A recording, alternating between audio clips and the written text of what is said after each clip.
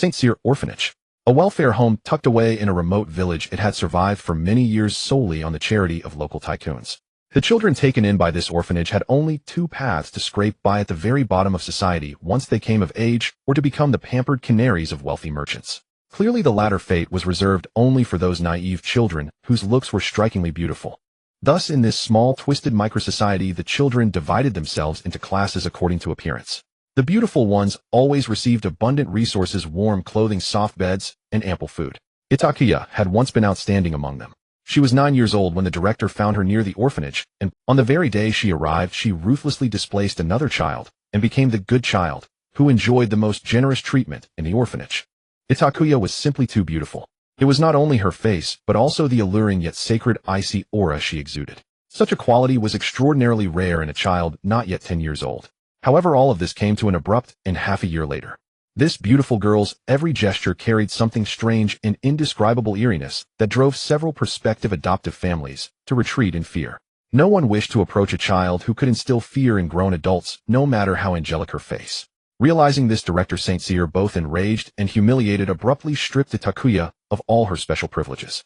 In less than a year, Itakua plummeted from the very top of the orphanage's hierarchy to becoming the freak on every child's lips. As for the protagonist of all this, Itakua herself, she did not display the slightest ripple of emotion. No matter how others treated her, she maintained her own rhythm of life, reading alone or engaging in strange little activities. That placid existence remained unbroken until she turned 11. One day, two peculiar visitors appeared at the gates of Saint Cyr Orphanage, a giant leading a frail boy by the hand. The giant's face was obscured by a mane of long tangled hair and a matted beard, leaving only a pair of shining beetle-like eyes visible. Beside him, the boy wore ill-fitting clothes and a broken pair of glasses. Behind the cracked lenses was a pair of beautiful green eyes. Director Saint Cyr immediately concluded that this must be a relative trying to abandon the child, and his gaze roamed over the boy again and again. Then the towering giant spoke. "I'm looking fair, Miss Itakua. She's been accepted to Hogwarts School of Witchcraft and Wizardry. I've come to fetch her." "What?" Before Director Saint Cyr could even process what this so-called Hogwarts was, Itakua had already appeared carrying her small suitcase. "I am Itakua," she said, looking calmly at Hagrid and the frail boy behind him. "I am ready. We can leave." Meanwhile, the frail boy Harry Potter was studying Itakua with eyes full of curiosity. Though Director Saint Cyr was still utterly confused, he had never spared any effort when it came to ridding himself of the As for that oddly named school, well, what did it matter so long as it concerned Itakua and not him? And so, carrying her small suitcase, Itakua followed behind Hagrid and Harry as they left the director's office. As they passed through corridors and staircases, the other children, having evidently heard the news, gathered nearby and pulled faces at them. "Look, freak Itakua is leaving with another freak. I suppose Itakua must be delighted to have found her own kind." The spiteful words made Hagrid and Harry both uncomfortable, especially Harry, who instantly felt a sense of shared suffering and unexpected fondness for this unfamiliar girl. Itakua, however, behaved as though she had heard nothing at all, ignoring those unpleasant remarks. Once they stepped off the grounds of Saint Cyr Orphanage, Harry was the first to greet her. "Hello, my name is Harry Potter. You can call me Harry." "Hello, Harry, I am Itakua," she replied with a gentle, "Hello, Miss Kuya. May I call you Ida?" Harry asked shyly. He had had pitifully few chances to speak normally with children his own age. Most of the time, he had been bullied by Dudley's classmates. "Harry Itakua is my name. I do not have a surname," she continued. "But you may call me Ida." Harry's eyes filled with puzzlement. Even orphans usually had a surname, often that of their director or teacher. Guessing his confusion, Itakua explained evenly, "I do not wish to share a surname with those who wanted to sell me for money." Young Harry gazed at her in a daze. He clearly had yet to truly encounter the darkness in human hearts. Hagrid, on the other hand, understood at once. Outraged, he swung his umbrella toward the direction of the orphanage, then, as though remembering something, drew it back with a sulky sigh before turning a tender gaze upon Itakua. "Oh, my poor child. Perhaps you could take my surname, or choose one from among the professors at Hogwarts. I reckon they wouldn't refuse." Itakua shook her head. "Thank you for the suggestion, Mr. Hagrid, but I am very fond of the name Itakua. The way it is now is just fine." "So, Itakua, did you already know about Hogwarts and, magic and such?" Harry awkwardly shifted the topic. "You look so calm, far calmer than I was yesterday." "In truth, I only learned of Hogwarts when I received the owl's letter," Itakua replied, her expression as tranquil as ever, her smile unchanging. "But I learned of the existence of magic a long time ago. The person who left me at the orphanage, whom I believe was my mother, also left me some books about spells and potions." Excitement flared in Harry's eyes. "Spells, as in magic incantations. Could you show them to me?" he asked. Itakua shook her head helplessly. "They were all destroyed by the other children at the orphanage." "Ah, I'm sorry. It's all right." After that, they spoke no more on the matter. Hand in hand with two first years, Hagrid led them to their destination, Diagon Alley. Upon entering the magical world, Harry instantly became the focus of the crowd, the boy dazedly basking in the attention that now belonged to him. On the other side, Itakua naturally faded into the background. She herself, however, cared nothing for this disparity. In truth, she felt neither the shock nor the excitement one would expect from someone stepping into the magical world for the first time. She simply followed quietly behind Hagrid, occasionally casting a glance at her surroundings. Hagrid, how am I supposed to afford all this? I don't have any money. Your money's in here. Gringotts, the safest bank in the magical world, Hagrid said, pointing at a building ahead. Then he remembered Itakua beside him. Don't you worry, Itakua. Hogwarts will cover these expenses for you. Itakua nodded and thanked him politely. She had no desire to accompany Hagrid and Harry to see Harry's vault. Hagrid's expression alone made it clear that he had a secret task he did not wish too many people to know about. Itakua's curiosity had never been particularly strong. She stopped in an open space outside Gringotts and said, "Thank you, Mr. Hagrid. I think I can wait for you here. Don't worry, I won't wander off." "Here." "Oh, all right then, Itakua. Just be careful on your own," Hagrid said, sounding relieved. After all, the fewer people who knew of Dumbledore's assignment, the better. Itakua watched as Hagrid led the wide-eyed Harry away, and only then did she allow herself to relax. In truth, she was nowhere near as pitiable as Hagrid imagined. Ever since arriving at Saint Cyr Orphanage, she had often slipped into Diagon Alley in secret to earn money, depositing her earnings at Gringotts. Together with the galleons she had taken from that woman, she now possessed 673 gold galleons, as well as various medicinal herbs and gemstones. And that was not all. Her most precious belongings were hidden elsewhere in a place absolutely secure. It was not a great fortune, but more than enough to cover the expenses of studying at Hogwarts. However, using it would expose her, and Itakua had no intention of doing that. She meant to play the role of an ordinary first year at Hogwarts. This was also why she refused to enter Gringotts with Hagrid. Though she always tried to conceal her face, who could guarantee she would not be recognized one day? Unlike other children who were brimming with excitement, Itakua had been waiting for her Hogwarts letter with her own private motives from the very beginning. Itakua. Harry's excited voice snapped her out of her thoughts. "Itakua, I just found out I'm very rich. I was thinking, if it's all right with you, I could help pay for the items on your." Itakua looked up at him. Harry Potter, the boy who lived, the so-called savior of legend. Itakua had learned of his legend long ago, yet at their first meeting, she had still feigned ignorance. In truth, she cared little for titles such as savior, or for that name everyone feared to speak, Voldemort. None of that had anything to do with her. Itakua knew very clearly why she was going to Hogwarts. There were things she had to accomplish. For now, however, the supposed savior was merely a simple, shy, 11-year-old boy, she thought. Although too much entanglement with the savior would do her no good, cultivating a good relationship with him was clearly all benefit and no harm. And the opportunity seemed to be right before her. With this in mind, Itakua let a look of, "That would be wonderful. You're such a help," soften her features as she met Harry's beautiful green eyes, and said, "Really? If you don't mind, then thank you so much, Harry. Itakua, and I still need a wand." "A wand? Then go to Ollivander's fine wands. You will find the wand you desire there." Hagrid said, "Children, you go there, and wait for me first. I still have something to take care of, and will be back in a while." Itakua and Harry stepped into a shop that looked ancient at first glance, its walls stacked high with wand boxes. Even Itakua could not help feeling curious, for she had never been here before. Until now, she had only been secretly using that woman's wand. After several failed attempts, Harry finally chose the wand that belonged to him. When it was Itakuya's turn, she was not so fortunate. 4 wands in a row rejected her. "This is troublesome, Mr. Ollivander said with a frown. A sense of foreboding rose in Itakuya's heart, and she immediately turned to Harry. "Harry, I think I might take a long time. I'm afraid Mr. Hagrid won't be able to find us. Why don't you go to the place we agreed on and wait for him? I will come later." Harry hesitated, but seeing Itakuya give a slight nod, he could only agree. Before leaving, Harry set down the money for his wand and for Itakuya's. "Miss, the aura inside you is far too fierce. It repels the cores of these wands," the wandmaker said.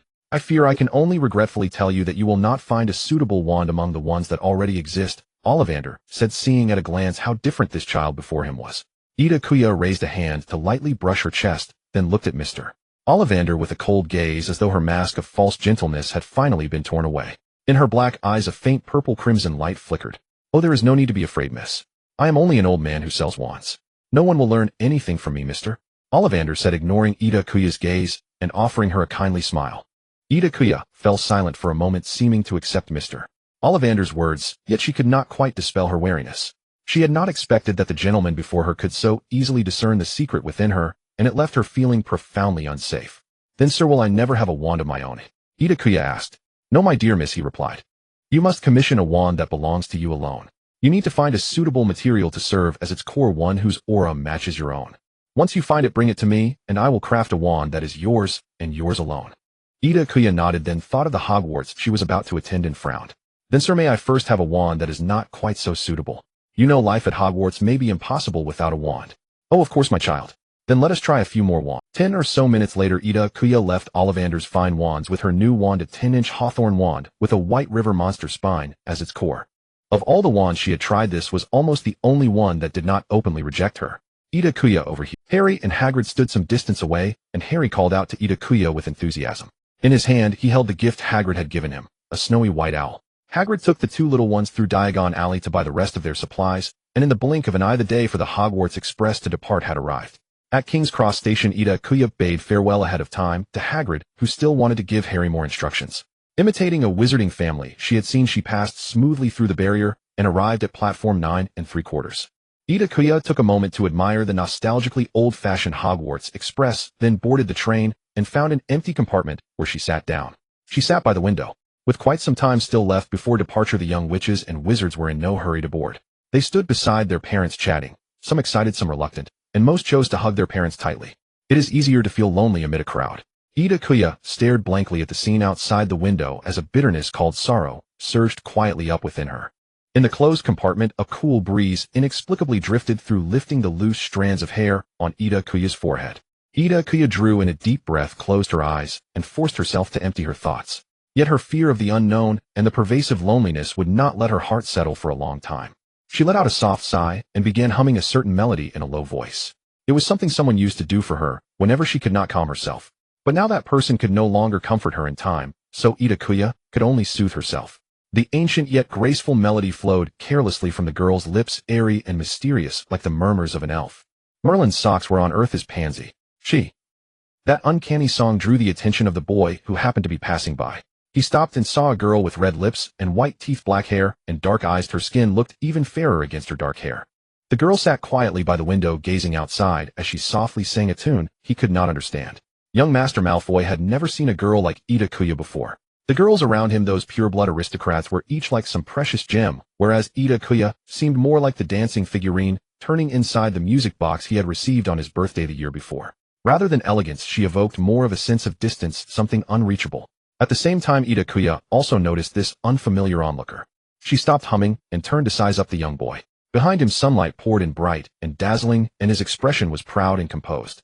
He was like some rare and precious gem, Merlin, and the kind she wanted to collect. So Itakua thought to herself, like a dragon that had just discovered a treasure hoard. "What are you staring at?" he demanded. "You are beautiful," she replied. Draco and Itakua spoke simultaneously, he with a hint of ashamed anger from the impoliteness of their prolonged eye contact, and she in a tone that was almost a sigh of admiration. "What?" Draco seemed not to have expected such words. "Pale gold hair, blue eyes. You are like a ray of sunlight on the seaside at dawn," she said. "I think you must be a masterpiece carefully designed by the gods." Itakua gazed at him without blinking, her eyes filled with sincere admiration. Sincerity has always been a sure-kill move. It was perhaps the first time the young heir of the Malfoy family had received such pure, heartfelt praise from anyone other than his parents, and a faint blush crept onto his face. But he quickly remembered the rules of gentlemanly conduct his father had impressed upon him. Suppressing the smile tugging at his lips, he imitated Mr. Malfoy Sr. by lifting his chin proudly and giving Itakua a look that seemed to say, "I am very pleased with you." Watching all of this, Itakua nearly burst out laughing. She could not help it. Such a haughty gesture might signify nobility on Mr. Malfoy Sr., but on young Malfoy, especially on an exquisitely handsome 11-year-old boy, it could only strike Itakua as a kind of endearing contrary cuteness. Draco Malfoy," he announced. Itakua. Draco frowned slightly in thought. He could not recall any family bearing the name Kuya. "I have no surname, Mr. Malfoy." Itakua explained calmly, her expression as warm and gentle as a spring breeze. "My name is Itakua, and I am an orphan." In almost the next instant, Draco's expression turned to one of open disdain. He understood all too well what Itakua's words implied. She was very likely a mudblood abandoned by her Muggle parents after her magic awakened. Yet this feeling froze for a moment when Draco met Itakua's tranquil gaze. Draco recalled Itakua's earlier compliment and felt that he should at least maintain the demeanor of a gentleman. He gave her a nod, then left without another word. Itakua watched Draco walk out of her field of vision and then calmly withdrew her gaze. She knew very well what she was, yet she allowed Draco to misunderstand her, for she did not care about the judgments of outsiders. In truth, Itakua felt that the wizarding world's vocabulary for insults was far too impoverished.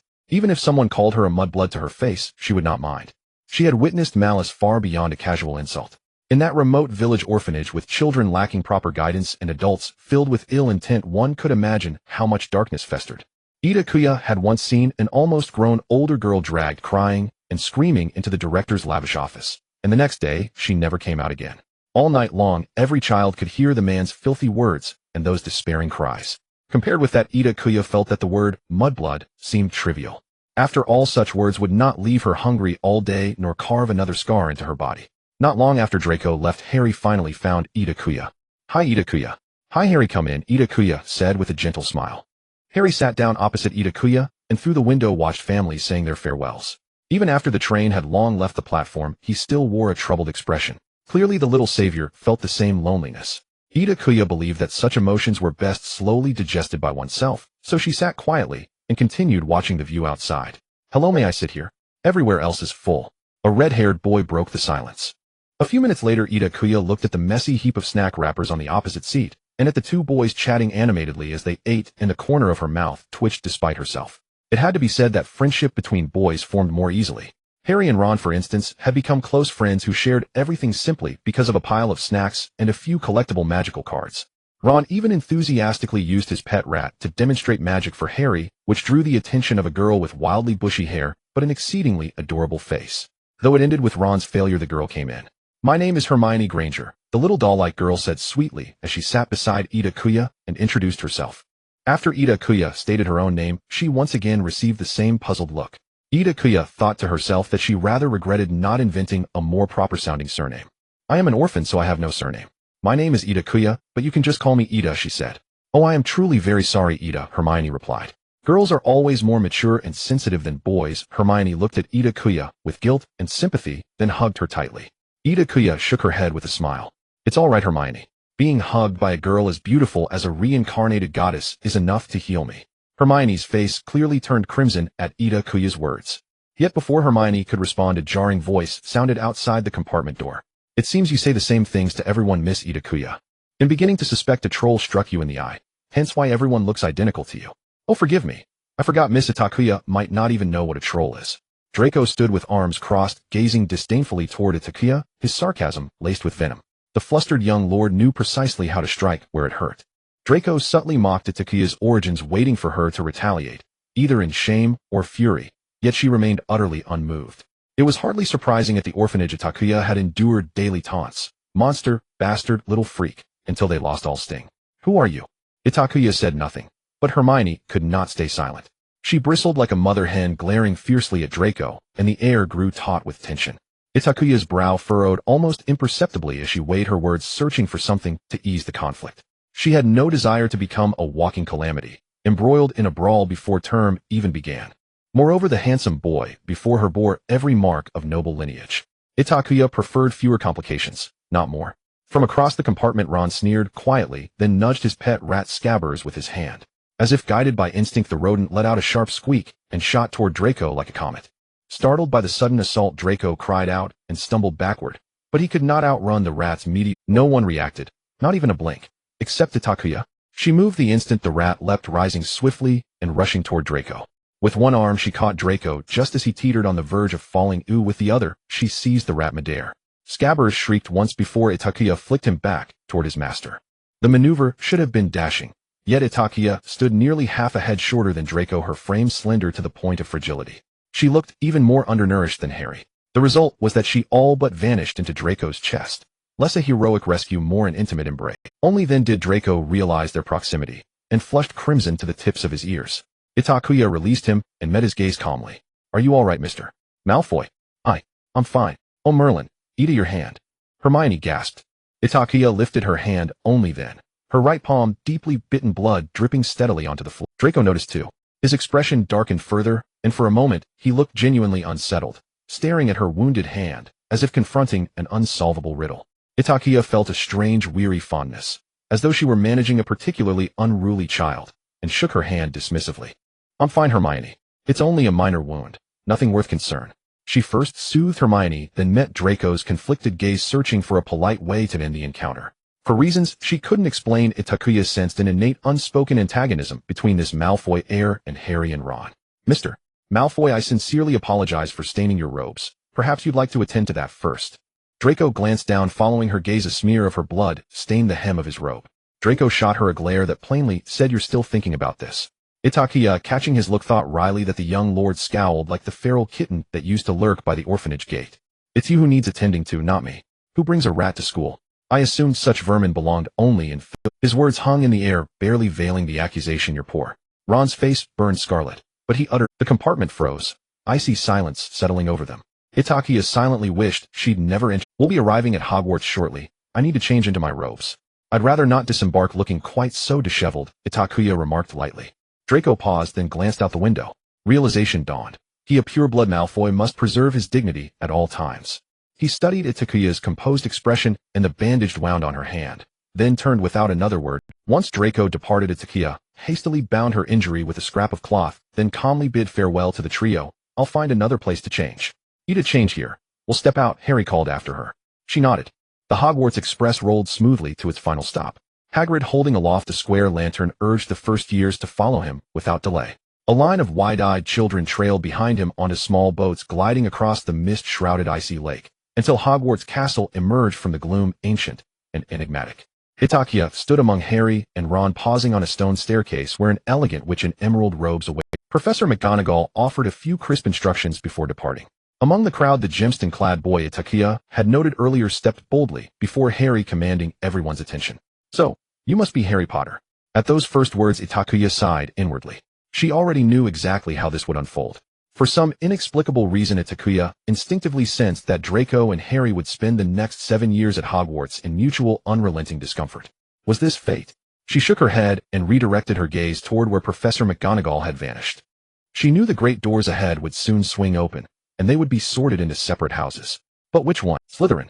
If so? With a sharp, derisive snort from Draco the Malfoy, heir's first confrontation with the boy who lived ended in awkward retreat. Itakua turned her gaze toward Draco, only to lock eyes with him directly. Then came Draco's steady, appraising stare, first sweeping over her, lingering briefly on her bandaged hand, then shifting to rest upon Hermione, standing quietly beside Itakua. Draco huffed, turning his head away. Itakua. She was the last first year called forward for sorting. She faced the long table of professors. Hagrid, seated at the far corner, offered her a warm, reassuring smile. Ahead, Dumbledore returned her gaze with gentle, ageless kindness, the kind that instantly calmed the soul. Glancing sideways, she saw the black-haired, stern-faced professor absorbed in conversation with Professor Quirrell, his gaze fixed intently upon the Gryffindor table. Itakua held his gaze longer than most, and for the first time her calm demeanor flickered, revealing a subtle tremor. Her unblinking scrutiny finally drew Severus Snape's attention. He turned, his expression icy. She broke eye contact immediately and sat down.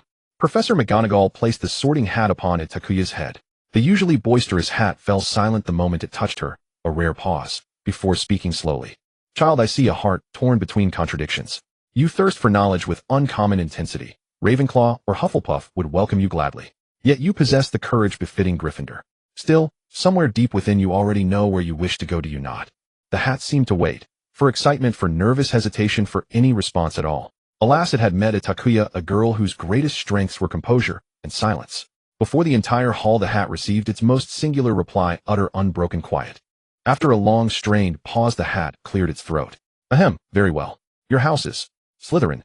Itakua nodded serenely and walked toward the Slytherin table, taking her seat amid the cool, appraising stares of her new housemates.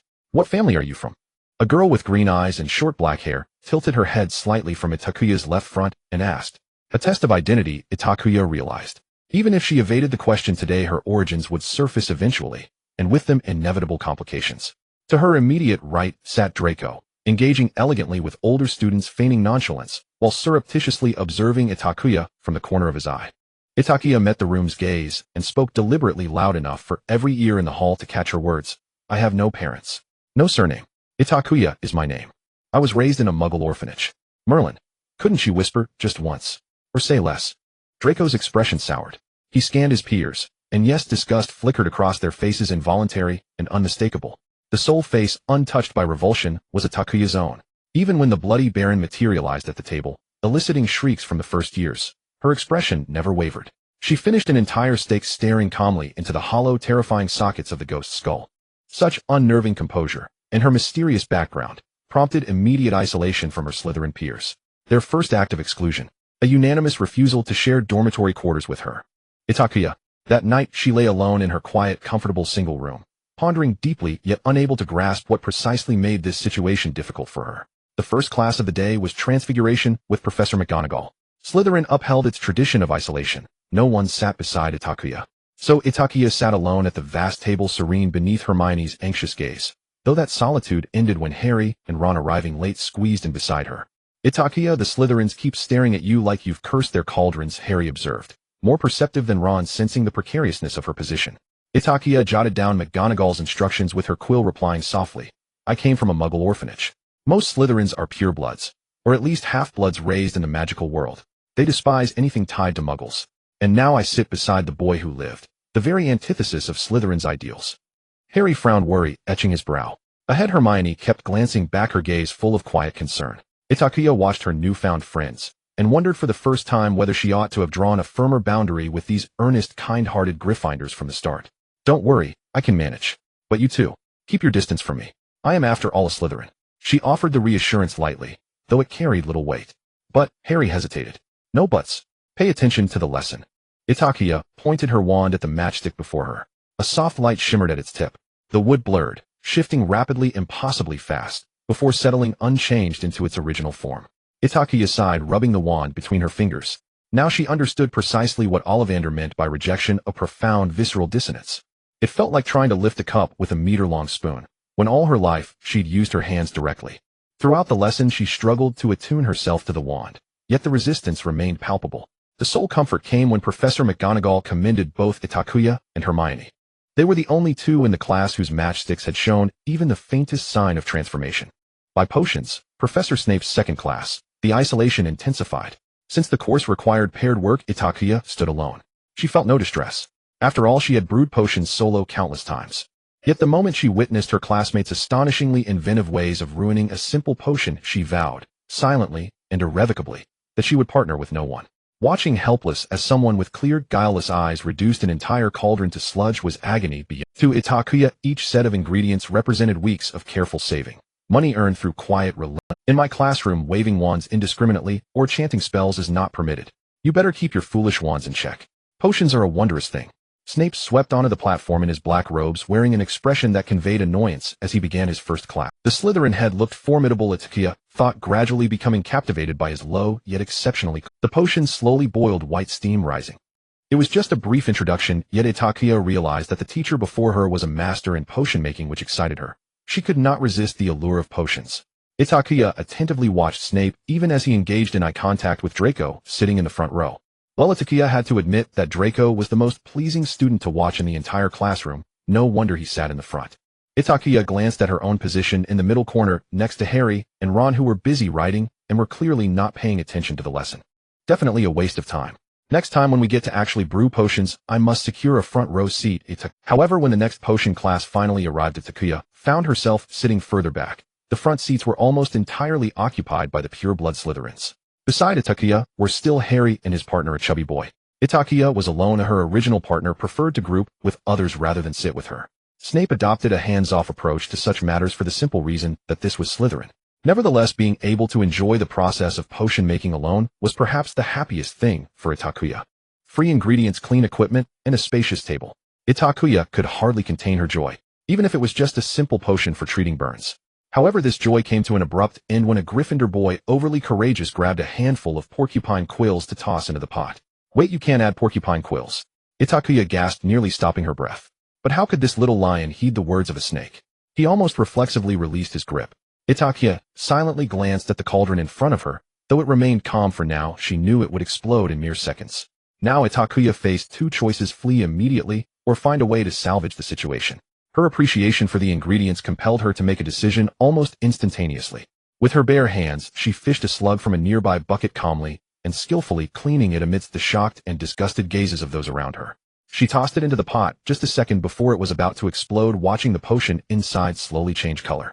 Itakua grabbed two types of ingredients to toss in and casually added the already prepared slug into her cauldron. Next, she picked up a spoon and stirred Neville's cauldron 3 times clockwise. Itakua simultaneously managed 2 different potions without making a single mistake. This almost flashy display of skill caught everyone's attention, even Snape, who deigned to approach and observe Itakua. Minutes later, acidic green mist emerged from both cauldrons, signaling the completion of the potions. Itakua set down her wand, her tense nerves finally relaxing.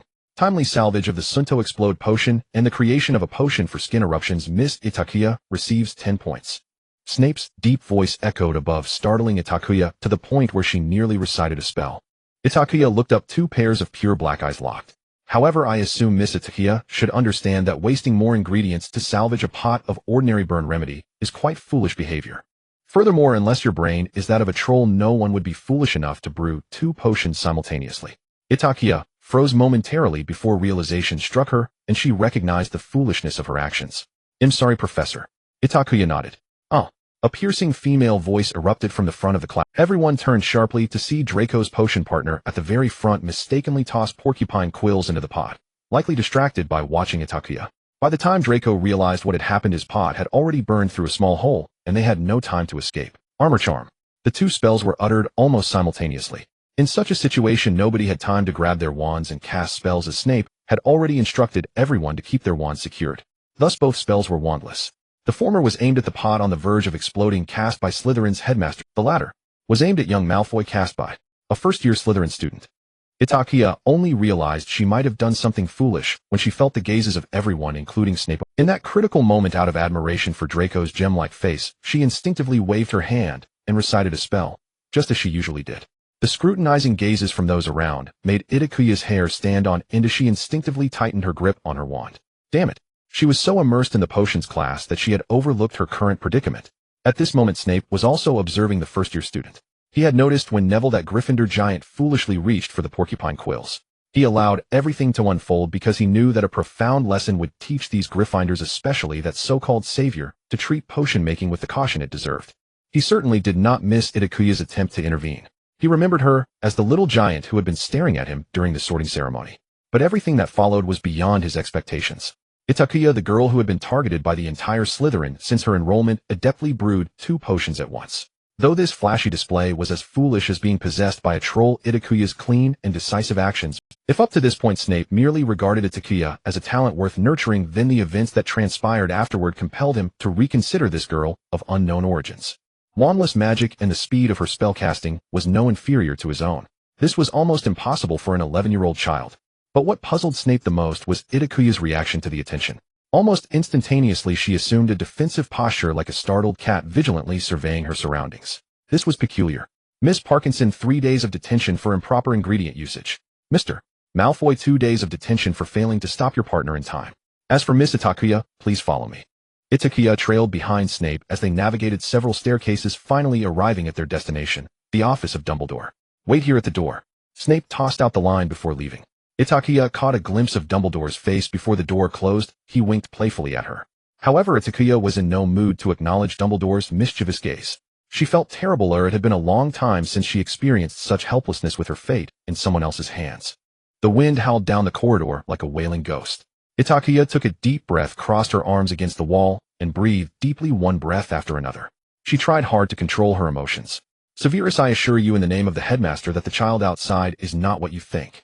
But Dumbledore, this is almost impossible. An 11-year-old first year who has lived in the Muggle world until now, how could they be talented enough to use wandless magic directly? Ha ha, Severus, relax. I assure you up until now that child has no relation to the one over there. Dumbledore's eyes, hidden behind half-moon spectacles, shone with wisdom. As for the rest, why don't we ask the person involved? The door opened from the inside, and Snape addressed the arms-crossed Itakua. Miss Itakua, please come in. Itakua nervously looked towards Snape, but it was difficult for her to read anything from his perpetually cold expression. Snape. Ha, Miss Itakua, would you like some sweets? Lemon sherbet always cheers me up.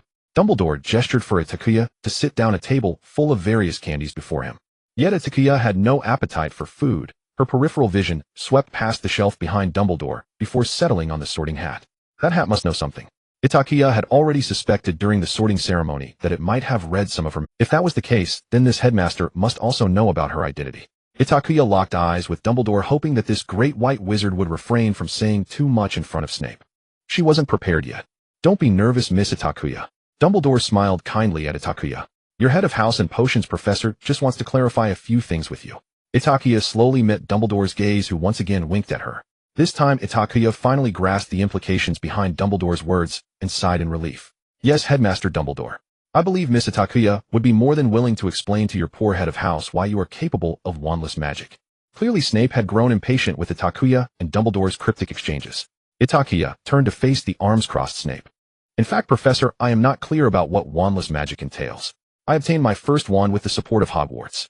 Before that I had always cast spells in this manner. Snape's expression shifted slightly. Are you saying you've always cast spells without a wand?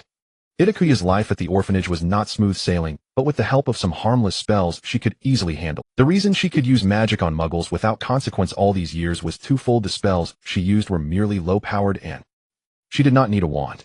In fact, it was only after entering Hogwarts that she discovered through casual inquiries that wizards were not allowed to use magic on muggles. I always thought everyone could do without a wand until I saw my classmates on the Hogwarts Express waving their wands while reciting spells. If you don't even understand the basics like needing a wand, then in curious Miss Itakua, how do you know the incantations for spells and the potions formulas? Did you manage to master an entire semester's worth of material in just a few days since the semester began? Snape continued to probe. When I was abandoned at the orphanage, there were a few books about spells and potions in the box beside me. However, they were all destroyed by other children within the first 6 months of my arrival there. I can only remember some vague concepts and a few pages with remnants of spells and potions. In your class just now I felt it was the right thing to do, so I did it. When everyone looked at me I thought I had done something wrong, which Itakua said, lowering her head, then suddenly looking up with misty eyes at Snape. Snape was taken aback for a moment by her gaze, then remarked, "Well, it seems Slytherin has been fortunate to have another genius emerge." He turned and left with a swish of his robes. Snape emphasized the word another as if hinting at something. Itakua calmly wiped away the tears from the corners of her eyes only after the door to the principal's office. Good acting, Miss Itakua. Dumbledore chuckled, having enjoyed a splendid performance. I believe it won't be long before the students at Hogwarts discover that one among them is a natural talent at wandless magic. Itakua smiled slightly. That's far better than being treated as a monster or a specimen for the Ministry of Magic. Miss Itakua seems unfazed by my rude intrusion into your secrets. Yes, Headmaster Dumbledore, I realized it when Professor McGonagall placed the sorting hat on my head on the day of the new student's enrollment. Itakua's gaze steadily landed on the sorting hat behind Dumbledore. No one can hide anything from the greatest white wizard of our time. Though it's a compliment, you have made this old man very happy. Mischief flickered in Dumbledore's eyes as he pushed the pile of cockroaches closer to Itakua.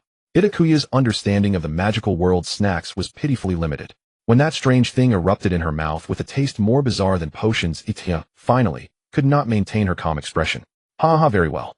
Miss Itakua, as the headmaster of Hogwarts, I believe it's necessary to reward you for your extraordinary talent. Dumbledore pondered for a moment. Access to the restricted section of the Hogwarts library would be a fine choice, wouldn't it? Itakua's smile widened. Thank you, Headmaster Dumbledore. This saves me time that I would have spent on brewing invisibility potions. Itakua stood to express her gratitude and bid farewell to Dumbledore. As she reached the door, as if suddenly recalling something, she turned to ask Dumbledore, Headmaster Dumbledore, regarding my origins, I assume no one will know, correct? Dumbledore's elegant and wise gaze faltered for a rare moment. Of course not, my child. Satisfied with his affirmative answer, Itakua left, while Dumbledore watched her retreating figure, unable to help but smile. He mused inwardly, father and daughter truly share the same stubborn temperament. The conversation with Dumbledore caused Itakua to miss the first flying class of the semester, but it seems she didn't miss much. Because during that class Neville Longbottom accidentally injured his hand and Madame Hooch had to personally take him to the hospital wing. With nothing to do in the afternoon, Itakua didn't want to return to the Slytherin common room to be stared at. She simply went to the library, heading straight for the restricted section with her newly acquired borrowing privileges. Itakua, this is the restricted section. You shouldn't be here. Professor Quirrell. Itakua stood up, seeing a turbaned man stammering. Itakua had no impression of him. His defense against the dark arts class wouldn't start until 2 days later, and before that she had only seen this man on the day of her sorting. Professor Quirrell, I have received permission from Headmaster Dumbledore to borrow from the restricted section. Oh, that's truly marvelous, and you are just a first-year student. Quirrell appeared quite surprised, but did not elaborate further. Yes, Professor Quirrell, I am honored to have this opportunity. Quirrell rubbed his hands. You want to look at some books? Quirrell stammered. Perhaps you're interested in defense against the dark arts. Recommend some titles to you. Itakua thought for a moment. She actually had no clear direction, but compared to dark magic, she was more curious about potions. Forget it. After all, my goal is every book in the restricted section. Itakua thought, nodding with a smile. That would be wonderful, thank you, Mr. Quirrell. Itakua didn't stop until evening, when she returned to the Slytherin common room with several books. The Slytherin common room was built in the basement, and from the windows one could see the bottom of the Black Lake. Heaven knows how friendly the sound of trickling water was for someone like Itakua, who struggled with insomnia. When Itakua entered the common room, Draco was sitting on his exclusive sofa with his two lackeys. The young man reclined on the sofa with his legs crossed, and when he saw Itakua return, a flash of annoyance crossed his eyes. The genius of Slytherin finally deigns to return. I thought I would have to go to the Gryffindor common room to see you, Miss Draco said. Itakua, what's wrong with this little lord now? Draco's position was near the fireplace, the dim light casting a vibrant glow on his youthful face. Mr. Malfoy, I didn't expect you to wait for me. Itakua walked over and sat down on Draco's right side on his exclusive sofa under the astonished gazes of everyone. Wait for you? A Malfoy wouldn't wait for you. Draco shot Itakua a glare. All right then, Itakua raised an eyebrow. In that case, allow me to take my leave. Good night, Mr. Malfoy, she said, pretending to stand up from the sofa. Wait a moment, Draco said, anxiously reaching out to grab Itakua. Itakua calmly turned around, quietly waiting for Draco to reveal his intentions. If you should be pleased, Draco said arrogantly, given your impressive spellcasting skills, I have decided to acknowledge you as a friend of the Malfoy family. Itakua chuckled inwardly. The way Draco pronounced the word friend sounded more like lackey. However, for a pure-blood noble to acknowledge being a lackey was equivalent to announcing that he was under protection among the students of Slytherin. This sounded beneficial for her if Itakua was just a simple, pitiful child of unknown origins. So what do I need to do, Mr. Malfoy? Itakua asked next. Draco nodded in satisfaction, seemingly pleased with Itakua's understanding. Tonight at 11:30, I have arranged a duel with St. Potter and his red-haired rodent friend. You will need to prove your stance in front of me. A Slytherin stance. Itakua thought, feeling a headache coming on as she could roughly guess what was happening. This little Malfoy was indeed a spoiled brat. Seeing Itakua hesitate to speak, Draco frowned. What are you hesitating for? Itakua looked over and did not miss the flicker of panic in Draco's gray blue eyes. Itakua scanned the surroundings and noticed that while other Slytherin students were busy with their own matters, they were subtly observing this conversation. She had already noticed that this spoiled young master valued his pride above all else. He could rightfully stand at the center of attention based on the Malfoy name had he not encountered the savior Harry. Itakua recalled the healing potion that had mysteriously appeared in her bag on the first day of school. Although the action had been done stealthily, the obvious family crest on the potion bottle and its visibly expensive design revealed his identity to Itakua. Itakua thought, if I refused this young master now, would it trouble him for several sleepless nights? Forget it. Itakua sighed, deciding to let him off the hook for the sake of his good looks. It was just right that she could use this young master's psychic status to escape the boring pranks of the Slytherin snakes. After all, she was planning to sneak out anyway. Itakua rubbed her empty stomach. As for the duel, I would be delighted, Mr. Malfoy. Itakua clearly saw Draco let out a sigh. However, Mr. Malfoy, I think it would be better if I went alone. After all, Mr. Filch is hard to deal with, but it's better to be caught alone than with another person, isn't it? Draco scrutinized Itakua with a skeptical gaze, but her expression was so calm that after a moment of, all right, then the location will be in the trophy room. Good luck. Then good night, young Master Malfoy, sweet dream. Itakua waved her hand, watching Draco return to his room, then sat back down on the sofa to continue reading. As the appointed time approached, Itakua put down her book wearily, pinched the bridge of her nose, and then picked up her wand to leave the lounge. Itakua made her way unimpeded to the exhibition room on the third floor, finding a corner that was easy to hide in. Before long, the voices of the Savior trio reached her ears. I can hardly believe you would actually do something so foolish. Have you even considered Gryffindor's reputation? That's Hermione speaking. Don't just stand there getting in the way. Will you all be quiet? Hey Harry, look, there's nobody here. I know that coward Malfoy must be scared. Or maybe even Malfoy knows he can't afford to lose points for his own house. Itakua thought. So noisy. Hi. Good evening. She stepped out from the corner, meeting the terrified and wary gazes of the trio. Itakua. Harry questioned, puzzled. Why are you here? Where's Malfoy? Itakua, you aren't with Malfoy. I knew it, hump Slytherin. Ron remarked. Oh, Itakua, how have you been? I haven't seen you since potions class. I've been worried about you. That's what Hermione said. Itakua. Really so noisy. Malfoy had something come up. I came in his place. Itakua explained. You guys should head back. They'll tell Malfoy tomorrow that Mr. Filch suddenly showed up and Hermione, don't worry about me. I was just meeting with Professor Dumbledore and then spent the afternoon in the library. What, you met with Professor Dumbledore? The trio's attention was instantly diverted. Yes, Itakua didn't wish to continue on that topic. It's already late. We should head back quickly. Itakua, can you really perform wandless magic? What did Professor Dumbledore say to you? Itakua regretted not refusing Draco's request. Yes, I can. Professor Dumbledore only asked me about wandless magic. The trio wanted to ask more, but Filch's voice suddenly rang out, and they fell silent. Little one sniffed them out properly. They might be hiding over there. Itakua had never thought Mr. Filch's voice could be so melodious thanks to Merlin. Harry was the first to regain his composure. He pointed down the corridor lined with suits of armor, signaling the others to follow. The group stealthily crept past with Mr. Filch's voice almost directly overhead. Suddenly a loud bang echoed from nearby. Itakua looked over and caught sight of a familiar golden flash. Damn it. If Draco got caught, she would definitely have to face Snape. For Merlin Sake, she didn't want to draw attention to herself in front of Snape for the time being. Itakua waved her hand, signaling Harry and the others to ignore her. She squeezed through a gap behind Filch, casting a disillusionment charm before the golden flash could be fully revealed. Disillusionment. Draco had long suspected that this Itakua was a traitor from Slytherin. He followed closely behind Itakua, originally intending to catch her red-handed, but Filch's sudden appearance startled him, causing him to knock something over. Damn it, that incompetent fool. Damn Itakua. Draco cursed inwardly. He could already imagine how furious his godfather would be upon learning of this. It's okay, just follow me. The soft touch of the girl enveloped his entire hand, and by the time Draco realized what was happening, he had already been led away by Itakua. They quietly slipped away from the lounge from another direction. As they turned a corner, Draco finally caught up, abruptly pulling his hand away from Itakua. Behind Itakua, he indeed saw the gray-blue gem flickering with anger. This is troublesome. Miss Itakua, you'd better give me an explanation. Draco said fiercely. Who gave you the courage to toy with a Malfoy, you little? Just as Draco's words trailed off, rustling sounds came from behind. Itakua sensed trouble and grabbed Draco, sprinting away. Let go of me, you. Draco protested, struggling in dissatisfaction. Can't you check the time before throwing a tantrum? As Itakua ran, she consoled him. My little lord, can you please choose a better time to lose your temper?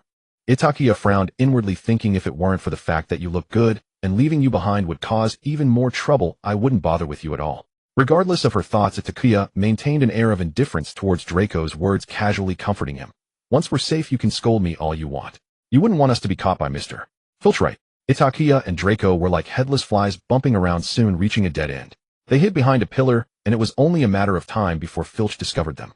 Itakua and Draco were very close, and Draco could almost feel the warmth of Itakua's breath on his neck. That warmth seemed alive, trailing up his neck, making Draco feel his entire face flush. Ironically, the instigator of it all remained oblivious, wishing to stay as close as possible to avoid being discovered. Itakua furrowed her brow and surveyed the terrain. Behind them was a dead end, and Filch was only 100 meters away. They stood in a semi-outdoor corridor with the night wind rustling. Itakua observed that the pillar beside her connected to the castle's outer wall, while the ceiling's extension was adorned with exquisite carvings. Perhaps it would work. Wait here'll draw him away.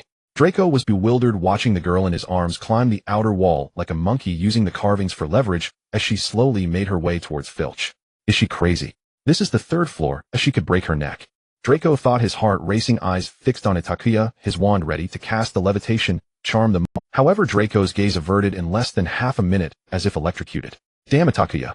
Had she forgotten she was wearing a skirt under her robe? In fact, Itakua had not forgotten. She was just wearing shorts underneath. Her robe and skirt were long, trailing on the ground, and it was nighttime. The most anyone could see was a glimpse of her calf. What was the big deal? As a young Malfoy raised in nobility, Draco found himself unsure whether to keep watching her or shift his gaze to avoid suspicion. At that moment, Itakua had no time to ponder such things, as she swung down to a nearby junction and used the levitation charm to make a pot or some such object emit a sound, as if accidentally bumped into. Filch indeed rushed toward the sound. Finally safe. Itakua nimbly landed, gracefully stretching, and the thrill of the experience made her feel quite good. She instinctively forgot her earlier displeasure and cheerfully invited Draco. Mr. Malfoy, would you like to grab a midnight snack? What? A midnight snack? Itakua, sometimes I really wonder if you should have been sorted into Gryffindor. You'd fit in better with those foolish lions. Itakua replied, but I'm hungry. Ooh, I haven't eaten all afternoon. Who told you to hide in the lounge? You should be a Ravenclaw. Draco retorted, no way you're coming back to the Slytherin lounge with me. But, shut up, my mother sent me candy and cookies. Oh, wait, you weren't planning to sneak out for a midnight snack, were you? Narcissa Malfoy, the first person in Itakua's life to have a strong liking for her, even before me. No girl can resist delicious cookies. What are you looking at? Draco looked a bit displeased as he watched Itakua, who was sitting on the sofa eating Malfoy's cookies while reading a book she had brought back from the library, not even sparing him a glance. A reading list recommended by Professor Quirrell. Professor Quirrell, that professor who can barely speak coherently. I seriously doubt he can recommend anything worthwhile. Itakua thought, why is this young master upset again? She looked up calmly at Draco. I just enjoy reading, it brings me peace of mind. Draco suddenly fell silent. The lounge was eerily quiet at midnight, with only the occasional crackle of the fireplace. Sometimes you give me a feeling that's very similar to my father's, Draco suddenly said. Itakua was confused. Big Malfoy. Father is always like this. I can't read his emotions from his expressions. Just like now, although you're smiling, I can't feel your happiness. Itakua pondered, is that a bad thing? Being a Malfoy heir is good. A flash of pride crossed Draco's face. But for you I think it's not good. Draco thought for a moment, carefully choosing his words. You always give me a sense of loneliness, and since the start of the school year you've been alone. Itakua raised an eyebrow, casually saying, maybe I'm just used to it. Then I think you should change those habits. Draco lifted his small face, his smile bright, as he said, you are now a friend of the Malfoys, and everyone will envy you. Moreover, we Malfoys have always treated our friends well. I won't let you be alone. A sudden gust of wind blew through the room, and the flames danced, highlighting Draco's face in the shifting. Those gray-blue gems shone even brighter in the firelight, illuminating Itakua like the warm sun in winter. Draco. Itakua suddenly dropped the formal address of Mr. Malfoy and said, you really? You. What are you going on about in the middle of the night? Itakua lowered her head and smiled silently. I'm going back to rest now. Draco stepped back 2 paces, his face slightly flushed. Itakua nodded, rising to her feet. Me too, then good night. Wait a moment. Draco called out to Itakua, finally asking the question he had been pondering for a long time. Why weren't you angry just now? Just now? At the exhibition room entrance I called you. Draco stammered, unwilling to continue. Called me? What did you call me? Itakua probed. Did you call me a mudblood? Draco's voice was... Itakua wondered to herself, surprised that this young master even recognized his mistake. Perhaps it's because I grew up in an orphanage. Draco was puzzled. Compared to a bunch of wild children, without parental guidance, your pure-blooded insults seem quite cultured. Itakua recalled the peers from St. Cyr's Orphanage and commented, honestly, your pure-blood insults do carry a noble flair. Are you stupid? Draco realized Itakuya's meaning and angrily replied, how can you get used to such things? Besides, you're still a Slytherin. So what? Draco rolled his eyes. Slytherin only accepts mudbloods in very rare circumstances. Children whose parents are both muggles, if the sorting hat places you here, it proves at least one of your parents is a wizard. So you are not a mudblood. Itakua pondered, squeezing her chin in confusion, but you also said it's a rare situation. What if what? Draco said impatiently, you are so strong, able to use wandless magic in your first year, you must have the bloodline of a powerful wizard. Itakua couldn't help but laugh, then murmured softly, strong, huh? In Slytherin's first year, there was a genius who could perform wandless magic. Within half a day, the name Itakua had spread throughout the school. Such an inhuman talent could not be ignored even by the pure-blood Slytherins, and the little snakes of Slytherin tacitly lifted their isolation of Itakua. Everyone was influenced by the family elders, and the instinct to seek benefits and avoid harm was almost ingrained in their bones. Moreover, yesterday in the common room, young Malfoy had openly declared his protection of Itakua. Thus Itakua was honored to escape from the corner position during breakfast today, as she sat in the front left side of Draco, close to the center of power among the first-year students. To this, Itakua expressed her gratitude but insisted it was unnecessary. Today she discovered that this group of noble little snakes was constantly socializing. Watching her classmates skillfully navigate conversations from potion-making to the trade of ingredients, Itakua wondered if they ever took a break to eat. Listening to the flattery about $2 a pound had already diminished Itakuya's appetite, not to mention having to endure the furious gaze from someone across the table. Yes, since this morning this young master had been looking at Itakua with an expression that seemed to say, you better apologize. To this, Itakua was utterly perplexed. God knows she had only spoken one sentence to him today. Good morning. So what exactly was the problem? This low-pressure atmosphere persisted until Professor Flitwick's charms class. Itakua could always feel the sharp glare from the back row belonging to a certain gray-blue-eyed individual. Itakua thought, I dare not move, not even a little bit. I am delighted to know that among my students there is a master of wandless magic. You must understand, wandless magic is something many adult wizards cannot achieve. Itakua. Miss Itakua, could you please demonstrate your wandless magic for us? Professor Flitwick looked at Itakua with a grandmotherly affection, wanting to turn her into a Ravenclaw student at the sorting ceremony. The Slytherins and Gryffindors present were also quite excited, as this was their first close observation of wandless. Itakua stood up. All right, Professor Flitwick. Itakua extended her right hand, elegantly waving in the air, as if conducting a symphony, while reciting the incantation Wingardium Leviosa. The book in front of Itakua gracefully flew into the air, twirled around, and danced playfully, like a mischievous little sprite, finally stopping in front of Draco, curtsying charmingly and gracefully. Draco naturally attracted everyone's attention, proudly raising his chin and giving Itakua a look that seemed to say, now that's more like it. Thank goodness I finally managed to please him. Very precise control of magical power, Miss Itakua. I believe your final exam in charms will definitely be an outstanding. Slytherin gains 5 points, Professor Flitwick said cheerfully. All right, everyone, pick up the feathers in front of you, and let's... In order to cooperate with Professor Flitwick's teaching, Itakua specifically demonstrated the levitation charm. The effect was significant, and everyone in class learned with great diligence. Itakua continued trying to cast spells with her wand. She and her poor wand were still struggling to adapt to each other. Look, Miss Granger succeeded. Gryffindor gains 5 points. Itakua looked up and happened to meet Hermione's cheerful smile. The two exchanged friendly glances. Unfortunately, Hermione's happiness quickly turned into sadness. Before dinner, in the girls' restroom. Hermione, are you alright? Itakua stood outside the stall hearing the sounds of a girl sobbing inside. Why, I hate them. Hermione broke down. I just wanted to study better like you, Ida. Itakua was at a loss for words as she didn't know what Ron had said to Hermione to make this proud girl break down like this, but it certainly wasn't anything good. Itakua sighed. Actually, Hermione, I'm not as great as you think. During Professor Snape's potions class, when everyone focused on my wandless magic, I felt very scared. Hermione stopped crying in the stall.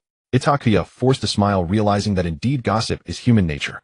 In the orphanage, being noticed is not a good thing. It means jealousy and bullying from peers. Besides, the problems I'm facing now are quite troublesome. I'm used to using wandless magic, which has caused me and my wand to struggle to adapt to each other. Hermione stepped out of the stall, her eyes still glistening with tears. But what does that matter? Hermione, haven't you noticed that I can only use some common spells? Real powerful spells require the aid of a wand, otherwise it's hard to unleash their full potential. Professor Snape can also use wandless magic, but he still mostly uses a wand. Hermione nodded thoughtfully. So that's why you don't carry your wand. Draco's voice came from behind, coldly walking in with Itakua's wand in hand. Clearly made of hawthorn wood, yet it only has a core from a Hebridean black. If you ask me, you should at least have a unicorn. Draco's expression was unkind. Wands were extremely important to wizards, yet Itakua had carelessly left hers in the teacher's lounge. Had he not noticed in time, how would Itakua deal with danger? Young Malfoy, this is the girls' restroom, Itakua said awkwardly. Draco's already unpleasant expression grew even colder as he shoved Itakua's wand into her arms. I know if it weren't for. Also, what did you call me? Young Malfoy. Then. Malfoy, how dare you learn from that St. Potter? Draco yelled. Itakua was speechless. What was this little master throwing a tantrum about again? Draco, Ida, he wants you to call him Draco, Hermione said quietly from behind, unable to bear it any longer. Oh, Draco, can I call you that? Itakua finally realized. Draco didn't reply, which could be taken as acceptance. Casting a glance at Hermione behind Itakua, he had some harsh words on the tip of his tongue. How long are you going to chat with this Gryffindor in this wretched place? Itakua looked back and saw Hermione, giving her an understanding look. Ida, you go ahead, I'll catch up after I tidy up. Alright then, Hermione, take care of yourself. Where are you going, Draco? Itakua followed the blonde head. What else is there to ask? Of course I'm going back to Slytherin's common room. Are you planning to spend this time in the cursed library reading your horrible books? I can't believe you spent Halloween in the library with that lion head. Today is Halloween. What? Are you going to say you've never celebrated Halloween? Draco laughed at Itakua's foolish question, stopping to turn and raise an eyebrow, only to receive a remarkably sincere affirmative look from Itakua. Draco was stunned. Was it possible for someone not to know about Halloween? Oh, I see why all the food today is pumpkin. Itakua thought for a moment and nodded, indicating her understanding. You. Draco stood there at a loss for words. He wanted to say something more, but saw the heads of the houses leading their students quickly rushing towards their respective houses. Everyone had a grim expression, advancing in silence. Mr. Malfoy, Miss Itakua. The head of Slytherin noticed the two little snakes who had fallen behind. Come quickly, a troll has escaped, and Professor Dumbledore requires all students to return to the common room immediately. Itakua felt a bit worried about Hermione, but in front of the head and so many others it was not appropriate to openly oppose, so she had to follow the little snakes of Slytherin back to the basement. Put away your useless worries, Draco said to Itakua, who was staring blankly out the window. You are Slytherin, I'll remember your identity, and stop thinking about those foolish, arrogant lions. Besides, it's just a troll. Itakua couldn't help but smile at Draco. This person had been scared stiff by the word troll just a few minutes ago, and now he was acting as if he feared nothing. Really? So young Master Malfoy isn't worried at all? Not afraid of the troll coming to Slytherin's basement? Are you stupid? With the portrait there, trolls cannot enter. Draco rolled his eyes at Itakua. Besides, with the headmaster around, it's just a troll. Headmaster? Draco raised a triumphant smile. Of course you still don't know, do you? Professor Snape, the head of Slytherin, is my guy. Itakua locked the door from the inside and cast several locking and silencing spells before finally collapsing onto the carpet in the room. Suddenly a fierce wind howled in the enclosed room, leaving chaos in its wake. Itakua's hair was blown into disarray as she was drenched in cold sweat, breathing heavily in agony, one hand clutching her heart as if trying to extract it from her body. The other hand tangled in her hair. The pain of her soul being torn apart rendered her unable to utter a single groan. Itakua. Itakua. Itakua. Itakua, take a deep breath. You need to control your heart and suppress all your emotions. Itakua, calm down. A gentle yet powerful voice echoed in her memory, gradually bringing Itakua to a state of tranquility. With great difficulty, Itakua pulled out her wand and recited the incantation, Call Guardian Spirit. A burst of white light erupted from the tip of the wand, forming a massive dragon-shaped illusion from countless beams of white. The dragon spread its wings and enveloped Itakua, who finally relaxed, her consciousness slowly fading. Before losing consciousness, Itakua whispered, "Itakua." The next day? What? What do you mean you can't solve it? She's just a first-year freshman. Itakua was awakened by a cacophony of voices. She had spent the night on the floor and had a splitting headache. All right, I'll go find the Godfather. Itakua propped her head up for a moment, finally realizing what the phrase, "I'll go find the Godfather," implied, and instantly became alert. She got up from the floor, grabbed her wand, and quickly cast several spells to stop, then opened the door and dashed towards the golden-haired boy. I'm fine, no need to call Professor Snape." "Itakua." Draco growled angrily, gripping Itakuya's arm. "Look at your condition, does this look and you've already missed 2 classes. Itakua belatedly glanced at herself. She was still wearing yesterday's clothes, the collar open, wrinkled, and covered in dust. "Fine, I do look a bit disheveled." "I'm fine, really, I just accidentally bumped into something." Itakua casually cast a cleaning spell on herself. Draco, exasperated, exclaimed, "Look at your face, Merlin's socks." Draco's concern was not unfounded. Itakuya's complexion was alarmingly pale. "Mr. Malfoy, I think it would be better for Miss Itakua to go to the infirmary." Hearing the voice, Itakua noticed a group of about 10 people standing in front of her. The one who spoke was a 4th-year senior. Pansy, one of Draco's entourage, was there along with Daphne, both looking at her with unfriendly expressions. And she was being dragged by Draco in front of so many people, her attire disheveled. "Itakua. Ida, are you okay? I heard from a Slytherin student that you were ill." During dinner, Itakua encountered the reunited trio. "I'm fine, I just got too engrossed in my reading and forgot to take a break." "Speaking of which, Hermione, I heard you encountered—" "Yes, it was in the area we separated. I was terrified at the time. Luckily, Harry and Ron came to find me." Hermione recounted, still shaken. "Oh, Hermione, I should have been with you. It's not your fault, Ida. After all, who would expect a troll to appear?" "Itakua, I think I've already told you that as a Slytherin you should think carefully about the friends you should have." Draco interrupted the conversation between Itakua and Hermione. "Draco," Itakua frowned, "don't say that about Hermione." Draco suddenly widened his eyes. "What?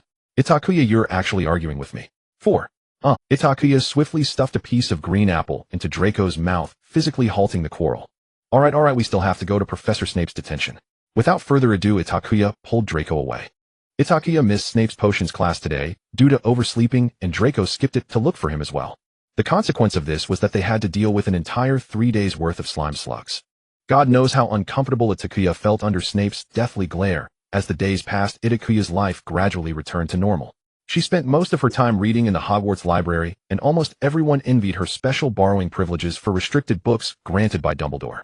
Among them, Hermione was the most excited. She even secretly practiced wandless magic. Itakua had risen from being one of Malfoy's minions to his personal aide. After all, compared to the gluttonous Crabbe and Goyle or the infatuated Pansy, Itakua, who could go along with Draco most of the time and remained unaffected by his sarcasm, was more suited to his highborn temperament. Moreover, Itakua's actions in potion-making were neat and efficient, allowing her to meet Snape's demands at the fastest speed alongside Draco, in every potion class earning dual praise from Snape. Draco was absolutely satisfied with Itakua as his aide. Due to the reputation of the Malfoy name, most of Slytherin showed Itakua goodwill.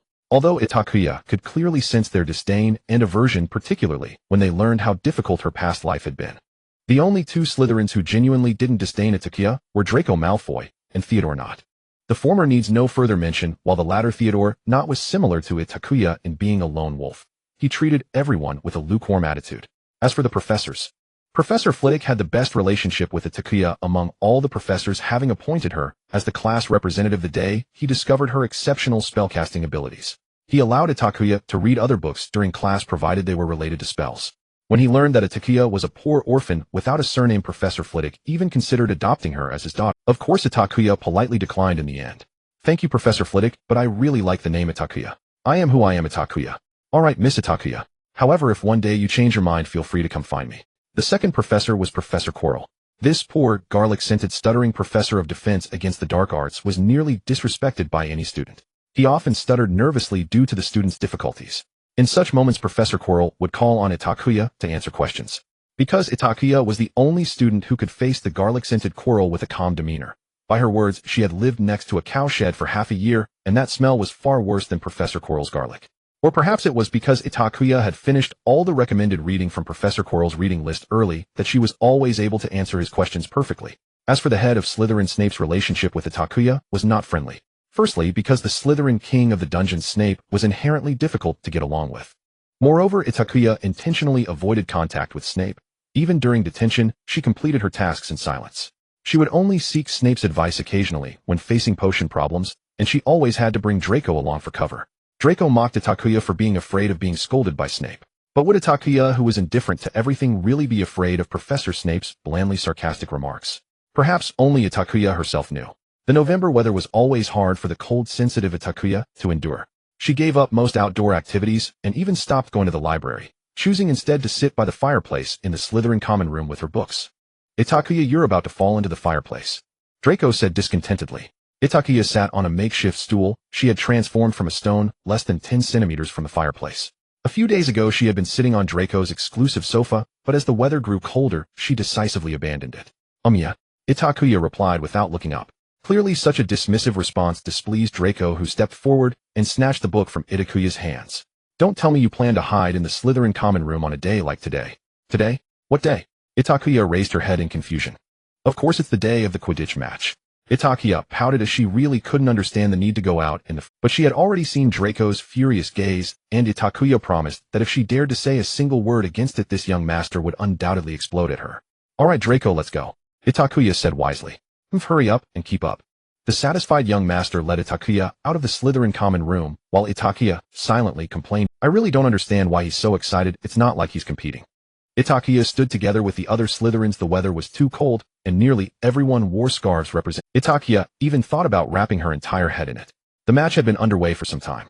In the sky, red and green dots darted around rapidly. Itakua yawned in boredom. Actually, Itakua was quite talented on a broomstick.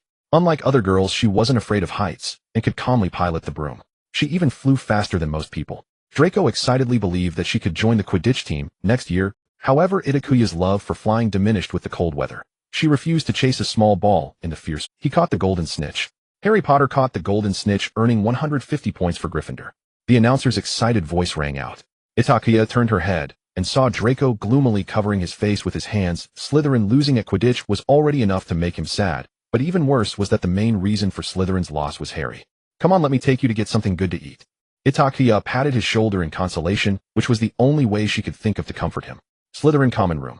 When I play Quidditch next year, I will definitely beat Harry, the gloomy young master vowed. Itakua leaned against the fireplace with a cup of hot tea, admiring Draco's exquisite features, his sapphire-like eyes and hair that shone like sunlight.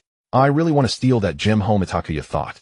I can hardly imagine that we will enjoy Christmas tomorrow, and yet today we still have to go to the library, Ron said with a worried frown. Stop complaining, Ron. We need to find Nick LeMay as soon as possible to know what Snape wants to steal from Dumbledore, Hermione said seriously. Harry nodded beside her. They had been searching in the library for a long time without any progress. Harry even thought he should gather more information from Hagrid. Suddenly, he saw a figure leaning against the wall holding a book larger than her face. Itakua. Itakua looked up at the sound and found the trio of saviors. She had been seeing them in the library a lot lately, and they seemed to be searching for something. Hello, Harry, Hermione, and Ron. Itakua greeted politely. Are you going to the library? Harry nodded. Hermione suddenly had a flash of inspiration and exclaimed, Oh right, Itakua, maybe you know. Hermione, she's a Slytherin. Ron interrupted her. For a moment the three of them hesitated until Harry asked, Itakua, do you happen to know the name Nick LeMay? Itakua thought for a moment and felt that the name sounded somewhat familiar. I might have seen it in some book, but I've read too many books recently, I need to go back and look. If you've seen it, Hermione said, then that means the book is in the restricted section. That's great, Itakua, can you lend us that book to take a look? Harry asked tentatively. Itakua shook her head. Professor Dumbledore has instructed me not to lend books from there to anyone, or I would lose that privilege. Oh, but, Harry said, feeling disappointed. Harry, I hope you understand how dangerous the questions you want to You should know that there are very few in the magical world who dare to covet Dumbledore's possessions. Itakua looked at, and if you don't even have the ability to enter the restricted section to resolve your doubts, then as a friend, I will definitely stop you from stepping into danger. Moreover, Itakua looked at Ron. As a Slytherin, I will not tolerate anyone questioning my head of house. Professor Snape is an excellent professor with high expertise in potions. He would never do such a thing.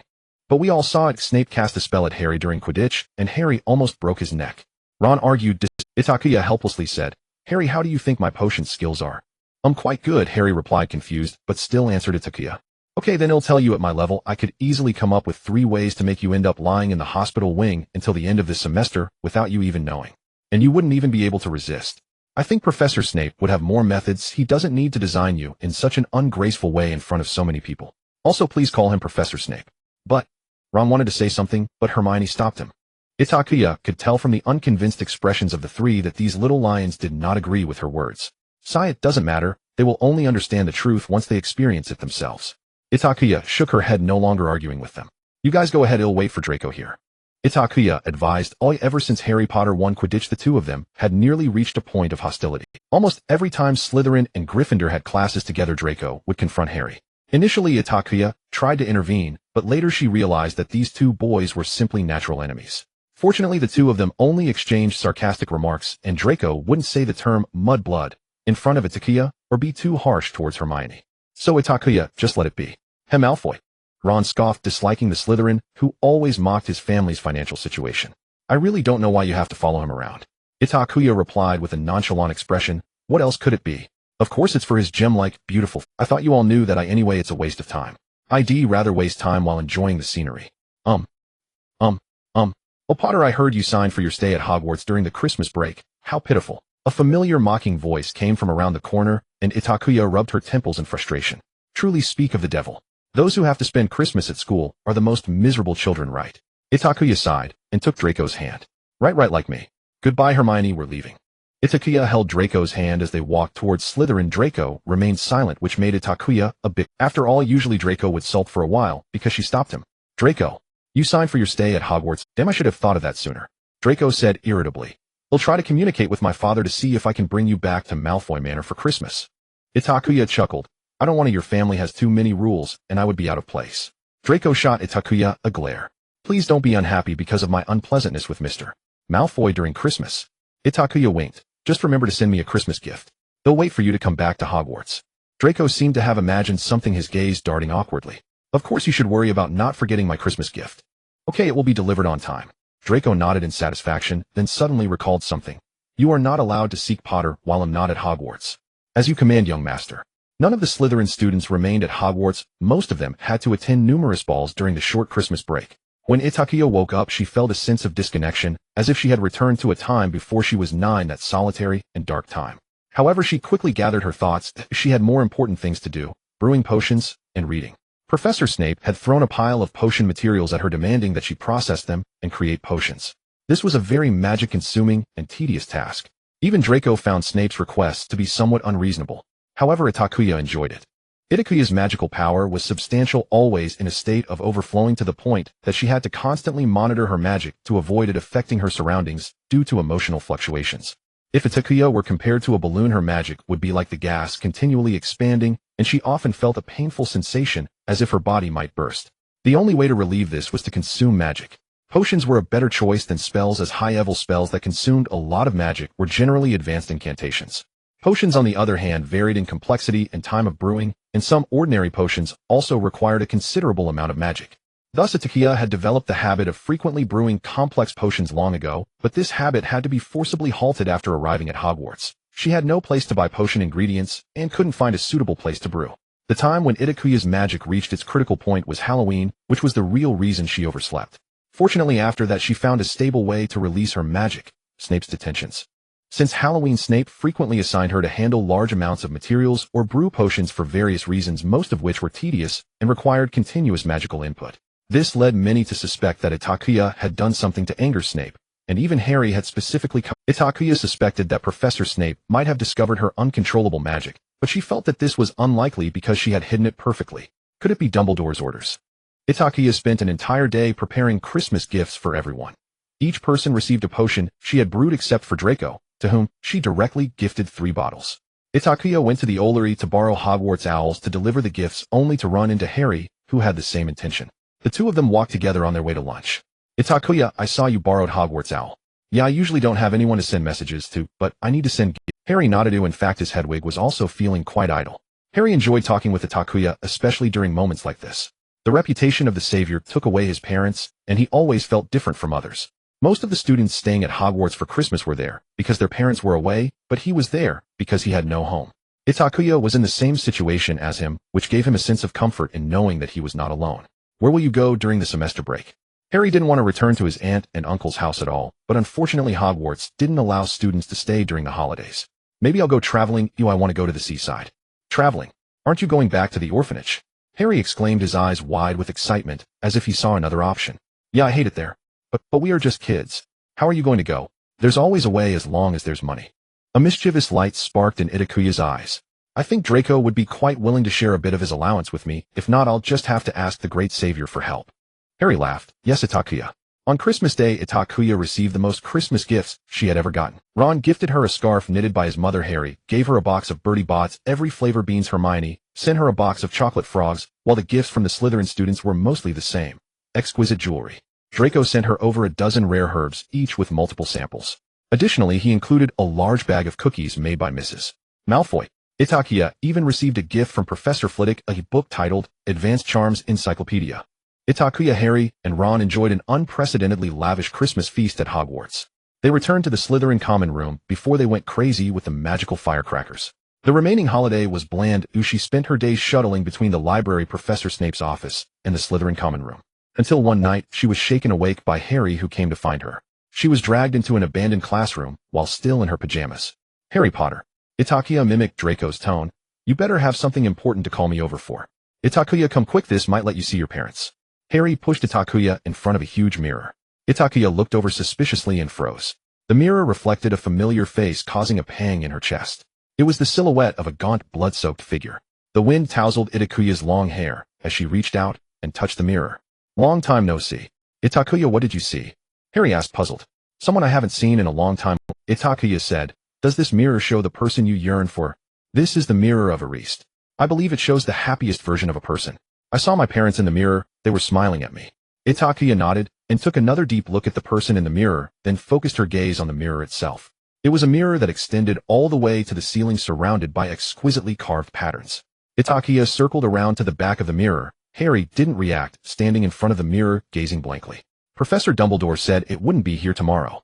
Professor Dumbledore advised me not to search for this mirror anymore, because it can make one forget reality. Itakuya responded casually as she discovered some odd symbols on the back of the mirror and was trying to move aside the clutter blocking her view. But I just want to see my parents from time to time, Harry said. Don't you want to see that person you saw in the mirror more often? Itakuya. Itakuya was silent for a moment, unsure how to answer the question. After a long pause, Itakuya spoke. Harry, Professor Snape always targets you in potions class. Why don't you think of a way to please him? Harry's eyes widened. That's impossible, he just dislikes me. No matter what I do, it's just a waste of time. Right, thinking about impossible things is just a waste of time. Itakuya used the levitation charm to gradually clear away the messy and dusty desk. Harry, I'm a Slytherin. Slytherins naturally weigh pros and cons. I don't like wasting time on impossible things. No matter how regretful it was in the past, or how much we miss those we've lost, Harry, we can't go back to the past.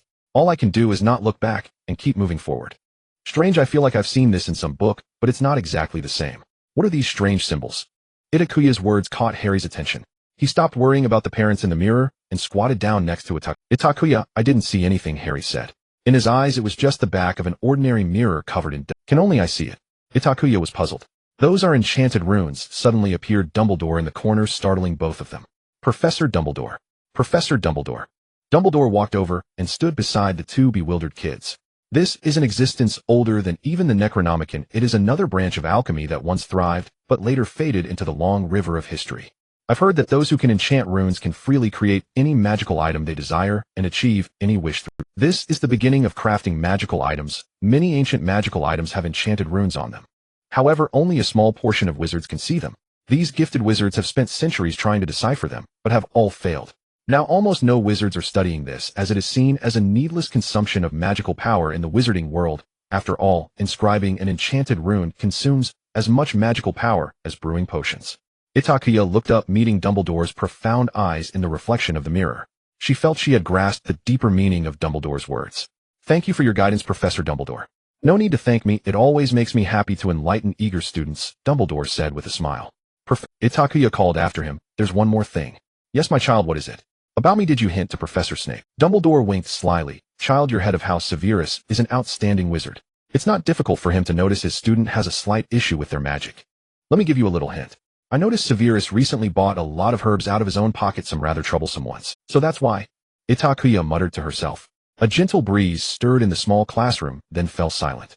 Dumbledore vanished as the two kids stood there lost in thought. Harry was baffled by the riddle between Dumbledore and Itakuya, but he instinctively felt this was a very private matter, so he held back his curiosity. Meanwhile, Itakuya became very interested in the text.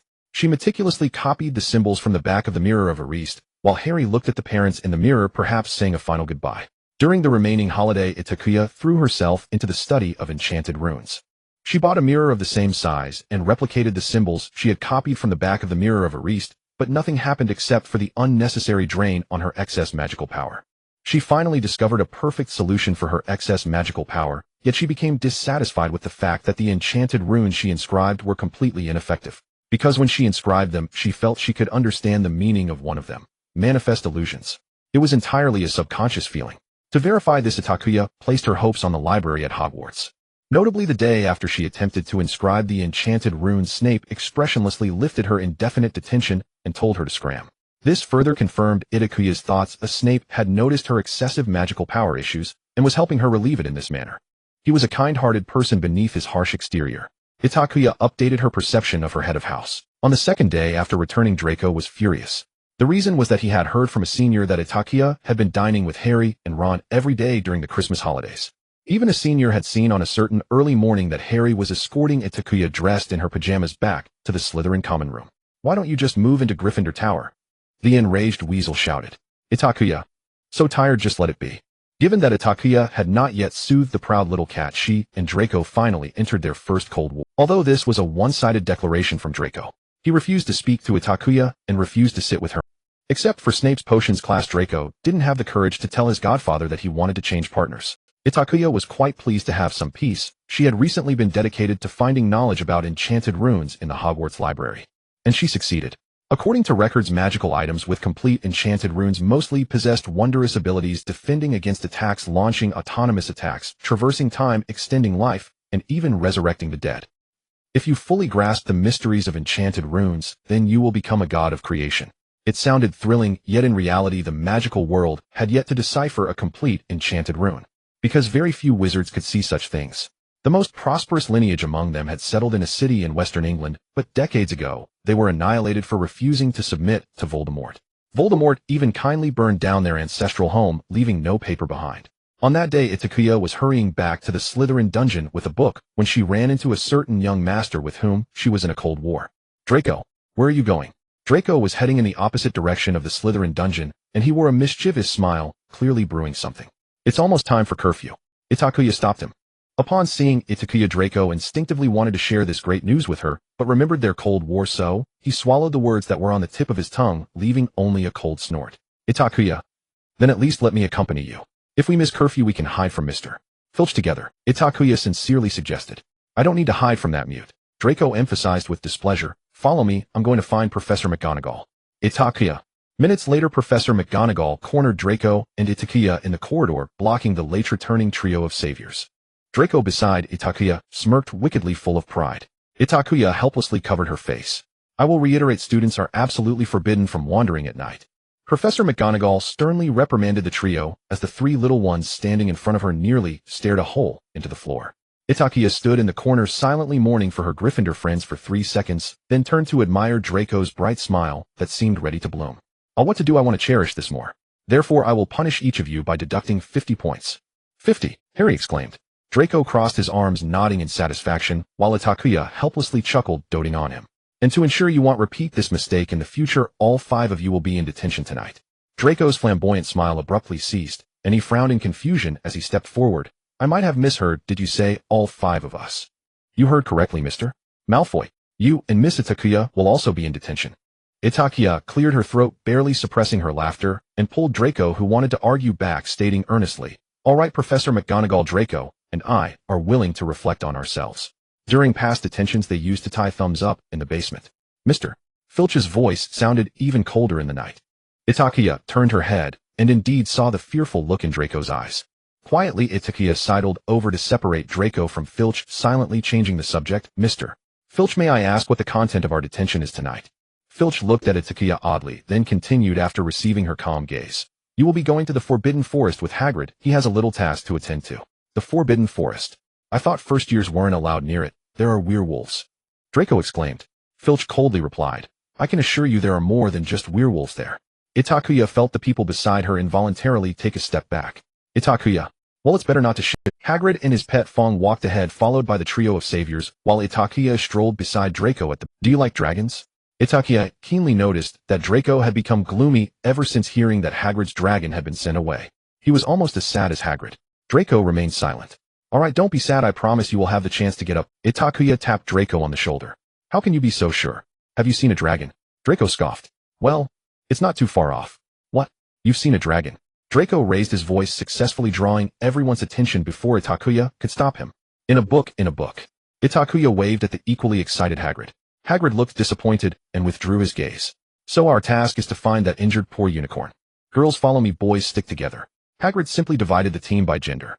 Itakua found it hard to imagine the disaster of leaving Harry, Ron, and Draco together. Probably within a minute the boys would be in chaos. Moreover, she was also not very reassured about Draco.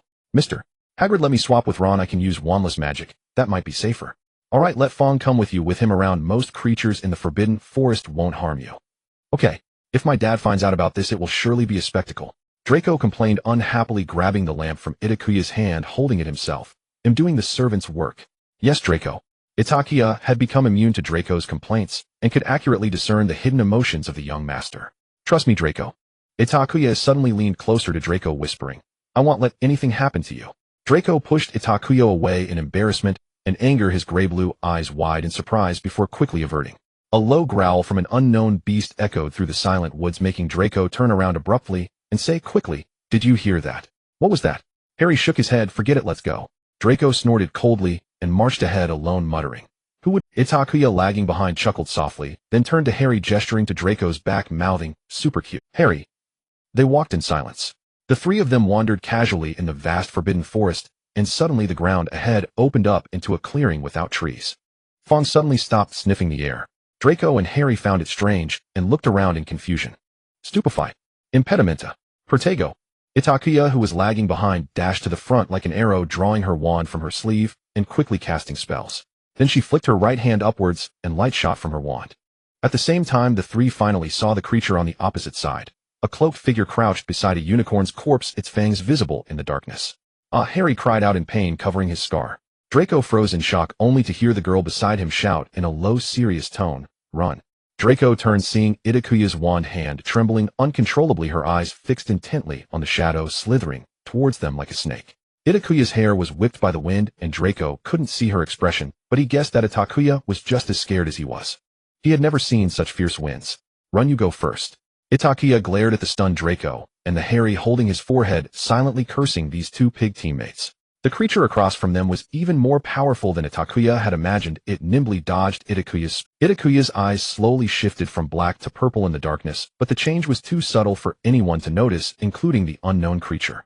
The wind in the air began to swirl with the breath of snow, momentarily distracting the creature. Itakua did not miss this opportunity. A massive surge of magic erupted from the tip of her wand. Expelliarmus. Expelliarmus. Expelliarmus. Fortunately, the last spell grazed the creature's arm, forcing it to stop in pain. Unfortunately, Itakua's hand holding the wand suddenly felt a sharp pain, as if it were being cut. Ah! Itakua cried out in pain. The wand slipped from her grasp, rolling on the ground before disappearing into the muddy darkness. Itakua suddenly recalled Mr. Ollivander's advice in Ollivander's wand shop. Miss Itakua, I must tell you that the core from the spine of the wormwood can handle most spells well, but you'd better not use it for overly powerful incantations, as it may repel your wand. I believe you have experienced that feeling, haven't you? It's a sensation similar to being electrocuted. Ollivander truly had a knack for foreboding. Itakua complained inwardly. Here, take it, Itakua.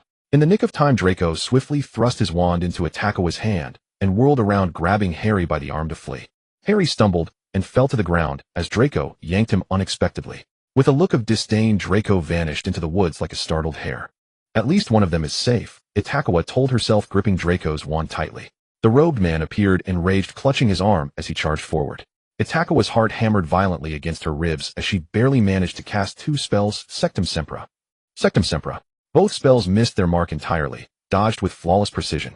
The shadow advanced steadily toward Itakua and Harry. Her hand hovered over her chest, hesitating. Should she draw forth the thing hidden within her heart? A crisp, rhythmic clopping echoed from afar. Suddenly, a three-metal centaur burst from the trees, driving the shadow back in mere moments. Itakua's limbs turned to jelly as she collapsed onto the damp earth, sweat mingling with dirt streaking her clothes. Harry Potter, you must leave this place now. The centaur had clearly come for Harry alone, and proceeded to speak with him as if no one else existed. Too exhausted even to eavesdrop, Itakua could think only of returning to bed and sleeping. Itakua, the centaur suddenly turned his gaze upon her. She looked up bewildered. Yes, Windwalker, murmured the centaur to himself. Itakua, unseen upon the totem. The great white silence. Itakua stared blankly. What on earth did that mean? Firenze, I see you've already met young Harry. Hagrid's sudden arrival interrupted Firenze's cryptic musings. As Itakua struggled to decipher the centaur's words, a flash of gold shot forward like a cannonball. Itakua, are you all right? Why are you lying on the ground? Merlin, are you hurt? Bloody hell, I'm telling my father about this. First years shouldn't be allowed in the Forbidden Forest at all. I'm fine. Itakua tugged at Draco's robe, urging him to calm down.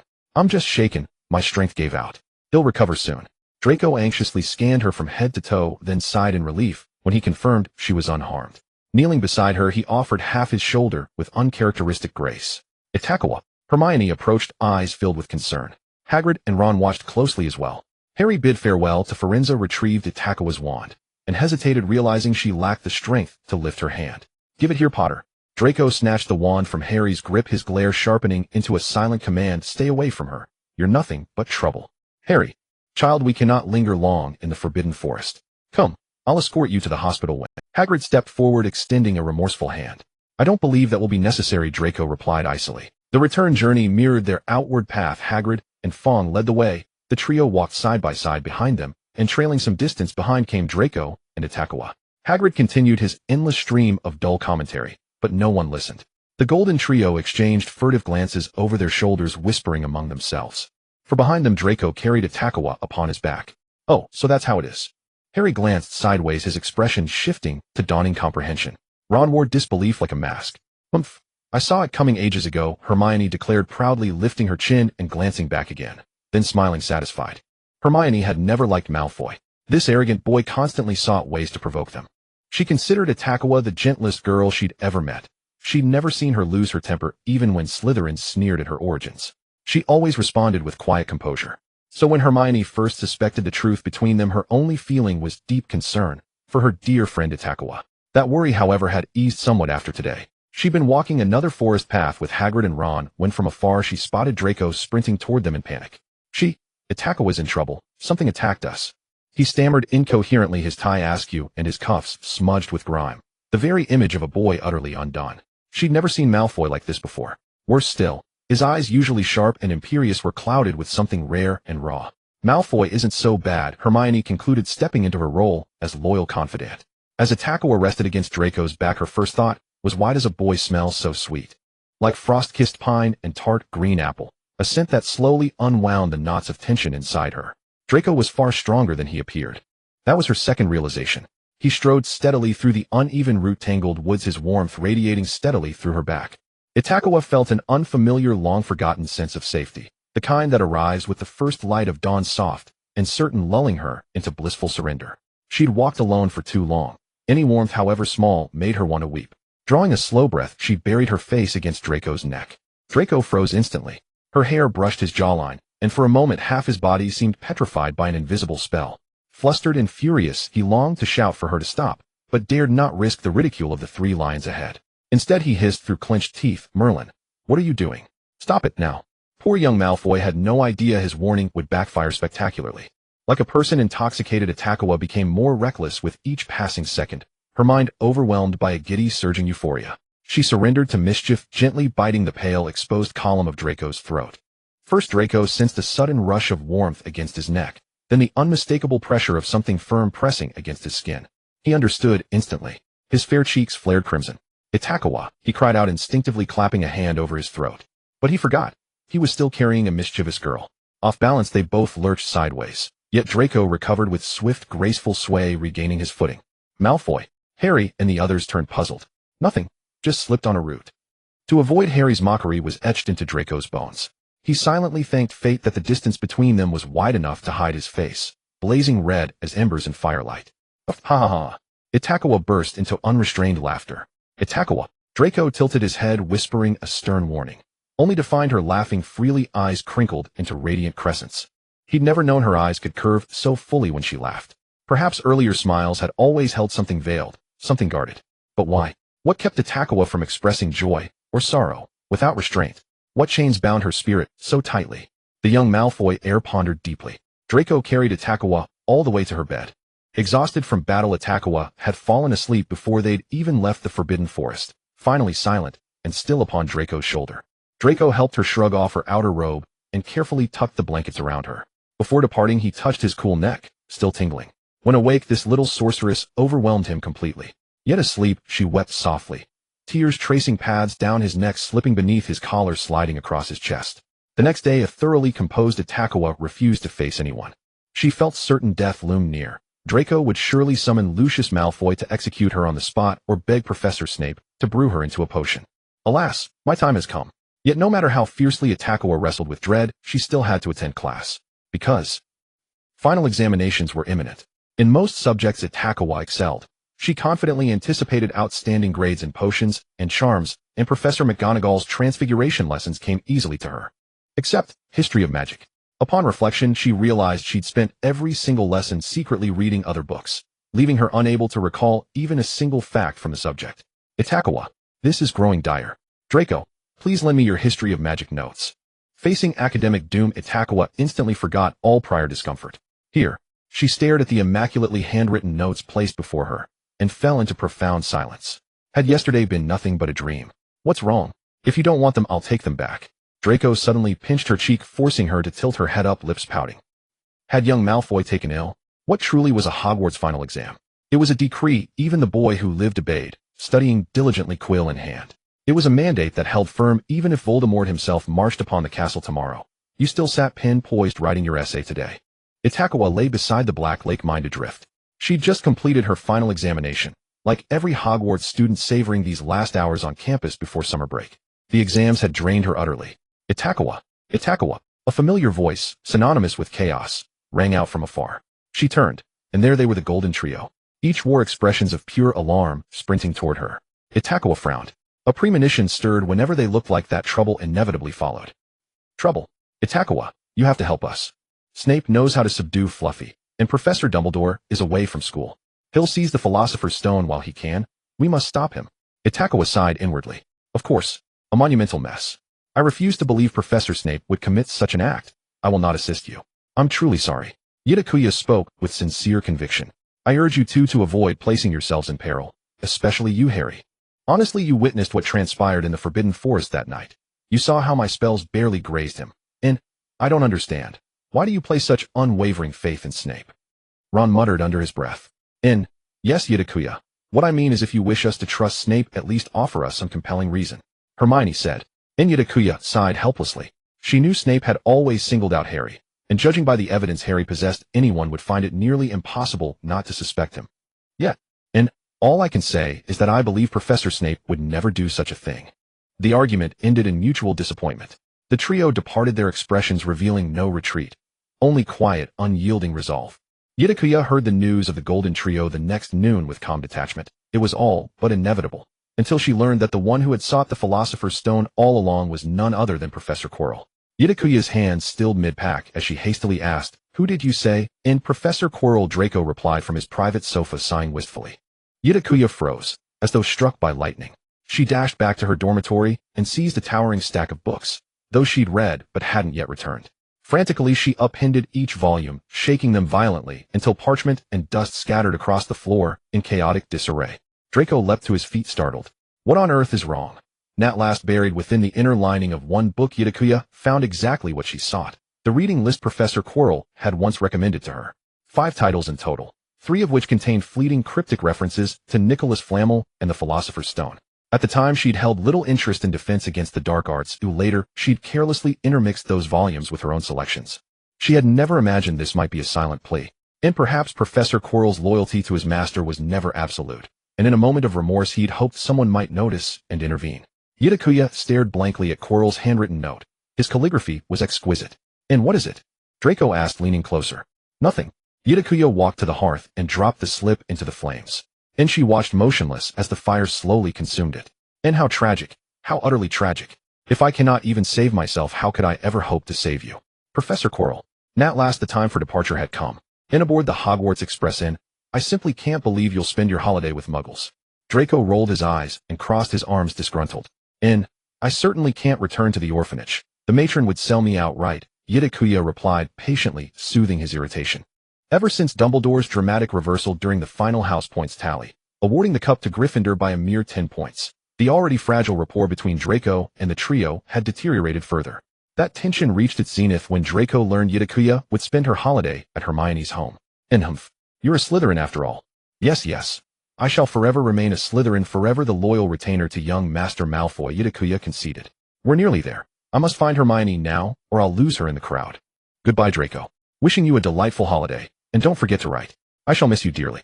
Itakua rose beside him, gracefully yielding her place to Pansy and Daphne, who watched her departure with predatory anticipation. Draco's expression remained sullen as he watched her walk away. Itakua offered a wry, resigned smile, then leaned and whispering softly near his ear, "Shall we watch dragons again once term resumes? Consider it my apology." Deal. Draco's scowl vanished, instantly replaced by pure, unadulterated excitement. And Hermione's parents welcomed Itakua warmly, particularly upon learning of her origins. Itakua thoroughly enjoyed her stay at Hermione's home, spending entire days sequestered in the bedroom, immersed in books or dissecting intricate incantations together. Merlin's beard. This is astonishing. Hermione held open a page for Itakua. It states that enchanted runes can amplify a magical object's power far beyond the creator's own magical capacity, by dozens of times. Moreover, they enable the fusion of disparate materials, giving rise to entirely new substances, and many involve profoundly advanced magics, time and space for instance. I long to witness them firsthand, just as you have. And indeed, Hermione, runology is a branch of alchemy, and legend holds it to be the very origin of magical artifact creation. Itakua held a crimson gemstone in her right hand, her wand poised in the left. Magical energy streamed from its tip, coalescing across the stone's surface into swirling arcane sigils, like ghostly script etched in air. After 1 minute, the sigils dissolved, vanishing silently into nothingness. In with a defeated sigh, Itakua crossed the ruby off her notebook and reached instead for a vivid emerald. Though I suspect these are merely fanciful myths, wasting immense magical reserves without yielding any tangible result. Hermione, I've gained nothing at all. How could that be? What difficulty have you encountered? Hermione set down her book and drew nearer. I discovered records of enchanted runes in this text, but every time I inscribe them, they fade completely within 60 seconds. I suspect material incompatibility. Hermione flipped through Itakua's notebook, the earliest pages filled with runic diagrams. On the left, chaotic, unstructured glyphs, barely legible as script. On the right, corresponding English. Manifestation memory, charm, metal absorption spell, release a magical perception target, lock mana, formation. Merlin's beard. Itakua, can you actually read these runes? Hermione gasped. After all, the central enigma of runology was precisely that no scholar had ever deciphered their meaning. I'm not certain. It's more an intuition. As if one day you simply awaken fluent in a language you've never studied. It defies reason. She shrugged. Perhaps it's illusion. Perhaps I am mistaken. Itakua waved the crimson gem before Hermione's eyes. Look, they're utterly inert. Don't surrender so quickly, Itakua, Hermione murmured, offering comfort. Let me think. Itakua lowered her wand and rotated her wrist wearily. Isn't Harry's birthday approaching soon? Itakua's gaze drifted to the calendar, and she groaned, crestfallen. I've no idea what to gift him. Perhaps potions again, just like Christmas. Last time you gifted Harry and Ron potions, and they used them to fake completed homework for Professor Snape. He caught them instantly, deducting 5 points each and assigning them to clean slug mucus for a week. Itakua recalled the incident and winced. Then what should I give him? A treatise on potion brewing methodology. You know, Hermione, I've always struggled with interpersonal relations. I can't even name half the first-year Slytherins. Because you attend classes then vanish straight to the library, never joining any extracurricular activity. Hermione observed dryly. Even Hermione, the most studious among them, understood the value of occasional communal engagement. Yet Itakua moved like a solitary shadow. Hermione had never once seen her exchange idle chatter with peers, not even Draco, whom she only accompanied on classroom routes. She lived inside the library, devouring texts as if possessed. Ugh, this is impossibly difficult, Itakua grumbled. I'd rather wrestle these accursed runes. Hermione paused, then suddenly remembered. What did you give Draco for his birthday? He boasted for days that yours was the finest gift, yet refused to reveal what it was. An experience fulfilling his deepest aspiration. Time rewound to the waning days of their first term. Itakua led Draco deep into the forbidden forest, stealthily avoiding all prying eyes. This is my birthday gift. To the forbidden forest. Draco frowned. The forest, at night, evoked unpleasant memories from their last ill-fated excursion. In truth, Draco's birthday had passed several days earlier. Itakua had teased him then, mysteriously promising a uniquely extraordinary gift to be delivered in person a few days later. He'd waited eagerly, only to be dragged into the forbidden forest. Of course not. We're here merely because being seen elsewhere would cause complications. Complications? What have you done? Enough complaining, we've arrived. Itakua guided him to a secluded open clearing beside a clear forest stream, utterly deserted and serene. First I must warn you, you mustn't be startled. Itakua emphasized. And, are you absolutely certain you aren't afraid of heights? Merlin's beard. You dare question the future seeker of Slytherin. Draco bristled indignantly. And fine. You've been warned. Itakua stepped backward, leaving Draco rooted in place. This will be far swifter than Quidditch, and she untied her hairband, her ink-black tresses cascading freely down her back. Then she slipped off her shoes and stood barefoot upon the damp earth, before slowly unfastening her wizard's robe. And Draco stared flustered, his cheeks burning crimson. Stop, no, we're far too young. And before he could finish, Itakua's form shimmered and vanished. In her stead stood a dragon, 3 meters tall, 6 meters long, majestic scaled, and breathing softly in the dappled moonlight. Draco finally grasped the truth, gasping, by Merlin, you're an animagus. It was a dragon with an entirely black body, its limbs slender, yet distinctly muscular in shape, lacking horns on its head, only possessing black protrusions that resembled ears akin to a certain type of lizard. Her eyes were a deep crimson, exhibiting a gemstone-like quality. Itakua quietly awaited as Draco cautiously approached, and once he stood before her, she obediently lowered her head and rubbed it against him. Draco's heart raced faster than ever before. He felt the texture in his hand, a smooth surface akin to that of a snake, yet retaining a certain warmth. You? Draco stammered. He had once fantasized about being able to closely interact with a dragon, never expecting this wish to be granted so swiftly. Itakua bowed her head gracefully like a black swan, then slowly spread her wings. They spanned 5 meters wide with thick wings that made it easy to envision her as a proficient flyer. Are you saying you can take me for a flight? Draco exclaimed excitedly, laughing. Itakua responded by slowly lowering her body. This dragon was truly a natural-born wind walker, Draco assessed. With each flap of her wings, Itakua carried him across miles in mere seconds. Their figures were concealed in the night, with only the moonlight to bear witness to their existence. Itakua soared rapidly upward, and for a moment Draco even thought he could touch the stars before they spiraled down like a bullet, her wings gliding over the surface of the water. When Draco returned to the ground, he was a mess, his hair tousled by the wind and his magical robe half hanging off him. But Draco didn't care. He shouted with excitement, his eyes sparkling. This is amazing. Draco rushed over to hug Itakua, who had transformed back into her human form. This is the best birthday gift I've ever received. Feeling happy, Itakua teased. Although Draco was still reluctant to end today's dragon adventure, they had to because it was nearly curfew. This is incredible, I have to tell my dad. Draco exclaimed with gleeful pride. No, Draco, it's best not to, Itakua quickly interrupted. Animagi are strictly regulated by the Ministry of Magic, and I certainly don't want to be caught by them. Draco, please don't tell anyone about me, just like you shouldn't tell anyone that I stopped Professor Quirrell in the Forbidden But, Draco replied, confused. Alright, I promise you. To be honest, I just don't understand why you would be afraid. It's clearly something worth boasting about. Being exceptional is indeed worth boasting about, but being too exceptional can be a problem, Itakua replied. Draco nodded in a somewhat understanding manner, then suddenly recalled something. Wait, isn't an animagus supposed to transform into a regular animal? Why can you transform into a magical creature? Itakua fell silent for a moment, then gently placed her hand on her chest. Perhaps it's because I am different from others. Or maybe it's because I can no longer be considered a normal person, Itakua silently added in her heart. Draco rolled his eyes, somewhat sulking. I really don't understand what you have to be afraid of. If I could perform wandless magic like you using advanced spells, or being an animagus, my dad would be so proud. Itakua smiled bitterly. You don't understand, she said softly, but little Draco couldn't quite catch what she was saying. Those talents aren't mine, I stole them. Itakua. Hermione's voice pulled Itakua back from her memories. What are you thinking? What exactly did you give Draco? Oh, nothing much, just gave him what he wanted the most. Just like if a girl likes pearls, you should give her a pearl necklace. A pearl necklace? Hermione repeated, suddenly exclaiming, yes, a pearl necklace. She rushed over and grabbed Itakua's hand, startling the latter. I get it, Ita. You need to string the pearls together to make a necklace. Hermione pointed at Itakua's notebook. Look, these words are just individual words, you need to connect them together. For example, generating magical power after absorbing metal and releasing spells. Itakua suddenly understood. She had always thought of enchantment runes through the lens of spells, but in fact their logic was more like potions than spells. Neither discipline seeks immediate effects. They require wizards to infuse magical power into materials in specific ways, and then wait for it to create effects far beyond their own level.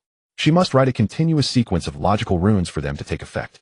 This is what the book referred to as a complete. Itakua excitedly began to work, connecting the absorption of metal and the generation of magical power into her carvings. Suddenly the red gem in her hand lit up with a blazing glow, and then a corner of the gem disappeared, revealing a faint magical response on the otherwise ordinary red agate. We did it! Hermione shouted with excitement. Itakua was also very happy. She hugged Hermione. I owe you thanks, my friend. And I must thank Harry for the birthday gift, Hermione joked. Yes. Harry would never have expected how much his birthday gift contributed. Speaking of which, Hermione's lovely face frowned. I haven't received a reply to the letter I wrote to Harry. Neither have I, Itakua nodded. I believe Harry wouldn't deliberately ignore us. Do you think something might have happened to him? I don't know, but if you're really worried, we can go check on him using the disapparition I just learned. What? Hermione gasped. You learned disapparition? Still practicing? Not yet. Itakua waved her hand. Wait, did you hear any noise? Hermione and Itakua simultaneously turned to look at the source of the sound. The red gem that had just been there had completely vanished, replaced by a swirling mass of chaotic magic. Protective charms. Fortunately, Itakua quickly cast protection for herself and Hermione, preventing them from being blasted with soot. However, Hermione's room was not so fortunate. One corner of her wall had turned black. Honestly, Ida, Hermione slowly began. You should be grateful my parents went out to visit Aunt Sheena. I'm very sorry, Hermione. It's not your fault, Ida. There are always failures in exploration, aren't there? Hermione smiled. As long as we handle it before my parents come back, it will be fine. Just as they were speaking, the doorbell rang unexpectedly downstairs. The two girls saw panic reflected in each other's eyes. What should we do? You go down and stall Uncle and Auntie, and I'll see if I can use a cleaning charm. All right. However, at that moment, the two clever girls let panic take over their minds. They didn't realize that if it were Hermione's parents, they wouldn't ring the doorbell. And the ringing of the doorbell actually indicated that guests had arrived. Hermione had never imagined things would become so terrifying, as she even began to doubt if this was a nightmare. Merlin, why would Professor Snape bring Draco to my house? Professor Snape, please have a seat. Hermione stammered, testing. Are you here for a home visit? Don't be foolish, Lionhead, Draco said, surveying Hermione's living room, shaking his head as he spoke. Why would my godfather come to find you? Snape silenced Malfoy with a single warning glare. Miss Granger, I believe Miss Itakua is here, right? Oh yes, I'll go call her down. Hermione nearly flew upstairs as if fleeing for her life. Ida, you'd better hurry down. I'm sorry, Annie, I really didn't mean to. As they opened the door, the two girls spoke simultaneously, once again seeing fear in each other's eyes. But this time they could not understand each other's thoughts. Hermione, you. Ida, come down with me quickly. Hermione interrupted Itakua, dragging her down the stairs. Itakua was confused, but when she saw Snape and Draco appear simultaneously, she finally realized that things were starting to go awry. Itakua, you will definitely thank me later. Draco strode over proudly, giving her a look that said, you got luck. Miss Itakua, Snape finally spoke. Normally the meticulous Slytherin headmaster would never casually allow unrelated individuals the chance to eavesdrop. But at this moment Snape was completely shocked by his own conjectures, having forgotten to find at least one private space for just him and Itakua. Mr. Malfoy attempted to convince me to allow you to spend the remainder of the summer with him, saying that you once repelled Professor Quirrell, who was possessed with an advanced spell, correct? Itakua suddenly looked up, her gaze sharp as a blade directed at Draco. Draco would be staying at Snape's house for a portion of the summer, during which Snape would personally guide him in potions. This was something Itakua had known all along. But she never expected that this young master would attempt to bring her before, even using her encounter in the Forbidden Forest as a talking point to prove Itakua's excellence. Yes, Professor. Itakua averted her gaze from Snape. Perhaps I could know what that spell was. I learned it by chance from a book. I never imagined it would have such great power. Itakua casually fabricated a lie. I'm quite curious about where Miss Itakua learned a spell of mine. Snape advanced toward Itakua. The killing curse, that is my original spell. And am very much aware that I didn't tell anyone, let alone write it down in a book. For a moment the atmosphere seemed. Hermione stood quietly in the corner, wishing to cast a petrification spell on herself immediately, while Draco also became aware that something was off, looking helplessly at the two central figures of the story, Snape and Itakua. They stood facing each other, each emanating their own aura. One was cold and aggressive, while the other appeared calm and amiable, yet was a snake that could strike fatally at any moment. Indeed, Itakua abandoned her resistance, quietly meeting Snape's gaze. I should have anticipated this, half-blood prince. That was your note. So could Miss Itakua explain why my notebook from my student days is in your possession? Snape candidly acknowledged his self-proclaimed title from his school years. Itakua sighed in annoyance, rubbing her subtly aching head, while Snape didn't rush her, quietly waiting for her to speak. Cyanxia Ian, she is my mother. She probably secretly liked me, but was too afraid to confess. In any case, she chose another way to obtain what she desired. She is an outstanding potion maker, concocting a more potent love potion. After that day, she took your notebook as a keepsake. Afraid you would find out she hid in the Muggle world. Suddenly Snape recalled the woman named Cyanxia. He had little interaction with her. However, shortly after he lost his memory that night, she also vanished without a trace. Damn, he thought he had been plotted against by a Death Eater, never considering. Where is she now? Snape's expression darkened his tone, laced with clear anger. Anyone would be unhappy upon suddenly learning they had a child. Moreover, Snape loathed irresponsible fathers as his own father had treated him that way, yet now he had become the very figure he despised. She left. Itakua took a deep breath. When I was around 8 or 9, she met another man from New York or Los Angeles. They quickly fell in love, leading her to decide to go to America with him for a fresh start. She abandoned everything from Itakua exhaled deeply as if that could cast aside all her grievances. Rarely did Itakua question herself as to why. Why did others have complete parents, a healthy childhood, not worrying about what to eat next, nor bearing the pain that often afflicted her?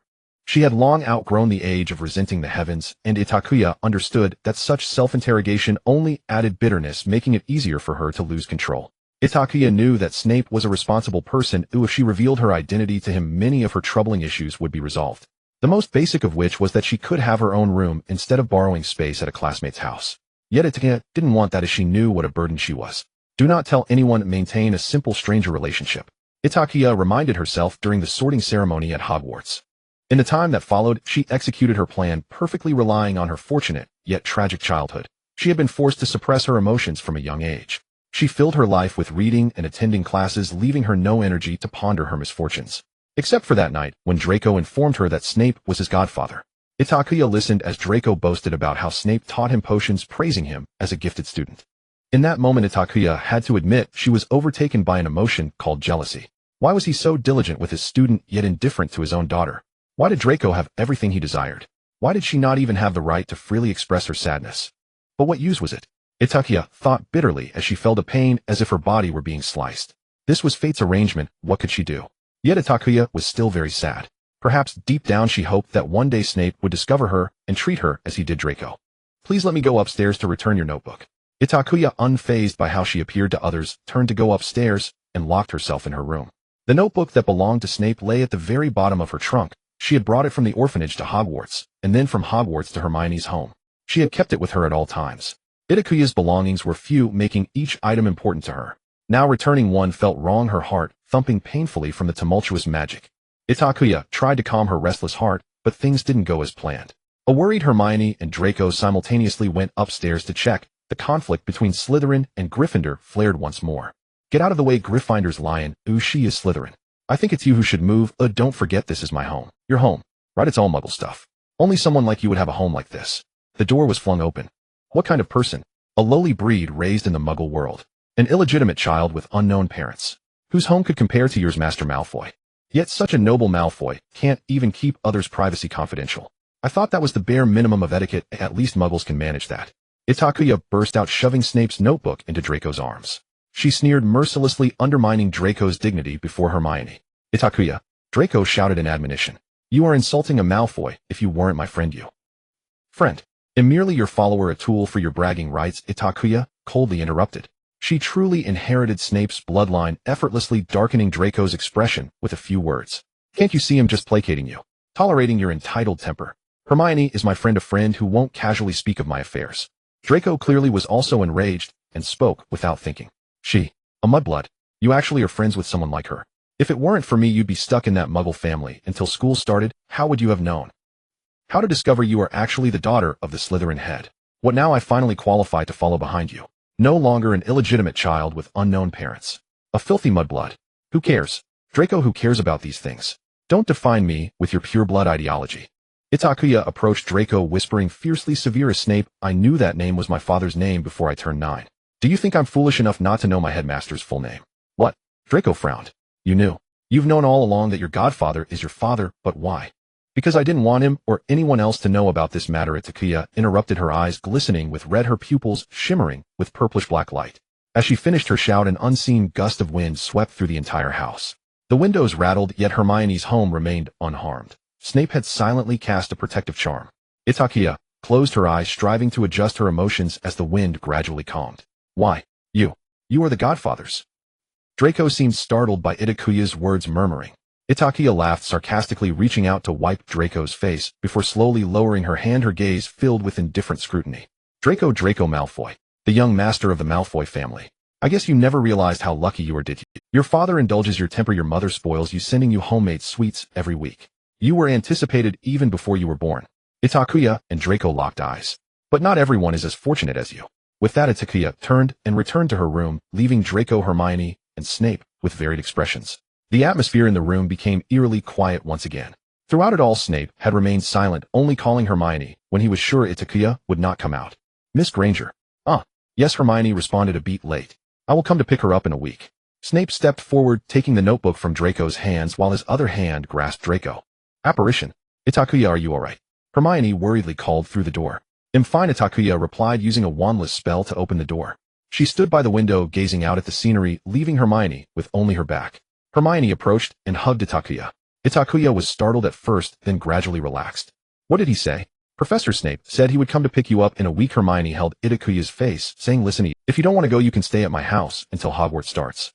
Once school begins, I'll go with you to find Professor Dumbledore to arrange for you to be placed in Gryffindor. Itakuya chuckled. It's alright, Hermione. I anticipated this outcome.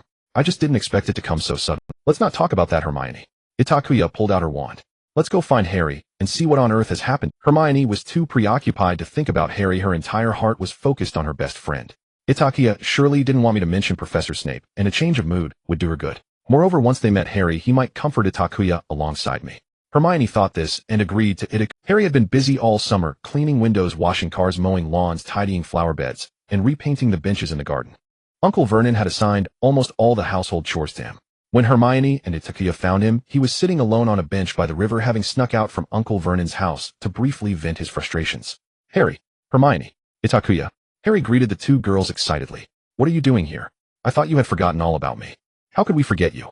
Stop saying silly things. We wrote you a lot of letters, but not a single one received a reply. Itakuya, and I thought something might have happened to you. Letters? I didn't receive any letters, Harry said, puzzled. I thought you didn't want to write to me. How could that be? I've clearly written to you every week, Hermione exclaimed. Hermione and Harry discussed various possibilities, with Harry suspecting Uncle Vernon had hidden his letters, but he had no proof. Hermione and Harry soon chatted about Uncle Vernon and Harry's entire summer ordeal. Hermione was both shocked and angry. Sometimes I really envy Itakuya, at least she doesn't have any annoying relatives. Harry said helplessly. Itakuya did not join the conversation, merely staring blankly at the calm surface of the lake. She heard Harry mention her, and slowly gave him a complex look. Harry, don't, Hermione said softly. Itakuya, you seem a bit unhappy. What happened? Yet the savior clearly had yet to master the skill of reading faces, innocently expressing concern for Itakuya. Oh look, the oddball Harry actually has two friends. Dudley appeared from nowhere, accompanied by four of his friends, standing like a tall wall. Dudley. Harry frowned at the scene he least wanted to see had occurred. Who are they? I've never seen them here before. Dudley questioned, his gaze wandering between Hermione and Itakuya. Each girl had her own beauty, but he preferred the black-haired girl sitting quietly to the side. Hermione Granger, Harry's classmate. Hermione stood up, stating seriously, you and your parents are abusing Harry. You must stop this behavior. Huh, classmate. So you are also. Dudley stepped back, his eyes filled with disdain. Harry, you really have been secretly contacting your oddball friends behind our backs. You're finished. I'm going back right now to tell Dad, and have him lock you back in the cupboard. Dudley, they are just too worried about me, which is why they came to find me. Harry tried to explain. Go explain it to my dad. Dudley remained unmoved. Wait, you can't do this, Hermione. A group of children split into two factions. One was aggressive, while the other had already begun to lose. No one noticed Itakuya, who had been standing at the edge, suddenly make her move. She took a few steps forward and punched Dudley's chubby face. Dudley staggered back 2 steps, emitting a scream akin to a slaughtered pig. Itakuya looked at him with comment. You remind me of someone. Oh, unfortunately, you lack the face that makes it hard for me to strike. Moreover, I just had an argument with him, so I'm in a bad mood. Oh, I'm going to kill you. Dudley angrily swung his fists, calling for his friends to charge forward. Harry and Hermione stared blankly at the scene before them. The outcome was far beyond their expectations. Although Dudley's friends were not as fat and tall as Dudley, they were still normal-growing boys. Itakua was even more slender than Harry, and he was half a head shorter than Harry. So when Dudley charged over, Hermione had already tightened her grip on her wand. However, the result was that Itakua swiftly dealt with a few of them. Itakua was like an agile wolf, precisely dodging all the returning punches. Left hooks, elbow strikes, side kicks, shoulder throws. In less than a minute, those 5 boys had already reaped what they sowed. They were writhing on the ground, clutching their arms or stomachs, howling. Call the police, we need to call the police. Dudley wailed. Be my guest, Itakua replied indifferently. She even kindly half-squatted before Dudley and reminded him, just a friendly reminder, mister. Dudley, the nearby cameras won't capture anything here. Who would believe that a few boys could be beaten by a frail girl without the ability to fight back? Even if someone believed it, I could simply say that you all started it trying to assault me. Itakua flashed a big smile, causing Dudley to break into a cold sweat. After all, as long as I shed a few tears and play the victim with my face, it would most likely evoke the protective instincts of the police, wouldn't it? Moreover, I just carefully controlled my strength. Ew, I swear no one will find any serious injuries on you, even though you all know how much it hurts right now. Harry, you wait. Dudley scrambled away. You? Itakua, you're amazing, Harry marveled. Itakua rolled her eyes at him. Can the savior who defeated the Dark Lord not handle 5 fools? Harry was taken aback, for in those dark eyes he saw another person who terrified him. Itakua, you give me the impression of Snape right now. Harry. Hermione panicked, rushing over to cover him. Itakua shot him a cold glance. Wait here for a moment. Itakua walked alone towards the bustling district. A few hours later, after Harry and the two had finished their meal, Hermione and Itakua had given him birthday gifts in advance, 2 big bags of snacks. Itakua, are you really going in? At the Dursleys' doorstep, Harry hesitated, certain that Dudley would tell Uncle Vernon about what had happened today, and he would definitely be locked in his room by Uncle Vernon. However, Harry did not blame Itakua. On the contrary, because of her, he had a pleasant afternoon. But Itakua clearly did not want to end the day's adventure just like that. She actually wanted to visit Uncle Vernon. Don't worry, I've dealt with middle-aged men plenty of times. Itakua pushed past Harry and rang the doorbell. Moments later, Mr. Dursley's robust figure appeared, blocking the doorway. I will not allow any oddities to appear in my home. Really? I thought you didn't want your neighbors to know you associate with a group of oddities, Mr. Dursley. Itakua smiled quietly and shyly, yet her eyes sparkled with cunning. If I can't get in, I'll just have to make a scene at the door. Mr. Dursley saw this message in her eyes. Mr. Dursley had to admit that this little girl had struck a nerve. Itakua deftly slipped through the small gap beside Mr. Dursley. Ignoring Dudley and Mrs. Dursley's unkind looks, she wandered around the living room. She occasionally picked up something, examined it carefully, then casually set it down, adding elegantly, Muggle stuff.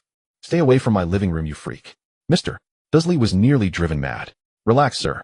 Itakua gracefully sat back down on the sofa, mimicking Draco's posture, leaning against the back of the sofa, hands folded, looking at Mr. Dursley with a hint of disdain and contempt in her tone. Please mind your manners. I am here today simply to hope that Mr. Dursley will treat my friend Harry Potter with respect in the future. Huh? Are you trying to threaten me? What can a little girl like you do to threaten me? Oh, I think you know, Mr. Itakua pulled her wand from her pocket and played with it in her hand. Of course it's magic, isn't it? No, they won't allow you to use it here. Yes, Mr. Dursley, wizards are not allowed to use magic in front of muggles. Itakua recalled Draco's manner of speaking in her mind. But there are always some who should have privileges, otherwise how could the differences between people be highlighted?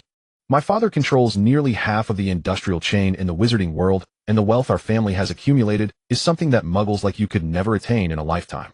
So occasionally, even if I accidentally make a small mistake, it doesn't matter, right? As Itakua's words fell, explosions suddenly erupted throughout the Dursleys' living room. Although no one was harmed, it still startled the Dursley family into a dance of fright. Quiet. Itakua seemed unable to tolerate the Dursleys' noise. She waved her wand at Dudley, and at the same time a fire snake brushed past his nose. For a moment the room fell silent. All I hope for is that you treat my friend well. He won't disturb you for too long. After all, he still has to go to school. Itakua slowly stated her final purpose, then stood up and elegantly bowed in the terrified eyes of the Dursley family. I hope you are a wise man, or otherwise I will have to come again. Itakua walked over to the 2 stunned little lions and winked, saying, I think my friend Harry will be more than willing to escort me a bit. Oh yes. Harry and Hermione stiffly followed Itakua as they left. Just before they departed, Mr. Dursley unwillingly asked, What is your name? Itakua smiled smugly. Malfoy, Draco Malfoy. Ha ha, this is simply a perfect plan. Hermione nearly collapsed in laughter against Itakua. Even if Uncle Harry has the chance to come into contact with people from the Ministry of Magic, they won't dare to investigate further because of the Malfoy name. Don't worry, the Ministry of Magic won't interfere. Itakua waved her hand. But you used magic. Even if Hermione and I keep it a secret for you, there's no guarantee the Ministry won't find out. Harry was puzzled. Come on. Itakua rolled her eyes. Do you really need magic to deal with your uncle, eh? Haven't you seen a magic show before, Harry? Itakua tossed the handbag she was carrying to Harry, who caught it. The packaging clearly read, Magic Props for Performance. Harry. Got it. All right. Itakua suddenly remembered something. 10 galleons. What? Harry asked. The service fee, 10 galleons. Originally it was just 1 galleon, but considering you said something that upset me by the river, it's now 10 galleons. Remember to give it to me when school starts. Harry nodded. Okay. They chatted a bit longer before parting ways in Harry's reluctant gaze. Spinner's End. Snape still lived in Spinner's End, the youngest potion genius in the wizarding world, the head of Slytherin, residing in the most ordinary, even somewhat dilapidated brick house. He had a dedicated suite at Hogwarts. Snape spent most of his time there, only occasionally returning to Spinner's End during holidays. The furnishings in the house had remained unchanged for decades. Snape had no need for house elves. Simple nonverbal magic was sufficient to meet his basic needs. simple food, and a place to sleep. Whenever Draco came to his godfather's house, he had to bring along the Malfoy family's house elf along with all necessities for eating, wearing, and living. Yet he still felt that such a life was like a prison. Fortunately, Itakua was not as delicate as other children. She had a good adaptability to her environment. After all, what excessive demands could a child raised in an orphanage have?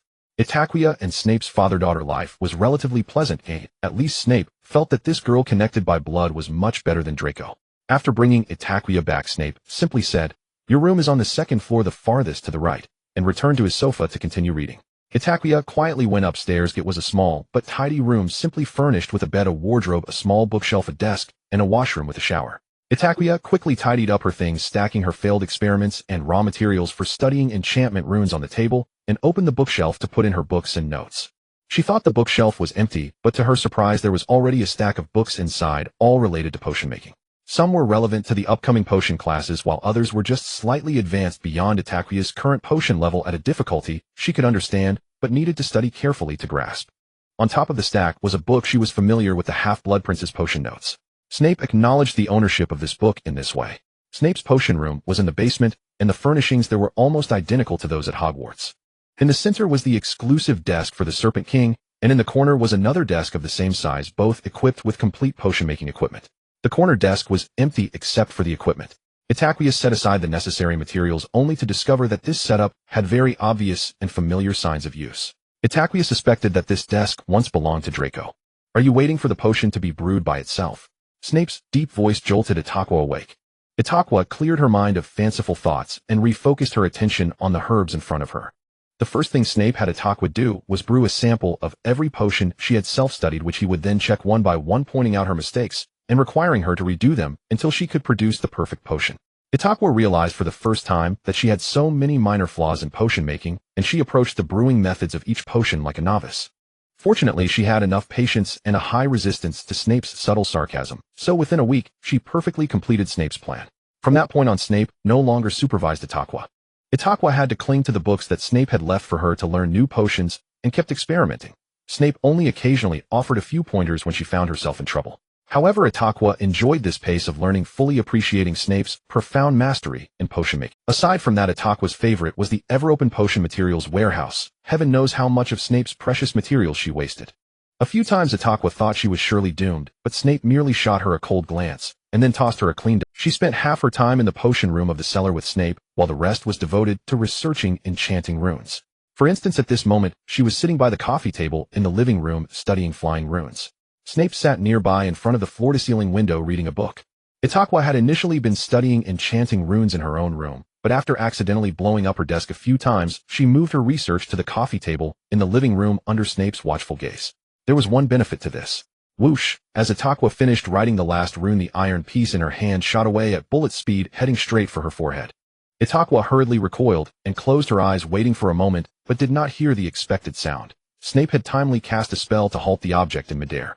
Itakua sneaked a glance out of the corner of her eye and found him engrossed in preparing for next semester's classes, not even sparing her a glance. Itakua retrieved the iron piece and noted down possible issues and solutions in her notebook. Then she used a levitation spell to pour Snape a cup of black tea. This had become their unspoken way of expressing gratitude. Both Itakua and Snape were terrible at cooking. They usually either nibbled on some bread and cheese to fill their stomachs, or simply bought ready-made meals to take home. However, Itakua was still a bit better than Snape in this regard. Her tea brewing and coffee-making skills were exceptional. This was specifically arranged by Principal Saint Cyr, who had someone teach her. Even Snape was slightly impressed the first time he had the black tea Itakua served, and from that day on, Itakua added another task to her responsibilities: brewing tea and making coffee. It's worth mentioning that regarding how they addressed each other, they tacitly chose to ignore it, just as they avoided discussing what had happened at Hermione's house. They tried to avoid addressing each other directly. This wasn't very difficult since there were only two people in the house, and both Itakua and Snape were the types who could go an entire day without speaking a word. This way of life continued until the eve of school, when she received a letter from Hogwarts, which meant she needed to find a time to visit Diagon Alley. One morning, Snape handed her a key to Gringotts. "You can tell the goblins at Gringotts that you are my student." Itakua took the key and immediately grasped Snape's implication. That day at Hermione's house, Snape had heard her say, "I don't want anyone to know about this." Snape had always thought Itakua didn't want to be the daughter of Severus Snape, the daughter of a former Death Eater. "You must be mistaken, or I never thought that." Itakua realized her words might have led to a misunderstanding with Snape. You are a good person, esteemed professor. I just don't want to burden you. Like a suddenly appearing daughter. Itakua nearly broke the key in her hand. The feeling of dissecting her true feelings made her physically uncomfortable. The room fell into a deathly silence, and Itakua hung her head, not daring to look at Snape's expression. Then I hope next time you won't underestimate my ability to bear burdens. Itakua's ears turned red as she glanced up at Snape and found him still wearing his usual cold expression. However, it seemed slightly gentler than usual. Itakua thought, "Ahem, then how about we go together?" Itakua tentatively suggested as she returned the key. "That key is yours. The Gringotts key can be copied as long as the owner permits." Snape drew out his wand. "I heard you took Miss Granger to visit Mr. Potter using a disillusionment charm. It seems you are quite confident in your spellcasting abilities, so I assume you don't need me to escort you with the disillusionment charm." "Yes." Itakua silently complained. As expected, nothing escapes Headmaster Dumbledore's notice. Itakua had long suspected that Dumbledore would never allow Harry to live alone in the Muggle world. She just didn't know which neighbor of the Dursleys was Dumbledore's spy. "Since you mentioned this matter," Snape nodded, "a potion-making paper of more than 15 pages because you recklessly brought someone to use unfamiliar spells and insulted the magical world with Muggle tricks. Hand it to me before the first potion class." Itakua's heart bled. Yes, although she loved reading, she hated writing papers the most, as she preferred to spend her time on practical work. Ida. In Diagon Alley, Hermione and a soot-covered Harry called out to Itakua. Hermione practically sprinted over and threw herself at Itakua, while Harry seemed hesitant. "Ida, I've been so worried about you. You didn't write to me, and I didn't know Snape's address." Hermione rushed over with her curly hair. "Are you doing well at Snape's?" "Oh." Itakua scratched her head. "I forgot."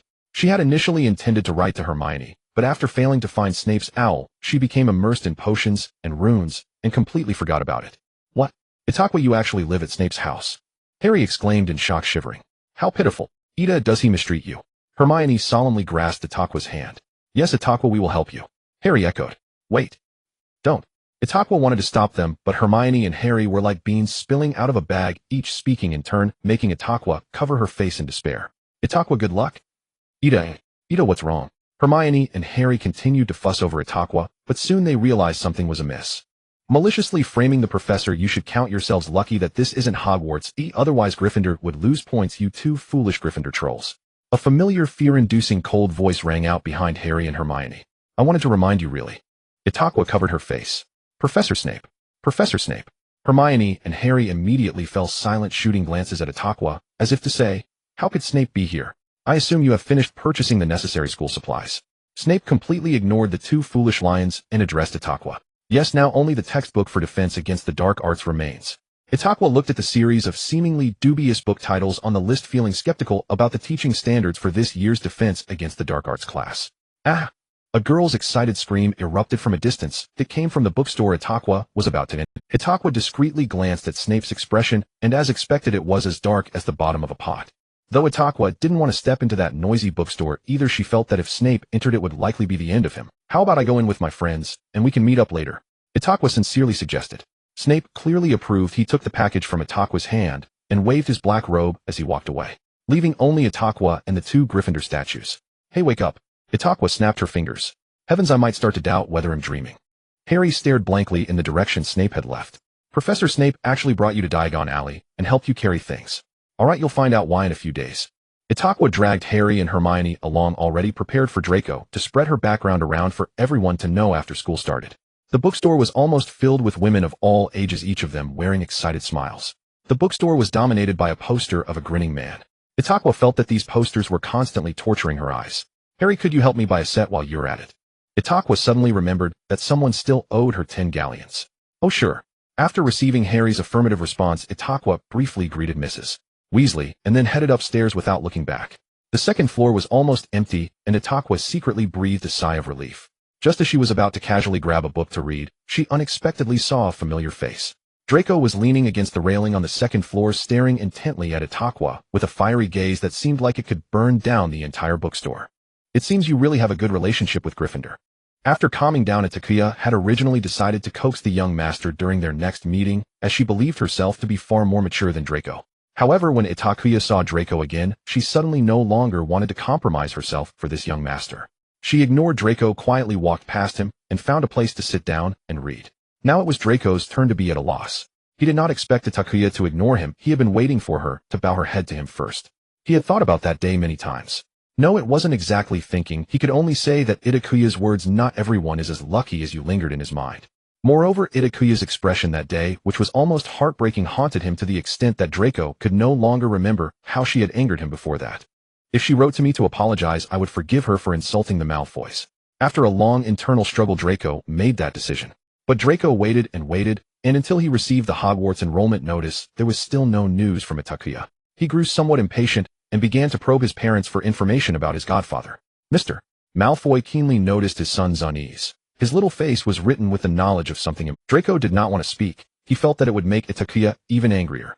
But the young Draco ultimately could not withstand his father's oppressive presence, and he recounted the entire incident to his parents.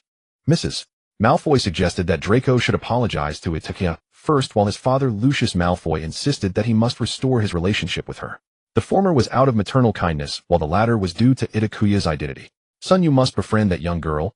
She not only represents Severus, but also has the Glaggy surname behind her. Thus Draco had no choice but to obey his father's orders and make Itakuya his friend again before the first potions class of the school year. Although Draco reluctantly agreed, he felt indifferent because he was certain that Itakuya would come to find him first, just like before.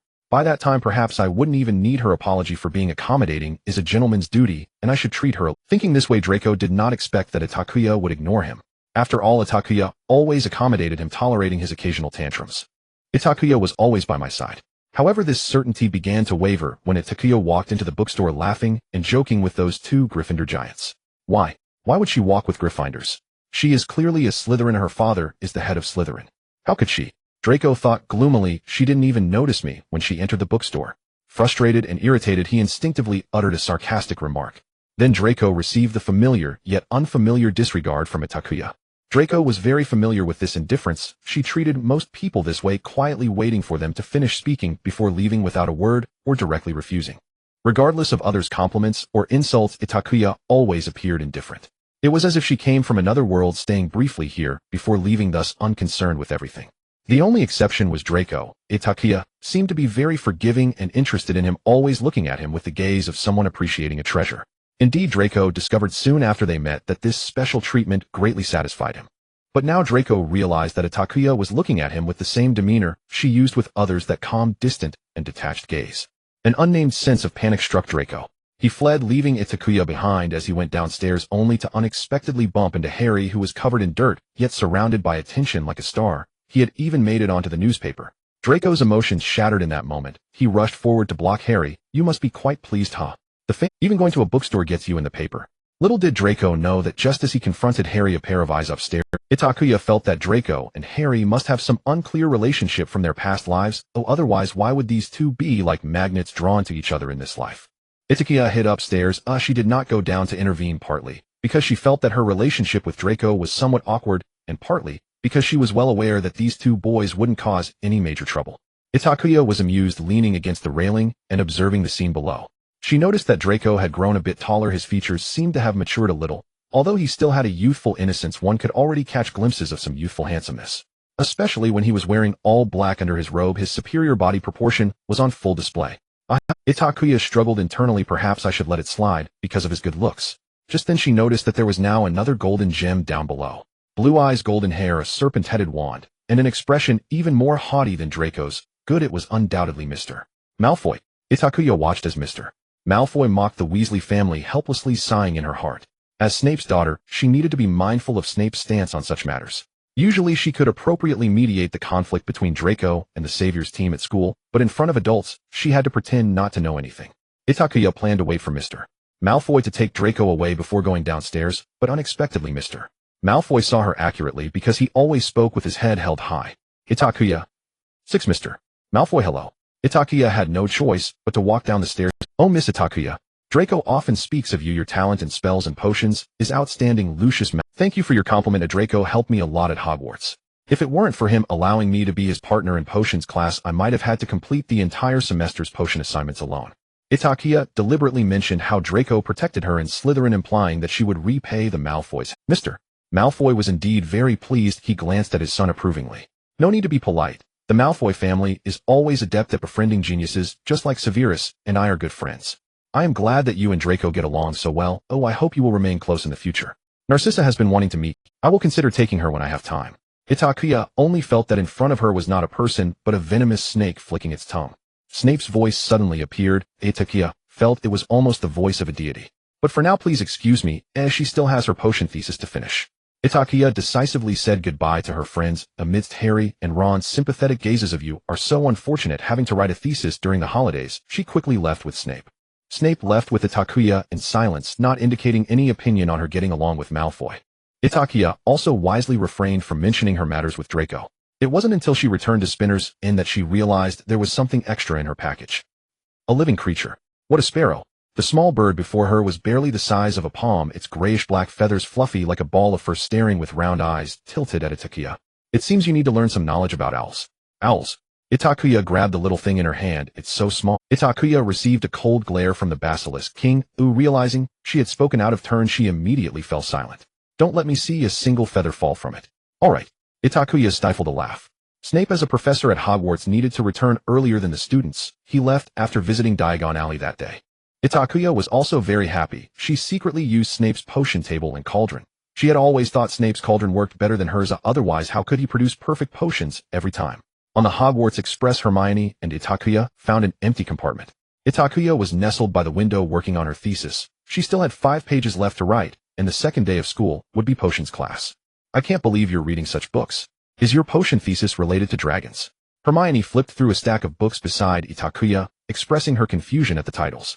The Complete Guide to Dragon Morphologies, 100 Dragons You Must Know, the 10 Most Mysterious Dragons in the World. When did you become interested in dragons? No, this has nothing to do with my potion thesis. I was looking at these to find some design inspiration. Itakua put down her pen and mysteriously pulled out a piece of iron from her pocket. What is this? Itakua raised an eyebrow and pulled out a small gold ingot from her bag, placing it on the iron. As soon as the gold ingot touched the iron piece, it turned into nothingness. Simultaneously, the iron piece seemed to come alive, fluttering in the air before slowly stopping in front of Hermione. Oh my gosh, this is amazing. You succeeded. Oh. Itakua nodded excitedly. It doesn't need a wizard's magic to activate. It can absorb metal to generate magic on its own. Itakua, I am really happy for you. Hermione grabbed Itakua. Wow, a Slytherin is actually sitting with a Griff. A discordant girl interrupted Itakua and Hermione. Itakua looked up to see Draco, leading a group of Slytherin students blocking the doorway. Draco leaned against the door with his arms crossed. Behind him were Crabbe and Goyle. To Draco's left were Pansy and Daphne, and it was evident that the discordant voice had come from one of them. Itakua merely glanced at them and slowly withdrew her gaze, continuing to write her thesis. Pansy and Daphne clearly wanted to say something more, but Draco had already lost patience. With a cold snort, he turned and walked away, and the others had no choice but to follow. Hermione, are you still quarreling with Delacour? Heman asked. Sort of. We haven't spoken at all since that incident, she replied. Why is that? You seem to get along rather well with Professor Cyr. Didn't he even give you Mauchio? Mauchio was the name Itakua had given her own owl. Too lazy to look after it, she had simply sent it off and entrusted its care to Heman. What Delacour did was wrong, but are you still angry with him over that? Itakua reflected on the quiet routines she shared with Cyr.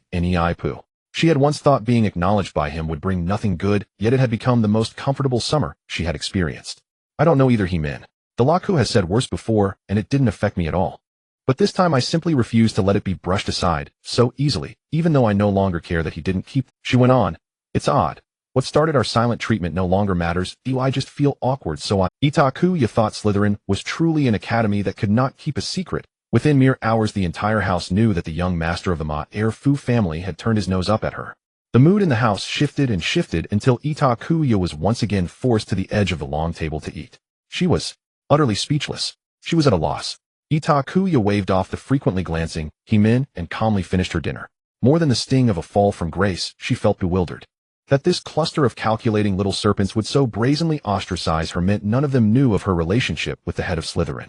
In other words, Delacour had told no one. This revelation surprised Itakua. Speaking of Cyr, she glanced toward the teacher's table and found that he was not in his seat. Holly and Luo were also absent. Could it be? Had Cyr already seized an opportunity to dock Gryffindor points on the very first days of term? But Italia soon understood what had occurred. Mrs. Weasley had sent Luo a scolding letter, and every student at dinner knew the whole affair. Itakua, this is mortifying. The third greenhouse, Professor Lao Tez herbology class. Slytherin and Gryffindor students stood along opposite sides of the long benches, and before them were pots of green leaf plants, mandrakes. A mature mandrake could be used to brew an antidote for petrification. It was one of the challenges Itakua had encountered while refining potions over the summer. Itakua had to use up all the mandrakes Saint Cyr had collected before she could barely produce a single satisfactory vial. Once they matured, she would need to find another chance to brew many more. She followed the procession into the greenhouse and by habit from the previous term stood beside Delacour. By the time she noticed, unfriendly glances had already settled on them. Itakua. Good morning, children. Welcome second years to the third greenhouse. Professor Sipu Laute entered smiling, unaware of the Slytherin commotion, and began the lesson. You should know this seat belongs to my follower, Delacour muttered, not taking his gaze off the lecturing Sipu Laute. They'll swap places with Gao Air next lesson. Itakua noted the two of them exchanged information like protagonists in a spy film.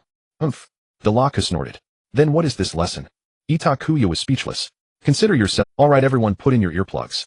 Professor Sipu Laute's directive cut off the exchange between Italia and Dakula. Italia watched as Professor Sipu Laute uprooted a mandrake by its crown. Its piercing shriek pierced the earplugs while the professor repotted the humanoid root. Now hold firm and pull it out, the professor instructed, ignoring Long Ba Dun's fainting incident as he guided the students' work. Unable to endure the mandrake's wailing, Itakua shoved the screaming plant into a new pot with. When the plant before her finally quieted, she breathed a sigh of relief. Then turned to see a certain blonde young master teasing the mandrake in his hand with a finger. Itakua. As expected, Delacour was nipped by the mandrake. Startled, he yelped and flailed his finger in panic and anger. She could read his thought in his expression. He'll tell my father. Itakuya's hand shot out with swift exact force to pinch the plant's nape. The mandrake cried out in pain and immediately released Delacour's finger. Free Delacour shoved the mandrake back into its pod and shot Itakuya a look that said, I could have handled that without your help.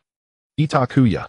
For the remainder of the lesson, she perfectly upheld her promise, never coming within a meter of Delacour. Delacour likewise ignored her and spent Transfiguration class laughing with Pan, she who would occasionally cast a triumphant glance his way. Though they maintained the proper distance of a Cold War, that distance vanished the moment Potions class began. Neither she nor Delacour dared ask Saint Cyr to change partners, despite one being his ward and the other his own daughter. So even in the midst of their quarrel, they had to cooperate under Saint watchful eye and exchange polite observations. I think you were a little late adding the black-armored crabclaw powder, Itakuya, Delacour said. Yes, Delacour, I agree. We'll be more careful next time, she replied, nodding. It's all right, Itakuya. I don't think this will stop us from brewing a perfect potion. Yes, I'm looking forward to it, Delacour. Perhaps the feigned cordiality between Delacour and Itakuya disgusted Saint Cyr. Without a word, he left his front position and moved to the rear to Ha Li and his potions partner's table. Itakuya let out a breath and, guided by the spirit of if my enemy is wronged, so be it, silently took small pleasure in Ha Li's fate. Sure enough, minutes later, Ha Li received his first point deduction of the term. She glanced at Ha Li from the corner of her eye. There was a heartbreaking numbness about him. So concerned for Gryffinder's celebrity. Are you perhaps his girlfriend? The remark came from a Slytherin boy whose family was practically an offshoot of the Pa Jinsen household. Itakuya looked toward him and indeed saw Panshi at his side. Panshi stared hard at Itakuya's seat. Once hers until Itakuya displayed a talent for potions, and becoming Delacour's primary follower, had claimed it. The boy glanced at Panshi, then surveyed Itakuya up and down. You two make quite the pair, neither father nor mother. I heard you grew up in an orphanage, you. Itakuya lost interest as soon as he began, as she had no patience for such childish taunts. Shut up, Delacour's voice was dark. Who gave you the right to speak of her that way, eh? He stepped forward, and in full view of everyone kicked the boy over. The boy tumbled onto his own cauldron with a heavy crash. Startled, Itakuya instinctively cast an armor around Delacour.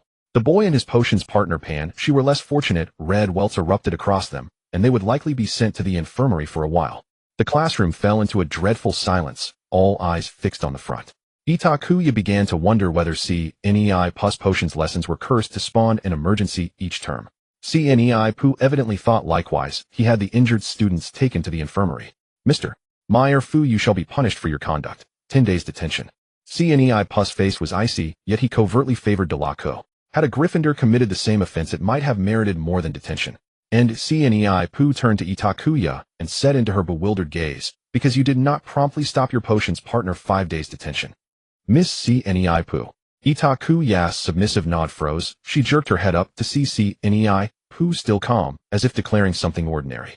The rest of the class was equally stunned. Every curious gaze turned to Itakuya. Ye. Her throat went dry as she forced out the last 2 syllables. Father. The classroom erupted, but Saint Cyr remained unmoved. In class, I expect you to call. All right, Professor. The Cellar Serpent King possessed formidable composure. Such a small matter would not disrupt his teaching.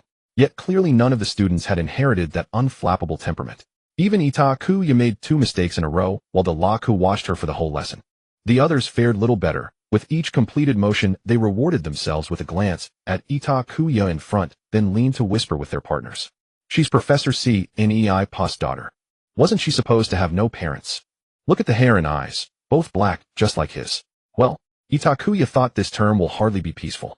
After the potions class comes the dark arts defense class, and the students need to pass through a long corridor to reach on the way to the dark arts defense class. Are you really Snape's daughter? Itakua inhaled. This was the umpteenth time someone had asked her, and she turned her head to smile politely. Yes, I only recognized him this summer. I must say Hogwarts is truly a magical place, isn't it? Indeed, it is a magical story, but I won't elaborate on the specifics. Also, please don't ask me about my mother. That's my private matter. Ron scratched his head. Could you say that again? Itakua then realized it was the trio of the safe. She wearily waved her hand. Ask Hermione, she knows. What? Hermione, you knew all along. Ron exclaimed, but didn't tell me.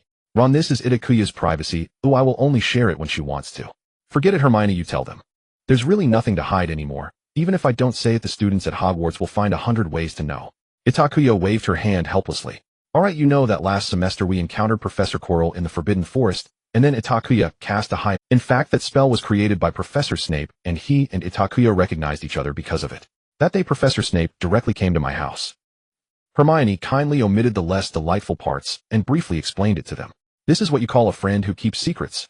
Draco appeared out of nowhere, blocking the group. Within a day the entire Hogwarts will know my identity. Even if I don't want to tell them, they will find a way to know. Itakua explained. So you just let her spread your secret. Didn't you say you didn't want anyone to know about it? Draco approached Itakua. Itakua gestured to the trio to go ahead. Draco, regarding that statement, I really didn't think it through before I said it. At first I thought I was a burden, which is why I didn't want Snape, my father, to know, because I didn't want to disrupt the existing peace or cause him trouble. But later I realized I shouldn't always refuse everything. If your godfather knew you thought this way, he would probably scold you for being a giant monster. Draco mumbled. Itakua was amused. My father also taught me not to underestimate his ability to handle. You know that much. Draco, thank you. Itakua looked at Draco sincerely. You didn't tell anyone about my matter, and just now in class you even risked detention to protect me.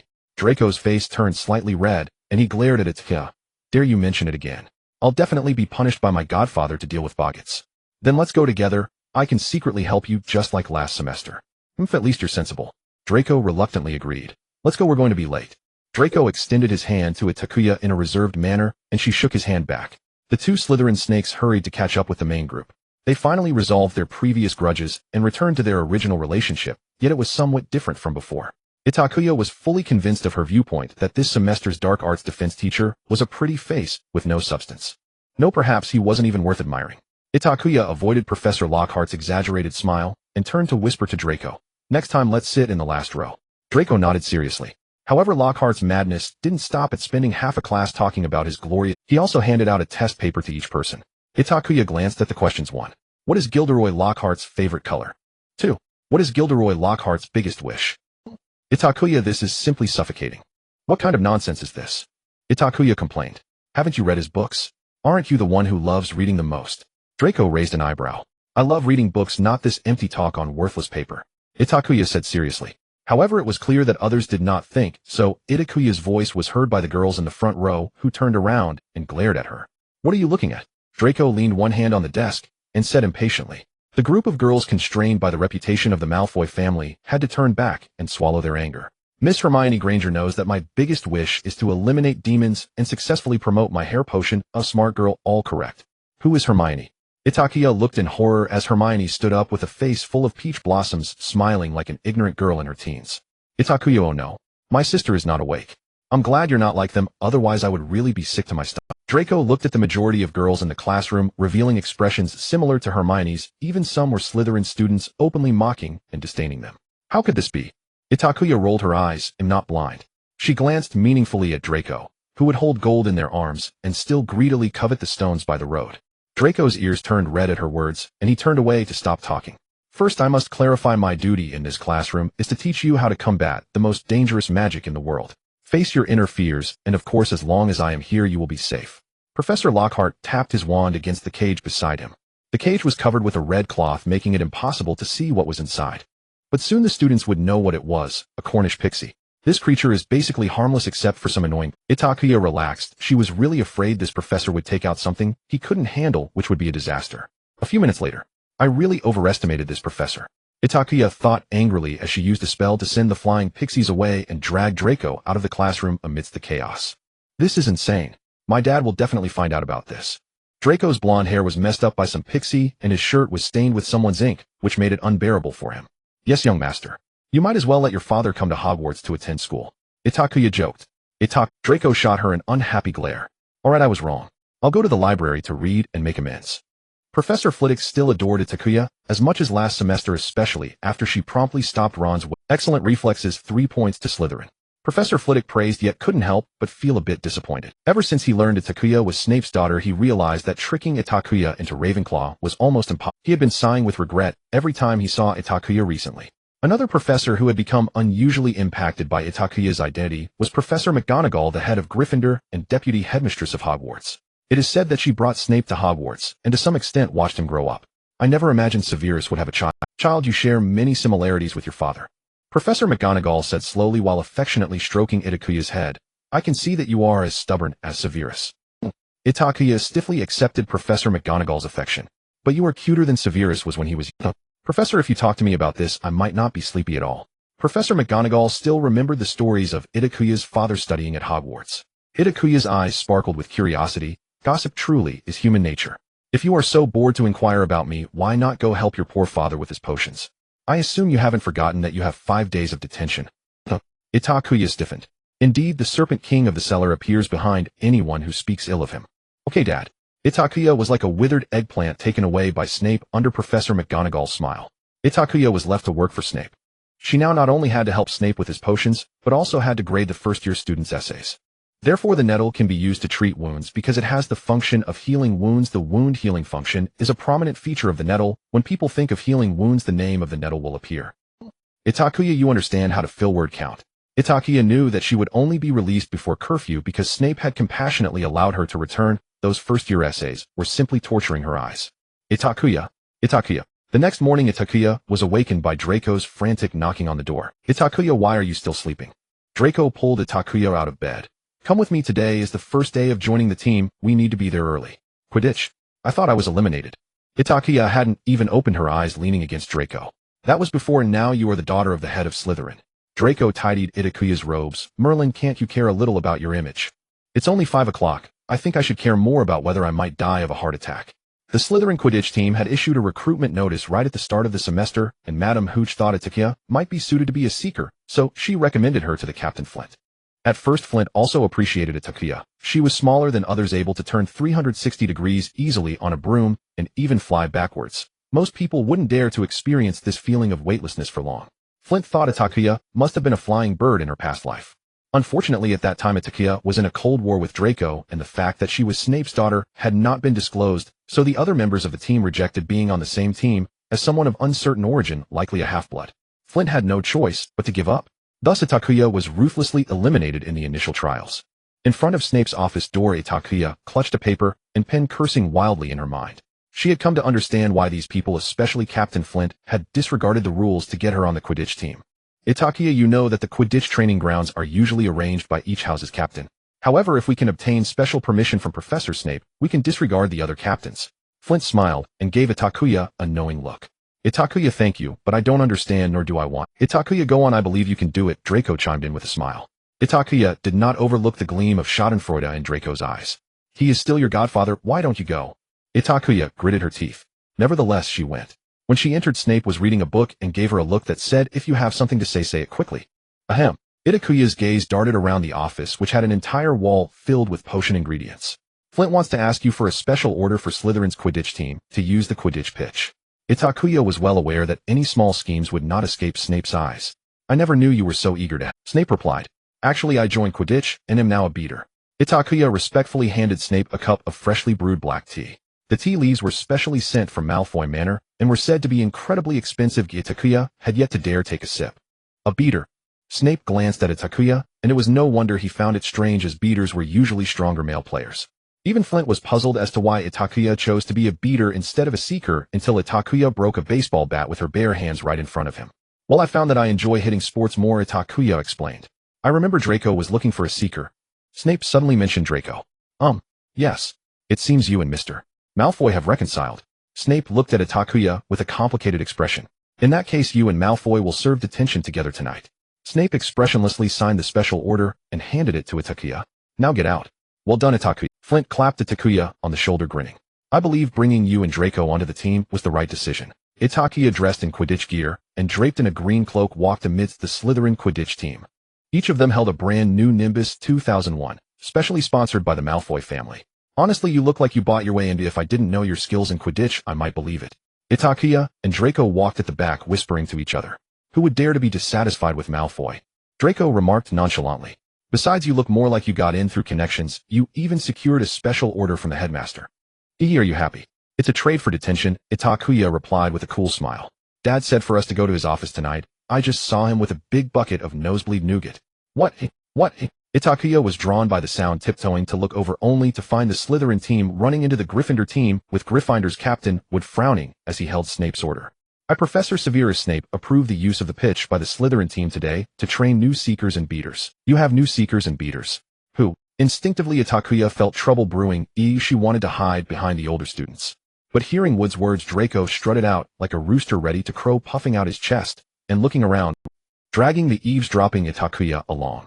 Itakuya spotted Harry among the Gryffindor team and saw Hermione and Ron approaching not far away. Itakuya. I'm tired. Let it all be destroyed. Itakuya. Malfoy. Harry asked in confusion. Oh, Harry, your broom looks outdated. Draco eagerly showed off his new broom to his rival Harry. Nimbus 2001. Where did you? Ron exclaimed. Of course it was a gift from Decora's father, Flint replied. Although Draco is quite talented in Quidditch, Slytherin has suddenly gained 2 new players, and we need to practice extensively to enhance our teamwork. Then what about you, Itakuya? Ron pressed on. Did you become a beater because of Professor Snape's special order? Oh, at least Itakuya and I have that capability. Unlike you, Weasley, who relies on your father's meager salary to support your family. Draco complained. I hope your father won't expel you for the foolish things you do at school, otherwise I really can't imagine where your whole family would live. Itakuya. Truly, Malfoy's words hit the mark. You will pay for this, Malfoy. Enraged, Ron drew his wand and cast a spell at Malfoy. Itakuya, however, reacted even faster, immediately casting armor protection on Draco. Ron's spell did not hit Draco. Instead, he was the one struck with a stream of snails emerging from his mouth, creating a rather spectacular scene. Itakuya. Flynn's is a madman. Itakuya wailed in the air. The Slytherin team trained all day with Draco flying around like a dog, while Itakuya was a relentless hitting. Very good, Itakuya, just like that. Flynn shouted to the sky. Now let's see if you can hit the ball while flying backwards and then sit upright. Itakuya rubbed her sore arms, driving her broomstick towards the quaffle, while Draco chased after the golden snitch in front of it. The distance between the quaffle and Draco was very close, making it easy to accidentally injure him. Itakuya flipped over, hanging upside down on her broom, holding the bat with both hands, soaring above Draco, their foreheads almost touching. Get down, Itakuya said. Hearing this, Draco bent down and suddenly accelerated at the same time. Itakuya swung her bat. Her body rotated with her hand movements, using greater force to send the quaffle flying towards the target, while Itakuya herself sat upright. Not bad. Draco stopped not far away, proudly showing her the golden snitch in his hand.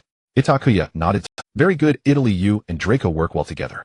In the official match, you will be responsible for protecting Draco from being knocked off by the quaffle. Flynn nodded in satisfaction. Now let's try you and Derek working together, hitting the quaffle simultaneously to knock out the opposing players at a faster speed. Draco tried to dodge the quaffle without Itakuya. Everyone had to continue the next round of training. Draco ducked his head to avoid the quaffle while chasing the golden snitch. Itakuya and Derek watched from both sides of the field, only rushing towards the quaffle when they heard Flynn's command. Itakuya held the bat with her right hand, while Derek came in with a backhand and a lean. They both struck the quaffle almost simultaneously. Itakuya was a second late, and then the quaffle flew away at double its normal speed. With the quaffle no longer obstructing him, Draco caught the golden snitch again. Alright, Itakuya, you were a second late, but that's fine, just practice more with Derek. Now let's try backhand hitting. Itakuya.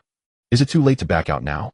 It wasn't until the sun set that Flynn mercifully released Itakuya and Decora, and the two nearly collapsed to their knees upon landing. Flynn's frenzied training continued until Halloween. Even in the rain, Itakuya had to wave her wet cloak while swinging her bat. Quidditch training took up most of her extracurricular time, and the remaining time was spent by Itakuya studying enchantment runes. She added a small desk in Snape's office for reading and conducting experiments.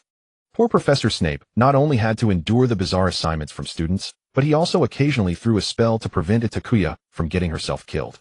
However, there were some benefits to this.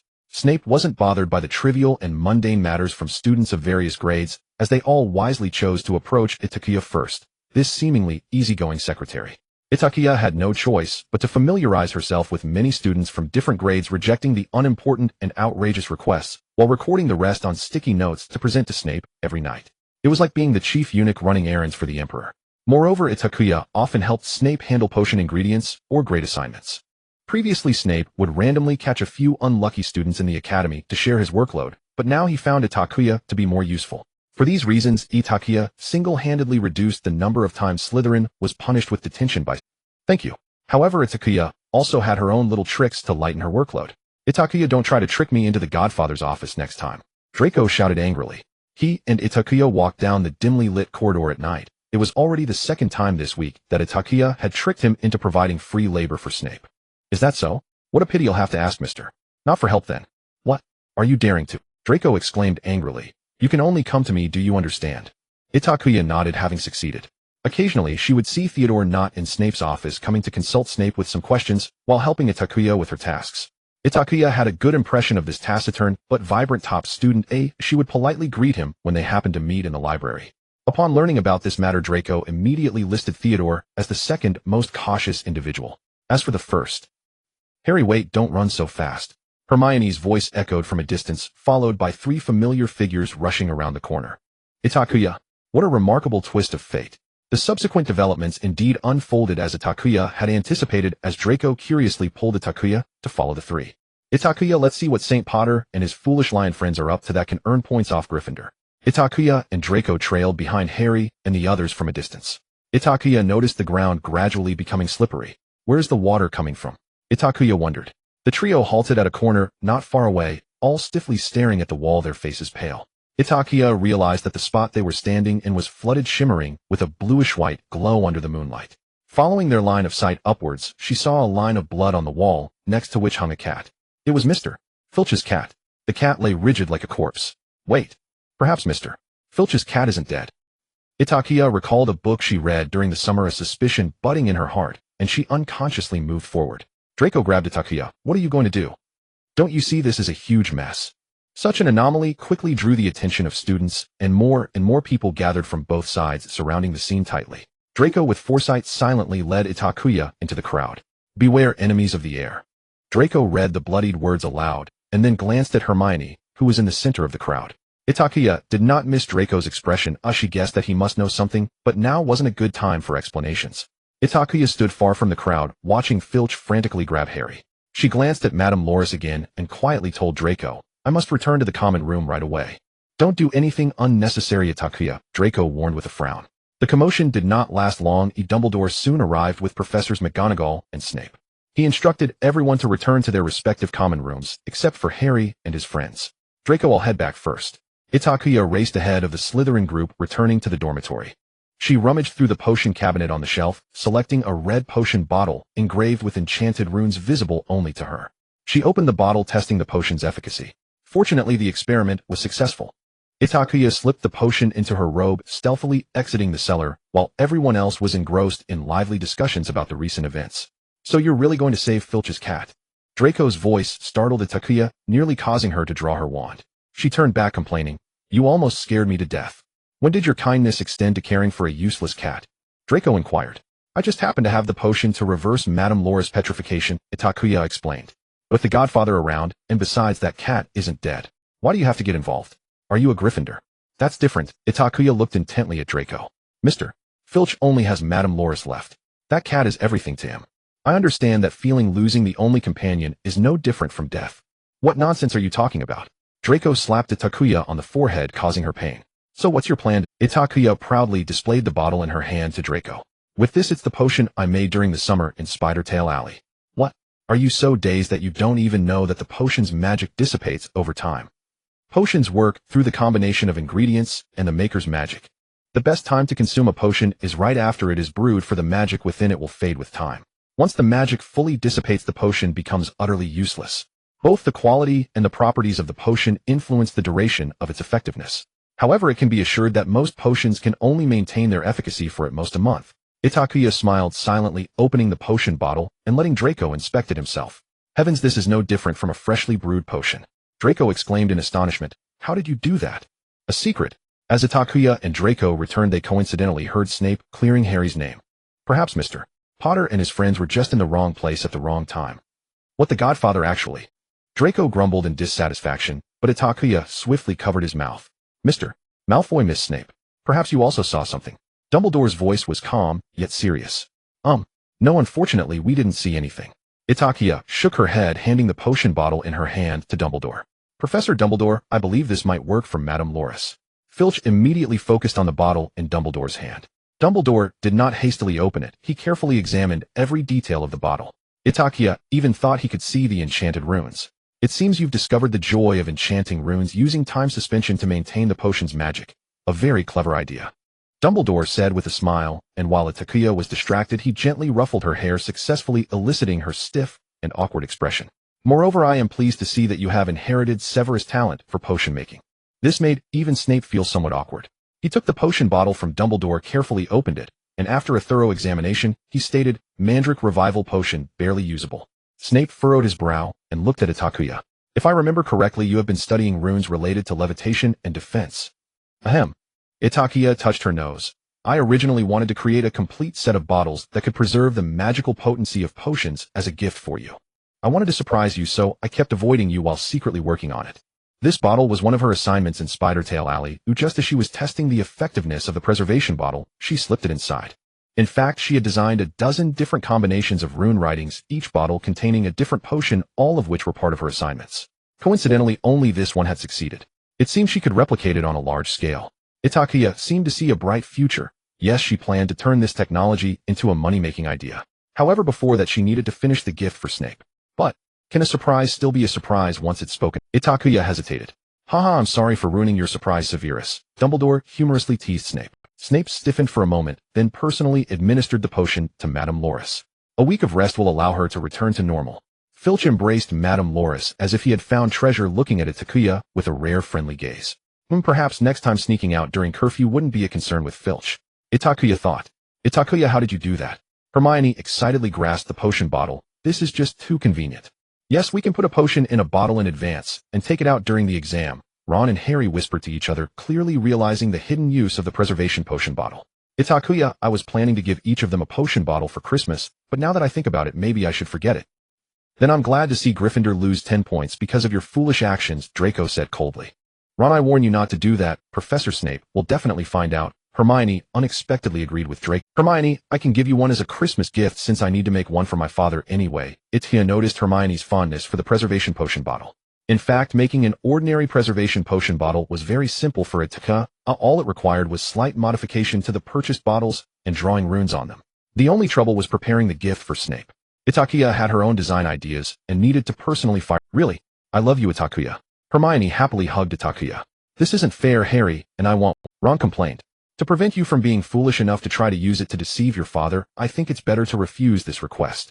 Itakua shook her head. You really are kind-hearted to go through such trouble for a Christmas gift. Draco crossed his arms in dissatisfaction. Itakua raised an eyebrow, as she was now quite adept at soothing Draco. I swear, Draco, preparing your Christmas gift will take me even more effort. Really? What is it? Draco asked curiously. I know, I probably guessed it, Hermione grinned. Itakua felt helpless. Hermione was truly too clever. To prevent Hermione from further revealing spoilers, Itakua had no choice but to pull Draco away. When Itakua and Draco returned, they were caught by the Slytherin prefect. Every other Slytherin student had remained obediently in the common room, save for the two of them. Mr. Malfoy, Miss Snape, you'd best offer a credible explanation. She and Draco were summoned by Professor Snape on a matter of private concern. Itakua turned and stared in disbelief as Pansy Parkinson stepped forward to defend her, while Daphne Greengrass nodded silently beside her. Itakua thought, what on earth is happening? Have these two been possessed? And no wonder she was stunned. Back during their first year's opening feast, both girls had orchestrated pranks targeting Itakua, but at the time most Slytherins held her in open disdain, so Itakua had barely registered their aristocratic malice. It wasn't until after last Christmas, when Itakua publicly demonstrated extraordinary aptitude in spell work and drew ever closer to Draco, that her presence began to command reluctant respect. Even then, Slytherins who mocked her inwardly still offered polite smiles outwardly, except Pansy and Daphne, who never softened their glacial indifference. This term, upon learning of Draco and Itakua's estrangement, the two girls moved swiftly to undermine her, while other Slytherins watched with cautious reserve. The boy who'd mocked Itakua in potions class, only to be kicked down by Draco, had acted on Pansy and Daphne's explicit instruction. If that's the case, this incident is dismissed, for now. But next time I expect advance notice. The prefect nodded curtly and departed the common room. It was late.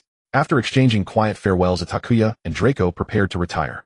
As she turned to leave, Itakuya's peripheral vision caught Pansy and Daphne still seated in the common room, clearly waiting to speak with her. Miss Parkinson, Miss Greengrass, you appear to have something to discuss. Oh, nothing urgent, Miss. Pansy's gaze darted nervously. Merely about Kent. We've already dealt with him severely. Yes, we find his conduct utterly baffling. You see, Kent sometimes simply loses control of himself. Daphne added, I'm appalled he lacks even the basic decorum of a gentleman. Preposterous. The Parkinsons would never align themselves with such a family. They spoke in rapid succession, each sentence a careful disavowal, distancing themselves from Kent, the very boy who'd insulted Itakua in potions class. He isn't the instigator. He's merely a convenient scapegoat, isn't he? Itakua cut in. Truthfully, I've never given your schemes a second thought, not even when you directed Kent to harass me. I'd assumed at least you possessed the courage to own your actions, as Draco never resorts to proxy vendettas again. Itakua settled back onto the sofa, deliberately taking Draco's customary seat, a gesture laced with silent warning. As you know, I grew up in an orphanage, so your pure-blood attempts to isolate me strike me as little more than children. Yet tonight you've stirred faint echoes of my Muggle orphanage days. She enunciated Muggle with deliberate. Their children excelled at coercing weaker peers into bullying newcomers, and once they learned the newcomer was untouchable, they'd instantly feign amnesia, sidling up as if nothing had occurred. That, in my view, is sheer unadulterated folly. How dare you compare us to filthy Muggles? Daphne, if you wish to avoid such comparisons, then comport yourselves as true Slytherin purebloods. I don't disdain Slytherin pragmatism. I admire its elegant, interest-driven calculus, so long as it isn't clouded by stupidity. Itakua fixed them with a glacial stare. From the outset you resented my closeness to Draco. Jealousy and resentment poisoned your judgment, blinding you to consequence and cost. By the time you grasped I was not to be trifled with, it was already too late. Jealousy. Resentment. Yes, I am jealous. Pansy's composure cracked, spilling raw confession. Why should you, a misfit who doesn't even remember half of Slytherin's names, earn Draco's favor? Perhaps because when I look at him I see only Draco, not his name, not his lineage. To be candid, I adore his face, his hair, the color of his eyes. Itakuya paused, thoughtful. Perhaps in a few years I'll grow fond of his physique too. She recalled the lean length of his legs faintly visible beneath his robes. None of this has anything to do with him being a Malfoy. And you, Miss Parkinson, you see only Malfoy when you look at him. I suspect every gesture you make is calculated toward one end becoming Mrs. Malfoy. Huh. And what of you, Itakuya Snape? Do you truly believe you could wed into the Malfoy line with a half-blood father? Pansy spat. Itakuya's gaze sliced across like a blade. Pansy flinched, suddenly aware of her own reckless words, and broke into cold sweat. I've never entertained marrying into Malfoy Manor, not through the hollow ritual of pure blood alliance. Itakuya smiled cold and sharp. Do you understand what you've just said? You're questioning the purity of blood itself. Pansy stammered. I'm questioning the authenticity of you, as a human being. Miss Parkinson, if your entire existence orbits the singular ambition of marrying into a pure-blood dynasty, then what distinguishes you from an exquisitely crafted ornament? Itakuya rose and stepped forward, closing the distance. Miss Parkinson, I urge you to reflect deeply on my words. She watched Pansy's dazed, unfocused eyes and offered a serene, satisfied smile. And good night to you both. With that, Itakuya left them behind and ascended to her dormitory. Admittedly, Pansy and Daphne were rather foolish among Slytherin's serpentine elite, but fools are easier to manipulate, aren't they? Itakuya knew the day would come when she must confront the pure-blood aristocracy. Hidden in her maternal lineage to them was a prize worth seizing.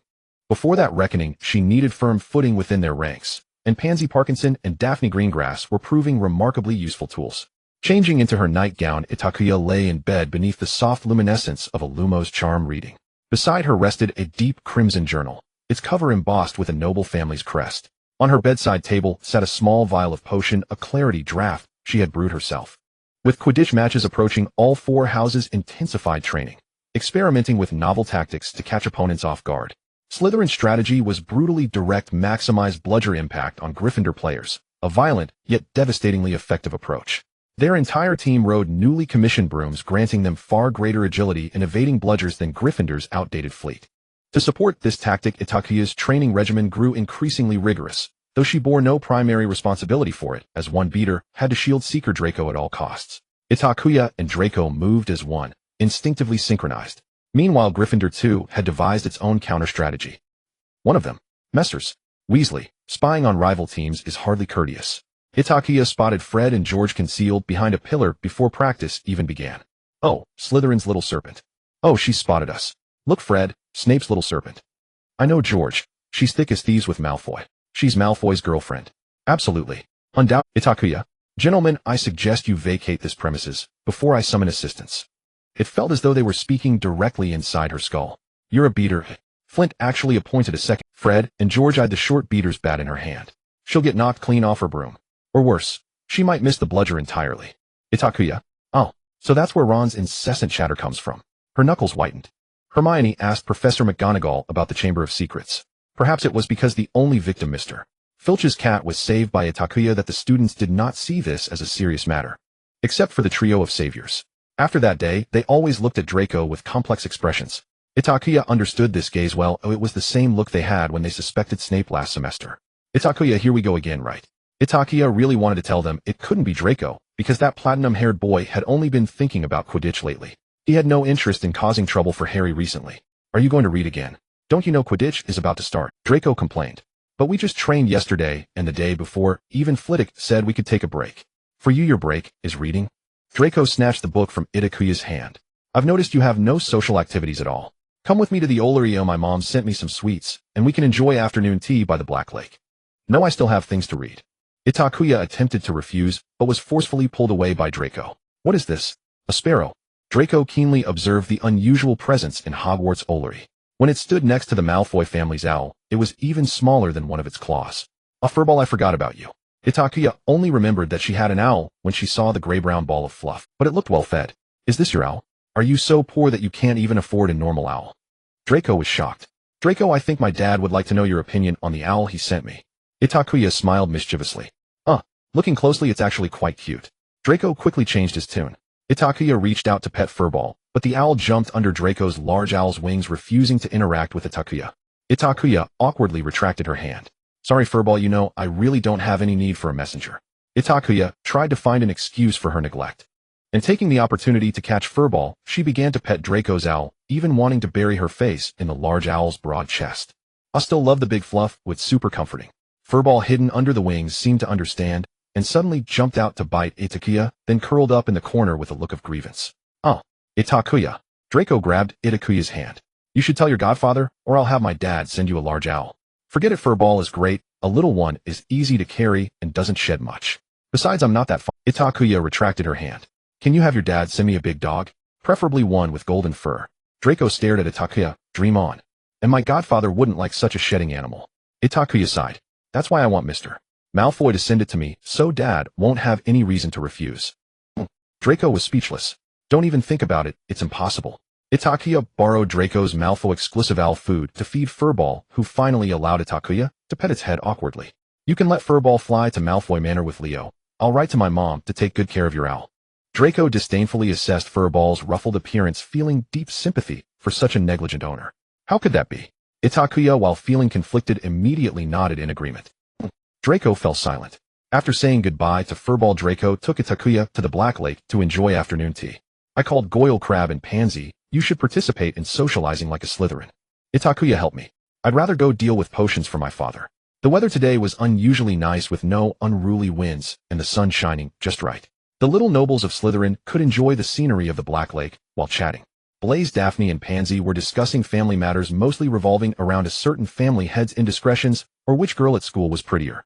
Blaze especially enjoyed the latter part. Goyle and Crab quietly indulged in Mrs.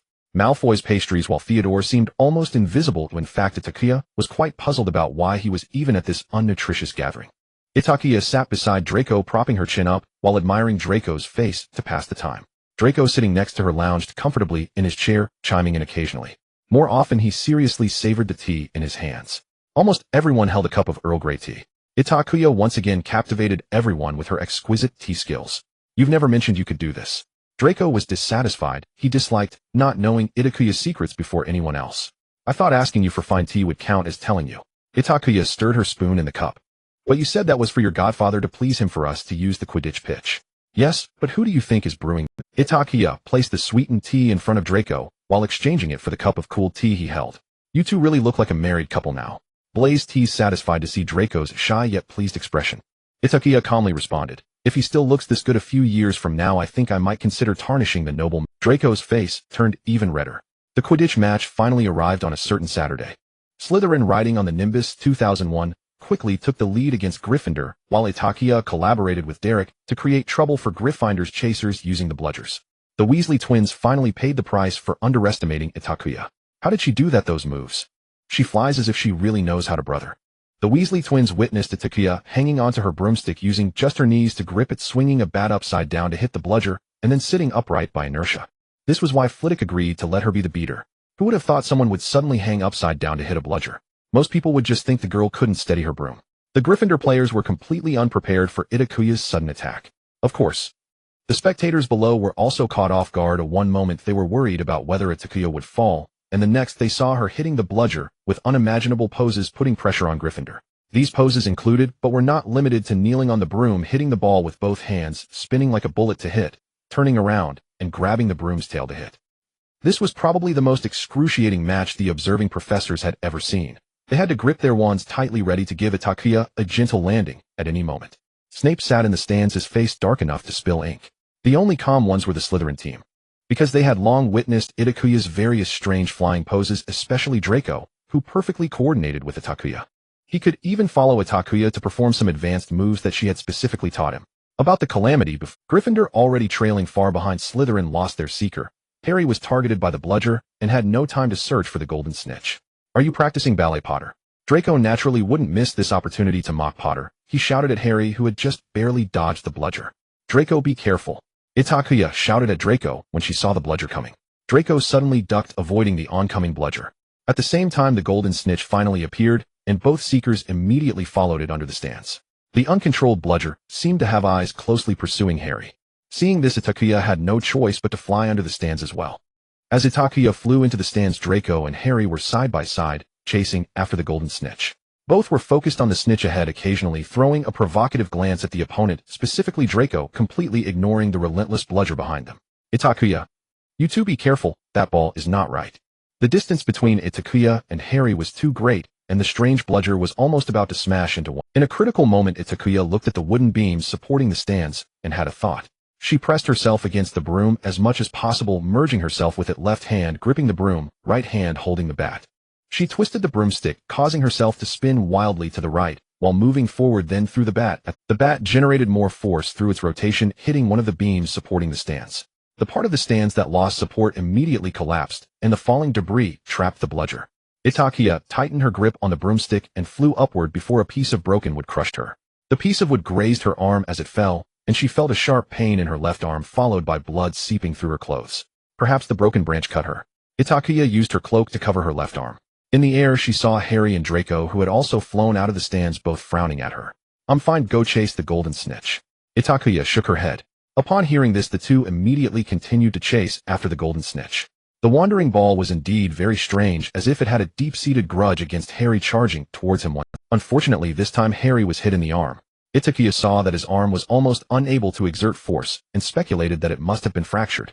Draco did not let this opportunity slip away. He immediately chased after the golden snitch, soaring into the sky. Harry, unwilling to give up, quickly followed. The wandering ball followed them into the air. Itakua stayed slightly below them as the chaser. She would lose points if she accidentally touched the golden snitch. Draco's Nimbus 2001 ultimately played a decisive role, as he was a few meters faster than Harry, and was already reaching out to grasp the golden snitch. Harry noticed this too. He charged towards Draco with the wandering ball behind him, hoping to stop Draco and force him to abandon this chance to avoid the ball. Draco, sensing this, began to hesitate. Itakua would not stand idly by, as she immediately flew upward. Draco! Itakua shouted, trust me. Draco looked down to see Itakua's determined gaze, her hair disheveled by the wind, and her lips a bit pale.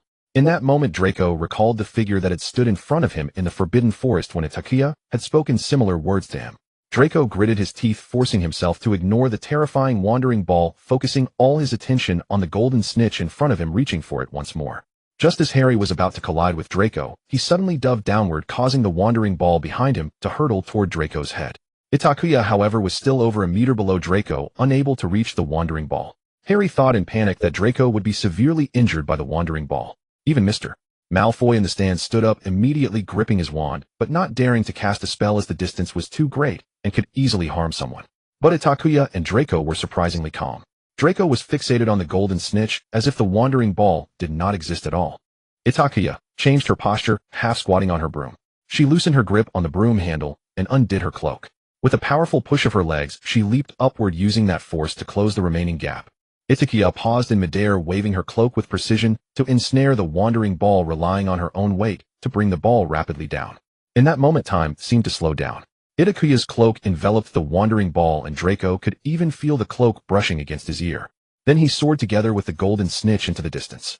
Itakuya held tight to the cloak, her entire body flying wildly with the wandering ball as the crowd erupted in terrified shouts. "Let go, Ida!" Draco's voice rang out as Itakuya saw Itakua flying over on his broom, clutching the golden snitch in his other hand.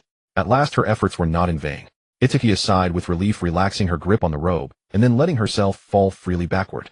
In midair, Itakuya even had the mood to admire Draco's tense yet determined little face. This aloof young master seemed a bit more handsome while up in the air. Draco intercepted Itakuya when she was barely 20 meters above the ground, and the two of them tumbled together onto the sandy earth. Both ended up with mouths full of sand. Itakuya and Draco lay on the ground. "You're crazy to dare jump off your broom at such a height," Draco panted, still shaken. Itakuya, however, was not afraid at all. She was more excited. "Woohoo!" she exclaimed joyfully. "That was exhilarating. I flew through the sky without transforming into a dragon for the first time." Draco turned his head to see a pair of black-purple eyes like the most beautiful obsidian in the world, sparkling with fragmented starlight in the sunlight. Itakuya, covered in sand, yet smiling happily, made Draco forget the fear of surviving a disaster. The two lay on the ground laughing foolishly. "Are you two done being happy, you foolish giants?" Snape's grim face suddenly appeared. "Perhaps I should suggest to Dumbledore that you two be packed off to Gryffindor, where your foolish and arrogant behavior would be more suitable." "Godfather." "Father."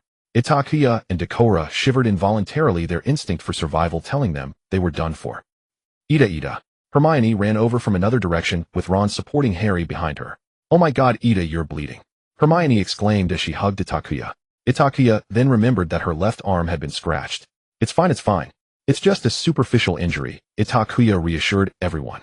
Snape could no longer hold back. He bent down, picked up Itakuya, and turned towards the direction of the infirmary. Draco and the others followed behind Snape. "No, wait, put me down, I can walk him fine." Itakuya was completely on edge, nestled in Snape's arms, not daring to move, hiding her head under Snape's black robe like an ostrich. Harry's arm had become worse due to a spell from Professor Lockhart. The bones in his arm were gone.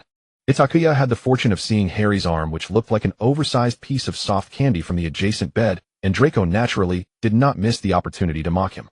Perhaps it was because Harry was too unlucky. Snape's expression surprisingly looked a bit better. He waited until Madame Pomfrey confirmed that Itakuya only had a slight scratch before waving his robe and leaving. Before leaving, Snape gave Itakuya a look that said, "We'll settle this account later." Itakuya thought suddenly, "I also want to lie in bed for half a month like Harry." Itakuya was forced to drink a horrible potion from Madame Pomfrey, which treated her wounds, but made her bubble. Itakuya said, "Thanks, but I actually prefer some Muggle remedies." Draco had sent everyone else away and sat alone by Itakuya's bedside. Next door were Harry, Hermione, and Ron, who had also wanted to stay by Harry's side, but Madame Pomfrey had chased. Itakuya's bed was against the wall, and next to her was Harry's bed. So Draco could only sit between Harry and Itakuya, peeling a green apple while mocking Harry. "Scarhead, not only did you lose the golden snitch, but you also lost 33 bones." Harry, originally sweating from the pain of having his bones regrown, felt his anger instantly overpower the pain upon hearing Draco's words. "Malfoy, if it weren't for Itakuya helping you, it would be you lying here now." "That's right, I have a chaser to protect me." "And what about you, Potter? Where's your chaser?"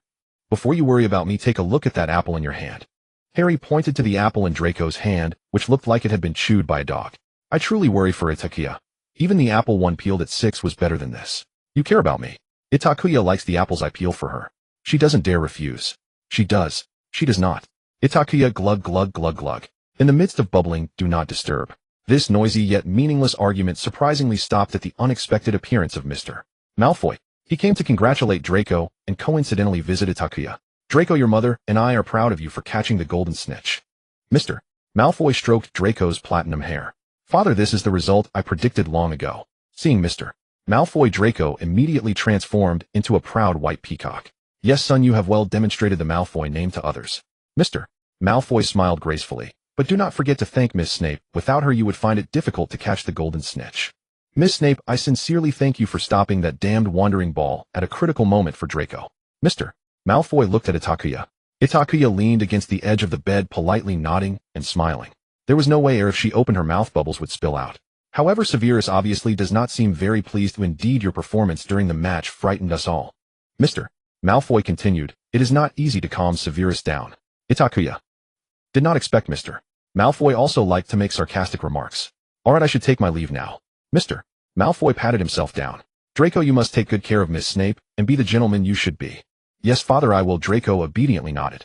Miss Snape, please come visit us at Malfoy Manor once you recover my mother, and I should properly thank you. Itakua silently nodded. Satisfied with the affirmative response, Lucius Malfoy left, not forgetting to cast a meaningful glance at Harry, who lay on the bed pretending to be invisible. Harry. Monday at Hogwarts felt different. Dreadful news had left everyone in a state of unease as a first-year student from Gryffindor was petrified. Students began to worry that they might be the next unfortunate victim of the monster lurking in the chamber. Even the Slytherin students no longer ventured out alone. You shouldn't go read alone lately, Draco advised Itakua during breakfast. Why not? Didn't you say that thing only targets children from Muggle families? What if it mistakes you for one of them? Draco scoffed. You can't seriously pray that the monster will sit down and calmly chat with you before it starts killing. Itakua chuckled. Alright, then you can accompany me to the library to borrow a few more books, and I'll bring them back to the dorm to read. Merlin, were you a bookworm in your past life? Draco grumbled, but nodded in agreement. In Thursday's potions class, Snape, as he had in countless previous lessons, was determined to deduct points from Gryffindor. What was different this time was that even Harry and the others could tell that Snape was in an unusually bad mood, deducting twice the usual amount of points. Meanwhile, the culprit Itakua sat quietly in the front row. Haven't you talked properly with your godfather yet? The atmosphere in the potions class was too intimidating, and even Draco, the favored student, was criticized by Snape for some minor mistakes. I stayed in the Slytherin common room all weekend and didn't have the chance, Itakua whispered. Besides, I haven't figured out what to say yet. You better hurry up then, Draco said, gesturing behind him. If you don't want to see your lionhead friend being put in a difficult position by your godfather, since he has already scolded St. Potter. Itakua turned to look back and indeed saw Snape standing in front of Harry, mocking his potions that had turned out. Mr. Potter, I boldly assume you can distinguish between potions and boiled water. Yes, Professor Snape. Then do not insult my classroom by using a pot of boiling water. Snape's voice remained calm and deep as ever. Harry, being the focus of Snape's attention, had clearly become desensitized to his cold sarcasm and even found time to glance at Hermione. Ha ha ha, silly Potter. Draco whispered mockingly. Your father is looking this way, Itakua said in terror as he saw Snape spot him and Draco, as if he had eyes in the back of his head. Itakua and Draco immediately shrank back into their seats, focusing on brewing their potions, while praying that Snape would not take issue with them. Normally Snape wouldn't. After all, she and Draco were among the few students in the class that he was satisfied with, but today. It seems the fame of the Quidditch match has given you two the confidence to be inattentive in my class. Mr. Malfoy, Miss Snape, 3 days of detention, Snape said, holding the textbook with one hand. Draco's joy turned to sorrow as he frowned and nodded. It's all your fault, Itakua, Draco complained in an annoyed tone. Why didn't you think to blame me when you caught the golden snitch? That's not fair, Itakua retorted. The two of them continued their conversation in hushed tones, thinking that Snape couldn't hear them, while in reality Snape was listening clearly. Snape. Just as Snape was about to reach his breaking point, an unexpected turn of events occurred. Goyle's cauldron suddenly exploded, sending boiling potion splattering everywhere. Everything happened too suddenly, even Snape did not anticipate it. He could only manage to shield the nearest Draco and Itakua. Itakua and Draco were completely unaware of what had just transpired. They only heard the sharp sound of the cauldron exploding, and then the whole classroom descended into chaos. Quiet down, everyone who is injured. Come to me for a potion to reduce swelling. Snape had intended to clarify the situation immediately, but many were affected, so he had to maintain order first. As one of the few unscathed Slytherins, Draco and Itakua took it upon themselves to assist Snape in distributing potions. Itakua brought the prepared potion to Pansy and Daphne, whose faces were swollen like pig heads, frantically holding each other and crying. This is only temporary. After you drink the potion, you will be fine. Itakua reassured them. Your beautiful faces will return to normal. Hearing Itakua's words, the two girls slowly ceased their tears. Itakua thought of Hermione, worried if she might have been affected given that her seat was also quite forward. However, after searching several times, Itakua could not find Hermione's signature curly hair in the classroom. A chill ran through her heart. Itakua glanced towards Gryffindor's direction and indeed saw Harry and Ron at the back of the crowd. They were not standing together, each silently engaged in their own activities. Itakua felt a surge of anger. She could guess with her little toe what these foolish Gryffindors had done. Meanwhile, Snape had finished distributing all the potions for reducing swelling. He approached Goyle's cauldron and fished out a burnt black firework. If I find out who did this, that person will be immediately expelled. Snape said, his gaze fixed on Harry, clearly suspect. This potion class ended under Snape's furious gaze as he left the classroom in silence. Draco came over, holding out his sleeve to Itakua, where a blob of brown substance had smeared. Merlin's socks, I better not find out who did this. My robe has also been stained with potion. I can clean it for you. Itakua pulled out her wand. No, I want to go back and change it, then throw it into the furnace, Draco said disdainfully. All right. Itakua nodded, looking in the direction where Harry and Ron had left. They'll wait for you in the Great Hall. Okay, he knows it was me, Harry's lamenting voice came. Don't worry, he won't find any evidence. Oh, what can he do? Then came Ron's voice. This doesn't need evidence at all. Itakua walked straight in and saw the three of them frantically trying to cover the cauldron before them. Anyone could guess it was you. Itakua leaned against the edge of the sink. You better be grateful that I've been using ingredients from my father's cabinet recently, or he might discover that he's missing something. Otherwise, he could just check the library to see who borrowed the book on Polyjuice Potion. Itakua, what are you talking about? Hermione tried to mask her panic. Don't hide it, Hermione. I learned how to brew Polyjuice Potion when I was in the orphanage. I'm not foolish enough to not recognize the smell. Itakua, listen to me. We had reasons for doing this, Harry explained. Listen, Harry, I don't want to know why you stole the potion. Itakua interrupted Harry. I just came to tell you that you had many other ways to achieve your goal, but you chose the most foolish one. You ruined a potion class, causing many students to suffer innocent fright. If my father hadn't rescued me and Draco in time, there would have been two of us lying in bed waiting for the swelling to subside. Harry and the others exchanged glances. In any case, this is the last time I keep this kind of reckless nonsense a secret for you. Itakua rolled her eyes and left without looking back. That night, Itakua finally resolved to have a conversation with Snape. When she entered Snape's office, he was busy grading. What were they doing? Snape asked. Polyjuice Potion. I guess they wanted to disguise themselves as someone to gather information about the Chamber of Secrets. In fact, Snape couldn't be bothered to count the materials in the cabinet. When he saw the Savior's eyes, which resembled his father's, he guessed everything. Itakua didn't intend to hide anything from Snape, partly because it would be useless and partly because she knew that even if Snape wanted to pursue it, it would only result in a few days of detention and point deductions. Dumbledore wouldn't let Harry be expelled. So do you have anything else to say, Quidditch match hero? Snape asked. Itakua hesitated. She had intended to chat about something else to lighten the mood, then brew a cup of tea to charm him, before finally bringing up the main topic. But unexpectedly, Snape cut straight to the point. I did get a bit carried away that day on the pitch, Itakua said soft, but there was a reason for it. I had trained many times before and I am an animagus. I can transform into a flying animal, so I wouldn't actually break my neck. So you have a lot of confidence in your abilities. How about I apply to Dumbledore for your early graduation? Itakua hesitated. Well, I'm not that confident. She took a deep breath. All right, I admit I shouldn't have made you worry so much. I promise it won't happen again. Snape replied, there will be no next time. Given your outstanding performance, Madam Hooch has cancelled your future match qualifications to prevent any foolish person from trying to imitate your moves and breaking their necks. I regret to inform you, Itakua, that your Quidditch career will only last until this semester. What? But Itakua was dissatisfied, but as soon as she met Snape's eyes, she immediately fell silent. All right, I accept. Itakua yielded under Snape's authority. She remembered the time she had given up reading because of Quidditch training and felt that stepping away from the competition wasn't such a bad thing. After all, one must not forsake the root for the leaves. Snape nodded. Since you understand now, make sure to complete the remaining matches well. Good. Snape repeated, not wishing to see a repeat of the previous situation. Itakua understood Snape's meaning and nodded in promise. Yes, I understand. In that case, you may leave. Snape issued the dismissal without mercy. Naturally, Itakua did not dare to. As she turned to leave, her eyes caught Snape's black robe set aside.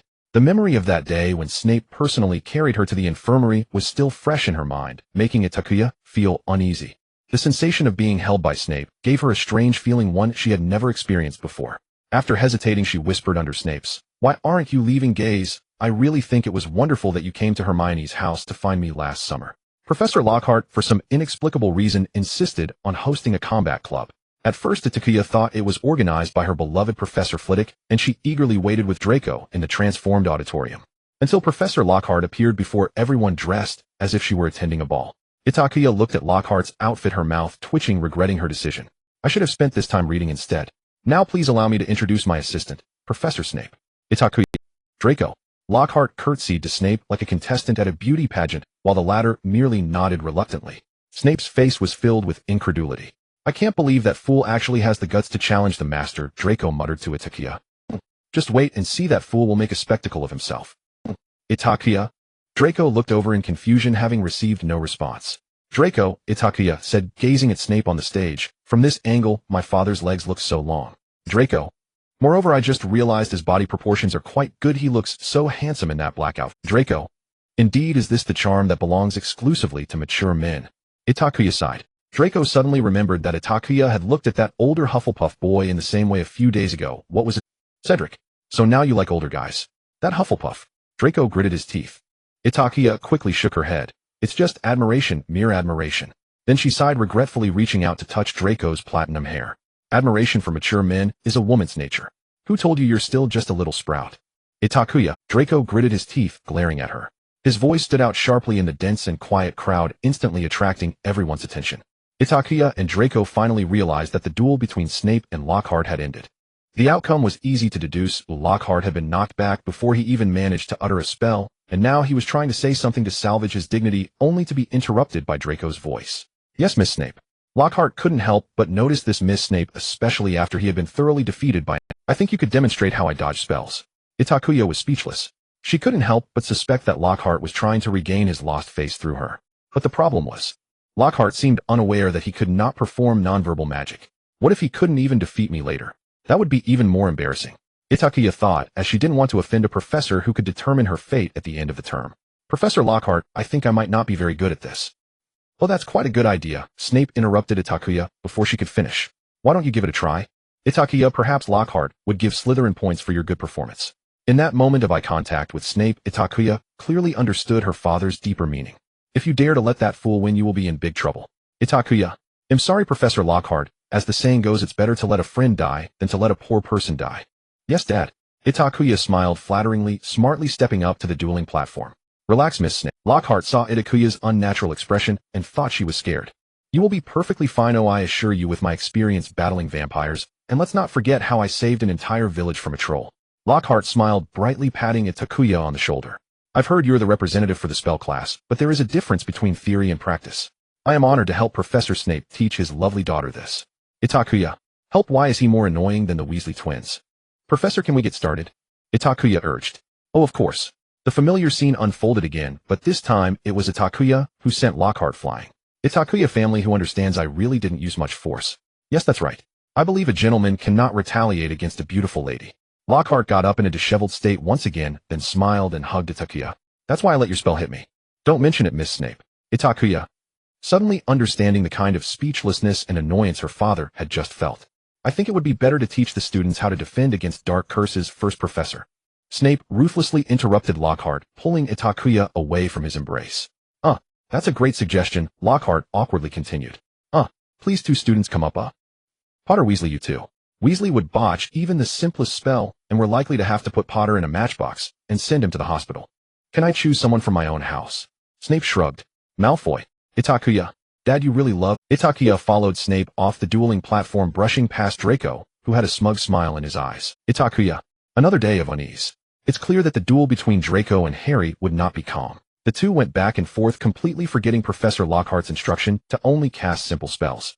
Until Draco used Serpensortia.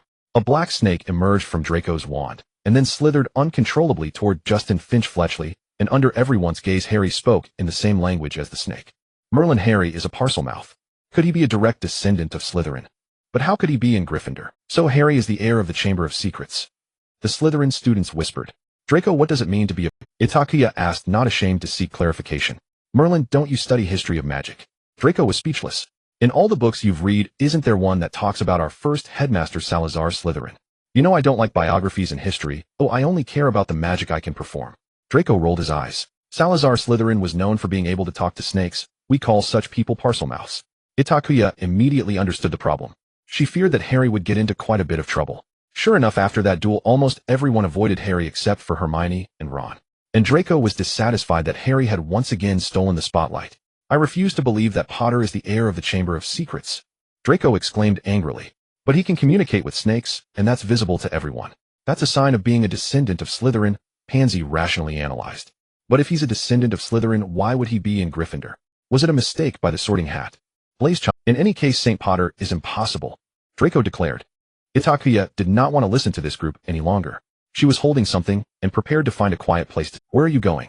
The herbology class is over. I'm going to see my father, Itakuya replied. In truth, she did not intend to find Snape. Ever since she uttered a certain embarrassing sentence in his office that day, she planned to reduce their meetings before Christmas. After all, it was far too awkward. However, with Christmas approaching and her gift for Draco not yet prepared, she had to avoid him while working overtime. If it weren't for Quidditch taking up too much of her time, she wouldn't be in such a passive situation now. Alright, just remember not to stay out too late. It's not safe lately. Draco believed her and let Itakua leave. Wandering through Hogwarts, Itakua found a secluded and quiet corridor to start her runic studies. Snow had begun to fall early outside, and the sky was gray. The Hogwarts campus was lit with candles to enhance the orange-yellow light, and howling wind made one just want to curl up in the common room. In such weather, only those students who had to attend class, and those who were a bit mad would wander the campus. Clearly both Itakua and Harry were of the latter kind. Itakua. Harry's voice interrupted her. Harry. Itakua lowered her wand. How did you find me? Hermione said she occasionally sees you here. Itakua nodded knowingly. Is there something you need? Harry nodded but seemed too shy to speak. Harry. Itakua called again, looking at him with curiosity. Itakua, Hermione said you once like me inexplicably discovered you had learned a language. Ah, you mean enchantment runes? Yes, can you tell me how you learned it? Harry seemed to want to understand why he could speak. Itakua shook her head. I cannot tell you, Harry. Seeing the disappointment in Harry's eyes, Itakua slowly spoke. I can only say that it does not belong to me. Including my talent in potions and charms, they are not mine. They were given to me by another person. Itakua noticed Harry's confused expression and chuckled lightly. You can think of it as a gift from the divine. That sounds wonderful, a divine gift, Harry pondered. I wish someone could grant me a bit of talent too, I mean the normal kind of talent. Don't envy me, Harry. Itakua reached out to catch a snowflake, watching it melt slowly in her hand. People can only see what someone has gained and forget what they have lost.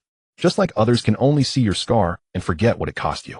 And Harry, someone once told me not to listen to how others describe you, but to listen to your own heart. You sound like Dumbledore, Harry mumbled. Itakua grimaced, looking down at her hands. Actually, I can't tell if I've lost more or gained more now. I would have willingly traded everything to bring her back, even if I had to live in Saint Cyr forever. But now I'm not so. More and more people filled Itakua's life. Draco, Snape, Hermione, Harry, Ron. Even if Itakua was not perceptive, she could not deceive herself into thinking she was still the same as before entering Hogwarts. Some nights, she found it hard to sleep, fear flooding over her like a tide. She was drifting away from her plans. Her current life was too perfect for Itakua, making her past even more. The more this happened, the less she wanted to confront it. So she could only escape to a more comfortable side, and she hadn't spent all day in the library like before for a long time. Itakua felt like she was gradually distancing herself from herself. Hogwarts is truly a magical place, Itakua murmured. Yes, I really like Hogwarts, Harry agreed wholeheartedly. By the way, Itakua, I forgot to tell you. Harry suddenly remembered something. Before school started, I accidentally ended up in Nocturne Alley while using flu powder and overheard a conversation between Draco and Mr. Malfoy. Mr. Malfoy seemed to know some things about you. He said that you not only represent Snape, but also have the name Glaki. Itakua's face turned pale upon hearing Glaki's name, and a splitting headache struck her, cold sweat pouring down.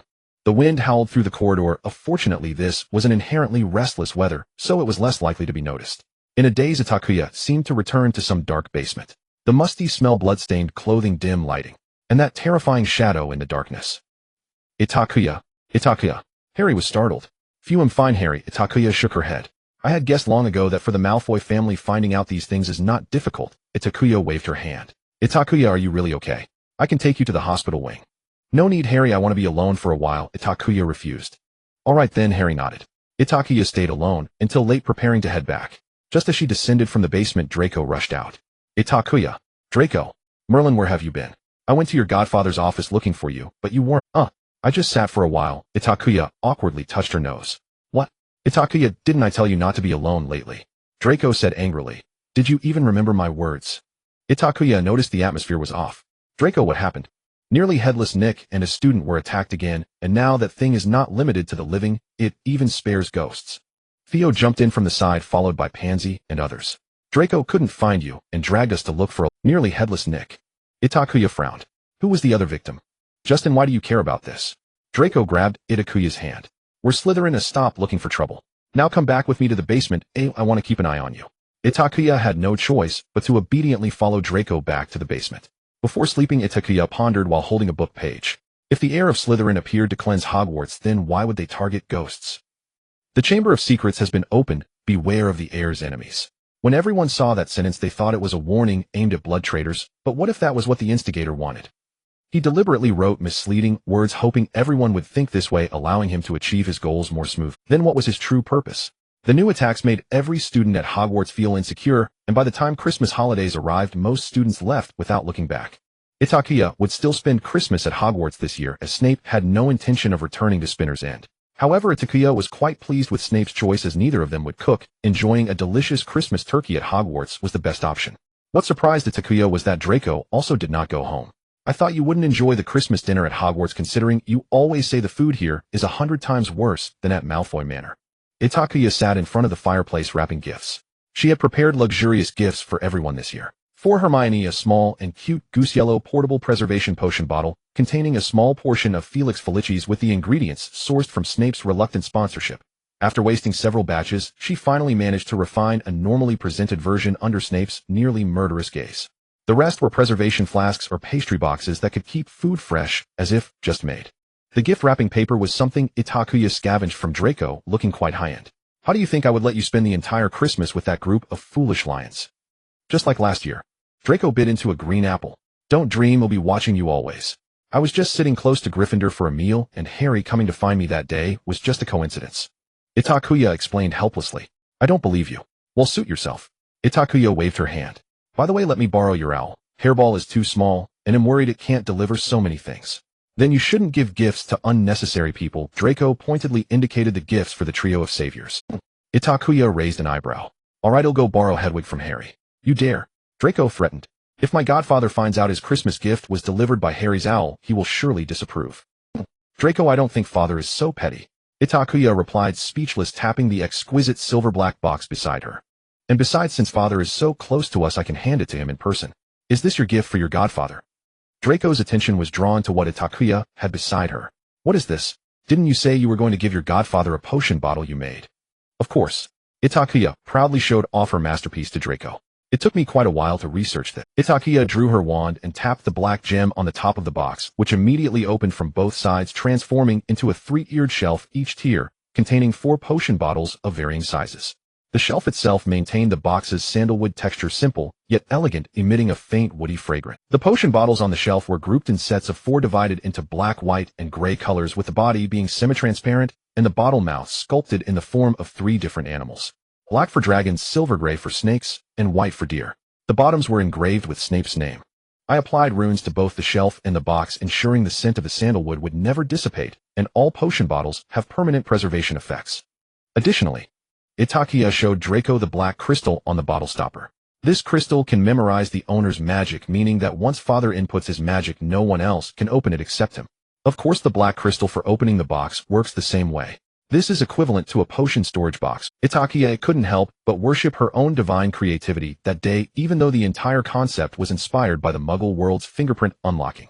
Wow, Draco exclaimed, and he was even a bit envious of his godfather. What about me, Itakua? What is my... Draco said sourly. You wouldn't have just prepared a potion bottle that looks like a lion's head for me, would you? Itakua immediately reassured him. Trust me, the gift I prepared for you is another masterpiece of mine. You better be. Draco crossed his arms. Christmas finally arrived. Itakua, as usual, received many gifts. Pansy and Daphne gifted her 2 sets of jewelry. Theodore continued last year's style by giving her an exquisite little night lamp, and Professor Flitwick presented her with a more advanced spell book. Mr. Malfoy sent a rare potion ingredient accompanied by pastries personally made by Mrs. Malfoy. She had sent her gifts to Snape's office early and received a key to his room. Yes, Snape's gift was so simple and practical, he bought a small manor as a gift rumored to come with a house elf. Itakua thought, wow, my dad is so rich. As for Itakua's gift, she knew she had made the right choice when she saw Snape's appreciative expression. On her way back, Itakua ran into the trio of saviors, and luckily, she had the gifts for them with her. The group happily exchanged gifts. Hermione gave her an expensive feather quill and ink, and Harry's gift was a delicate notebook, reasonably suspecting they had coordinated this. Ron brought a big bag of snacks. Itakua thought, not bad, very on brand. Thank you, Ida, I really like it. Hermione was enamored with the potion bottle Itakua made by hand, vowing to carry it with her. Itakua thought, given your outstanding ability to cause trouble, I think you should carry it with you too. After socializing for a while, when Itakua returned to the basement, Draco was waiting for her. Draco was dressed neatly in his school uniform, playing with a tie clip. The tie clip was shaped like a golden egg with a gem of the same color as Draco's eyes embedded in the center. Draco said somewhat unhappily, "Is this your Christmas gift for me?" Itakua amusingly reached out her hand to Draco, saying, "If you don't want it, then just forget it. Will you give it back to me?" "Not a chance." Draco immediately fixed the tie clip to his tie, wearing a reluctant, yet unwilling expression, which directly amused Itakua. Alright, I won't tease you anymore, Itakua said with a smile. Try using your wand to tap that blue gemstone. Draco, half in disbelief, drew out his wand from his robe and tapped the tip on the gemstone. In the next moment, the golden egg slowly unfolded, transforming into a palm-sized mechanical golden dragon. Its eyes were light blue, and its entire body was golden, fluttering its wings as it hovered in front of Draco. A dragon. A living dragon, Draco exclaimed in surprise. Not exactly alive, just a mechanical dragon, Itakua corrected. However, it can cast some simple spells like the levitation spell, and it can follow your commands to fetch things for you. Draco immediately pointed his wand at the green apple on the table, and sure enough, the little dragon flew over, grasped the apple with its two front claws, and slowly flew back to place the apple in Draco's hand. This is so interesting. What else can it do? It can also follow your commands and move within a radius of 1,000 meters, and it can even breathe fire, but harmlessly. Breathe fire. Just like a real dragon.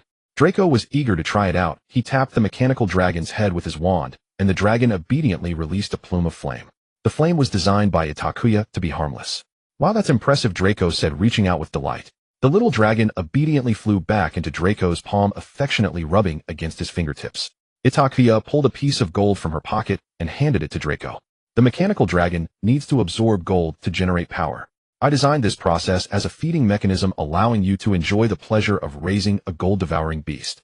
As soon as the mechanical dragon made contact with the gold piece, it wagged its tail excitedly, then gobbled it up in a few bites. Next, a light blue glow illuminated its back, and a few seconds later it started to fly around Draco in circles, as if it were invigorated. Dinner time. All the students remaining at Hogwarts gathered together to enjoy the Christmas feast. Hey, Potter, when did you go bankrupt? Do you want me to get you a decent sweater for winter? Draco, as usual, sought trouble with Harry, mockingly commenting on the somewhat shabby sweater Harry was wearing. Clearly, it was a Christmas gift from Mrs. Weasley. Malfoy, Harry replied disinterestedly. I say, Harry, you really should reconsider your choice of friends. At least that would get you a decent Christmas gift, don't you think? Draco pretended to be casual, but was indeed very deliberate as he fiddled with his tie clip. Oh, Malfoy, so you just want to show off your gold tie clip? Ron rolled his eyes from the side. Itakua already guessed what would happen next as she sat in a vacant seat beside Hermione, feeling disheartened. Just wait, I bet Malfoy will show off for a while longer, Hermione chuckled, as she had long known what kind of Christmas gift Draco would receive. Itakua helplessly covered her face. You guessed right, Hermione, he already demonstrated it in the Slytherin common room. Weasley, this is not an ordinary tie clip, Draco said proudly as he tapped the tie clip with his wand. Draco manipulated the mechanical golden dragon to flip and soar over the long table, and then, taking advantage of Ron's lack of vigilance, it suddenly breathed fire at his face. Ron fell off his chair in fright. It turned out that no boy could resist mechanical toys, especially an interact. Even though most of Gryffindor didn't like Draco, they still unconsciously gathered around him. Even Harry and Ron, who regarded Draco as their archenemy, were staring intently at the mechanical dragon, their eyes filled with envy. Draco was overjoyed by this. You gave him such a thoughtful gift. What did he give you in return? Hermione distanced herself from the immature boys in disdain, thinking that this thing was not as practical as a book. Here, Itakua showed her a purple crystal bracelet on her wrist. Just this. An expensive and beautiful bracelet. I thought he would be more thoughtful. Hermione sympathized with Itakua. You've been studying this toy since the beginning of the semester. I studied it not just to give a gift, why gain knowledge from it. Besides, Itakua stroked the purple crystal, this bracelet feels quite extraordinary to me. It might be a treasure passed down from the Malfoy family, who knows. Humph, Hermione snorted, feeling that Itakua was just covering for Draco. Itakua, you're sitting in Gryffindor. Draco finally satisfied his vanity, preparing to leave with his new pet, only to find Itakua chatting. Merlin, do you even remember you're a Slytherin? Yes. I remember, Itakua replied, feeling as if her ears were about to develop calluses. Let's go, I'm starving. Malfoy, pass me the mushroom sauce, Draco commanded at the dining table. The mechanical golden dragon obediently flew towards the small dish containing the mushroom sauce, even though it was only half an arm's length away from Draco. As for Malfoy, it was the name Draco had given his new pet, a name that once belonged to the last giant dragon in ancient mythology. Malfoy, pass me the soup spoon. Malfoy, pass me the green apple. Itakua finally couldn't hold back before Draco spoke again. Young master, please just let this poor Christmas dinner be. Itakua shoved the wine glass Draco needed. Draco huffed in dissatisfaction, but still obediently recalled Malfoy. Itakua, thank goodness. In the latter half of the dinner, the familiar fireworks segment began. Both Draco and Itakua disliked this embarrassing feeling, so they quickly left. Itakua and Draco were on their way back to the Slytherin common room when they were unexpectedly stopped by the trio. What do the Gryffindor lions want to visit the Slytherin common room too? Draco complained. We're not interested, Ron retorted as he was about to say something that could spark a verbal battle, but was stopped by Harry. Itakua, Professor McGonagall is looking for you, Harry explained. Professor McGonagall? Why would the head of Gryffindor be looking for a Slytherin student? Draco said vigilantly. No, Itakua, I'll go with you. No way. No way. No way. The trio said in unison. Itakua raised an eyebrow, while Draco became even more suspicious. Why, oi? Because Professor McGonagall said to have Itakua come alone. She must have something to tell Itakua. Hermione glanced around nervously. Professor McGonagall said she wanted to talk to you about Professor Snape. Godfather. Although Draco still felt puzzled, he released Itakuya's hand. Maybe Professor McGonagall is bringing your father to Hogwarts, so she knows some old stories, Itakuya pondered. Alright, I'll wait for you in the Slytherin common room, Draco said. Itakuya nodded, following the trio in the opposite direction. So where will Professor McGonagall? Itakuya stopped in an unoccupied corridor, crossing her arms as she asked Harry and the others. She is, Harry stammered. In Moaning Myrtle's bathroom. Itakuya's eyes glinted like a snake in the darkness. Hermione, I must say your speed in brewing the polyjuice potion is rather slow. Don't worry, I can write down the key points my father taught me, and it will definitely help you. So Itakuya, you already knew what we were going to do. Ron's face twisted in confusion. Not exactly early, I just guessed based on your reactions just now. Itakuya pulled a few strands of hair from her head and handed them to Hermione. Hurry back, I'll wait for you in Moaning Myrtle's bathroom. Harry and the others looked at each other with different expressions. Ron seemed to want to ask something else, but was waved off by Itakuya. Enjoy the wonders of the polyjuice potion. Itakuya took advantage of the deepening night to enjoy the night view of Hogwarts. Are you here to mock me too? As soon as Itakuya stepped into the bathroom, she was greeted by Moaning Myrtle. No, I'm just waiting for my friends. Itakuya shook her head, finding a clean spot near the door to lean against the wall. Oh, I see. Moaning Myrtle floated over and stopped in front of Itakuya. You actually agreed to let one of them turn into your likeness. They must be going to investigate some secret. Just to confirm one thing, Itakuya said. I'm sure they'll get some result. That's interesting, Moaning Myrtle suddenly sobbed. You clearly know the answer, yet you won't tell them. Others won't tell Moaning Myrtle what she wants to know either. You're just as heartless as they are.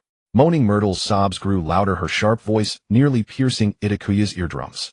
It's not what you think, I just believe that some things are better learned through personal experience. Itakuya's explanation had no effect. Moaning Myrtle remained lost in her own sorrow. Alright, what answer do you want to know? Itakuya had no choice but to compromise. I want to know why Oliver Hornby always mocks me. Moaning Myrtle was suddenly agitated, looking at Itakuya in anger. Who is that? My class? Itakuya facepalmed. Alright, this Oliver Hornby, how many years ago was he your classmate? I don't know, at least several. Itakuya facepalmed again. Perhaps you have other things you want to know. Ito, why are you just standing? You can wait inside for us. The three of them encountered a long-waiting Itakuya on their way to the bathroom. It's complicated. Itakuya waved her hand. What about you? Did you get what you wanted? Harry and the others fell silent for a moment. Perhaps you're right, Itakuya. Draco really knows nothing. Harry recalled how just now Draco had been dragging them to admire the mechanical dragon. But now we have to find clues all over again. Hermione also felt a bit deflated. Itakuya didn't quite understand why these three were so interested in what seemed like a troublesome matter and offered a symbolic comfort. Oh, speaking of clues, Itakuya grinned as she patted Harry on the shoulder. I just promised Moaning Myrtle that the great savior will help her uncover the cause of her death. Harry's eyes widened in disbelief. Alright, since you borrowed my appearance and identity, you should pay some price, right? Itakuya rubbed her ears as she said goodbye to the three. Damn it, I will never set foot in that bathroom again, Itakuya muttered under her breath. During the remainder of the Christmas holiday, Itakuya stayed in the Slytherin common room reading. Itakuya, what will you give your godfather for his birthday? Professor Snape's birthday is shortly after Christmas, and Itakuya had already prepared a gift while getting ready for a small deer that can automatically organize the potions table and clean the cauldron, also powered by consuming. However, compared to Draco's overly showy mechanical dragon, the mechanical deer given to Snape is much simpler and has more practical value. Itakuya initially planned to make it look like a snake, but found that Snape seemed to prefer deer, a mechanical creature that can automatically clean the cauldron and table. Draco nodded, then anxiously said, I have no idea what to give my godfather. My father used to give me suggestions, but ever since. Draco paused. He didn't want to tell Itakuya that the bracelet he gave her was taken from the valuable collection of them. For this, his father had been unhappy with him for a long time. Since you're so opinionated about Miss Snape's Christmas gift, from now on all gifts must be decided by you. Mr. Malfoy said. Since when? Itakuya asked. Nothing. Draco's expression turned unnatural. In any case, you need to help me think of something. I have no idea what my godfather likes. He has only one expression for everything. Well, Itakuya thought, a tea set and fine black tea. The teapot in my father's office is really ugly. This is clearly what you want, Draco retorted. Alright, if you want it, I will give it to you when your birthday comes. Draco waved his hand. By the way, speaking of birthdays, Itakuya, when is your birthday? Draco recalled that he had never seen Itakua mention her birthday.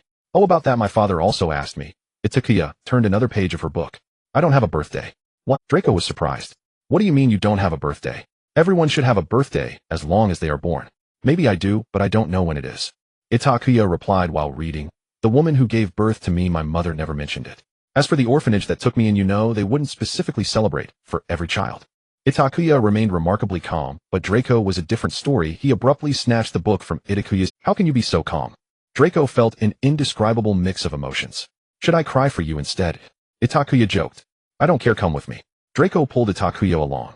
Where are we going, Draco? To celebrate your birthday today, right now. Itakuya quickly stopped Draco. Shouldn't my father be the one to set a birthday date for me? You can't just pick any day as my birthday, can you? Itakuya poked Draco's chubby cheek. Besides, winter is too cold. If we're going to set a birthday date, it should be in the pleasant spring or autumn, right? Draco still frowned. Fine, I know you care about me.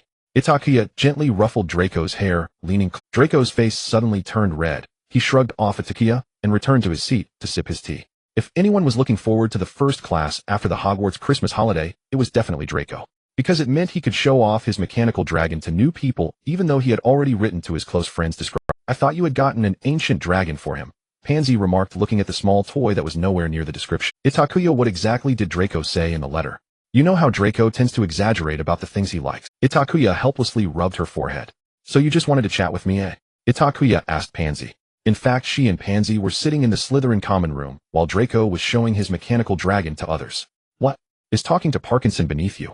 Pansy complained. You pure-blood aristocrats practically share a single language system. Itakuya laughed helplessly. It's an honor to converse with the great Parkinson. Stop using your tricks on me like you do with Draco. What do you want then? Pansy moved a bit closer. What did you mean by what you said that day? It was about my life's value and so on. Oh, that. Itakuya intentionally downplayed it. I was just expressing my thoughts. You would be so kind. I can't believe a Slytherin student would care about others. Pansy was firm in her belief. She had been pondering Itakuya's words lately, and as a child she dreamed of becoming a head of the family like her father. But as she grew older, reality made her realize that the greatest value of a pure-blood woman was to marry a strong and loyal husband and bear heirs for the family. She didn't want to spend all her energy like her mother or other aunts dealing with her husband's mistresses and their children, nor did she want to be like her cousin who meticulously counted every expense. In this regard, Mrs. Malfoy did exceptionally well. She was the envy of all the head wives. With a loyal husband and a son who was the sole heir of the Malfoy family. Pansy always aimed for Draco Malfoy, but now she realized it was a highly risky investment. Her competition was too fierce, with the youngest daughter of the Greengrass family possessing better looks and lineage, while Itakuya and Draco shared a close bond. This clear-headed and perceptive girl quickly understood her situation. She had to find a way out for herself, or she might be assigned to some old and promiscuous man by her father after reaching adulthood. But finding another partner who was decent and looks capable, from a good family and of good character, was not easy. So Pansy thought of Itakuya. Perhaps this strange girl could give her the answer. Rather than placing your fate in others' hands, I prefer to seize my own destiny. Power and wealth are only truly secure when they are in your own hands, right? Itakuya gazed into the distance, speaking casually. That's impossible. Pansy frowned. I have brothers, not just one. Even if they all died, the head of the Parkinson family would only be the husband I marry into. True. Because that power and wealth do not belong to you, but to the Parkinson family. Since no one has left us a cake, why don't we make one ourselves? You must be dreaming. No family would recognize a woman as a ruler, not even the Ministry of Magic. Pansy scoffed. Really, Parkinson, you didn't come to see me just because you found your dream of becoming Mrs. Malfoy shattered, did you? Itakuya stared at Pansy. As a staunch supporter of pure-blood supremacy, you come to me not because I'm Snape, but because I'm a Greengrass. Pansy took a deep breath, feeling as if she were being stared at by a fierce beast, cold sweat trickling down her. Itakuya was right. Even though Snape was the head of Slytherin and the most talented potion master in the wizarding world, she didn't hold Itakuya in high regard. What value could a half-blood child possibly have? Until she found records about enchanted runes in the family's library. It was an ancient script, and only wizards who could read this script were descendants of ancient families that had vanished. Among these families, only one seemed to understand the enchanted runes, the Greengrass family.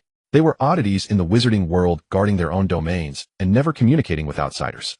But those who wished ill upon the Greengrass family had mysteriously disappeared, except for the mysterious one. Greengrass, a mysterious family, mysterious enough that even Voldemort is fascinated by it. This is why you can accept my father being a half-blood, the last heir of the Greengrass family. Goodness, how dare you? Pansy stammered. Relax, I didn't call him by name in front of him.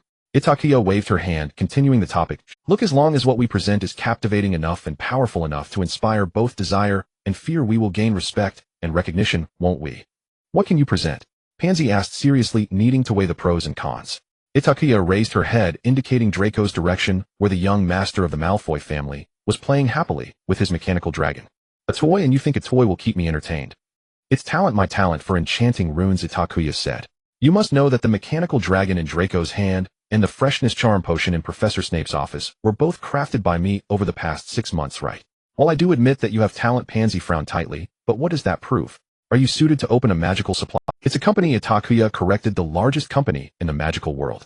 How are you dreaming?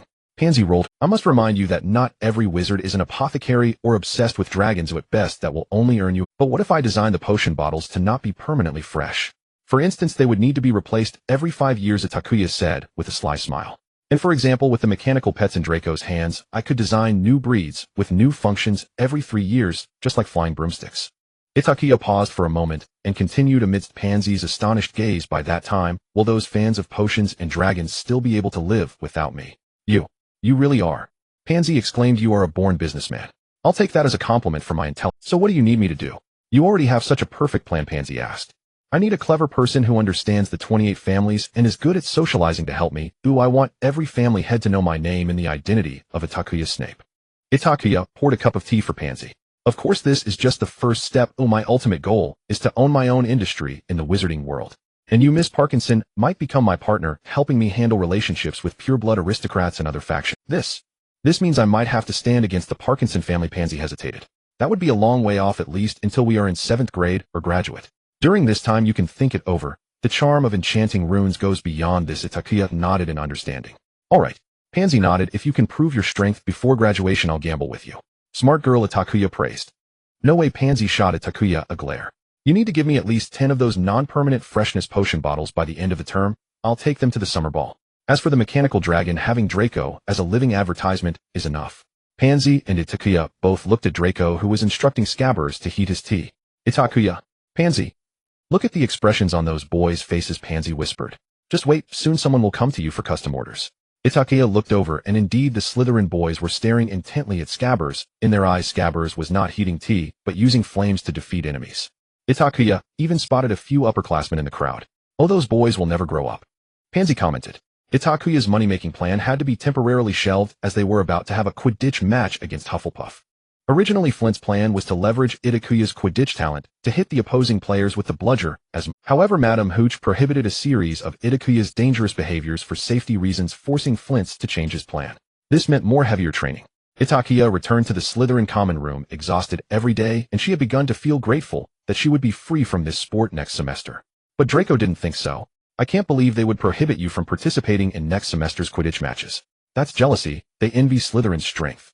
I'll tell Dad to bring you back. No, Itakuya refused. I really feel that I am not cut out for Quidditch.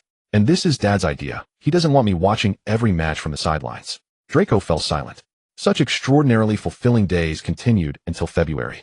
Professor Lockhart was preparing to cause a bit of trouble on Valentine's Day. When Itakua saw the pink decorations in the Great Hall and the row of little elves dressed as cupids behind Professor Lockhart, she was convinced that this would definitely be another disaster. Those little elves darted around various places in Hogwarts all day long. They interrupted classes without restraint, ignoring the professor's irritated glares. Among them, Snape was the angriest. He was interrupted 4 times during class, his face dark and terrifying. I now feel that it was really fortunate that the little elf delivered a letter to me before class. Draco and Itakuya huddled together, trying to make Snape ignore them. Don't you feel embarrassed now? Itakuya. On the way to class, Draco was stopped by an elf. He nearly pulled out his wand. Luckily, that elf only handed him chocolate and a love letter. Of course, it was disdainfully discarded by the noble young Malfoy. He refused to accept anything from a strangely. How could they have that ugly thing deliver chocolate to me? This is simply an insult. Draco said angrily. I will tell my dad. Oh, just wait, Lockhart will be lucky to stay in Hogwarts until the end of the term. If that's the case, I think Dad will be very happy. After all, he has coveted the position of defense against the dark arts professor for a long time. Itakuya had no fondness for Lockhart. No diligent student would like a useless and arrogant teacher. Gryffindor loses 5 points. Snape caught some young lion from Gryffindor again. His face was dark, clearly holding great dissatisfaction towards Gryffindor. The 4 little elves who had just interrupted his lecture were all targeting Gryffindor students. Thank goodness class is about to end. Itakuya watched Snape's face grow darker and darker. I just pray that no more little elves foolishly barge in. Just as Draco finished speaking, a little elf appeared at the classroom door. Draco, are you a jinx? In Itakuya's horrified gaze, the thing she least wanted to happen occurred. The elf stopped in front of her. The classroom fell silent instantly, and Snape flashed beside Itakuya like a shadow, his dark face making her scalp tingle. Draco, to Itakuya's right, also felt a heavy atmosphere. Itakuya, afraid to move, really afraid to move. I have a message to deliver personally to Itakuya. Snape. The little elf had pinkish-white wings and held a cute little bow and arrow, but the expressionless face betrayed it, and across from her Itakuya was racking her brains trying to stop all of this. It was an exchange neither party was particularly eager for. Why don't you listen? Snape's cold voice came. Let's see which troll has a crush on you. Perhaps I can help him brew a love. Itakuya felt that Snape was more likely to want to brew a poison. Now Itakuya could only pray that this fool hadn't been stupid enough to leave a signature, otherwise she was sure the two beside her would ensure the other met a miserable end. All right, please speak. Itakuya was resigned to her fate. Itakuya, your beauty is like a goddess descending. Itakuya, your hair is like black satin. I'm attracted by the way you look during Quidditch matches. This feeling is like wetting the bed, though only those who have experienced it will understand. Itakuya. Sometimes one really feels helpless. Haha. Draco laughed so hard, he fell onto the potion table. Then the classroom was filled with whispers of laughter. Even Snape couldn't help but comment, I think this troll should go. Fortunately, at that moment the class bell rang and Itakuya covered her face with a book and rushed out first. Itakuya. Draco chased after her. Wait for me, ha. Are you in a hurry to silence the person who confessed to you? Shut up. Itakuya covered Draco's mouth. Ha, fine, I won't say anything. Draco laughed so hard, he nearly fell over. This is simply my most embarrassing day, oh I better not find out who did this. Itakuya sighed. She and Draco laughed as they went upstairs heading to their magic class. Hey you Harry Potter. I have a message to deliver to Harry Potter with music. Itakuya and Draco turned back at the same time, and found a little elf with a harp tightly gripping Harry's robe, who was trying to escape. Haha, it seems you won't be the most embarrassed one anymore. Draco said with a look of amusement. He couldn't wait to drag Itakuya through the crowd, determined to witness Harry's embarrassing moment firsthand. Itakuya silently lighting a candle for Harry. Draco stood at the front satisfied as he watched the little elf singing and dancing while delivering the message. Its level of awkwardness made Itakuya feel ashamed. Harry's backpack was torn during the recent struggle, and his belongings were scattered all over the ground. Hey Potter, are you still writing in a diary? Draco's sharp eyes spotted a black diary on the ground. He had Scabbers hold it, grinning with triumph. Harry murmured. Itakuya also felt this was a bit excessive. She snatched the diary from Scabbers' claws. Don't do this, Draco. The black diary felt cold to the touch, and Itakuya experienced a strange sensation. She involuntarily halted her movements, gazing at the diary with confusion. The diary appeared ordinary, yet Itakuya sensed a familiar presence emanating from it. A powerful soul-like energy. That energy attempted to invade her, threatening to rob her of her sanity. Itakuya immediately realized the foolishness of her actions. Itakuya suddenly released what she was holding, clutching her head with one hand, curling up as cold sweat drenched her. Draco was startled by this sudden turn of events and instinctively embraced Itakuya. Itakuya, what's wrong with you? Itakuya was tormented by familiar pain, unable to utter a word, leaning against Draco, feeling as if thousands of needles were simultaneously pricking her brain. Damn it, Potter, what have you done? What have you done? Draco questioned him frantically. Harry was even more at a loss. I didn't do anything. It's not his fault. Itakuya spat a mouthful of blood, barely exonerating Harry before losing consciousness. Itakuya. Draco was horrified, holding Itakuya tightly, his beautiful blue eyes glistening with moisture. Mr. Malfoy, we must get her to the hospital wing immediately. Fortunately, the Gryffindor prefect among the crowd remained rational, though his voice trembled. With Percy's assistance, the unconscious Itakuya was swiftly taken to the hospital wing, and Snape quickly arrived. Harry and the others intended to follow, but were stopped by Draco, who firmly believed that Harry had done something to cause Itakuya's situation. She is not in any life-threatening danger, but I checked every inch of her, and I cannot find any signs of injury on her, Madame Pomfrey stated. Miss Snape doesn't seem to have been poisoned either. Perhaps I suspect she has been cursed, Madame Pomfrey frowned. What a curse! Draco exclaimed. It must be Potter's doing. It cannot be Mr. Potter, Snape denied. To suddenly induce someone to lose consciousness requires a powerful dark wizard. The blood on Itakuya was cleaned, and Madame Pomfrey changed her into a hospital gown. Her complexion was pale as death, and she lay quietly asleep. It is not a curse, Dumbledore interrupted the thoughts of several people. I believe Miss Snape has suffered a spiritual attack. Impossible. If someone used the soul-sucking curse at Hogwarts, it could not go unnoticed, Snape said solemnly. No, it's not the soul-sucking curse. Dumbledore shook his head. It's just a mild spiritual attack, which would be harmless to most people. But for Miss Snape, it is different. Her constitution is special. I can't believe I didn't know my daughter had such an abnormality. Snape looked at Dumbledore. Relax, Severus, everyone has secrets they don't want others to know, and your daughter is no exception. Dumbledore attempted to feign innocence with a wink. She will be fine, Severus, I assure you. She just needs some time to rest. Itakua briefly fell into memories. Itakua. Itakua awoke to find herself lying on a dilapidated mat, her right hand shackled the other end of the chain, secured to the center of the room. The dim light could not illuminate the entire room, but it was evident that the room was small. Itakuya's voice was still childlike, and in fact, she had transformed into her 7-year-old self. What did she do? Itakuya asked. Same old, another voice responded. Aren't you afraid? I mean, it's always you. No, Itakuya, you must remember, I am a great dragon, a powerful dragon. Ooh, I fear nothing. The voice paused for a moment. Itakuya, I will always protect you, trust me. Itakuya nodded, I trust you. Then now let's play our favorite game together. Itakuya missed the Quidditch match, and whether that counted as luck or not, the match between Slytherin and Hufflepuff was cancelled at the last minute. At least the news relieved Flitwick, who had nothing to do. Draco, with nothing else to do, went to the hospital wing to visit Itakuya, as usual. She had been in deep slumber as Snape had once tried to brew a potion to heal her soul, only to find that Itakuya instinctively rejected his potion while unconscious. She vomited up the medicine she was fed. Draco's mood deteriorated geometrically as Itakuya's sleep prolonged. Even Goyle and Crabbe dared not approach easily. Draco entered the hospital wing and saw that Harry and Ron were unexpectedly present. He was almost immediately consumed by anger. Potter, I told you not to come here, you murderer. Draco rushed over only to find Professor McGonagall present, as well with 3 people gathered around another bed, Hermione petrified in a rigid position on the bed. Mr. Malfoy, Professor McGonagall said, I just brought Mr. Weasley and Mr. Potter to see Miss Granger. Draco realized what had happened. The Gryffindor lion's head had also been attacked by the monster in the Chamber of Secrets. Huh. St. Potter, you don't even spare your friends going after the lion's head. Draco turned to Ron. Looks like you're next, red-haired mole. Malfoy, I've told you it wasn't me. Harry suppressed his anger. Since Itakuya's incident, Draco had increasingly targeted Harry, firmly believing that Harry had done something to cause Itakuya's current state. Draco's rumors made the students of Hogwarts avoid Harry even more, as if he were truly capable of murder at any moment.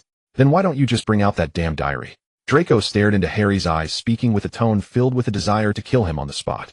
After calming down, Draco immediately realized that the diary might be the key. He promptly found Snape, and the two headed straight to the Gryffindor common room. But all they saw were surprised Harry and his disheveled dormitory. Harry insisted that he had only learned about the incident a few minutes before Draco and Snape, and that someone had stolen the diary. I told you that diary was stolen. Harry frowned, knowing he was speaking the truth, but it really sounded suspicious. He had just seen the past from the diary the day before, and the next day the diary disappeared. Who would believe your nonsense? In just 3 days you lost it. Draco's voice was low. You must have hidden it. I didn't, Malfoy.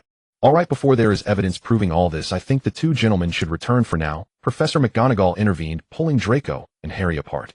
Ahem. A weak cough sounded behind the few people. Itakuya. Draco immediately rushed over. Is she back again? Itakuya murmured to herself, still trapped in the remnants of her dream, rubbing her temples as her body instinctively reacted. Who? Draco asked, confused. Itakuya squinted against the blinding sunlight, tears streaming down her face as she half-blindly sat up with Draco's support. Draco. Itakuya massaged her temples, taking a moment to comprehend her situation. She felt Draco's tight grip on her arm, his face etched with worry. How long have I been asleep? 5 days.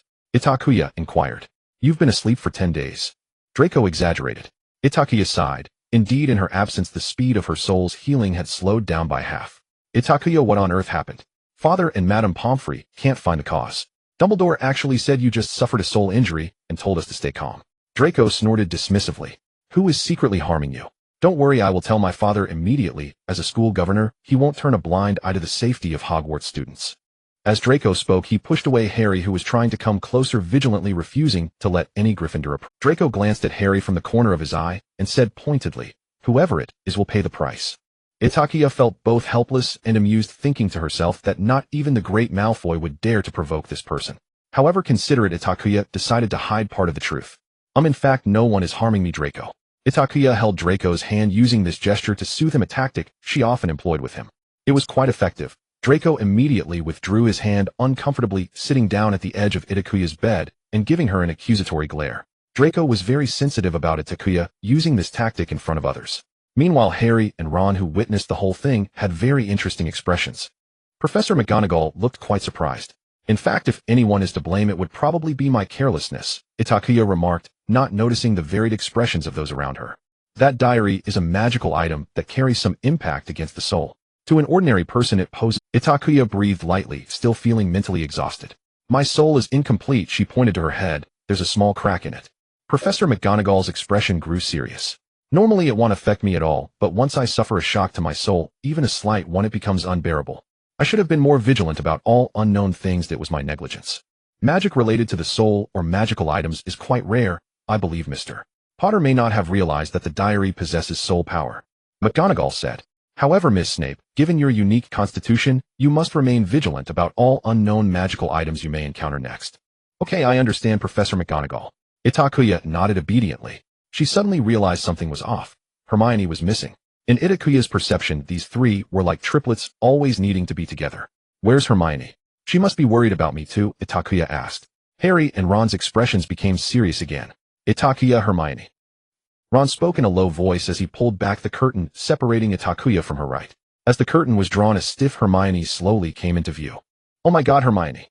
Itakuya gasped. Itakuya, you have a way to fix this, right? Do you still have the potion to reverse the petrification? Ron grasped at this last straw. Itakuya shook her head. The professors asked me about it when Colin was petrified, and the one used on Madame Loris was the only batch. Ron was disappointed. The mandrakes will soon mature, and my father will personally brew the potion. His skills are far superior to mine. Itakuya comforted him. I wish it were you. Ron muttered quietly, nudged by Harry's elbow.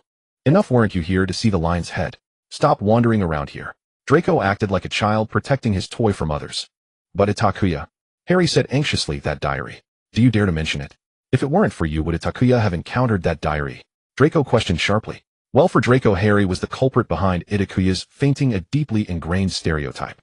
Itakuya had no choice but to send Harry away first. Sorry, my head still hurts. I think I'll need to sleep until after. Itakuya deliberately emphasized the words after dinner and cast a suggestive glance at Harry. Harry caught Itakuya's glance, nodding absently as he pulled Ron, who still wanted to say something, and left the hospital. What were you just hinting to Potter? Draco asked, displeased. Don't think you can hide it from me. Nothing. How could that be? Itakuya felt embarrassed. I just wanted to get rid of him quickly. You better be. Draco crossed his arm. Haha, of course. By the way, what happened while I was unconscious for so long? What about the Quidditch match? Itakuya changed the subject. The Quidditch match was cancelled due to the lion's head incident. Flitwick was ecstatic when he heard the news. Now that he knows you're awake, he'll probably be even happier. With you absent, Flint's had no choice but to find another batter to fill your position. He is a third-year Slytherin, and I truly cannot comprehend how he could be so foolish. He couldn't master the backhand strike even after a whole day of instruction from Flint.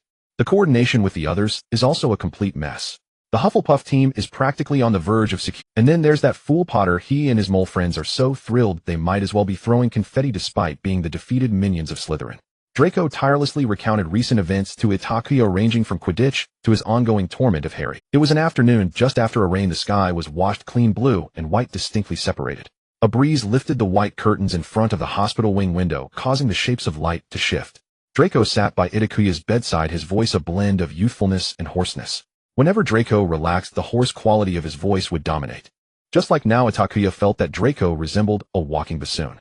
No one could resist gradually unwinding in such a voice. So by the time my godfather and I arrived, that damn diary had already been hidden away by Potter with no clue, as he must have been feeling guilty, which is why he hid it away early. You think the same, don't you, Itakuya? Draco glanced at Itakuya, only to realize she had fallen asleep at some point. She leaned against the side of the bed, her head tilted to one side, curled up in a ball. Draco doubted whether she could truly sleep in such an awkward position. He leaned closer to Itakuya. The girl's hair was disheveled, covering most of her face. Itakuya was very slender, with her collar falling off her shoulder, revealing a hint of her collarbone. Draco noticed a small red mole on her collarbone. The slenderness of the girl's neck combined with her sleeping face gave off a fragile vibe. Among Slytherin's beauties, Itakuya's features weren't particularly striking. Her beauty lay in a certain coldness and air of mystery. When you are under Itakuya's gaze, you wouldn't immediately notice her features or the color of her eyes, but would instead become entranced by the calmness in her eyes and the slight curve of her lips. She possessed a kind of magic that quiets those around her. Itakuya's breathing surrounded Draco's ears, and he could even count the number of her eyelashes. Draco was stunned, his heart racing. In such a scene, something wondrous was bound to happen, he thought. In fact, Draco was right in his assumption. Indeed, something did happen, but rather than wondrous, terrifying would be a more fitting description. Mr. Malfoy, what are you doing? Snape's voice boomed like thunder as he suddenly appeared, unbeknownst to Draco. His heart nearly stopped from fright. For the first time, he felt how truly terrifying his godfather could be. Draco hastily retreated, looking at Snape in a panic, utterly at a loss. Snape's expression was decidedly unpleasant. He finally realized the gravest issue of being a parent. Someone was encroaching upon his cabbage patch. Although this person was his apprentice, one of his few satisfactory students, and the sole heir of the Malfoy family. Yet now all of Draco's merits were overlooked by Snape. The cold-faced Snake King could only see Draco's flaws, and they were magnified exponentially. "A good afternoon, Godfather," Draco stammered, attempting a hasty explanation. "I was just checking to see if Itakua had fallen asleep." "Is that so?" Snape coldly replied, separating Draco from Itakua, laying her flat, and covering her securely with a blanket. "It seems Miss Snape is fine now, so Mr. Malfoy, should you not leave and attend class? I assume you haven't forgotten you are a student." Draco finally felt the taste of what it was like to drive Harry away. "Yes, Godfather." Itakua was now quiet. When Draco panicked and retreated, he bumped into a chair, making a loud noise that startled the lightly sleeping Itakua awake instantly. She decided to feign sleep purely out of instinct. The atmosphere felt awkward. She had thought Snape would leave after driving Draco away, but unexpectedly Snape stood right by the bed watching her. His piercing gaze felt like two laser beams, almost piercing through Itakua. "If I wake up now, will it seem too deliberate?" Itakuya's mind raced. "Do you think I'm foolish enough not to distinguish between feigning sleep and actually sleeping?" Snape's voice emerged with a mocking tone. Itakuya thought, well, this is awkward. She pretended to rub her eyes, looking around in confusion, finally fixing her gaze on Snape. "Daddy, what are you doing here? Where's Draco? I seem to have fallen asleep." Snape looked down at Itakuya, too disdainful to acknowledge her poor acting. Itakuya felt her cold sweat break out under his scrutiny. She cleared her throat, awkwardly diverting her gaze. "Done pretending?" Snape asked. Yes, I'm done," Itakuya replied obediently. "So do you have the mood to explain the whole situation to me now?" Itakuya fell silent. Clearly the excuses she had prepared for Professor McGonagall would not suffice. Snape must have already guessed that she had meddled with something she shouldn't have, and was now facing the consequences. What he wanted to know was why her soul was incomplete. But this was precisely the story Itakuya wished to keep from anyone's knowledge, at least until she obtained what she wanted from Hogwarts. She didn't want anyone to know about it. Itakuya hung her head in silence. She tried to express her attitude through her actions. Itakuya was prepared to be held tightly by Snape, but unexpectedly Snape simply let the matter slide with ease. He snorted lightly, expressing his dissatisfaction with Itakuya's lack of cooperation. "In that case, I hope you learn a lesson from your foolish behavior. Next time, do not be curious about everything." Itakuya couldn't believe she was let off so easily. Now she quickly looked up to see Snape's expressionless face. "All right, I understand, Dad," Itakuya replied. "You can stay in the hospital wing until lunch tomorrow. I expect to see you in potions class the day after tomorrow." "Understood." Snape issued arrangements for Itakuya. She nodded.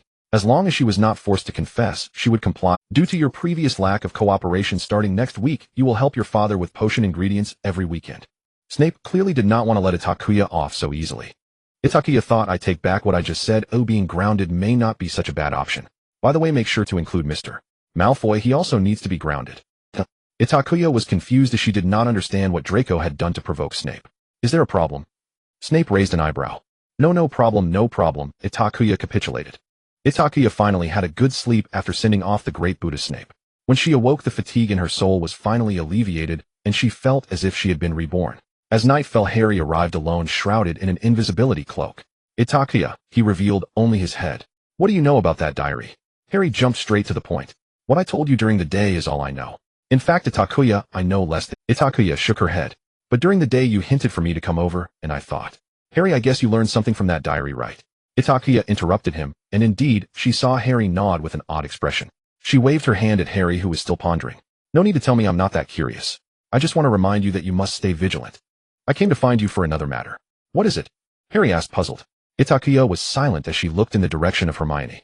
"Harry, do you know? If you want to root out the person hidden in the shadows, you must understand their destination so you can intercept them on their inevitable path. That person who opened the Chamber of Secrets and caused all the trouble. What do you think they are thinking?" Harry nodded, somewhat understanding. "To plunge Hogwarts into panic, forcing it to shut down. If that's the case, Draco is the best candidate. Lucius Malfoy would go to great lengths to exact revenge on Dumbledore and everyone at Hogwarts for his son. With the financial power of the Malfoy family, Hogwarts would be in serious trouble." Itakuya attempted to awaken Harry's awareness in a manner akin to teaching a child. "So what does he want to do? Perhaps he just wants to achieve his goals without harming purebloods," Harry speculated. Itakuya fell silent. "All right, let's change our approach. Harry, look at these petrified people. What do they have?" Harry was momentarily at a loss for words. "At first I thought that the person in the dark wanted to harm those related to Muggles, because Filch is a squib and Colin's parents are both Muggles. It wasn't until nearly headless Nick and Justin were attacked that I realized what that person truly wanted." Itakuya paused, and then fixed her gaze firmly on Harry's eyes under the moonlight. What he wants is you. He wants you to investigate the Chamber of Secrets and find it. Harry felt as if he were plunged into an ice cave. From Filch's cat to nearly headless Nick, these were all people connected to Harry, and as they all encountered misfortune, outsiders would naturally suspect Harry. And to clear his name, Harry had no choice but to begin investigating who truly opened the Chamber of Secrets. Hermione's attack further intensified Harry's urgency. In fact, he was preparing to confront Hagrid that very night. Are you saying I shouldn't go looking for the Chamber of Secrets? That way that person's plan won't succeed. Harry frowned. But Hermione. Itakua, I can't just stand by and let this happen. That's your choice, Harry. Itakua shook her head. I just want to remind you that you are now being led by that person, so you must be vigilant about everything you discover. Because you think what you've uncovered is the truth, but it's possible that it's merely something intentionally shown to you by someone with ulterior motives. Stay rational, and don't be deceived by appearances, just like Quirrell last semester. Harry nodded seriously. Thank you, Itakua, I understand now. Harry had intended to ask Itakua if she wanted to accompany him to the Forbidden Forest to find Hagrid, but upon seeing Itakuya's pale face, he swallowed the words he wanted to say. Itakua noticed Harry's conflicted expression and naturally guessed some of his thoughts. However, even if Harry spoke up, Itakua would refuse. She was a Slytherin. Then good night, Itakua. Good night. The two bid farewell, and Harry's head vanished, leaving the hospital wing once again in solitude. Itakua returned to her bed and closed her eyes. It wasn't until a few hours later, nearing dawn, that she suddenly opened her eyes. Itakua gazed at the ceiling. In fact, she had already guessed who the Slytherin heir that opened the Chamber of Secrets was. Itakua's soul was indeed damaged, but it was not fragile to that extent. Or rather, only soul magic cast by a wizard far more powerful than her would pose a threat to her. A powerful wizard with ulterior motives towards the Savior, yet who dared not reveal himself in front of others. The answer was already quite clear. The Dark Lord. Itakua sighed. Her maternal family was very mysterious, so mysterious that most people were unaware of it, and those few who did only understood that this family possessed an extraordinary and mysterious power. And currently, besides her, only two people knew this family inside out: Dumbledore and Voldemort. Ironically, Voldemort had been the one to cause the demise of this family decades ago. Itakua was not interested in the old affairs of this cursed family. Even if Voldemort described to her how the great Dark Lord killed her entire family in front of her, Itakua would only want to crack sunflower seeds. But the problem was whether Voldemort could accept Itakua's existence. After all, with his meticulous nature, he wouldn't spare even a baby. If one day he learned about Itakua, the fish that slipped through the net, he likely wouldn't have the patience to sit down and chat. Moreover, Itakua was more troubled by the fact that she could not discern Snape's position, nor could she predict Mr. Malfoy's choices. Therefore, before the truth was revealed, Itakua could only pretend to be confused while trying to maintain neutrality. From a friend's perspective, Itakua warned Harry, hoping he would remain safe. But beyond that, Itakua could only pray that this savior would figure things out on his own. Itakua got up barefoot. She bypassed the curtain and gently stroked Hermione's face. All right, for your sake, I'll make my actions more obvious, Itakua whispered. She rummaged through Hermione's clothes and finally found a crumpled note in her palm. It contained information about the basilisk, and at the bottom of the page Hermione had left a note: the pipes. What a clever witch, Itakua marveled. She placed the note back and deliberately left a corner exposed. That person made the basilisk bite my parents' necks while those people just watched coldly. Itakua suddenly recalled what someone had said to her when she was in a hysterical rage, screaming madly. Everyone, they are all demons, including you. You are also a child of demons. Early the next morning, Itakua changed her clothes and bid farewell to Madame Pomfrey sweetly. When she appeared in Transfiguration class, everyone looked quite surprised. Professor McGonagall, I have nothing to do now. May I return to class a day early? After thoughtful consideration, Itakua decided to return to class a day early to study diligently and behave. She hoped this would rekindle the little affection Severus had left for her. Oh, Miss Snape, if you wish, of course you can. Clearly this tactic was more effective on Professor McGonagall, who personally guided Itakua back to her seat with a nurturing gaze. Itakua, yes, this is the feeling I want. Please let this scene unfold again in potions class. Itakua. Draco also looked surprised. You should have been waiting for me in the infirmary. It was so boring lying there alone, Itakua whispered. All the petrified students were there, and there was no one to talk to me. It wasn't until lunchtime that Itakua realized the significant upheaval that had occurred at Hogwarts. Headmaster Dumbledore had been suspended, and for safety reasons all students must return to the common room by 6 o'clock and are not permitted to go out on their own. A sense of impending panic loomed over the entire school. Itakua secretly observed Harry and the others. They seemed not to have noticed the clues Hermione left for them. Actually, I knew Dumbledore would be suspended long ago, my father told me. Draco repeated smugly. If you ask me, we should have Professor Snape as the headmaster. Itakua stuffed a piece of steak into Draco's mouth, using it to silence his comments. All right, young master. I'm quite certain my father has no desire to be headmaster. He prefers being the defense against the dark arts teacher. Moreover, Dumbledore is only suspended Until we are sure he won't return, I think it's best not to speak definitively. Do you still think Dumbledore will come back? Draco asked, glaring in discontent. I really don't understand why you harbor such hostility towards Dumbledore. Itakua sighed helplessly. In her memory, while Dumbledore wasn't as amiable as he appeared, he at least seemed to be a decent elder. Moreover, she would swear that Severus and Dumbledore's relationship was much better than outsiders thought. Well, of course he's a Gryffindor. Haven't you seen how he always favors St. Potter? Itakua, alright, so the key lies here. But you also have my father favoring you. And I favor you too. After nearly 2 years of practice, Itakua gradually became adept at dealing with Draco's spoiled antics. Really? Draco's attitude softened as he tilted his head to ask. Really, I swear you are absolutely my first. Itakua spoke whimsically. I swear I will always be subservient to your beauty. Well, now that you've said that, I'm quite pleased, but I must correct you. You should describe a man as handsome. Draco said. Itakua chuckled to herself. I know, I was using beauty to describe the little carrot head in front of me. Itakua! Draco shouted. To prevent the petrification incident from happening again, Hogwarts required all professors to escort students to and from classes. Did Snape only give you bought bread? No wonder you're so thin. Professor McGonagall assessed Itakua's slightly malnourished figure. It was evident that McGonagall had overdone her concern for Itakua's suffering. To her, Itakua now appeared to be a pitiful, yet stubborn honor student. Actually, I feel like I've gained weight since coming to Hogwarts. Itakua shot a pleading glance at Draco. Draco crossed his arms, walking slightly behind Itakua with a look of helplessness. That only proves you were too thin before. Oh, I really don't know what kind of life you had in the orphanage. Professor McGonagall said sympathetically. Itakua recalled her time in the orphanage using wandless magic to give the adults she disliked 2 weeks of nightmares, causing them to try various exorcism methods, ultimately landing them in the hospital for food poisoning. Sending photos of the headmaster and his mistress in bed to every wealthy businessman wanting to adopt from the orphanage, secretly mixing truth serum into the headmaster's wine. Challenging all the boys in the orphanage to kneel and call her papa. Actually, it wasn't too bad, Itakua. Once again she garnered Professor McGonagall's affectionate gaze. Mr. Potter, it seems that without Miss Granger's hints you know nothing about potions. Gryffindor loses 3 points. Snape maintained his traditional approach as usual. This time Itakua and Draco lacked the mood to watch, as Snape was clearly still angry with both of them.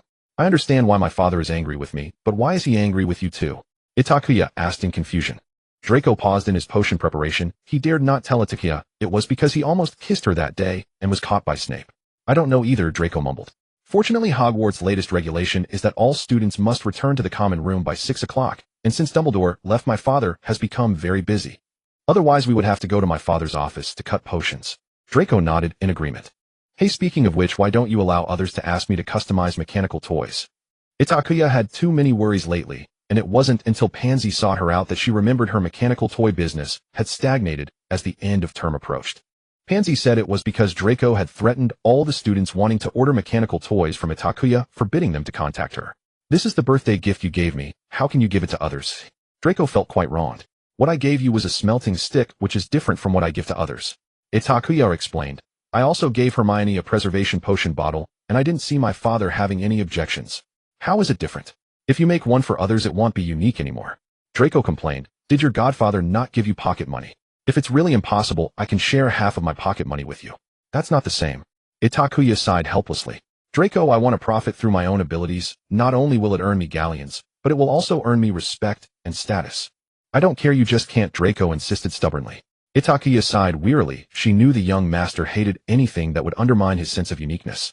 How about this? I won't sell mechanical dragons, only other animals. Do you promise? Delaku asked skeptical. I promise. Seeing Delaku soften, Itakua immediately offered a more tempting proposition. You do like dragons, don't you? When we have another chance, we'll go to Jean Lin, and it'll become an Ani Magusi. Delaku's eyes brightened with anticipation. It seems you two have retained today's lesson, though otherwise how dare you chatter in front of me. Cnei Pooh mercilessly tapped the heads of Delaku and Itakua. Very well. Each of you will submit a 15-page paper before the next class. Itakua felt misfortune did not end there. Cnei Pooh had overheard Itakua's lofty promises to Delaku. If you dare slip off to Jean Lin at a time like this, I will have you in detention every night next term. On the way to herbology, as Cnei Pooh escorted them, he seized Itakua by the collar and threatened coldly. Itakua broke into nervous laughter. Of course not. Sweat beaded on Itakua's brow. Delaku and I were only talking. We have no intention of breaking school rules now. And not at any other time either, Cnei Pooh warned. Do not say I did not warn you.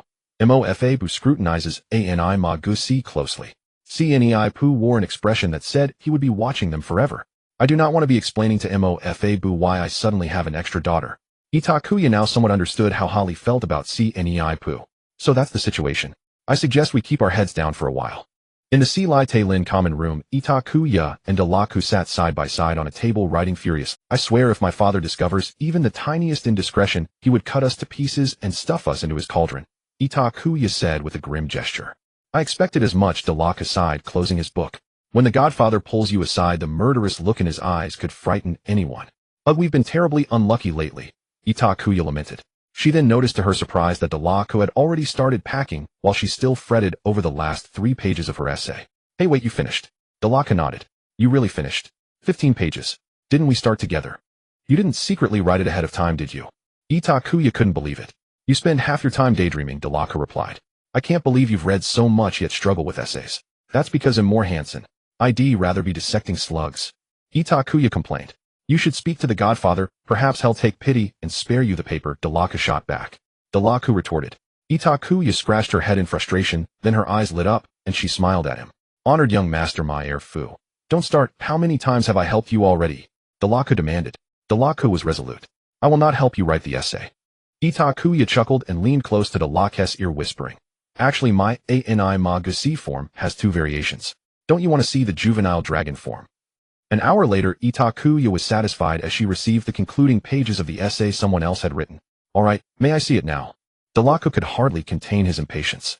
Itakuya nodded, used wandless magic to cast a confundus charm on him, then slipped away through the crowd and led him back to her dormitory. Why must we be here? Delaku stood stiffly at the doorway. Itakuya was not sloppy. If anything, she was meticulous to the point of obsession. Everything lay exactly where it should, not a single thing out of place. Yet a faint scent of ebony roses lingered in the room and made him flush. It's curfew, and besides you wouldn't want us to be seen doing anything improper in some corner of Huagoazi, would you? Like the creature in the Mishur. Itakuya sat on the bed unfastening a headband before the mirror. The common room is full of people, and your roommate, Shiao Duo, could return at any moment. Itakuya began to take off her outer robe. Only my room is truly safe, though after all, I have the whole dormitory to myself. Delaku averted his gaze awkwardly. He knew a wizard should remove as many adornments as possible before transforming into an ANI Magusi, or the change might be hindered. But the atmosphere felt oddly charged. If someone were to come in, Delaku's thoughts spun out of control. When one is unlucky, even drinking cold water can be troublesome. Itakuya, have you prepared what I asked for? She suddenly pushed the door open, catching everyone off guard. Delaku and Itakuya exchanged hurried looks. Delaku, what happened? You didn't use a locking charm. Itakuya, I thought you would. Delaku, this is your room, of course it's your responsibility. Itakuya, you were the last to enter, so obviously it was your turn. She began, you too. She frowned. She first took in the suspiciously flushed figure standing by the bed, Delaku, who should not have been there. Then her eyes fell on Itakuya, hair unbound, barefoot, her robe set aside. Wait, I can explain. It's not what you think. Itakuya tried to interject. You two are so She gasped. Itakuya, didn't anyone tell you that girls should? Her words faltered as she remembered Itakuya's upbringing and felt a pang of pity. Someone raised alone might never have had a woman elder to guide her. Itakuya thought, thanks. There are other ways to gain knowledge, though I can learn from books. She scolded Delaku, my fu, you brute, do you remember how a gentleman behaves? Even if Itakuya is unaware, Aunt Nashisha would have told you, wouldn't she? We didn't. It's not. Delaku's ears burned crimson. No wait, we really didn't do anything. Itakuya added, besides I know enough about these matters, am not ignorant. We're only 13, this is absurd. Itakuya said, exasperated by the misunderstanding. You know it. You two are only 13. She emphasized sternly, we are only 13. Delaku protested helplessly, we really didn't do anything. It's not what you imagine. Then what happened? She demanded. She pressed on, why were you in the girls' dormitory? And why is Itakuya disheveled? Delaku could only fall silent. For a moment, both Delaku and Itakuya were at a loss for how to explain themselves. They could think of no acceptable excuse, and yet they could not reveal the secret of the ANI Magusi. I knew it. She said with arms folded. Mr. Meyer Fu, it is late now. I think you should leave. And Itakuya, I must have a proper talk with you. Itakuya stammered. Delaku wanted to protest further, but Panzai's stern demeanor cowed him, and he departed awkwardly. Everything happened on one night, just like last semester. During that night, the heir of the secret chamber kidnapped Ginny Weasley, and Harry and Ron decided to venture into danger alone. In the end, Harry injured saved Ginny, and Voldemort's soul was once again defeated. Dumbledore was back, and it seemed that Hogwarts was about to regain its former peace. Draco sat at the dining table wildly complaining. I really shouldn't have believed they would let Dumbledore return. He must have used some connections. Itakua had no energy left to comfort Draco. She had spent the whole night with Pansy discussing the intricacies of relationships. Pansy always believed that although she and Itakua had not yet established a firm partnership, she could not let a fellow classmate be deceived by a man due to a lack of knowledge. Indeed, in Pansy's eyes, Draco had transformed from an excellent heir into a bad man who seduces innocent girls. Even if the innocent girl she spoke of was a vain romantic who had been interested in Draco from the very beginning. While waiting for Smog to bring him some fruit, Draco finally noticed Itakuya's distracted expression. What's wrong with Draco wondered. The anger of Dumbledore's return and the Savior's new accomplishment temporarily made him forget last night's embarrassment. Itakuya smiled wearily. It's nothing. Draco looked at her suspiciously, memories slowly returning. His ears immediately turned red as he stammered. My dad said he would come today. Do you want to come with me to find him? Itakuya frowned in thought. Dumbledore's dismissal this time was almost entirely orchestrated by Mr. Malfoy, which Draco had previously told her in secret. Itakuya just couldn't understand why if Mr. Malfoy succeeded, he would come over to mock Dumbledore, but now Dumbledore was sitting well in the headmaster's position. Oh, why would Mr. Malfoy eagerly seek trouble? The two of them planned to meet Mr. Malfoy after breakfast, taking advantage of the fact that there were no classes in the morning.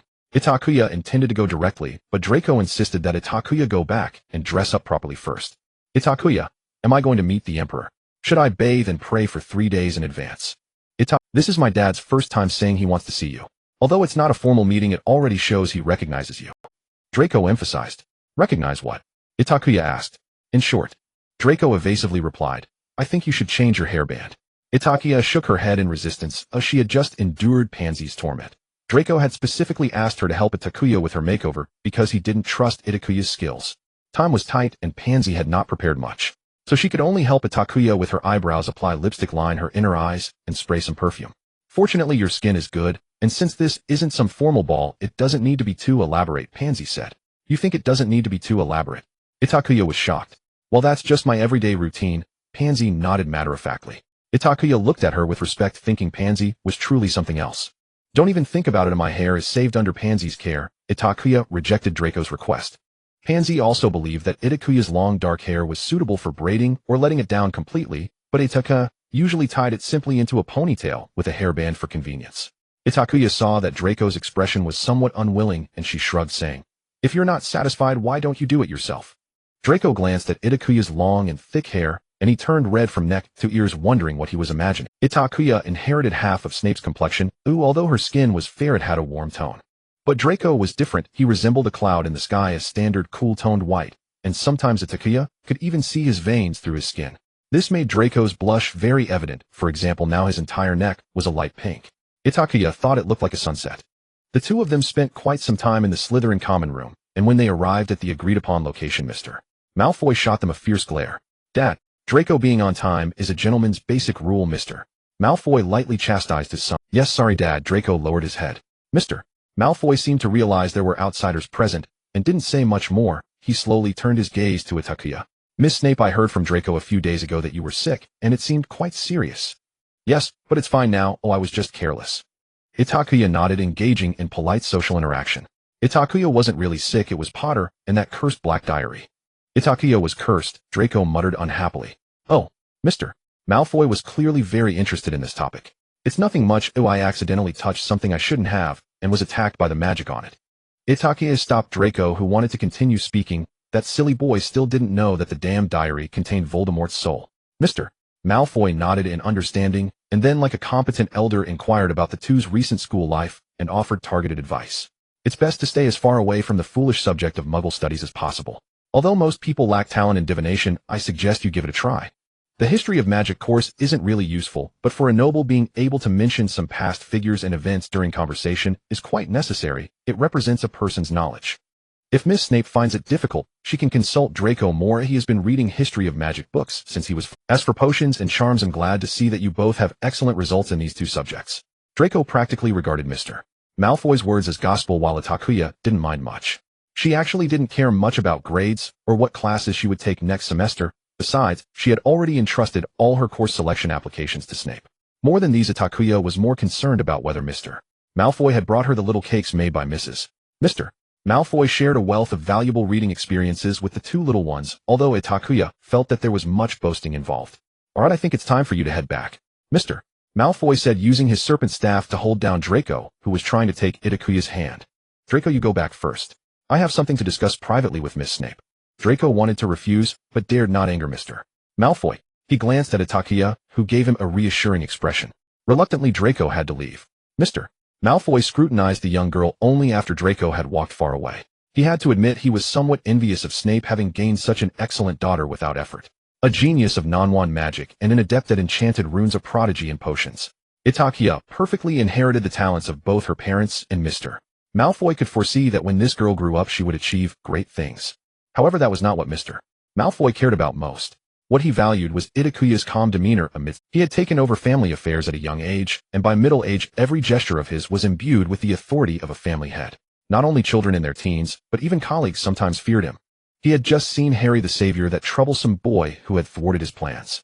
Although he had been outsmarted, Mr. Malfoy could clearly discern the boy's feelings towards him, fear and anger. But Itakuya was different. Mr. Malfoy could hardly see through the emotions behind Itakuya's calm demeanor. She could calmly smile back at him even when faced with his scrutinizing gaze. Neither servile nor overbearing, she commanded respect without intimidating others. If only Draco could be. With a sharp mind, high emotional intelligence, elegant manners, and stable emotions, she was the perfect candidate for a family head. Mr. Malfoy couldn't help but feel fortunate for the end of a certain family, otherwise this Miss Snape would pose quite a threat. Thinking of this, Mr. Malfoy cautiously spoke. Miss Snape, I heard that your mother left you in a Muggle orphanage. Itakua nodded calmly. Mr. Malfoy saw no excess emotion in her eyes. She did not wish to stay in the UK, so she went to another country. As for where exactly, I do not know. What a heartbreaking experience, poor girl. Mr. Malfoy lamented. Have you not tried to reach out to your mother's relatives? Itakua finally understood why Mr. Malfoy had kept her behind. As she chuckled, truly it was as if someone had sent a pillow when she was dozing off. She was worried about how to scheme against the Malfoys. Aren't they all dead? I thought Mr. Malfoy knew that. Mr. Malfoy paused, then raised an eyebrow and smiled. It seems the clever young lady does not need my hints to understand her own background. Yes, my mother told me after she got drunk one time. The child of a former Death Eater and Graggy, quite an interesting combination, isn't it? Itakuya dealt another heavy blow. At this, Mr. Malfoy's elegant facade finally showed a crack. She even told you this. That woman is a thoroughly foolish one, unable to control her heart or her mouth. Itakuya felt little emotion towards this mother, even somewhat indifferent. Since we are on this topic, sir, I have a question to ask you. Yes, Miss Snape, please go ahead. Itakuya's gaze was calm, as if discussing mundane matters. I want to know if I have the right to inherit Graggy's estate, bypassing my mother. Itakuya's mother, Cyanthia Ian, should actually be called Cyanthia Graggy. Ian is her mother's surname. Cyanthia was a child born out of wedlock, the offspring of the Graggy family head and his mistress. Because that mistress held tightly to the family head's heart, even after injuring herself in childbirth, and being unable to bear children again, the Graggy family head was still willing to support them in a golden house, and often visited. However, the two of them could not be seen in public, and few knew of this secret. Mr. Malfoy learned about it by chance, let alone Snape. Even Voldemort was unaware of this matter. Mr. Malfoy had always kept silent about this. Later, when Voldemort was born, the entire wizarding world succumbed to his tyranny. The first family he destroyed after gaining enough power was the Graggy family. No one knew why the Dark Lord would suddenly target the quiet and unassuming Graggy family in the west of England. All that was known was that the Graggy family repeatedly refused to pledge loyalty to Voldemort, ultimately inciting his wrath, leading him to wipe out everyone in the Graggy family one snowy night and set fire to the Graggy manor. Only Cyanthia escaped because she had always used her mother's surname and coincidentally was studying abroad during. In fact, her mother, the Graggy family head's mistress, was also not discovered. It was just that the lady was truly sincere towards the Graggy family head.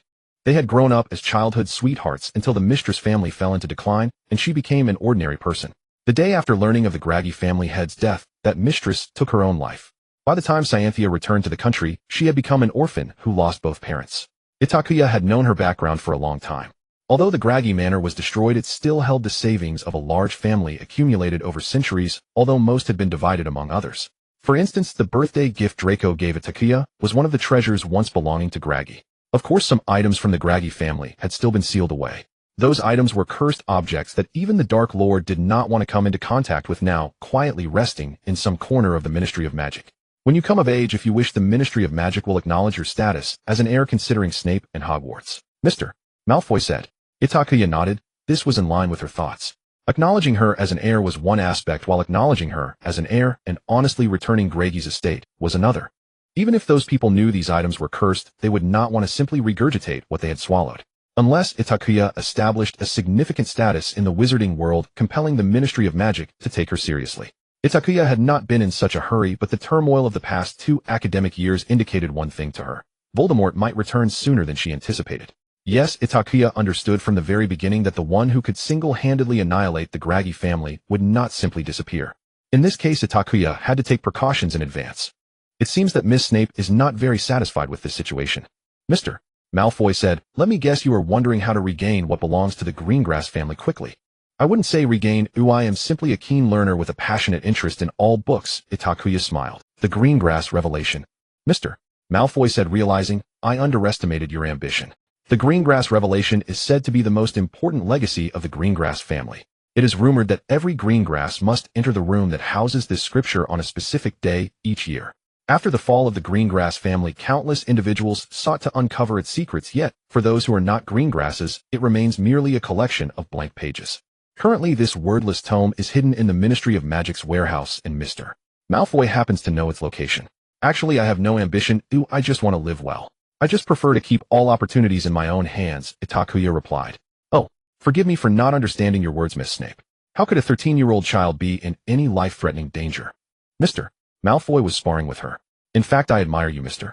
Malfoy." Itakua took her time accompanying Mr. Malfoy in a roundabout conversation. To accurately find ways to sustain the prosperity of the Malfoy family in chaotic situations demonstrates the wisdom of a ruler. Itakua did not directly point out that Mr. Malfoy had immediately betrayed after Voldemort's death to ensure survival, but used a more subtle expression that both understood without causing too much awkwardness. Mr. Malfoy indeed revealed a slight smile. "But I am different, I do not possess your wisdom, so I have to rely on the power of Greengrass to give me a sense of security." Itakua once again mentioned the power of Greengrass. This mysterious and formidable power is something even most do not understand about what the Greengrass family relies on. Itakua understood that Mr. Malfoy only had a vague understanding of this, yet it was enough to pique his interest. "Miss Snape, you need not underestimate yourself. I see you possess excellent qualities of a merchant, much like me." Mr. Malfoy paused. "You must know that the greatest characteristic of a merchant is the relentless pursuit of profit." Itakua smiled and nodded, indicating she understood, then internally mocked this conversation, where neither party spoke plainly. "No matter what my future relationship with Draco is like, he will always be my best friend. I promise you this sincerely," Itakua affirmed. Mr. Malfoy got what he wanted and nodded in satisfaction. "In my opinion, it would be good if Draco's future wife is a bit clever. The name Greengrass would make the Malfoy family even more glorious." Mr. Malfoy clearly stated his requirements. "If you wish to marry into the Malfoy family, then Itakua's name must at least contain the 3 characters of Greengrass." Itakua rolled her eyes, internally indifferent to this. Draco and his father truly inherited the same arrogance. She had not yet decided whether to stake her life on Draco. She simply wanted to one day secure Draco in the Hogwarts campus. It was his face she admired, not the name Malfoy. "Thank you for your recognition. If Draco inherits your beauty when he grows up, I think I might consider it," Itakua responded with neither humility nor arrogance. Mr. Malfoy chuckled. "It seems that what Draco said about you being attracted to his appearance is indeed true. Yes, he is quite handsome. Then, Miss Snape, I officially invite you to visit Malfoy Manor this summer. Perhaps on that day you will receive the gift." Mr. Malfoy bowed gentlemanly. "I will have Draco inform you of the specifics. I have matters to attend to at the Ministry of Magic. I hope to see you at Malfoy Manor, Miss Snape." "Yes, I look forward to it as well, Mr. Malfoy." Itakua watched Mr. Malfoy leave. She sighed in relief. Such scheming social interactions were truly mentally exhausting. Itakua intended to find a place to relax, only to unexpectedly run into Draco around the corner. "Draco, were you waiting for me all along?" Itakua scanned the surroundings to confirm that Draco was in a position where he could not hear anything before feeling reassured. "What did my father talk to you about?" "You two chatted for quite a while." Itakua yawned. "Nothing much. Your father hopes I can visit Malfoy Manor this summer." "Did my father really invite you to Malfoy Manor?" Draco asked excitedly. Yes, I'm so tired. Let's sit by the Black Lake for a while." Itakua cleverly led Draco away. "What else did my father say to you? Did he really invite you? And not in my mother's name?" Draco continued to ask. Yes, it was Mr. Malfoy himself who invited me." After receiving a positive answer, Draco became increasingly delighted, and he was led by Itakua to the Black Lake until he realized he had been handed a dense and obscure professional book. "Itakua, you want to trick me into reading to you again?"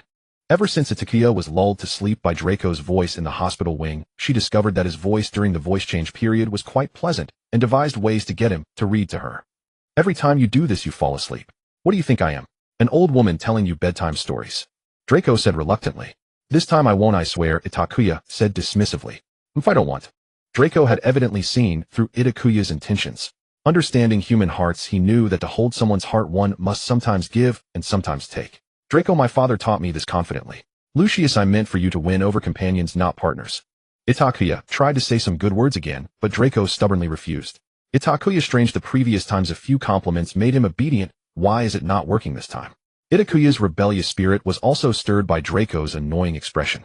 Seeing no one around, she quickly kicked off her shoes and transformed, while Draco was in a daze. This time Itakua did not transform into a three-turtle adult dragon, but rather into a young dragon the size of a kitten. The little dragon, almost a proportional miniature of the adult form, blinked its large black-purple eyes at Draco. Draco stared in amazement at Itakua, astonished that she could actually shrink. This was beyond the limits of Itakua. Are you really human? Draco couldn't help but ask aloud. Itakua rolled her eyes with her round, deep purple eyes. Of course, she was human when she was born. It was just that the extra part of her heart and blood made her a creature, neither human nor ghost, possibly the reason she could transform into a magical creature as an animagus. Perhaps, Itakua speculated inwardly. All of her talents, including this aspect, were left to her by someone else. Even she was clueless about the reasons behind it. Itakua. Draco softly called her name. Itakua snapped back to attention, her little paws resting on the book, displaying a look of, if you don't read to me, I'll turn back. How could a boy who loves dragons refuse the request of a little dragon? Draco immediately fell under her charm. Draco, I was careless. Half an hour later, the young dragon Itakua lay contentedly asleep on young Master Malfoy's robe. Beside her was a diligent human-shaped reading machine. Draco's voice grew softer as he quietly put down his book, helplessly listening to Itakua's breathing. Wizards have a habit of adopting animal forms when they transform into animagi. For instance, Itakua curled up as she slept using her long tail as a pillow. Draco specifically reviewed all records concerning dragons, and Itakua's animagus form did not belong to any known type of dragon. This was quite marvelous, as it implied that Itakua had encountered an ancient dragon that had never been documented. Such an event was considered remarkable in the wizarding world, yet it occurred openly with a girl who had grown up, and as the heir of the Malfoy family, Draco naturally understood that Itakua's past was far from as simple as she claimed. However, ever since the incident at the Lionhead house, the young master had learned to respect others' secrets. If Itakua chose not to speak, he would not pry. Draco, have you seen Itakua? Hermione's voice suddenly called out from behind, and Draco turned to see her, followed by two foolish Gryffindors. Could the godfather not brew the antidote a bit later for this lionhead creature? Draco discreetly held the still sleeping little dragon in his arms and covered her with his cloak. I don't know, she wasn't with me, Draco replied coldly. Oh, I didn't see her in the library. I thought she would be with you. Hermione said, confused. She is either in the library or by you and Professor Snape. Perhaps she fell asleep there, Draco replied with an unexpectedly good attitude. Maybe so. If you see her, tell her I'm all right. Hermione nodded. Hiss. Draco suddenly cried out in pain, looking helplessly at the little dragon in his arms. Itakua woke up when Hermione came over to speak. Instead of thanking Draco for hiding her, she mischievously reached out her claws toward Draco's belly. Draco, what do you have in your arms? Ron exclaimed, seeming to notice something moving under Draco's black robe. Nothing, mind your own business, Weasley. Draco said stiffly with pride. Itakua wrapped her tail around his waist, using her sharp claws to scratch his back. That mischievous little dragon. Draco shouted inwardly. But you seem a bit off, Harry said suspiciously, having just gone through a battle and now feeling jumpy. St. Potter, stay away from me. You are not qualified to lecture me. Draco growled in discontent, then gave a pat to the one in his arms.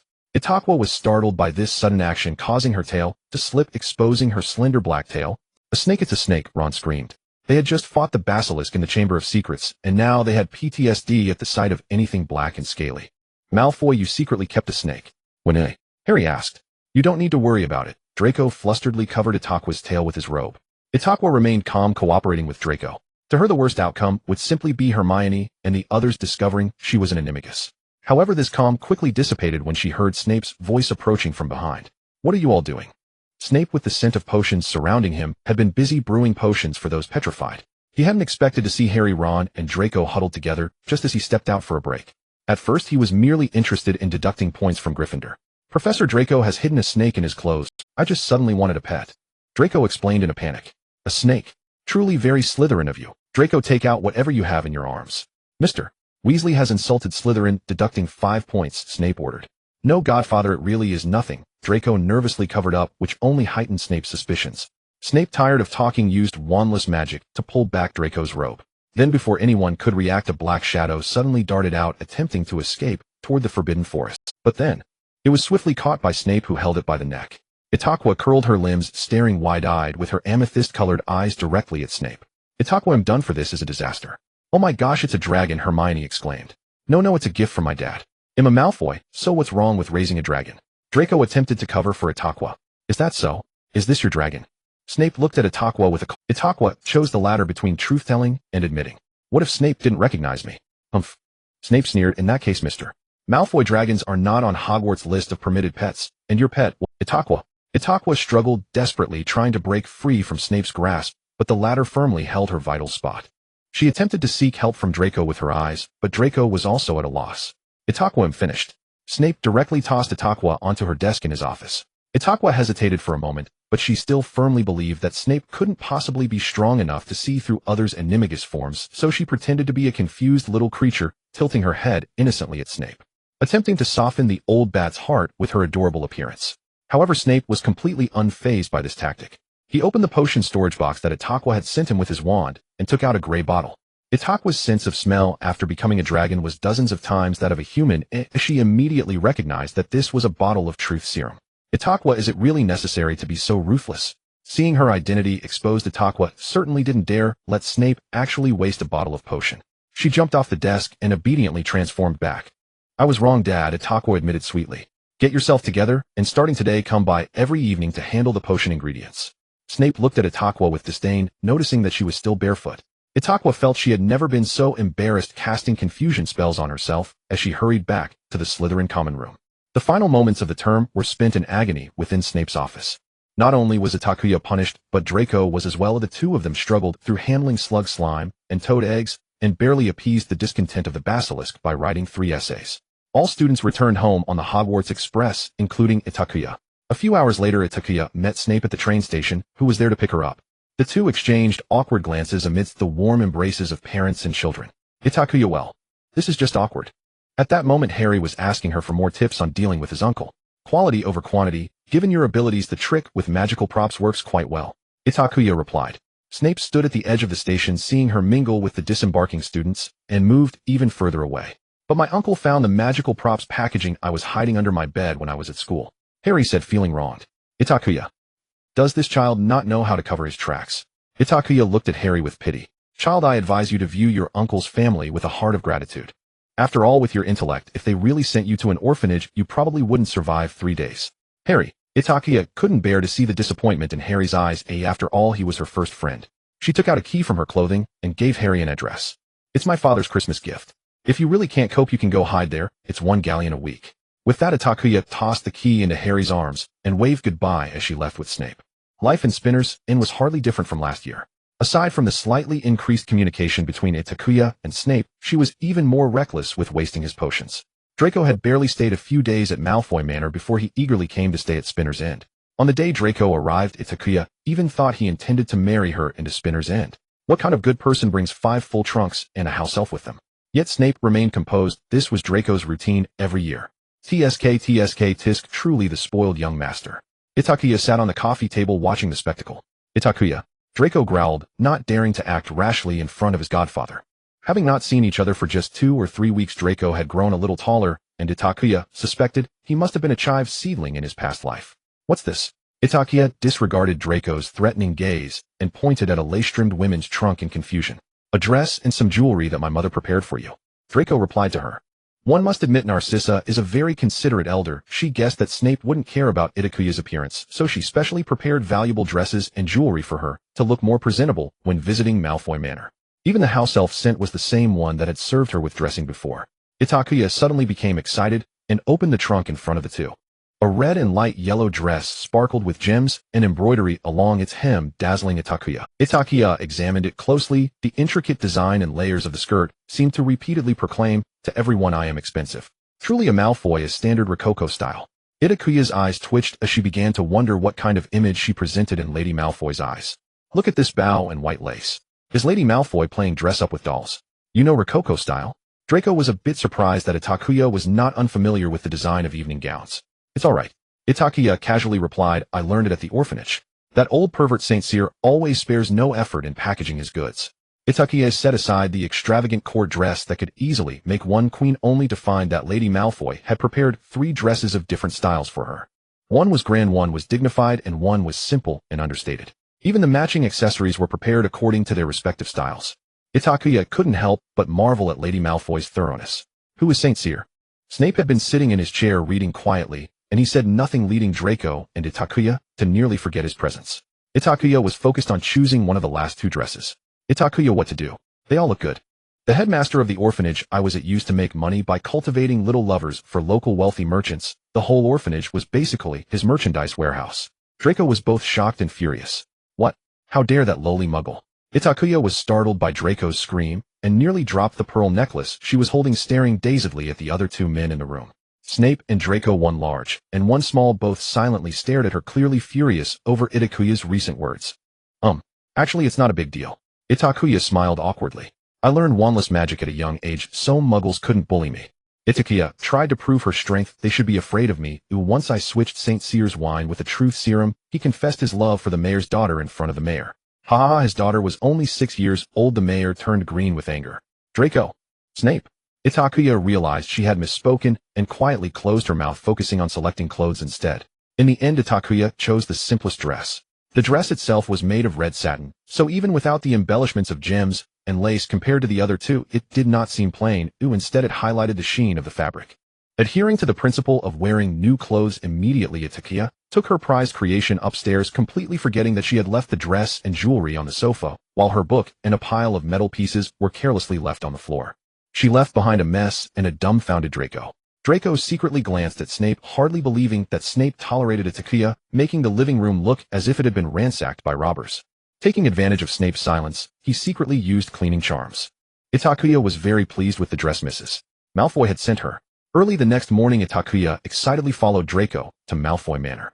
Principal Saint Cyril was always quite dedicated to the noble education course, as wealthy merchants were never satisfied with their beautiful canaries. They preferred well-educated, cultured, and talented vases that offered high value.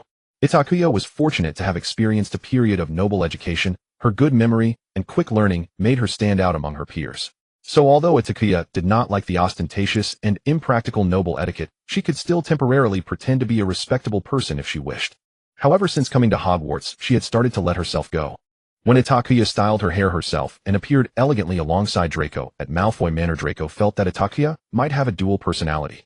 Itakua wore a red evening gown adorned with an entire set of diamond jewelry, with her hair pinned up, revealing her long and slender neck. With impeccable poise and an appropriately elegant smile, she completely captured Narcissa's heart.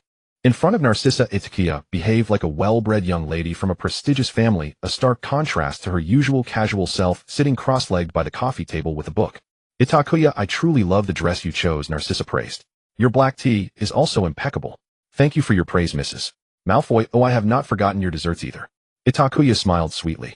What a sweet-tongued child you are. Lucius is still at the Ministry of Magic. He will be back in a while.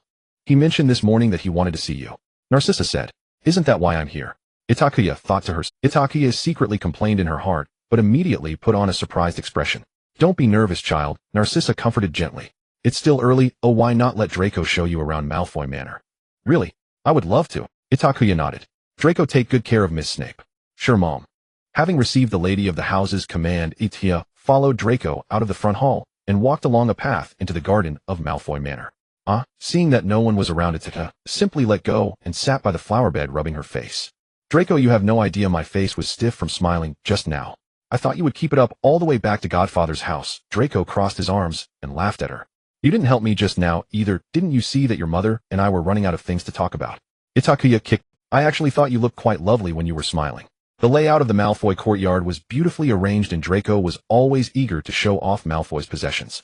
This is a unique orchid species from the East, purchased by my father at an auction. There were others interested that day, but they backed off upon hearing the Malfoy name. To showcase its beauty, my father specifically hired a potion maker to prepare a nutrient potion for it. Itakua thought, are there even specialized potion makers for flowers these days? Itakua listened as Draco introduced the plant sculptures and the gravel paths. The only thing Itakua took away from it was the realization that Malfoys are truly wealthy. However, soon the true master of Malfoy Manor interrupted Draco's rambling. Draco, while it is important to introduce Malfoy Manor to guests, it is not considerate to exhaust a delicate lady. The lady who could knock Dudley over with a single punch. Itakua. Lucius had just returned and headed straight for Draco, and Itakua, leaning on his serpent-headed cane, his smile not reaching his eyes. Father, Mr. Malfoy, Narcissa is preparing dinner for you. Draco, why don't you help your mother? All right, father. Lucius dismissed Draco and personally led Itakua into his study. As expected of the study of the head of the Malfoy family, it was almost as grand as the living room in Spinner's End. Itakua deeply understood why Draco always had to bring so many things when he visited. Miss Snape, here is what you requested.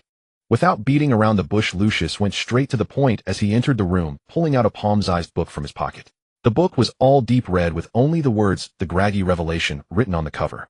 Lucius did not directly touch the object, he controlled it with a levitation spell. It was common knowledge among wizards that Graggy's items should not be touched directly, otherwise one would be cursed.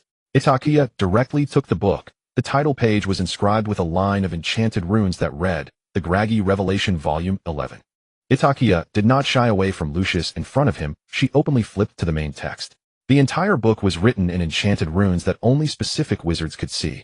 This was the simplest and most effective confidentiality measure employed by the Graggy family. Apart from the descendants of Graggy, no one else in England could see its contents. The reasoning behind this was simple, however everyone was intimidated by the Graggy's mystery, leading them to believe that the words in the book could only manifest through a specific ritual. In fact, the words were right there before people's eyes. Itakua casually flipped through a couple of pages, finding the contents generally consistent with her memories. In truth, she had little interest in the contents, she merely wanted to prove one thing. Enchanted runes were in fact an ancient language. Or rather, it was the language of the old gods. What is known as enchanted runes is actually a means of temporarily borrowing the power of the old gods by writing in their language. Itakua lost interest after flipping through a few pages. She had no thoughts on the crazy ideologies of the Graggy lunatics. Out of the corner of her eye, Itakua caught Lucius' curious and puzzled gaze. Well, let me take this opportunity to verify a little secret. Itakua closed the book and felt around to confirm a concave spot on the cover. She borrowed a small knife that Lucius had placed on the desk and made a 5-centimeter cut in her palm, letting her blood drip into that recess. Then the Graggy Revelation began to emit a flickering black light, continuously absorbing Itakua's blood. Itakua closed her eyes and began to chant in an ancient and convoluted tone. Lucius stared intently at Itakua, looking as if he had expected it. He tried to remember what Itakua was saying, but those tones seemed bewitched, unable to linger in his mind. Minutes later, Itakua stopped her actions, and by then the revelation had turned completely black. Itakua glanced at Lucius' serious expression, secretly lamenting that Mr. Malfoy was just as easy to fool as his son. If Lucius could understand the enchanted runes, he would realize that Itakua was merely putting on an act. What she just said translates to: the person in front of me is quite good-looking, but he is severely balding in middle age. I hope his son can keep that head of golden hair, otherwise I would truly be saddened. As for the book turning black, that is merely a necessary procedure for Graki to summon the evil god. Any living creature's blood can achieve this. Even if she were to bleed a pig, the result would be the same. Unfortunately, the magical community's misunderstanding of Graki runs too deep, and no one has dared to try. Itakua put on a full performance, dramatically opening the book again, as if she had discovered some earth-shattering secret, frowning in contemplation. In reality, the content of the book had not changed at all, it was just that the pages had turned from red to black. Lucius craned his neck to look over, but all he saw was a blank expanse of black. What did you see? Lucius asked. Itakua shook her head. That woman didn't teach me much of Graki's secret language, though I can barely recognize a few words, and they can't form a coherent sentence. I cannot grasp the meaning within. Lucius nodded. This was about what he expected. If the young girl before him could instantly comprehend everything in the Graki revelation, he would need to be cautious. That's quite normal, you didn't truly grow up in the Graki family. Lucius took out a pen and paper from beside him and kindly offered his suggestion. Miss Snape, why don't you write down what you've seen? Perhaps one day in the future you might decipher Graki's secret language. Itakua was speechless. Lucius truly was an old fox who had lived for a long time. He had taken the risk of stealing this from the Ministry of Magic, and naturally he was not just satisfied with a single promise of the future from Itakua. He also coveted the secrets of Graki's power. You make a valid point, Mr. Malfoy, Itakua said, taking the pen and paper. After some thought, she decided to copy down the content from the title page of the Graki Revelation. What was written there were the incantations Graki used to brainwash himself, which aside from sounding enigmatic held no practical value. Of course, Itakua wrote it in enchanted runes. Enchanted runes only possess their unique effects when written with magical power. If written with ordinary ink, it would just be a pile of scribbles visible to anyone. Itakua only copied down a couple and a half sentences when the pages of the Graki Revelation changed back from black to red. This was because the amount of blood just offered was too little. If one wanted it to remain black, they truly had to kill a pig and let the blood drip onto the Graki Revelation. However, this did not affect the content on the title page. Itakua pretended to regretfully put down the pen and shook her head at Lucius. It seems the time for the ritual has come. With my current abilities, I can only sustain this for a little while, and I can feel my magic being drained. It will likely take a few days to recover. Oh, aside from a bit of blood loss, there's nothing serious, Itakua said, looking quite aggrieved and helpless. Oh, don't rush, Miss Snape. You can take your time, Lucius nodded. You can see it here before school starts. You can come visit me at Malfoy Manor anytime, and I will have Narcissa prepare your favorite desserts. All right. Itakua obediently nodded, tearing off the recorded note to take with her. Lucius did not stop her. The head of the Malfoy family had countless ways to secretly copy the content of a note. This was an exchange where both parties felt they had deceived the other.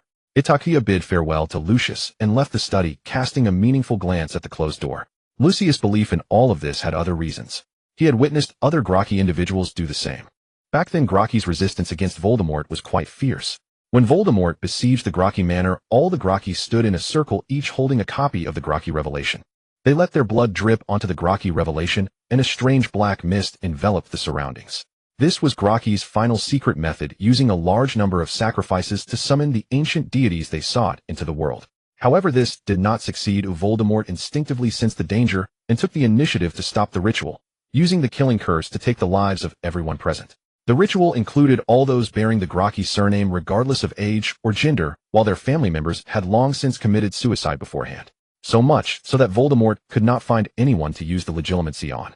In the end, an enraged Voldemort burned down the Grokky Manor. The Grokky Revelation would turn black upon contact with the blood of Grokky individuals, a secret known only to those who witnessed the downfall of the Grokky. Aside from Voldemort himself, there were also his Death Eaters present at the time. Lucius' familiarity with this matter meant that he was also there that day. Perhaps his hands were stained with the lives of Itakua's blood relatives as well. But what of it? Itakua used a spell to heal her injuries, watching as the wounds on her hand vanished at a visible speed. If she could return to the time when Voldemort was slaughtering the Grokky, she would not only not stop him, but would also urge him to eliminate any that had escaped.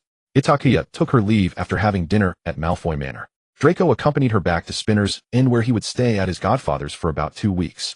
It had only been 2 or 3 days since then. Itakua felt that Draco should indeed visit Spinner's Inn more often. With Draco around, Snape's dissatisfaction and disdain were somewhat diluted. Draco, has your head been blocked by duckweed? Why did you mix the order up? I'm sorry, Godfather, Draco apologized with a red face. At times like this, Itakua would gleefully watch from the side. Are you proud? Itakua. Snape shot a glare at Itakua. I assume you haven't forgotten the preciousness of dragon's blood. Itakua felt embarrassed. This was already the 3rd portion of dragon's blood she had wasted. She didn't understand why, when she clearly understood how Snape used it to brew the antidote, her own concoction would inexplicably go wrong. It seems you have become so foolish that you don't even know to temporarily stop the flow of magic after adding dragon's blood. Snape offered his guidance with unexpected kindness. Itakua had an epiphany. Or perhaps you have been dazzled by the splendor of Malfoy Manor. Snape mocked. He was very displeased with Itakua following Draco to Malfoy Manor often since her first visit a few days ago. Although Itakua explained this as having fallen in love with Narcissa's dessert, Snape felt it more accurate to say that Itakua had fallen for the dessert named Malfoy. Itakua. That's unfair. I just went over to copy a book. Itakua felt that Snape was definitely jealous. The day Draco returned from his brief stay in Spinner's Inn to Malfoy Manor was also the last day Itakua had agreed upon with Mr. Malfoy to copy books. Lucius was in high spirits, believing he had obtained a complete record of the secrets of Graggy, even though he couldn't understand a word of it. He unexpectedly engaged Itakua and Draco in casual conversation as the 3 of them sat in Lucius' study enjoying the delicacies that Narcissa had made. Itakua exhibited remarkable patience towards the Malfoy style, boasting, while her skill in flattering the Malfoys was exceptional, satisfying both Malfoys present. As for Itakua, she was very pleased to watch the 2 blonde, blue-eyed gems converse in front of her, and her desire for the younger gem only grew stronger with each passing day. After Draco turned 14, he shed his youthful veneer like bamboo shoots after a rain, developing towards a more mature and attractive form. The baby fat of his youth had disappeared, and his facial contours were now striking. His voice was like elegant music filled with the unique pride of youth.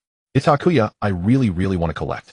Itakua had a wonderfully pleasant afternoon at Malfoy Manor, so much so that she lost track of time when she returned to Spinner's Inn. I'm sorry, Dad, I'm late. Snape was sitting by the fireplace reading. Upon seeing Itakua emerge, he immediately mocked in a low voice. It seems that Miss Snape has completely immersed herself in the wealth and fame of the Malfoys, dreaming of becoming Mrs. Malfoy. Itakua, touching her nose, honestly replied, No, I've only ever been interested in Draco's face. And his body. Snape. Really, I swear I'm not thinking about becoming Mrs. Malfoy. Ooh, I just want to be Draco's girlfriend and win him over. Itakua was trying to prove her excellent quality of not being greedy for wealth. You're only 14. Snape was infuriated by Itakuya's bold words and put down his book. But in 2 years I'll be of legal age to marry, and didn't you fall for Aunt Lily long before? Itakuya retorted. She had figured out Snape's temperament and took advantage of the fact that he could only punish her by making her handle potions and write essays. Snape, fuming, gritted his teeth. It seems you are so bored that you are probing into your poor father's gossip. As your father, I must remind you that your poor dad at least knew not to do what he shouldn't before turning 16. That's why you couldn't catch Aunt Lily even though you were childhood sweethearts, yet Potter swooped in to steal her away. Of course Itakuya only dared to think this in her heart. She was convinced that if Snape knew what she was thinking, she would be chopped up and thrown into a cauldron in the next moment. Snape had initially planned to punish Itakuya with 2 essays, but recently he found that this method of punishment was becoming less effective against her. Just as he was pondering how to make the giant in front of him deeply realize his mistakes, an owl suddenly burst in and dropped a letter in front of Snape. Snape had hardly any friends, and the Malfoy family's owls were all enormous and easily recognizable from 100 meters away, but this one was clearly not. After thinking for a moment, Snape couldn't fathom who would send him a letter, and he opened it with confusion. After spending a few seconds comprehending the contents, he cast a cold gaze at Itakuya. Itakuya felt as if she were being pierced through by that gaze, retreating a few steps imperceptibly while frantically reflecting on what she had done recently. Itakuya, I should not have done anything I shouldn't have, right? It seems my daughter is not only interested in Draco. You're quite romantic, learning from others to keep a lover hidden away. Snape's voice was as cold as a venomous snake. Off. Itakuya was perplexed. She hadn't really bothered anyone else aside from Draco, had she? Keep up. Snape didn't want to spare her even a glance, drawing out his wand and walking out.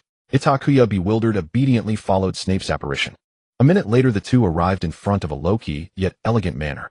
Itakuya had no memory of this place, as she only felt that the owner of the house had good taste. But what did that signify? Itakuya still couldn't understand her father's sudden fury, until she watched Snape unlock the door, and in the house, she saw Harry dressed in casual clothes. Itakuya, okay, now I understand how I'm going to die. She never expected Snape would know she lent her Christmas gifts. No, wait. Snape shouldn't know. It must have been that letter. Merlin, what on earth happened? Harry hadn't anticipated that Professor Snape would show up with Itakuya. He gazed at the two in bewilderment. Harry wore a black sweatshirt, and in the 2 months since they last met, he had grown taller. His clear, innocent eyes paired with his doe-like green pupils made him endearing. Itakuya suddenly recalled Snape's teasing remark about keeping a lover. She unwittingly blurted out, "What a red-lipped, white-toothed savior. Not to mention those green gemstone eyes are truly beautiful." Itakuya once again received a sharp glare from Snape. "Itakuya, am I not affirming your taste?" Itakuya didn't know where she found the courage, but she boldly continued to joke with Snape, softly saying to him, "Sir, if you can't stand me sticking with Draco, I wouldn't say no to Harry either." Snape was furious. He couldn't imagine a day in the future when his daughter's name would carry the word Potter. He would rather turn Itakuya into potion ingredients to eliminate the problem once and for all. "Professor Snape, Itakuya, Aye. Good evening." Harry, noticing Snape's terrifying low-pressure, mumbled for a long time, finally managing to squeeze out a "good evening." "How the great savior has become so bold as to use magic to turn your muggle relatives into balloons hanging in the air for muggles to gawk at." Snape sneered. "Why do you still hide in my daughter's manor? Is it because you don't know how to get to Azkaban?" Huh. Itakuya was shocked, as she hadn't expected Harry to be reckless enough to use magic in front of so many muggles. "Harry, have you been possessed by a troll?" Itakuya said helplessly. "You told me I could come here to hide." Itakuya. Harry retorted. "Brother, what I meant was to hide here when you can't get by, not to hide here after causing trouble." Itakuya gritted her teeth. "Why don't you kill someone first before hiding here?" Harry was battered by the combined onslaught of Itakuya and Snape, feeling that ever since Itakuya and Snape had acknowledged each other, the sharp-tongued bloodline belonging to Snape within her had begun to awaken gradually. Nevertheless, Snape reluctantly took Harry in. Dumbledore sent a letter to Snape instructing him to temporarily shelter Harry for a few days before the school year began to ensure his safety. After all, Sirius had just escaped from prison, and Dumbledore feared that he might harm Harry. From Itakuya's perspective, based on the events of the past 2 school years, it was clear that Hogwarts had caused Harry more harm. The poor savior was injured nearly every end of term. Snape refused to allow anyone with the surname Potter to step into Spider's Tail Alley, yet he couldn't leave Harry alone, so he had no choice but to take Itakuya to Itakua Manor in advance. Yes, this was the name of the Christmas gift Snape gave to Itakua. Itakua Manor had an overall Edwardian architectural style, with all the windows being arched floor-to-ceiling, ones featuring red brick walls paired with white columns. There were small gardens at both the front and back, where vibrant greens complemented the restrained deep reds.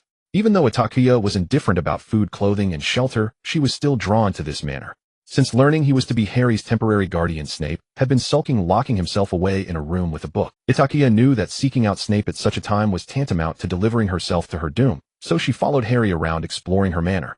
Itakuya, you have to see this, Harry said.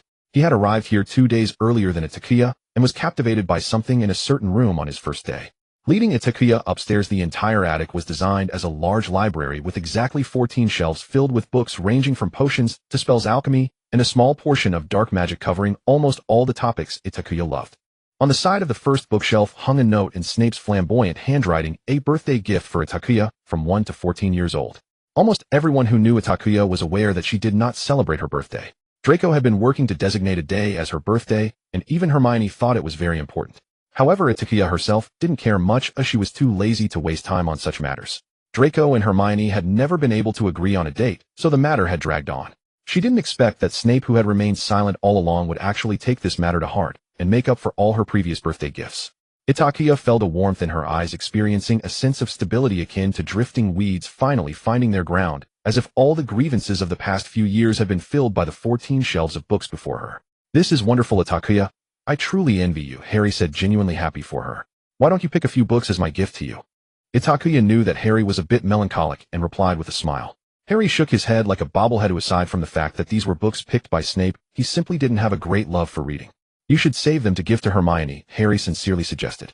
You're right, I should write to Hermione and invite her. Itakuya thought that if Hermione knew she had an entire floor of books, she would surely go crazy. Harry's Hedwig was arranged to stay in the garden outside the manor, as Snape refused to have anything furry living in the same space as him. Itakuya wrote a letter, and the two of them tiptoed into the garden to find Hedwig. Itakuya, have you ever thought about what would happen if Snape Professor knew you invited another Gryffindor? Would he be angry? Harry asked quietly as he watched Hedwig. Itakuya's movements froze, as she had forgotten that her father was still present. Taking care of one, Harry was already pushing Snape's limits of patience. If Hermione, another Gryffindor, were added, Itakuya wasn't sure if her father would actually slice her into pieces. Moreover, with the solid friendship of Harry's trio, Ron would likely come along with Hermione. Disaster. Snape would probably cook all four of them into a potion. Wait, if Draco found out she was currently living in the same building as Harry and had invited Hermione and Ron, would he go? He probably would. Itakuya felt that writing to invite Hermione was truly not a wise decision. She even contemplated becoming an animagus to fetch Hedwig back. I think we can only find a way to calm Dad down before Hermione arrives, Itakuya said, feeling a headache. But Professor Snape gets very angry when he sees me. Harry thought Itakuya was daydreaming, as he had felt extremely anxious when he learned he would be spending the rest of the holiday with Snape. He even began to consider the feasibility of returning to his aunt's home. The two of them sighed longingly in the lush grass. Suddenly, a few sparrows flew away in the distance, followed by the rustling sound of plants being flattened nearby. Looking closely, they saw something black gradually approaching from afar, and Itakuya and Harry immediately drew their wands. That thing seemed to be aware of something as it stopped advancing upon seeing Itakuya and Harry on guard, quietly hiding behind a tree. Itakuya, I'm going to take a look. Harry hesitated for a moment, but still boldly approached. He'll go with you, Itakuya. As they got closer, they discovered it was a big black dog, filthy and clearly a stray. Harry felt that this dog looked a bit familiar. He seemed to have seen it when he left the Dursleys. Itakuya, wait a minute. I think I've seen this dog before. Itakuya found it puzzling as she boldly approached and squatted in front of the large dog. Seeing that the dog merely stared at her without any signs of defense or fear, she boldly reached out to touch its head. The dog stiffened for a moment and looked at Itakuya with a certain intelligence. Itakuya did not think too much of it, merely assuming that the dog had a calm demeanor. Don't be silly, Harry. Do you know how far your aunt's house is from here? How could it possibly follow you here? Itakuya was unable to resist the temptation to pet the dog. A big dog is the best. It isn't afraid of people and lets you touch it. But I really think it looks familiar. Harry leaned in with skepticism, and the dog immediately abandoned Itakuya to approach Harry affectionately. Maybe it's a similar breed. Hey, that's not fair. I touched it first. Why is it only friendly to you? Harry was also taken aback by the sudden. I don't know either, Itakuya said indignantly, deciding to tempt it with food. Harry, wait here, he'll go get something to eat. Itakuya carefully stole meat from the kitchen without alarming Snape, but the large black dog had already disappeared. Where's the big dog? Itakuya looked at the empty grass field. It just left just now. Harry replied, feeling it was strange. The big dog seemed to have sensed some danger and turned away before Itakuya. Looks like you two are having fun, still in the mood for a picnic. Itakuya and Harry turned around to find Snape, his face dark as if he wished to bury the two in the ground. Itakuya, Harry. On the third day of Harry's stay with Snape, Itakuya personally witnessed Snape's level of cursing reach new heights. His sarcasm towards Harry was no longer limited to vivid metaphors involving leeches, reeds, trolls, and slop. Why didn't you think ahead about what would happen?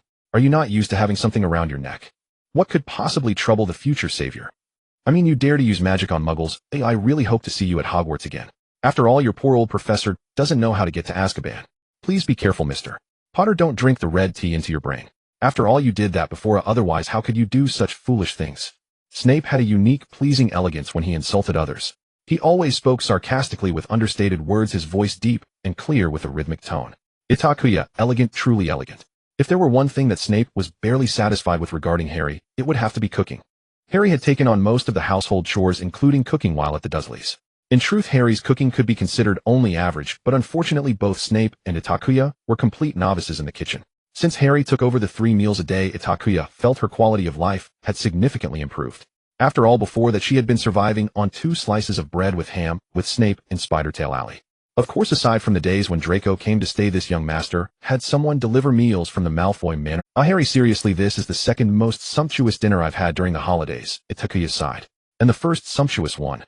Draco's money ability, every meal at the Malfoy home makes me feel like I'm eating gold. Snape had returned to Hogwarts a few days before school started to prepare, and he had been coldly glaring at Harry until the day he left Itakuya's manor. Itakua was really curious about what Harry's father had done to his own dad. Hermione wanted to come over the day after receiving the letter, but unfortunately Snape's dark expression could have drained all the points from Gryffindor. For the sake of the next few years at Hogwarts, Hermione had to regretfully give up. Harry was assigned to protect the Ministry's territory the day after Snape left, and Itakua was too lazy to move, so she stayed alone until school started. Since Snape was still angry, he refused Itakuya's invitation to accompany her for this year's school supply shopping. Itakua had originally wanted to invite Draco, but this young master learned about Harry's situation and was furious that she had been living under the same roof with Harry for 5 days. Not only did he refuse Itakuya's invitation, but he unilaterally initiated a third Cold War. Itakua, here we go again, right? On the Hogwarts Express, Itakua sat beside Draco, smiling obsequiously. Young master, please give me a favor. This is fruit I personally cut for you. Humph. Then shall I massage your shoulders? Humph. Pansy sat across, silently watching the two. She had originally intended to discuss their future careers with Itakua. Pansy, suddenly feeling the future is uncertain. I understand now why Goyle and Crabbe insisted on sitting in our compartment. Pansy, feeling embarrassed, rolled her eyes and turned to leave. As they approached Hogwarts, it suddenly began to rain, and a chill spread through the compartment. Itakua stopped her movements, looking around in confusion. Itakua. Draco, sitting by the window, felt the cold air coming in from outside more acutely. Merlin, how could that thing approach the Hogwarts Express? Draco turned his head to glance, and then pulled Itakua. What? Itakua asked. Dementor. Draco's expression was not good. My father told me that the Ministry actually allowed Dementors to guard Hogwarts to capture a certain fugitive. They actually let a bunch of monsters appear at Hogwarts. I need to write to my father tonight. Ultimately, it's all that wretched creature's fault. Itakua knew Draco was using words to mask his fear. She took his hand. Expecto Patronum. Itakuya's wand erupted with a dazzling white light, and then a translucent white dragon appeared in the compartment, nearly filling the entire space. That was Itakuya's animagus form. Aside from the color transforming into the unique white light of a Patronus, it was almost the same. It's alright, they can't hurt us, trust me, Draco. Draco felt a little more at ease, but muttered discontentedly, I'm not afraid that thing will hurt me. Alright, Master Malfoy, actually, I just wanted to show you my Patronus. Itakua cheerfully acknowledged Draco's word. Draco was indeed distracted. He curiously examined the dragon formed of white light. This is what your animagus looks like. Draco fell silent for a moment before he couldn't help but ask the question he had always been curious about. Itakua, I've always wanted to ask, what kind of dragon is your animagus? Itakua smiled slightly. That's not a dragon that appears in reality. What? Itakua later realized this after searching the library at Hogwarts for records about dragons. Her animagus merely resembled a dragon. In reality, it was just an imagination. Just like a child imagines a virtual companion from the things they encounter, that non-existent black dragon was pieced together from the only things someone could touch and perceive. All of this was just a lie from the beginning to the end. Once upon a time there was a person who said she would protect me. Itakua gazed out the window where darkness enveloped the world and rain poured heavily. I didn't believe her at the time. She lied to me, saying she was a dragon, a particularly powerful dragon, so I believed her. In fact, she was just an ordinary person. Itakua felt very sad every time she thought of this. She once believed that person truly was an ancient dragon, and she was lucky to have the protection of the divine dragon. But she forgot that the person couldn't even name the types and habits of dragons. At that time, Itakua needed someone to protect her so desperately that she easily believed that person's lies comfortably hiding behind her, allowing that person to bear all the suffering. If she had been a little braver back, then would everything have turned out differently? Draco's heart ached, the girl's gaze was desolate and lonely, and he seemed to see once again the Itakua from first year who had locked herself in a shell. Itakua. Draco hugged Itakua tightly. The two embraced in the dim light of the compartment, and the white light of the Patronus as Itakua buried her head in Draco's black robes, quietly crying. Draco felt the warm breath against his neck. He stiffened for a moment, then, as if comforting a child, he awkwardly, but skillfully patted Itakua's back. The rain outside intensified, making the temperature inside the carriage drop slightly, while students in the adjacent compartment discussed the weather in a panic.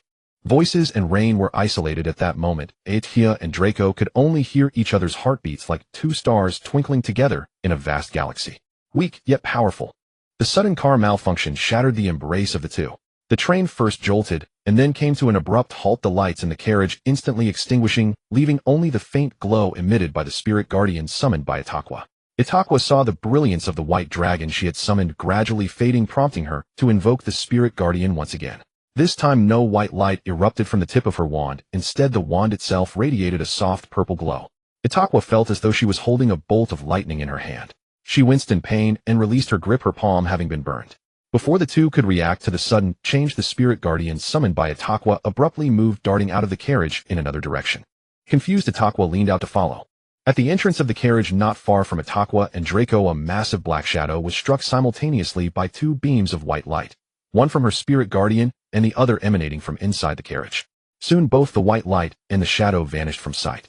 The people in the other carriage seemed not to expect that someone besides themselves would also use a spirit guardian, leaning out to look in Itakua's direction. Itakua found herself locking eyes with that person. It was a middle-aged man with a scarred face exuding an air of refinement. Then another head peeked out from behind the man, adorned with her signature curly hair. It was Hermione. Itakua greeted Hermione from a distance, speculating that they should be safe now, before retracting her head back in. Did you see anything? A Dementor entered the Hogwarts Express. My spirit guardian must have sensed it. What? That thing got in here? Draco asked with a serious expression, and Itakua felt he was about to write a letter to his father. Someone else also used a spirit guardian. It was a middle-aged man. He chased that thing away, so I guess we should be safe now. Itakua sat back down next to Draco. Oh, he is our new defense against the dark arts teacher. I heard my father mention. He is a good friend of Potter's father. Draco scoffed. I really don't understand why, despite my godfather being more than capable of teaching this subject, Dumbledore refuses to let him do so. Maybe it's because my dad is usually too busy teaching potions. Itakua replied, unsure. Draco fell silent, gripping Itakua's right hand and using a spell to heal her wound. You should get a new wand. Your current one is showing more signs of rejection, Draco said, frowning. Since the holiday began, Itakua had found it increasingly difficult to brew potions with her wand. As their skills improved, the level of potions they dealt with also rose. Itakua always made mistakes because of her wand. I know, she said, feeling a headache coming on. Mr. Ollivander had suggested she find something that shares the same origin as her, but Itakua had been at a loss until she received the Christmas gift from Draco, the bracelet. However, Itakua was reluctant to part with the bracelet and thus procrastinated. Meanwhile, in another carriage very close to Itakua and Draco. What a talented witch, Remus John Lupin remarked, standing in the corridor and gazing in Itakua's direction. On the opposite side, Harry lay unconscious on one of the seats while Hermione and Ron anxiously watched. That's Itakua, Snape, sir. She's a third-year student from Slytherin, just like us, Hermione clarified for her future. Snape? Lupin repeated the name in disbelief. Yes, she is Professor Snape's daughter. Snape? He has a daughter now, Lupin exclaimed as if he had discovered a new continent. No wonder I felt she seemed somewhat familiar. At least she didn't inherit her father's oversized nose. Lupin recalled Itakua's appearance, noting her high nose bridge but small nostrils. Hermione, Professor, is it really appropriate to speak ill of your colleague like that? The light rain drizzled down. The night sky was dark, devoid of stars and moon.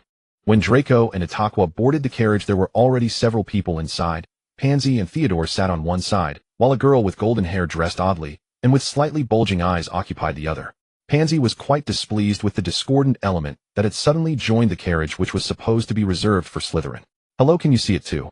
The blonde girl, seemingly oblivious to Pansy's unfriendly gaze, tilted her head slightly and spoke to Itakua, who had just stepped on. Itakua paused for a moment, then realized she was referring to the Thestral. She had seen the introduction of Thestrals during her first year, so she wasn't overly surprised on the day of her second-year start. Yes, I guess we have the highest number of students who can see Thestrals in our carriage. Itakua felt a certain fondness for this quirky little girl. Hello, I am Itakua Snape. Luna Lovegood's second-year Ravenclaw. Draco maintained a haughty and cold demeanor toward anyone who wasn't from Gryffindor, sitting between Luna and Pansy with Itakua. As the carriage began to move, Itakua heard Luna ask, "You are quite strange, you don't seem human." Hey, Ravenclaw. Draco frowned. Itakua discreetly squeezed Draco's hand and curiously asked, "Why do you say that? Your heart, blood, and everything about you is different. You are a monster," Luna replied. "Enough, you crazy girl, you are the real monster." Draco snapped back. Itakua was taken aback at being completely seen through by a younger student, and she carefully scrutinized the Ravenclaw girl, whose eccentric appearance concealed a pure soul. Yes, Luna, I am surprised you could see through me. It's nothing, you just look at the thestrals on you. Luna smiled. She continued, Itakua, are you really Itakua? Itakua was perplexed and hesitated before nodding. But Luna furrowed her brow, leaning closer to Itakua, sniffing and examining her like a small animal, then shook her head, muttering to herself, No, you are not Itakua. Enough, Itakua, why are you paying attention to this crazy girl? Draco's patience had reached its limit just as the thestrals pulled the carriage to its destination, and he yanked Itakua off the carriage. Itakua could only be helplessly dragged away by Draco. At the school opening banquet, Draco heard from someone about Harry being stunned by a Dementor. So your Patronus went to rescue St. Potter, what a touching friendship indeed. I swear it was really just chasing the Dementor, it has nothing to do with Harry. Is that so? It seems like your Patronus was born to protect your good friend Potter, am I right? Impossible. My Patronus was created to protect the great Master Malfoy. Not just the Patronus, but I— Itakua forced a smile. Draco was somewhat coaxed into showing a hint of a smile, but unfortunately before that smile could warm his heart, it was interrupted by the socially inept Harry. Itakua, thank you for saving me on the train earlier. You're amazing, you even know the Patronus charm, can you teach me? Harry was sitting right behind Draco and Itakua. Itakua, dude, you really are. Oomph. Draco snorted coldly. Malfoy, hold my apple, let's go. Draco left with his little mechanical dragon, abandoning Itakua. Itakua thought, great, I have to coax him again. Fortunately, Itakua had already figured out Draco's temper, so making the young master happy was not too difficult. In divination class. Welcome, my children. In my class you will explore the mysterious art of divination. Professor Trelawney stood in the hot and crowded tower classroom. She did her utmost to appear eccentric and mad. Her exaggerated behavior and attire enhanced her already mysterious image. This woman does not seem quite normal. Draco took the teacup that Itakua handed him and whispered to her, I really don't understand why Dad suggested we take her class. Neville sounds much more reliable than this woman. Mr. Malfoy must have his own reasons, Itakua replied casually. She wasn't particularly interested in Professor Trelawney's class. She had secretly tried a few simple divination methods during the holiday and was sure she had no talent for prophecy. Just watch, Itakua, I heard from upperclassmen that this woman gives a death omen to a student every year, Draco said mysteriously. But none of them have ever come true. Let's see who is the unfortunate one this time. Itakua instinctively glanced at Harry, who was sitting with Ron, having a feeling that this semester would also be restless. Sure enough, halfway through the class, Trelawney chose Harry and issued her death prophecy. Haha, just this once I hope that woman's prediction is accurate. Draco found it amusing. Itakua helplessly exchanged teacups with him, trying to find something in the pile of black tea leaves that could be noted down. You really are entangled with Harry, you might as well just be together, Itakua teased. Don't say such disgusting things, Itakua, I might throw up. Itakua and Draco were playfully bantering, completely unaware that Trelawney had approached them. Itakua, the name cannot be recorded in the totem. Trelawney tightly grasped Itakua's shoulder, her entire being convulsing, as if she had lost consciousness. Professor. Itakua was startled, thinking that Trelawney might have had some health issue. Trelawney said in a low voice, She will leave remaining there, you can only accept the separation. The one who shares everything with you shares talent and body. She is Itakua. You are the one who changes everything. The savior is not just one, Harry Potter is the eternal savior. Itakua felt as if she had fallen into an ice cave, not even noticing the most important phrase, the savior is not just one. Trelawney's first 3 sentences brought Itakua immense panic. It felt like a secret hidden in her heart had been pierced. Itakua, don't mind her, she's just a madwoman. Draco attempted to pull Trelawney away. Itakua seemed to be scared by something terrifying, her mouth slightly ajar, her eyes glistening with anxiety. In that moment she was overwhelmed by a strange sense of fear. Did she miss any details from that day? Trelawney finally returned to normal, coughing a few times and looking around in confusion. What's wrong, child? Did I say something?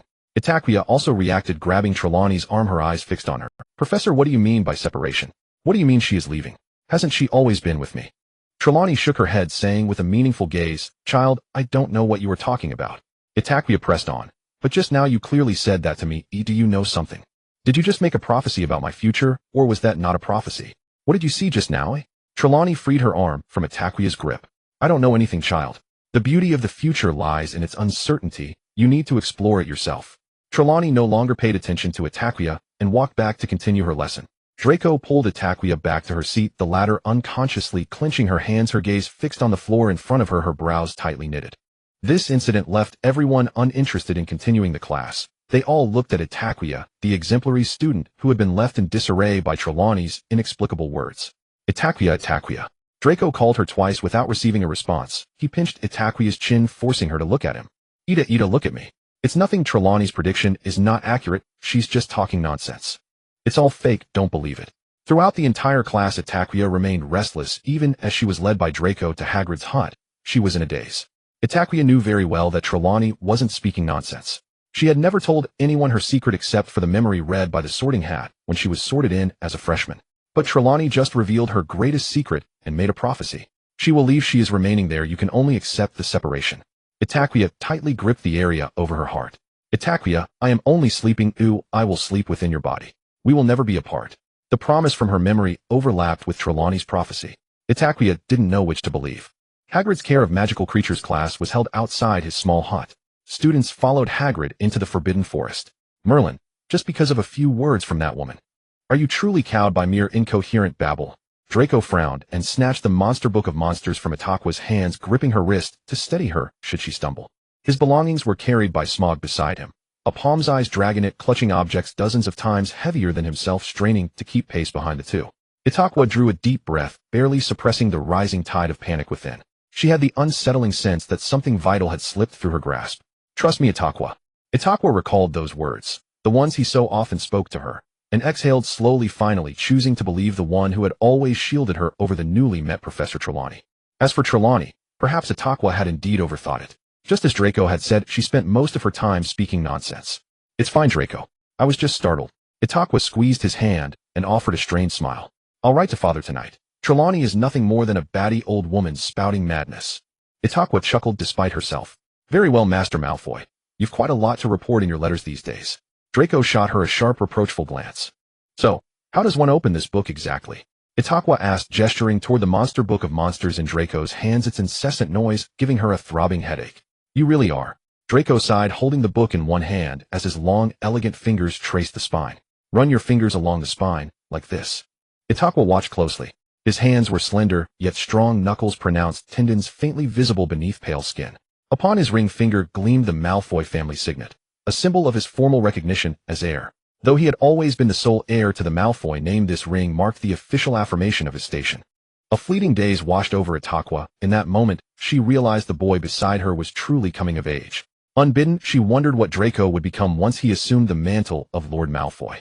Would he retain that same haughty pride, and still delight in tormenting Harry? Would he still cherish a simple mechanical toy for weeks on end? Would he still speak of his father at every turn?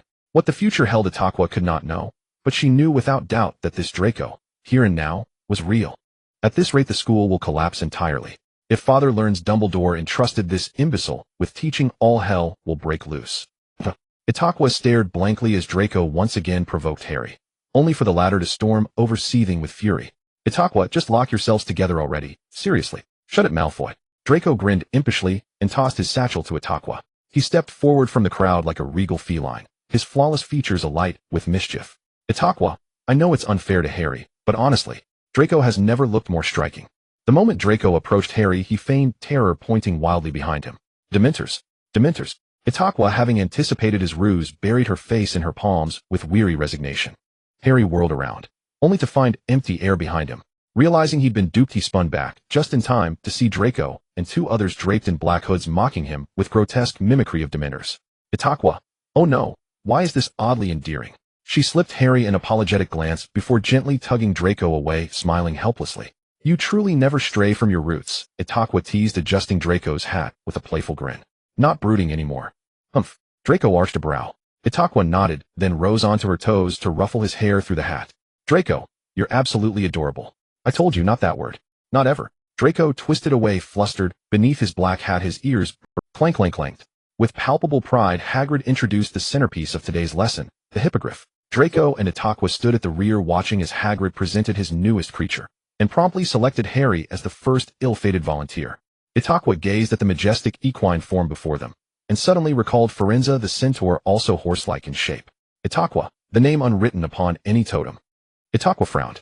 The professor's prophecy had struck her as eerily familiar, though at the time she dismissed it as mere coincidence.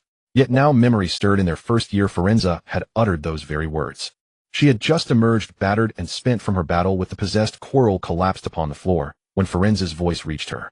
Itakua, Windwalker. The great white silence, unrecorded upon any totem. Windwalker, white silence, unrecorded upon totems. What did these phrases signify? Had Firenze and Trelawney spoken of her, or of something deeper buried within her heart and blood? What was that force, the one that had tormented her for years with violent magical surges? Instinctively, Itakua sensed it held the key to everything. That woman, the one who bore her so-called mother. What precisely had she done to her? Itakua pondered quietly, resolving to slip into the forbidden forest soon. But the forest was vast. Where exactly might she find Firenze? You're hardly dangerous, you towering ugly brute. Draco's furious voice shattered Itakua's reverie. She turned, only to see Draco had surged forward to the front, striding boldly toward the hippogriff, his expression dripping with disdain. From Itakua's vantage, she clearly saw the hippogriff bristle at Draco's insolence. Draco, dangerous! Itakua cried out urgently. Draco instinctively glanced back at her voice, and when he turned again, the hippogriff had reared up on its forelegs, poised to strike at his head.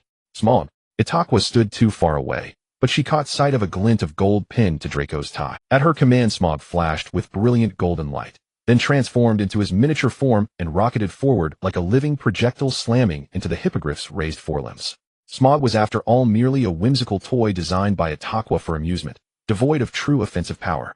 In the next instant, he shattered into shimmering golden fragments upon impact. Yet he had bought Itakua precious seconds. Before the stunned gaze of every onlooker, her form rippled and shifted. In the next breath, a three-metertal obsidian dragon lunged toward the hippogriff. Her speed dwarfed the hippogriff's, leaving it no time to react. A single sweeping claw sent it hurtling backward, tumbling midair before crashing against a distant tree trunk, scattering leaves in a silent rustling cascade. Itakua coiled her tail around Draco's waist, her two front claws slightly bent as she positioned herself squarely before him. Beneath her dragon form, her pair of violet eyes locked intently on the foe ahead, her wings spread wide, poised to sever the opponent's throat in an instant. Opposite Itakua, the hippogriff stamped restlessly at the earth with its foreclaws, emitting low guttural growls. Hagrid rushed forward, attempting to soothe the creature, yet its primal instincts had already been roused by Itakua's animagus form. Violet light shimmered beneath Itakua's obsidian scales. Ignoring Hagrid's voice, Buckbeak shrieked. Itakua was swifter still. She released her tail from Draco's waist and lunged, her jaws clamping onto Buckbeak's neck, her four talons gripping his feathers as she surged skyward, carrying him aloft with breathtaking speed. Ida. Draco caught only a fleeting shadow of the black dragon vanishing before his eyes. He looked up, a heartbeat too late. The sky was already empty. Itakua had initially intended only to carry the creature away from Draco, but Buckbeak, a master of flight, felt no terror of being wrenched from the ground. Instead, he turned to attack her. Buckbeak strained violently, leveraging his weight against her grasp, leaving Itakua momentarily flustered. This was Itakua's first time confronting true danger in her animagus form. Until now, she had only ever assumed the dragon's shape to play with Draco. Buckbeak thrashed with increasing ferocity, and the dragon form Itakua instinctively sensed peril. She realized with chilling clarity that the hippogriff now saw her not as protector, but as mortal enemy. When a wizard transforms into an animagus, human consciousness remains, but the mind is inevitably tinged by the animal's untamed nature. So it was with Itakua. Now her violet eyes blazed with unnatural intensity, her entire frame wreathed in an inky spectral mist. She soared higher with Buckbeak in tow as altitude climbed and air thinned. His furious struggles gave way to pitiful whimpering cries, pleas for mercy. Itakua, however, remained untroubled. She slipped into a profound, ineffable state, neither fully human nor dragon, but something older, deeper, and far more dangerous. She watched horrified as her hands transformed into grotesque, hook-clawed black skeletons, and what she held was no longer Buckbeak, but countless human figures. Their faces shifted ceaselessly, yet one feature remained immutable, the ashen, lifeless pallor of absolute terror. And with it came an overwhelming, searing resentment toward death itself. Startled, Itakua instinctively loosed her grip, and both she and Buckbeak plummeted in a dizzying, uncontrolled descent. The violent rush of weightlessness jolted her back to awareness. Clutching Buckbeak, unconscious or worse, she crashed into the black lake. For nearly half a minute the water lay still, then a black silhouette erupted from its depths, dragging Buckbeak upward. Itakua dropped Buckbeak onto the lakeside grass and reverted to human form, breathing heavily as she stared at her own hands in stunned disbelief. They were pale, slender, utterly ordinary human hands. Yet what had just transpired? A hallucination. Itakua's skin was fair, her delicate blue veins clearly visible. She fixed her gaze upon her wrist, almost feeling the pulse of blood coursing beneath the surface. Suddenly those vein-like traceries flared with violet light. Startled, she blinked incredulously, only for the glow to vanish as swiftly as it had appeared. Itakua, a voice called her name. She turned. Severus Snape strode toward her, black robes billowing, face grim, wand clenched tightly in hand. Itakua, how are you? Uncharacteristically direct, Snape dispensed with his usual layered syntax, opting for stark, urgent brevity. Father, I'm fine. I'm perfectly well. Itakua replied. Buckbeak had not harmed her. She felt no magical turbulence, only her soaked robes clinging to her skin. Are you certain? Snape repeated, tapping his wand meaningfully toward her surroundings. Itakua tilted her head, then froze, petrified. A thick, unbroken layer of frost encased everything within a 300-meter radius, Black Lake included, its surface frozen solid. Buckbeak entombed in ice like a macabre sculpture. Yet the ground beneath Itakuya's feet remained untouched, damp even with droplets still falling from her saturated robes. What is this? Eyes wide, she knelt to verify whether it was all illusion. Don't move. Has a troll stolen your wits? Snape snapped, halting her instantly. Then, something miraculous occurred. The moment Itakuya's fingers brushed the frost at her feet, the anomaly receded with startling speed, rippling inward from the outermost edge, collapsing seamlessly until it vanished entirely at the tips of her fingers, as if she had consciously retracted the very spell she had cast. Father, I don't know. Itakuya stood dazed, utterly unaware she possessed such power. Itakuya, Merlin's beard. Thank heavens you're unharmed. Draco sprinted from afar, robes askew, one sleeve dangling loosely. He seized Itakuya in a fierce embrace, exhaling only when he felt the steady rhythm of her breath against him. Merlin, how dare you? I thought that beast had torn you apart. Draco scanned her frantically, flushed cheeks, unbroken skin, and only then did the knot in his chest finally loosen. Why are you soaked? Did you fall into the Black Lake? He peeled off her sodden robe and wrapped her snugly in it. Ida, were you trying to give me a heart attack? Are you cold? Shall I carry you back? Air. Draco. Itakuya ventured awkwardly. Look to your left. Who's standing there? Even now you're worrying about. Draco scowled mid-rebuke, then fell utterly silent upon spotting Severus Snape to his left. Professor. Draco withdrew his arms, stepping back with stiff, formal courtesy. Mr. Malfoy certainly demonstrates remarkable concern for my daughter. Snape's voice was low, venomous. Itakuya, I am motionless. Utterly motionless. An uncomfortable hush settled, until Hagrid arrived with Harry, Ron, and Hermione, breathless and belated. Miss Itakuya, are you unharmed? Ida, are you alright? Itakuya. Hagrid and the trio immediately surrounded her, deliberately omitting Snape from their circle. Itakuya, do you not see my enormous father standing right here? I'm fine, truly. I merely slipped into the Black Lake by accident. She waved dismissively. Hagrid exhaled in relief, then whirled upon spotting Buckbeak lying inert nearby and dashed over to examine him. Buckbeak, oh Buckbeak. Good heavens, you're freezing. Hagrid lamented. Itakuya's heart lurched. Had she in her frenzy killed the creature? That beast nearly murdered us both, and you still fret over it. You do better to worry about yourself. My father will hear of this, mark my words. Draco helped Itakuya, upright, voice sharp with fury. Malfoy. If you hadn't provoked it first, it never would have attacked, Harry retorted. Oh, St. Potter. Draco sneered. Wah, Buckbeak. Hagrid cradled the frozen hippogriff, devastated. Don't take it so hard, Hagrid, Ron offered sympathetically. Ida, are you alright? Let me take you back. Hermione's concern was palpable. Itakuya, it's deafening. Snape, these trolls are unbearably loud. I believe my poor professor has the right to know what exactly happened and why my daughter fell into the Black Lake. He first approached Buckbeak, inspecting the foolish bird with his wand in disdain. Unfortunately, it's not dead, it's just frozen. Really, Severus? Hagrid exclaimed excitedly. Frozen? How could it be frozen? Ron asked in confusion. Because your poor old professor isn't like you, Mr. Weasley. He stayed at Hogwarts by virtue of his strength. Perhaps he just happened to cast the freezing spell to stop a rampaging giant bird. Severus helped Itakuya hide the truth. Gryffindor loses 3 points for your loose tongue, Mr. Weasley. Itakuya remains true to her heart. Now may I know why you are here instead of the Forbidden Forest? I assume I'm not mistaken about the location for the Care of Magical Creatures class. Severus scanned the crowd. It was that beast that wanted to kill me and Itakuya. Godfather Itakuya was taken up into the sky by it, and thankfully you arrived in time. You're talking nonsense, Professor Snape. It was clearly Malfoy who provoked Buckbeak, and Itakuya transformed into an animagus and fought with Buckbeak to save him. Harry countered. Severus, being an experienced teacher who had dealt with countless mischievous students, guessed what had roughly happened from the completely different descriptions of Draco and Harry. I told you not to casually reveal your animagus form to outsiders, didn't I? Severus said to Itakuya. Sorry, Dad, I forgot in my haste. Itakuya sincerely admitted her mistake. Come see me tonight. Now go back to your dormitory. Itakuya obediently complied. Itakuya had planned to meet Severus after dinner, so she intended to eat first before facing her fate. When Itakuya arrived at the Great Hall, Draco was recounting her heroics. If the Godfather had appeared any later, Ida would have been left forever sleeping in the Black Lake. I can hardly believe it. That foolish bird clearly wanted to kill me and Ida. When I found Ida, she was completely soaked, curled up, clearly frightened, as she wouldn't be able to do her homework for weeks. Ida clenched her fist. Ida, what happened to you? Draco served Ida a bowl of hot soup. Drink it. Ida accepted it with a complex expression. Draco about what happened in the care of magical creatures class. I know it was too dangerous. That fool actually let us come into contact with such dangerous creatures. No, don't worry, oh I won't let this happen again. What I mean is, don't be afraid, the Godfather is here, we won't let you get into trouble. Ida, there's something.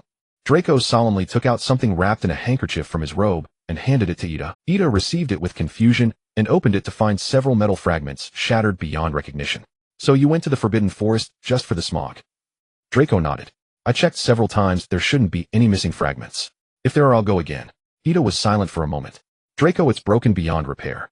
Shall I make you another one exactly like it? Draco, disappointed, silently took back the bag of fragments and shook his head at Ida. No need, Ida. Ida knew how much Draco cherished smog. He almost carried it with him every day. Though Ida understood it was just a mechanical toy, perhaps it held a unique significance for Draco.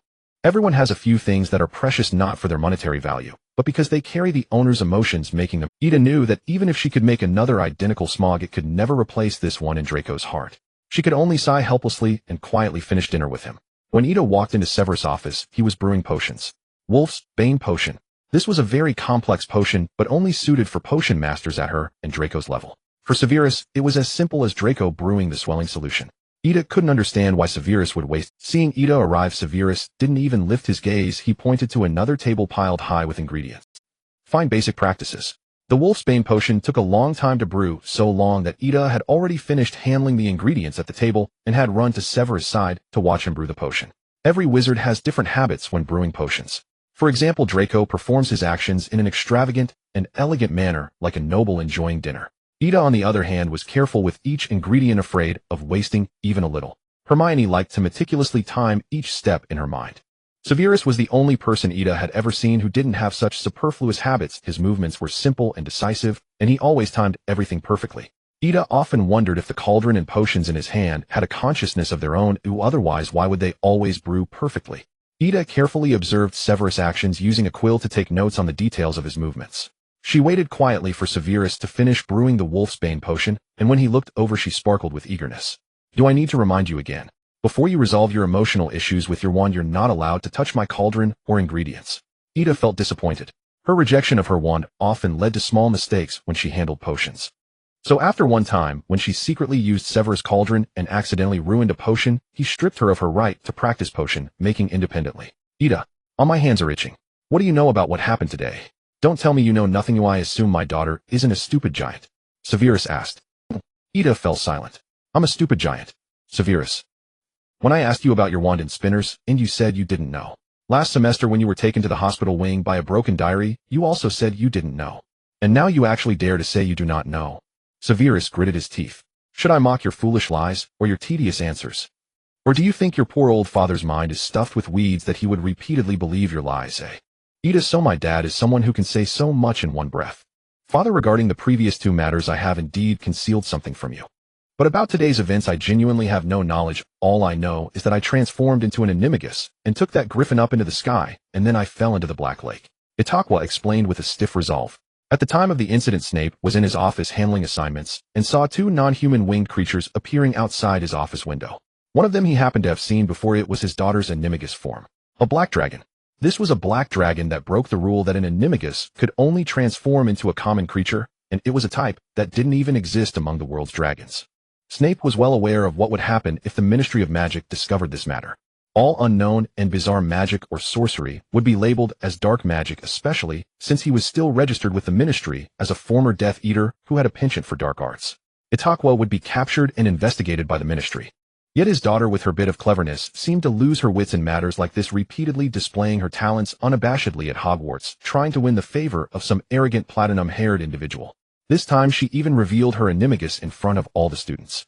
Fortunately, Dumbledore managed to control the situation in time, preventing him from having to take his giant daughter to the Ministry's prison for a temporary stay. Snape couldn't quite understand clearly when he first encountered Itakua in her first year. He regarded her as a calm and rational genius in potions and spells. Why, after they recognized each other, did Itakua's demeanor before him reduce to just being a girl? Snape had no particular interest in probing into others' secrets, even if that person was his own child. So even though he was clear that this child's experiences were far more complex than she described, Snape mostly let her. But now Snape felt he was utterly mistaken. He should have figured out what Itakua was hiding at the first opportunity rather than watching her develop step by step toward becoming a major target of the Ministry's scrutiny. She possessed an abundance of magical power that seemed almost overflowing. Her fractured soul, her exceptional talent in spellcasting, and her non-ordinary animal animagus, and her talent in enchanting runes, a gift possessed only by a few wizards. Snape had no real impression of the woman named Saint Cyr. He later found out that the woman came from a small town in western England, had studied abroad, and lived overseas until returning to England over a decade ago. He only remembered meeting her at some ball, losing all memory of the subsequent events except for a vague recollection that he had indeed done something inappropriate with a woman. He had been busy executing Voldemort's orders at the time, and later worried about Lily and her child, gradually forgetting about that day. Yet he never expected to suddenly have a teenager as a child. Snape looked at Itakua before him, recalling how she looked when she first stepped into the Hogwarts Great Hall. At that time Snape had focused his attention on Quirrell and Harry nearby, only noticing Itakua when she caught his eye with a burning gaze. With black eyes and black hair like him, even the high bridge of her nose bore some resemblance. But evidently this new student was much more attractive than he had been at her age. This was Snape's first impression of Itakua, a giant who dared to stare at him during the sorting ceremony. However, Snape had already had some impression of Itakua's name, a pitiful orphan raised in a Muggle orphanage, lacking. When Snape saw this information, he could easily imagine how this girl would be bullied by her classmates, especially when he heard the sorting hat place her into Slytherin. Those noble purebloods would reject and despise even a half-blood, let alone a girl with unknown parentage. Yet none of this concerned Snape, even though he was the head of Slytherin. After all, before Itakua he had seen too many such cases. If she couldn't find a way to survive in an environment like Slytherin, how could she end up being sorted into Slytherin? Snape understood that children like her in Slytherin were generally divided into two types. Either they clung to a pureblood's leg, ingratiating themselves, or they remained silent, proving themselves with formidable strength. Of course, most people belonged to the former group, with only a small fraction becoming the latter, and Snape happened to be one of the latter. From merely observing that night of sorting, Snape understood that Itakua, like him, belonged to the latter. But as the school year progressed and his observations deepened, Snape felt that this girl was somewhat different from his past self. She was far too mature. Snape had seen other Slytherins speak harshly to her more than once, yet Itakua managed to remain completely. There was no resentment, no bitterness. Itakua showed no emotion toward those words, as if she had not heard them at all, living in her own world. This was something first-year Snape had never managed to achieve. What kind of powerful heart did she possess to accomplish? But before Snape could figure out just how strong Itakua's heart was, she first showcased just how formidable her talent. Her skilled potion-making techniques, though filled with errors in his eyes, were already outstanding compared to those giants who couldn't even brew a swelling solution. More importantly, she could perform wandless magic. It should be noted that even the genius Voldemort had not been this powerful in his first year. He immediately deduced that this girl was not simple, and this deduction was confirmed in Dumbledore's office. What was even more frustrating was that little giant and Dumbledore actually spoke in code in front of her. Later, Snape sought Dumbledore's clarification several times, but the latter refused to enlighten him under the pretext of needing to keep things confidential. Snape looked at a certain playful, yet meaningful gaze under the half-moon mirror, feeling a throbbing headache. That gaze clearly said, "I know you must be interested in the secrets surrounding that child named Itakua, but I won't tell you. I just want to watch the show from the sidelines." Snape, I want to resign. Itakua's wand talent being made known would dramatically change her circumstances, something Snape had anticipated long ago. Yet he never expected that his student would actively protect that girl. Moreover, these two children seemed to have a good relationship, especially after they were both punished to serve detention in the Forbidden Forest. During the first grade holiday, Severus Snape's student Draco Malfoy had been murmuring the name Itakua since the very first day of his stay in Spinner's End. He even tried to persuade Snape to invite the girl to stay at Spinner's End as well. "Godfather, you have no idea Itakua is going to spend the entire holiday with a Muggle family, the whole holiday, and with Gryffindor. Godfather, she has a great talent for potions. If she could receive your guidance, she would surely become a master of potions in the future." Snape's patience was wearing thin. He had indeed given more attention to this student named Itakua. After noticing the child's sudden surge in magical power, Snape had quietly helped her alleviate it by punishing her with potion ingredient preparation, but that was merely his concern as the head of Slytherin for a student of his house. This did not mean he would continue to worry about some Slytherin during the holiday. "Mr. Malfoy, I believe I must remind you that your purpose here is to learn a bit of potion knowledge from your old godfather. I have no spare space here for you and your little girlfriend to rendezvous." Draco's face turned instantly red as he stammered in rebuttal. No, Godfather, you've misunderstood. I just want to win Itakua over. Yes, I just want to win her over. Dad said that as a Malfoy one should spare no effort in discovering every genius." Snape scoffed. "Oh really? A genius who can brew a few simple potions and cast a few household spells with wandless magic. Draco, your definition of genius is rather cheap.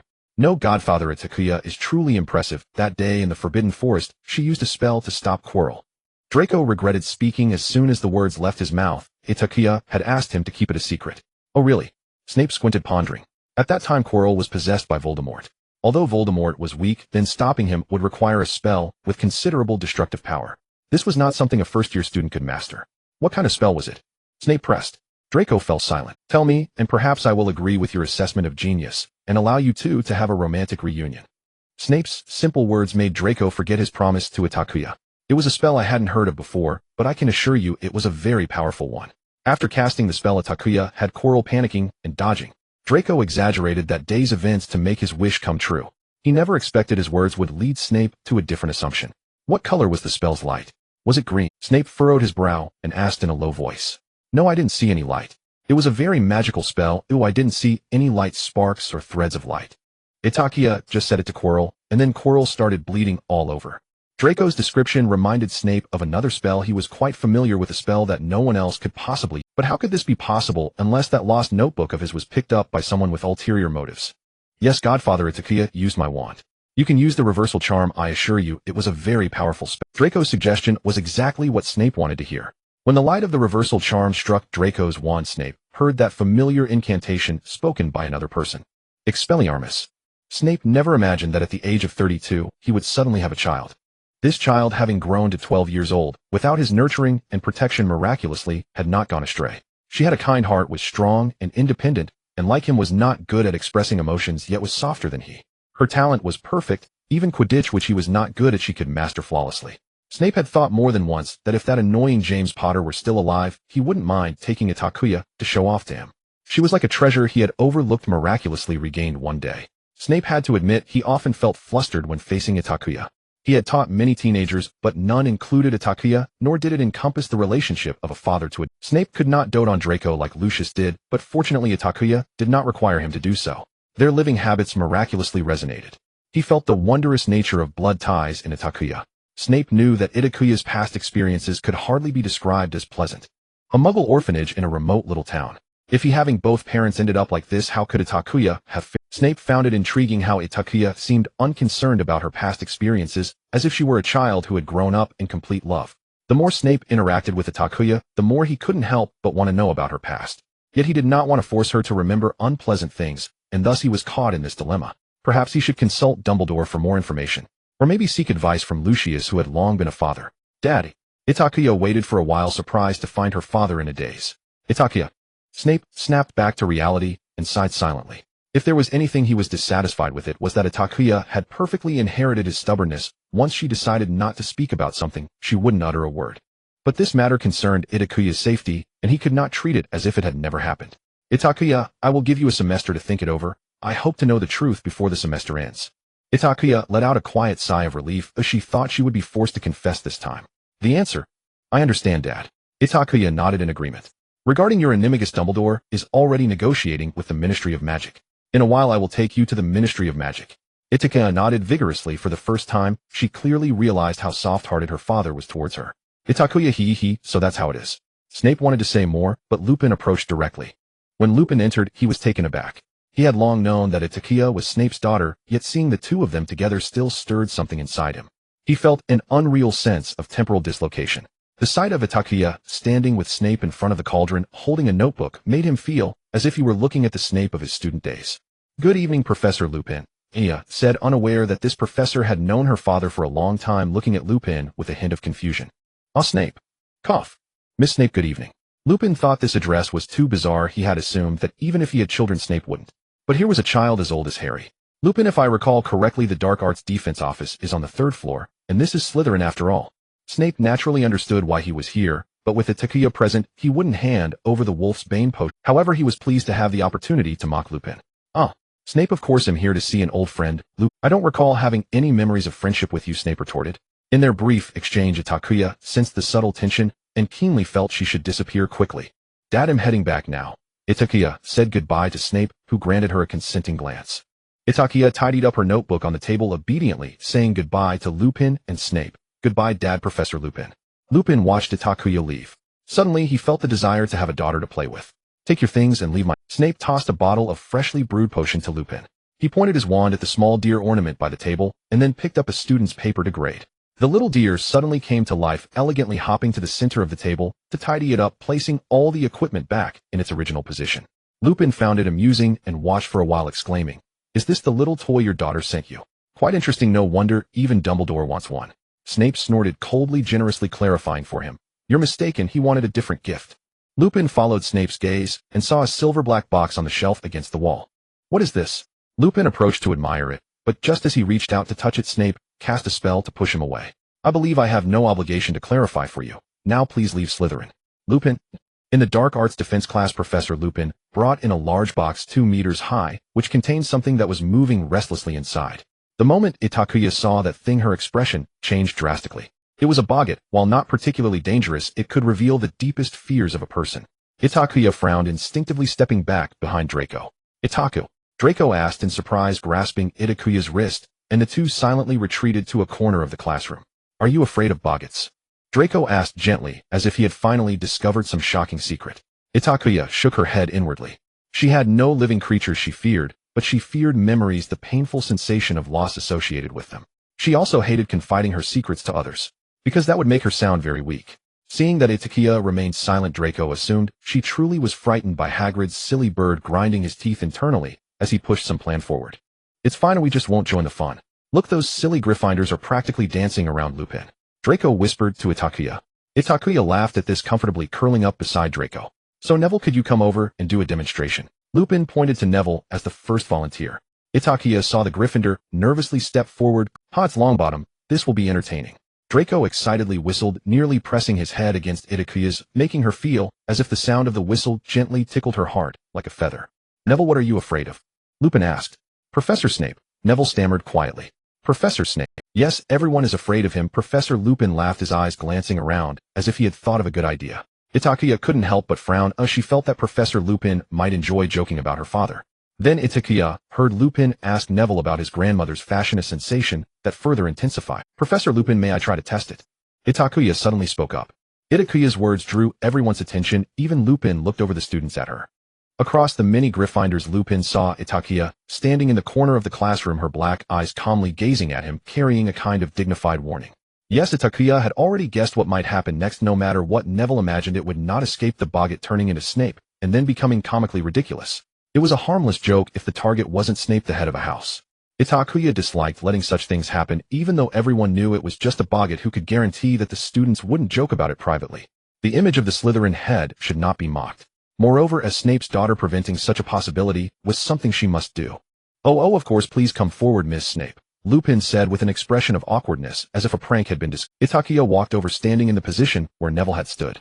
Behind her was Draco, who had followed her, standing less than half a wall away from Itakuya. "So are you ready?" Lupin asked. Itakuya took a deep breath, silently gripping her wand tighter. It's fine. Oh, at worst, it would just mean letting others see a segment of her memories. She had to find an opportunity to confess everything to her father and Draco. This time would just be a rehearsal. With that thought, Itakuya nodded silently at Lupin. Lupin received her response and waved his wand gently. The oval doorknob of the cabinet turned suddenly, and with the creaking sound of the old wooden door, the cabinet containing the boggart slowly opened. In an instant, the environment around Itakuya dimmed, as if in some poorly lit Slytherin cellar. Suddenly, a gaunt figure covered in blood appeared before Itakuya. This figure was the same one that Itakuya had seen in front of the mirror of Ariste in her first year, but this time, without the restrictions of the mirror, the figure was exposed before everyone. She was a little girl no more than 10 years old, so thin that she seemed to be nothing but bones, standing barefoot on the ground. She wore clothes only slightly better than that of a pet elf named Dobby. A loose t-shirt belonging to an adult woman. The shirt could barely cover the girl's body, leaving her arms and legs exposed with clear scars visible on her skin, some even still bleeding. Draco felt as if a knife had been plunged into his heart, twisted repeatedly by someone. He saw the girl's face, which unmistakably resembled that of Itakuya in her childhood. Itakuya silently gazed at the girl across from her, who first smiled, gently, her eyes reflecting a sense of relief born from extreme exhaustion. Then the child closed her eyes and staggered slightly. When she opened them again, they were filled only with helpless sorrow and terror. In an instant, the girl was covered in blood, even her face splattered with it, a few drops having flowed into her eyes, making one of them appear shrouded in a veil of blood. The girl looked down at her feet, where a woman had inexplicably appeared. Her back turned to everyone, a common kitchen knife embedded in her chest, one hand reaching out to grasp the girl's clothing. Everyone, including Lupin, was rendered speechless by this scene. The woman's weak groans echoed in the silent classroom as she said, "Verloglaki." Then the girl coldly pushed away the woman's hand that clutched her clothing, speaking in a childish voice. Itakuya. The real Itakuya and Bogut spoke the name Itakua simultaneously, two different tones merging at that moment, both devoid of any emotion. It was as if Itakuya had truly crossed through time and space to converse with her younger self. Itakuya closed her eyes and took a deep breath, just as Lupin thought she couldn't bear it and was about to intervene. Draco, who had been standing beside Itakuya, suddenly spoke up. Ida. Draco called her name, placing a hand on Itakuya's lower back. I'm here, Draco said. Itakuya felt Draco's hand as a warm source of heat, warmth flowing down her spine to her limbs. How ridiculous. Itakuya finally waved her wand. The scene in front of her twisted and changed, ultimately transforming into several golden dogs playing together. Itakuya slowly exhaled, nodded toward Lupin, and then retracted her wand.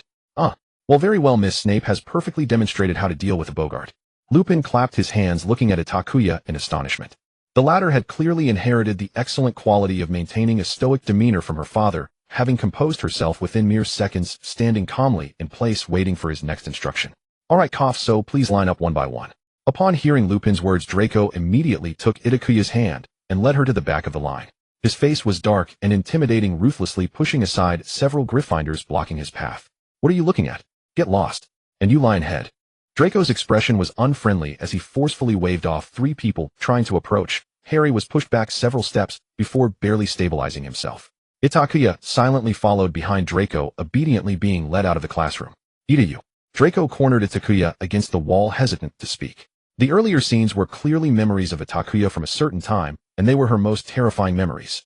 Although Draco did not understand what Itakuya was afraid of, he was now certain of one thing, an undeniable. Itakuya had suffered inhuman abuse during her childhood. Draco could not forget the earlier scene where the exposed skin of that child was almost entirely covered in scars, all fresh wounds, most of which were bleeding. If this was indeed Itakuya's memory, then it meant she had truly endured that pain before she met him. Merlin's foul socks, who could it be? Which beast was it? Was it that damned orphanage director? Or... Draco felt a surge of pain, nearly on the verge of tears. He roughly grabbed Itakuya's arm and rolled up the sleeves of her shirt. Itakuya's smooth arms were laid bare before Draco's eyes. Seeing Draco's stunned expression, Itakuya couldn't help but laugh as she pulled her arm back and said helplessly, "Young Master Malfoy actually doesn't know the healing charm. In wandless magic, this is the spell Itakuya is most familiar with. After all, she had used it particularly often." Hearing Itakuya's words, Draco's concern for her only intensified. He couldn't help but pull Itakuya tightly into his embrace, wishing he could directly meld her into his own body. The crisp scent of cedar mixed with the sweet fragrance of green apples suddenly assaulted Itakuya's nostrils. She was momentarily stunned, then instinctively nestled deeper into Draco's embrace. In a corner of Hogwarts, Itakuya and Draco held each other tightly, their breaths mingling between each other's shoulders. For a moment, the atmosphere grew heated as two closely beating hearts thudded fiercely. Then, they both stopped at the same time. "What are you two doing?" Snape said. Itakuya and Draco both froze in place. 3 seconds later, they released each other in tacit agreement, silently looking up at the sky and down at the ground respectively. Draco truly suspected whether his godfather was using some spell to secretly monitor him, and Itakuya, otherwise why did his godfather always seem to coincidentally appear at times like this? "Hi, Dad," Itakuya said, looking down, not daring to meet Snape's gaze. "Itakuya, my dear daughter, perhaps you have something to say to me." Snape nearly squeezed this sentence out of his mouth. Aye. Dad, how did you end up here?" Itakuya quickly shifted the topic. After all, they were on the 3rd floor, and Snape was a magical being who rarely left the dungeon and could survive without sunlight. "I received a message from Lupin asking me to come and check on my daughter." Snape's gaze lingered on Draco, coldly stating, "But it seems my daughter does not need my concern, does she?" "Godfather, Draco was nearly scared out of his wits. Snape did not give the two any room for explanation. He saw that Lupin had already noticed them leaning against a nearby wall and casting curious glances their way. "Lupin, I assume you indeed have something important to discuss with me rather than playing your silly pranks." Snape walked toward Lupin, who shook his head, assuring that he was not joking, and the two entered Lupin's office together. Itakuya and Draco breathed a sigh of relief upon seeing Snape temporarily leave. "Lupin isn't going to tell your godfather about what just happened in class, right?" Draco frowned and asked. Itakuya sighed, "I guess so. After causing such a scene in class, Lupin will definitely want to talk to my dad right away." "It's fine, and if Dad finds out, he finds out." Itakuya reassured him. "A few days ago, Dad told me that I must be prepared to come clean with him by the end of this semester. Since Dad has given me time to consider, he surely won't bring it up prematurely." Draco looked at Itakuya with a complex expression. "Ida, have you not told your godfather much? You wouldn't have lied to him about something, would you?" Itakuya frowned. "Of course there was plenty. For example, the woman who gave birth to me had no feelings for Snape. She wasn't any potions master. And for another, she had never run away with any man. And yet another, the other soul within me. Itakua thought with a headache. She initially believed that letting Snape know her true identity would not be good, so she casually concocted an excuse. A product of a love potion was certainly better than a monster born of hatred and revenge. Draco and Itakua did not linger in the corner for long, as they were unsure when Snape would suddenly appear and continue their earlier conversation. The two of them quickly left the scene of the incident and headed to the hall for lunch. It was only when they sat down and began to eat with others that Itakua and Draco finally felt a sense of relief, as if they had survived a calamity. Itakua had little appetite and finished her meal in a few bites, resting her head on her hand as she watched Draco. Suddenly she thought of something and straightened up. Itakua. Draco was startled. I just remembered Draco. Itakua's expression turned extremely grim. Do we have Dad's potions class this afternoon? Draco. Danger. Itakua, how about we pretend to be sick? Draco sincerely suggested. Itakua was speechless. Do you want Dad to personally come to Slytherin's common room to catch us? Aren't you afraid he'll poison us under the guise of giving us medicine? Draco, forget I said anything. In potions class, Harry felt that this was the most comfortable potions class he had ever attended, and the other Gryffindors shared the same sentiment. Snape stood at the front of the classroom for the entire lesson, only a meter away from Itakua and Draco's table. Snape's piercing gaze remained fixed on Itakua and Draco to the extent that he forgot to deduct points from Gryffindor throughout the entire class. Meanwhile, Itakua and Draco quietly followed Snape's instructions to brew potions, nervously and solemnly ensuring each step was done correctly, afraid that something might go wrong even though their task was just a simple potion they had brewed many times during the holidays. At the same time, they carefully maintained their distance, trying to avoid any physical contact. Hey Harry, look, Itakua seems to be arguing with Malfoy. Ron whispered next to Harry. Look, it seems like there's an invisible wall between them. Hermione suddenly turned around and said sharply, Shut up, Ron, do you want to get Gryffindor points deducted? Hermione, weren't you also speaking?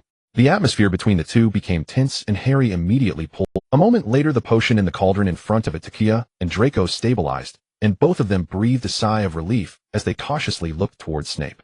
It seems you two have done very well, Snape nodded, and in the delighted gazes of the two little snakes he continued, since that's the case, why not come help your old professor with the ingredients? After all, you have already been idle enough to do extra tasks. Itakua. Draco. Snape continued. From now on, every weekend I expect to see one of you in my office. Remember, it can only be, Yes, Professor. Yes, Professor. Itakua and Draco replied weakly. Having received their answer, Snape slowly shifted his gaze, then coldly stated, Mr. Weasley and Miss Granger were chatting in my class. Gryffindor loses 5 points. Harry. At least this time it's not because of me that points were deducted. Mr. Potter loses 1 point for failing to stop it in time. Gryffindor loses 1 point. Harry. The New Year's Quidditch matches have already been scheduled. Itakua had already told Flint's last semester that she would not continue participating in the Quidditch matches, so Flint's had found a new player to fill Itakua's position as a beater before the new semester began. Draco was the player who had worked most closely with Itakua in last year's Quidditch matches, so to adapt to the new beater, he had to spend more time practicing. Thus, regarding Snape's requirement that one of them must come to help him with the ingredients every weekend, it was usually Itakua who went in place of Draco. Fortunately, Snape did not mind this. He only wanted those two brutes to restrain themselves. After all, his daughter was only 14. Itakua, I will be 15 in a few months. Itakua herself was quite willing to spend time in Snape's office. She was currently planning how to steal some ingredients for invisibility potions without being discovered by Snape. Yes, Itakua was preparing to sneak into the Forbidden Forest at night to ask that centaur for clarification. What exactly did the name Itakua represent? To ensure her plan's smooth execution, Itakua not only stayed in Snape's office on weekends, but also went there to read or study her enchanting runes during her free afternoons. Besides that, perhaps due to the peculiar connection between her and Snape, Itakua had recently been feeling restless because of Trelawney's curse and the hallucinations from Hagrid's class. No matter what she was doing, whether eating or attending class, she could always be reminded of the concerns troubling her due to the smallest things.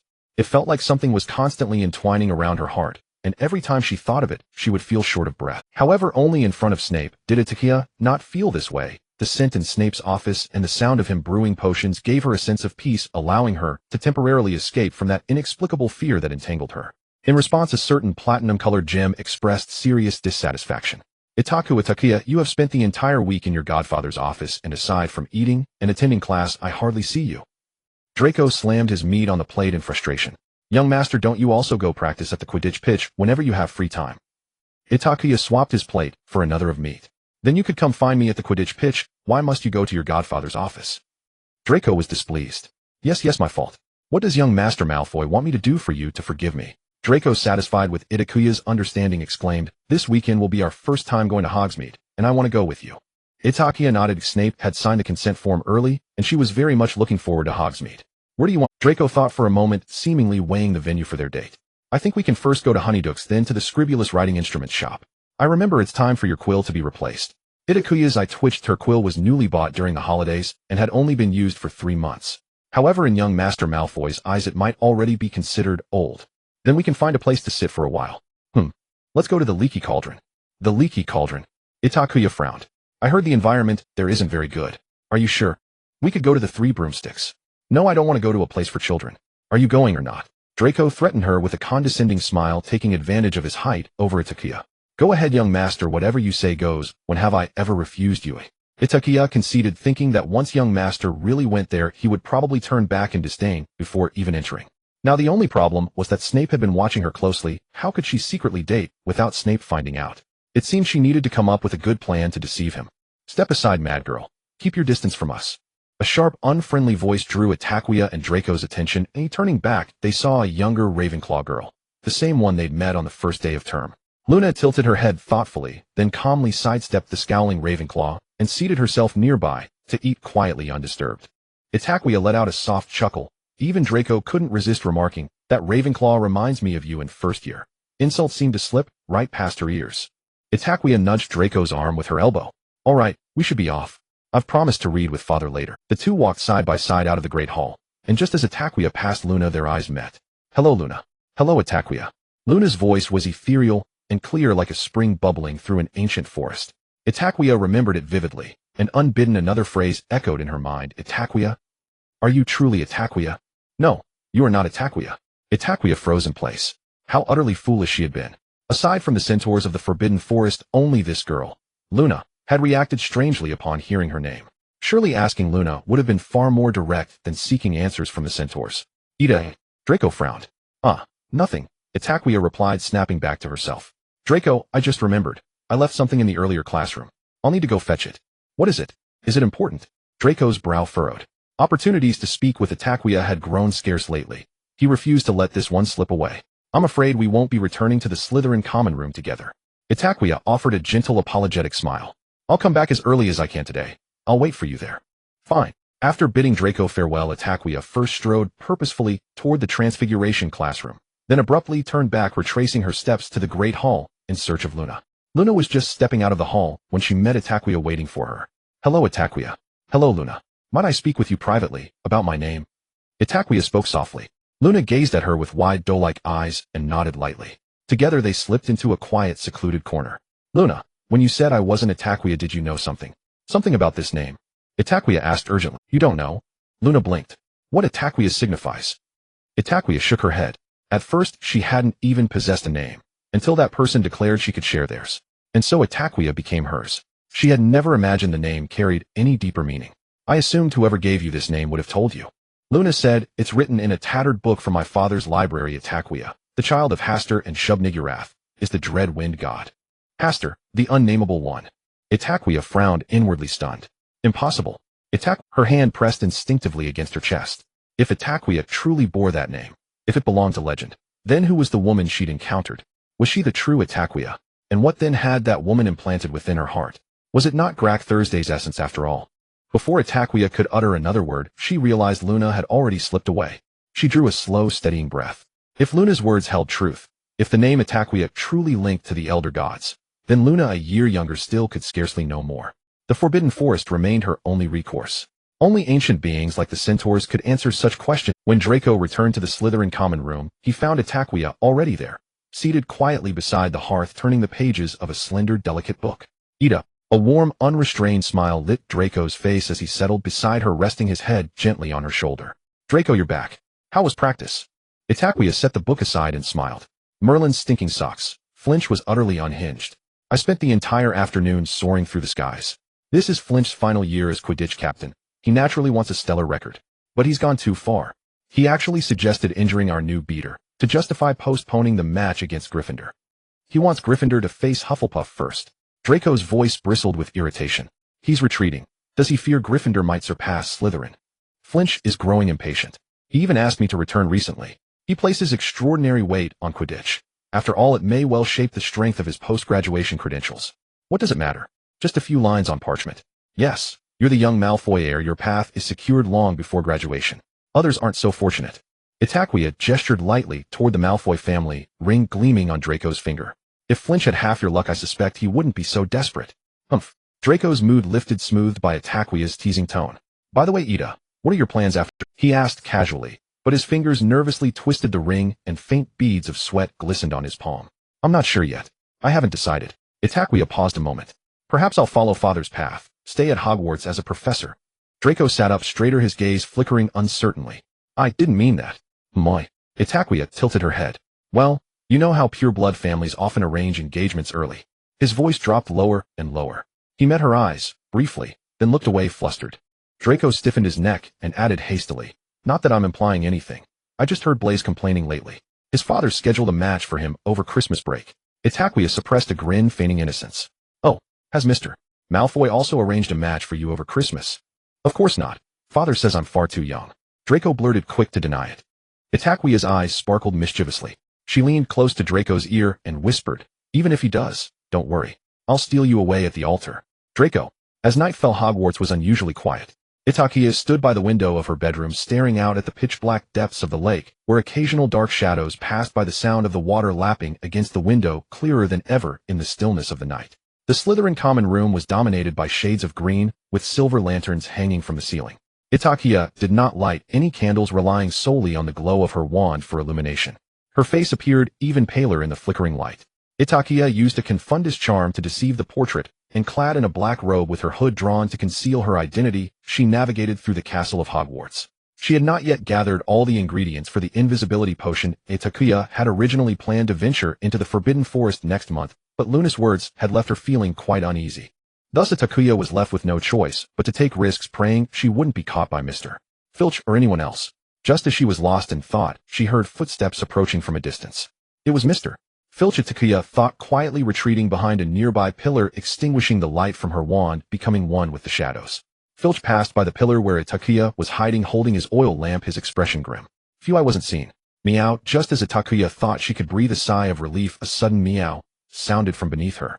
Her heart nearly stopped, and Itakua looked up abruptly to find Mr. Filch standing right in front of her. Sweat poured down Itakuya's back as she cursed herself silently for being so careless. She began to devise a way to explain to Snape that would infuriate him less. However, she sadly realized there was no such method. The trouble she had caused this semester was simply too much, from the early incidents with the Animagus to the traumatic memory in Lupin's class, and finally being caught by Snape with Draco. Itakua was bracing herself for a scolding from her father that would leave her feeling utterly miserable. Yet to her surprise, Mr. Filch only locked eyes with her for a few seconds in the glow of the oil lamp, scrutinizing Itakua from head to toe. Then Filch slowly averted his gaze, saying to Mrs. Norris, let's go, Mrs. Norris. Itakua watched helplessly as Filch and his cat disappeared into the darkness of the corridor. Itakua gazed at Filch's retreating figure, quietly uttering a thank you in her heart. The Forbidden Forest of Hogwarts appeared far more dangerous at night than during the day. Itakua had no idea where the centaur's habitat was, so she could only head back to the place where she had previously seen the centaur, which was where she encountered Professor Quirrell possessed by Voldemort. In this deep forest inhabited by countless unknown creatures, Itakua could only minimize the light from her wand to avoid startling them. Walking alone in the dark forest, she quickly realized she had encountered her first trouble. She was lost. The last time Draco, Harry, and she were punished with detention in the Forbidden Forest, they were let in by Hagrid, and Itakua had fallen asleep on the way back. She couldn't remember the way at all. Itakua could only wander around aimlessly like a headless fly, resolving in her heart that if it came to worst, she would transform into an animagus and fly up high to get a better view. You shouldn't be here. In the second hour of Itakuya's wandering, a familiar voice finally came from behind her. Itakua turned around to see the centaur Firenze standing not far away. This place is off limits for students. Yes, sir, but I have a compelling reason to seek you. Itakua greeted him politely. Please tell me everything about it. Firenze bowed his head in silence, and after a moment he spoke. I am not sure if revealing this matter to you is the right choice. Perhaps you should learn all of this later. That is what she desires. Itakua knew that centaurs were natural diviners respecting fate and observing the impermanence of life. But Itakua also knew that this centaur named Firenze was different from his kin. He was more willing to extend kindness to humans. Mr. Firenze, this is really important to me. It is the reason I entered Hogwarts.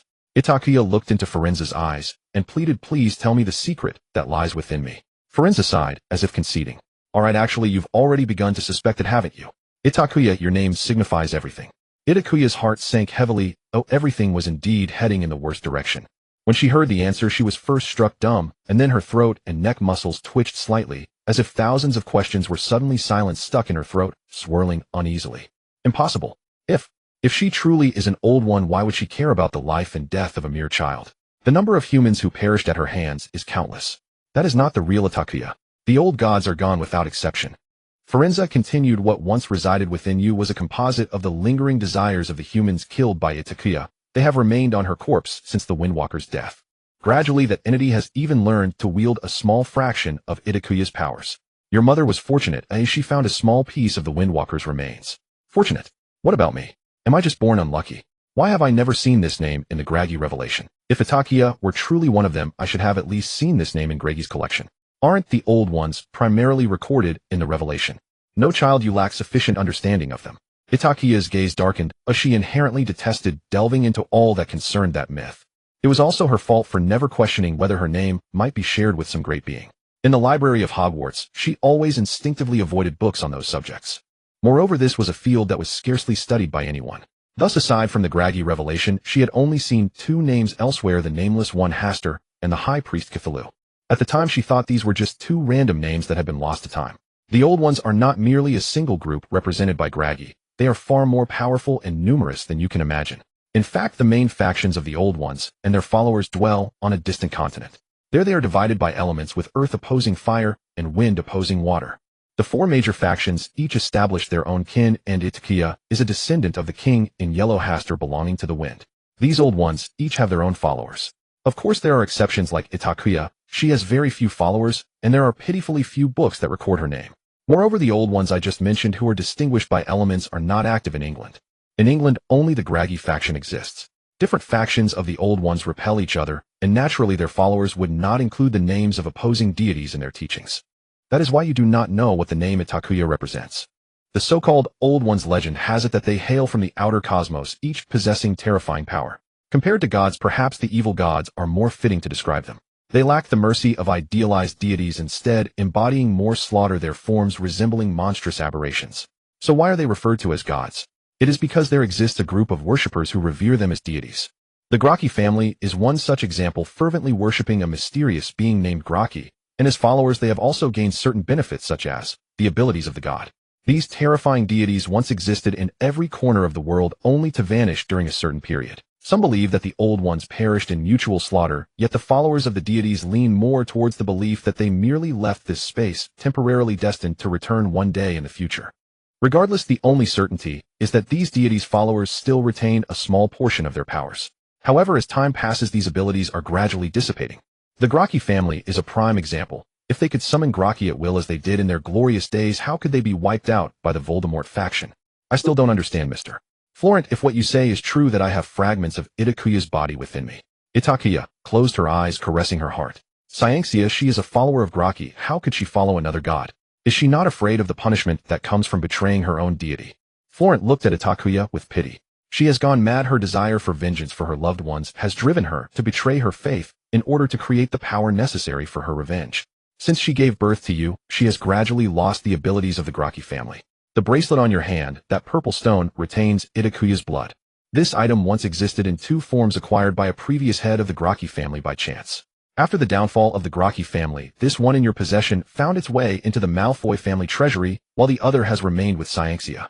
She relied on this object to locate the fragments of Itakuya's body. Itakuya gazed at the bracelet on her. She had always believed that Saint Cyr had used some means to forcibly insert a piece of the Graki family's artifact into her heart.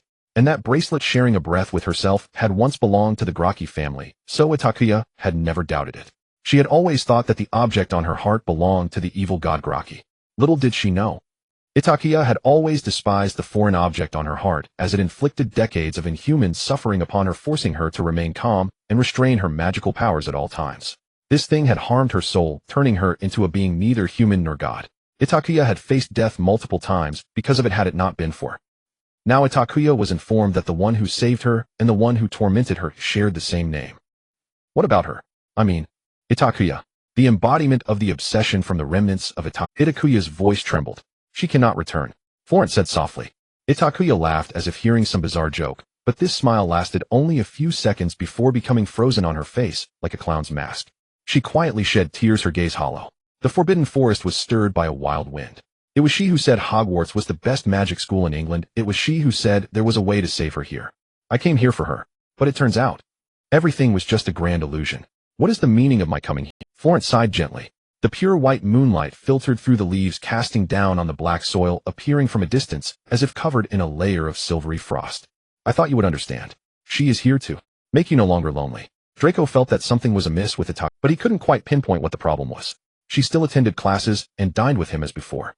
The only difference was that she no longer spent all her free time in the Godfather's office, but instead in the library of Hogwarts. This didn't seem strange. Draco remembered that when he first met Itakuya in their first year, she was a bookworm who practically lived in the library. She had an almost obsessive desire to read every book, but showed little interest in delving deeply into it was as if she was reading with some ulterior motive.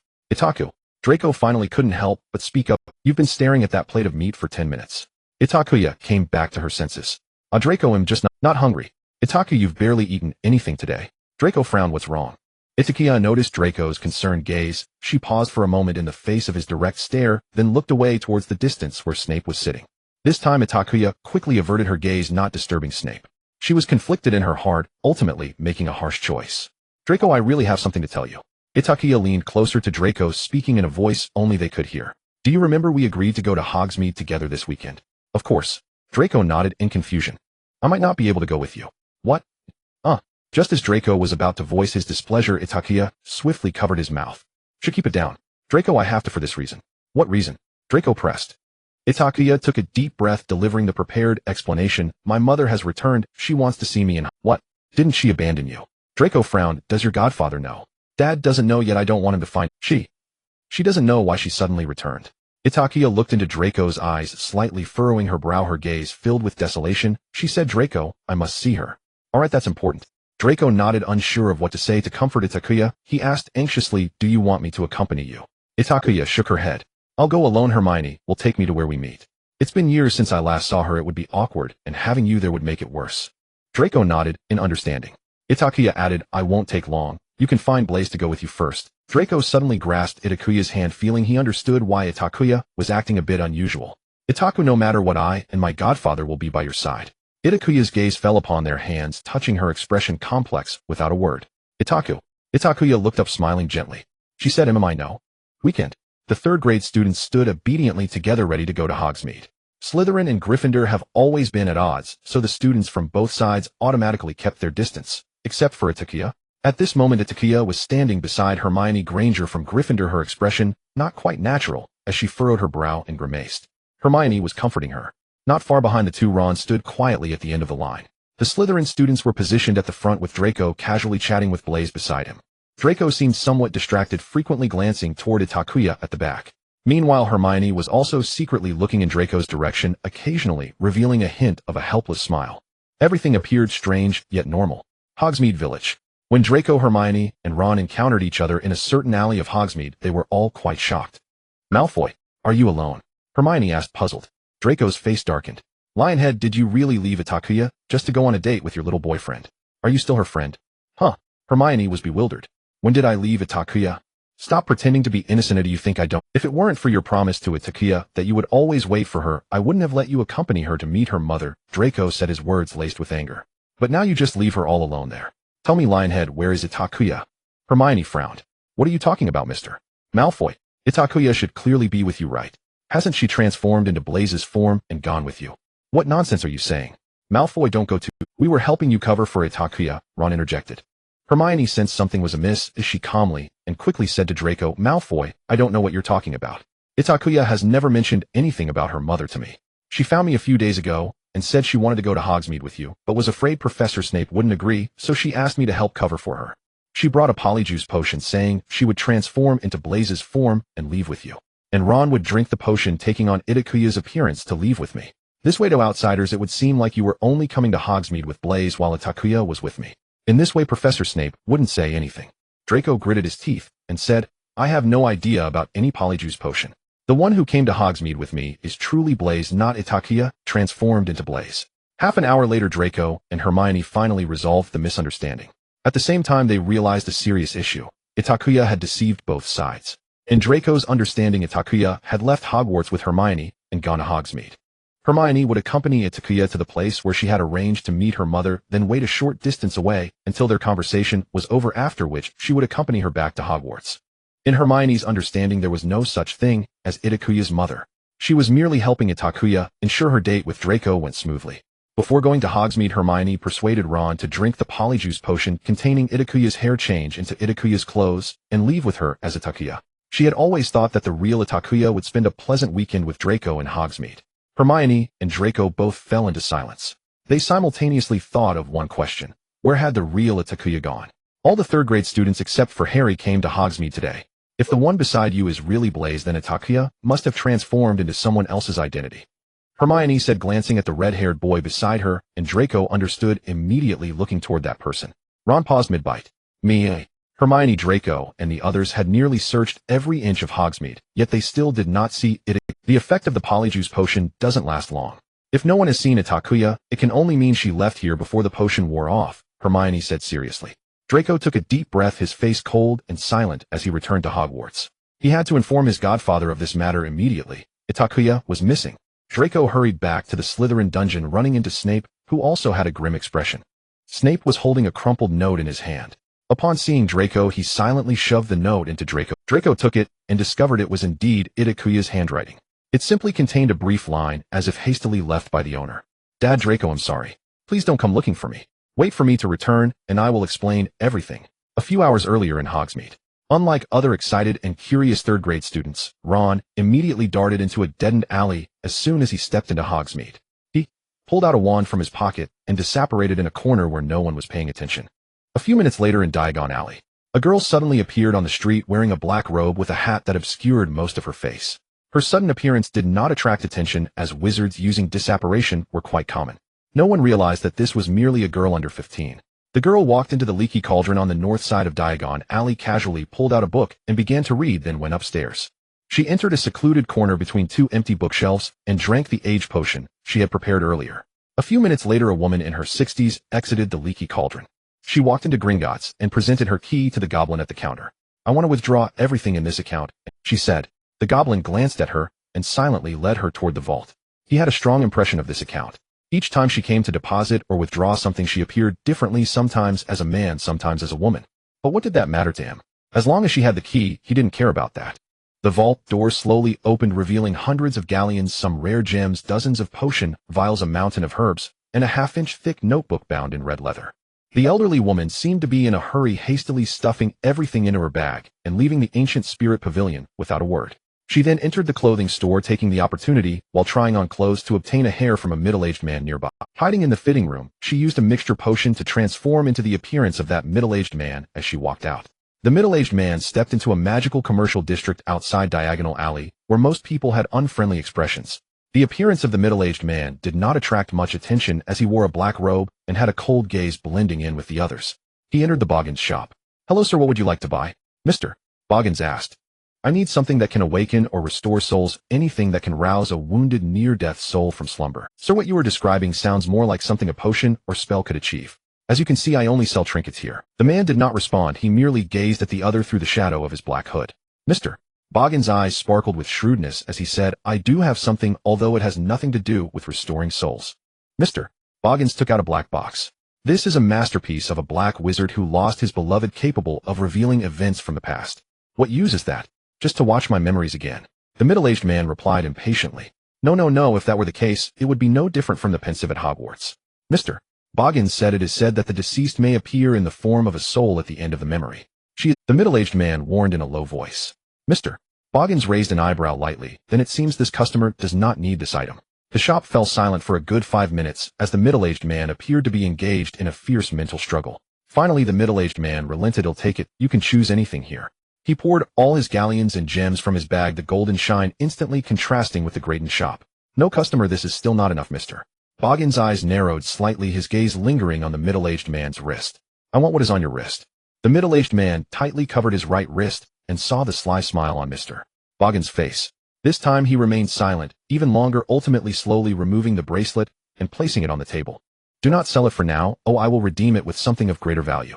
Mr. Boggins pondered before saying, "Then, dear customer, please provide me with your contact address. If anyone wishes to bid for the bracelet, I will notify you promptly." The middle-aged man was reluctant to speak. "You know someone would surely want such a beautiful and exquisite item." Mr. Boggins continued, "In just 3 days someone will come knocking. 6, Iris Lane, Cadlanth." The middle-aged man coldly spat out the address and left with his belongings without looking back. Iris Lane in Cadlanth is a well-known, affluent area. It is occupied by dozens of manors of different styles, with 6, Iris Lane being the most peculiar, a taboo that no one wished to mention. Decades ago, it was home to the Happy Ian family. Mr. Ian was a businessman engaged in international trade who often traveled for work, but his elegant demeanor revealed him to be a well-mannered gentleman. Mrs.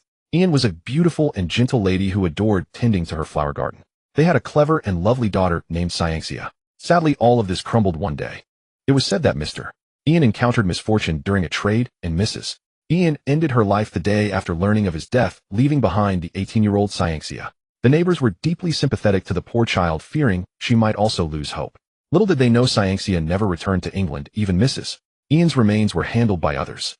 15 years later, Saint Cyr appeared alone in Iris Lane. She was no longer the same as before.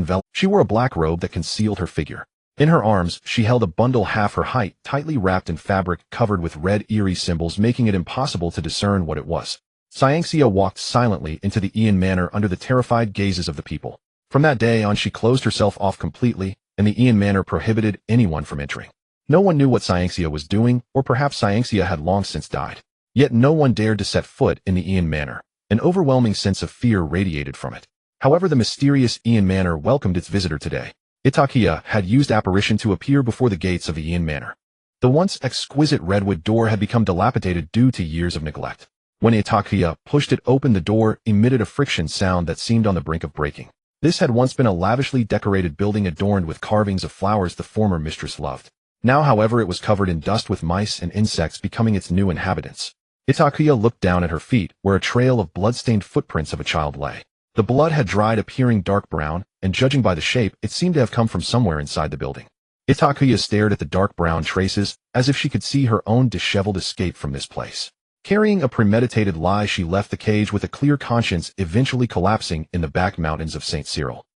Itakua did not wish to think any longer. She followed the trail of footprints to a carpet. The colorless Persian carpet was completely lifted, revealing a concealed door before Itakua.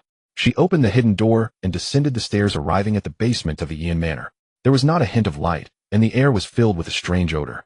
Itakua accurately lit a candelabra in the darkness, and the appearance of the basement finally came into view. It was a closed space of about 50 square meters, one side littered with collapsed ruins, vaguely revealing some objects resembling medical equipment.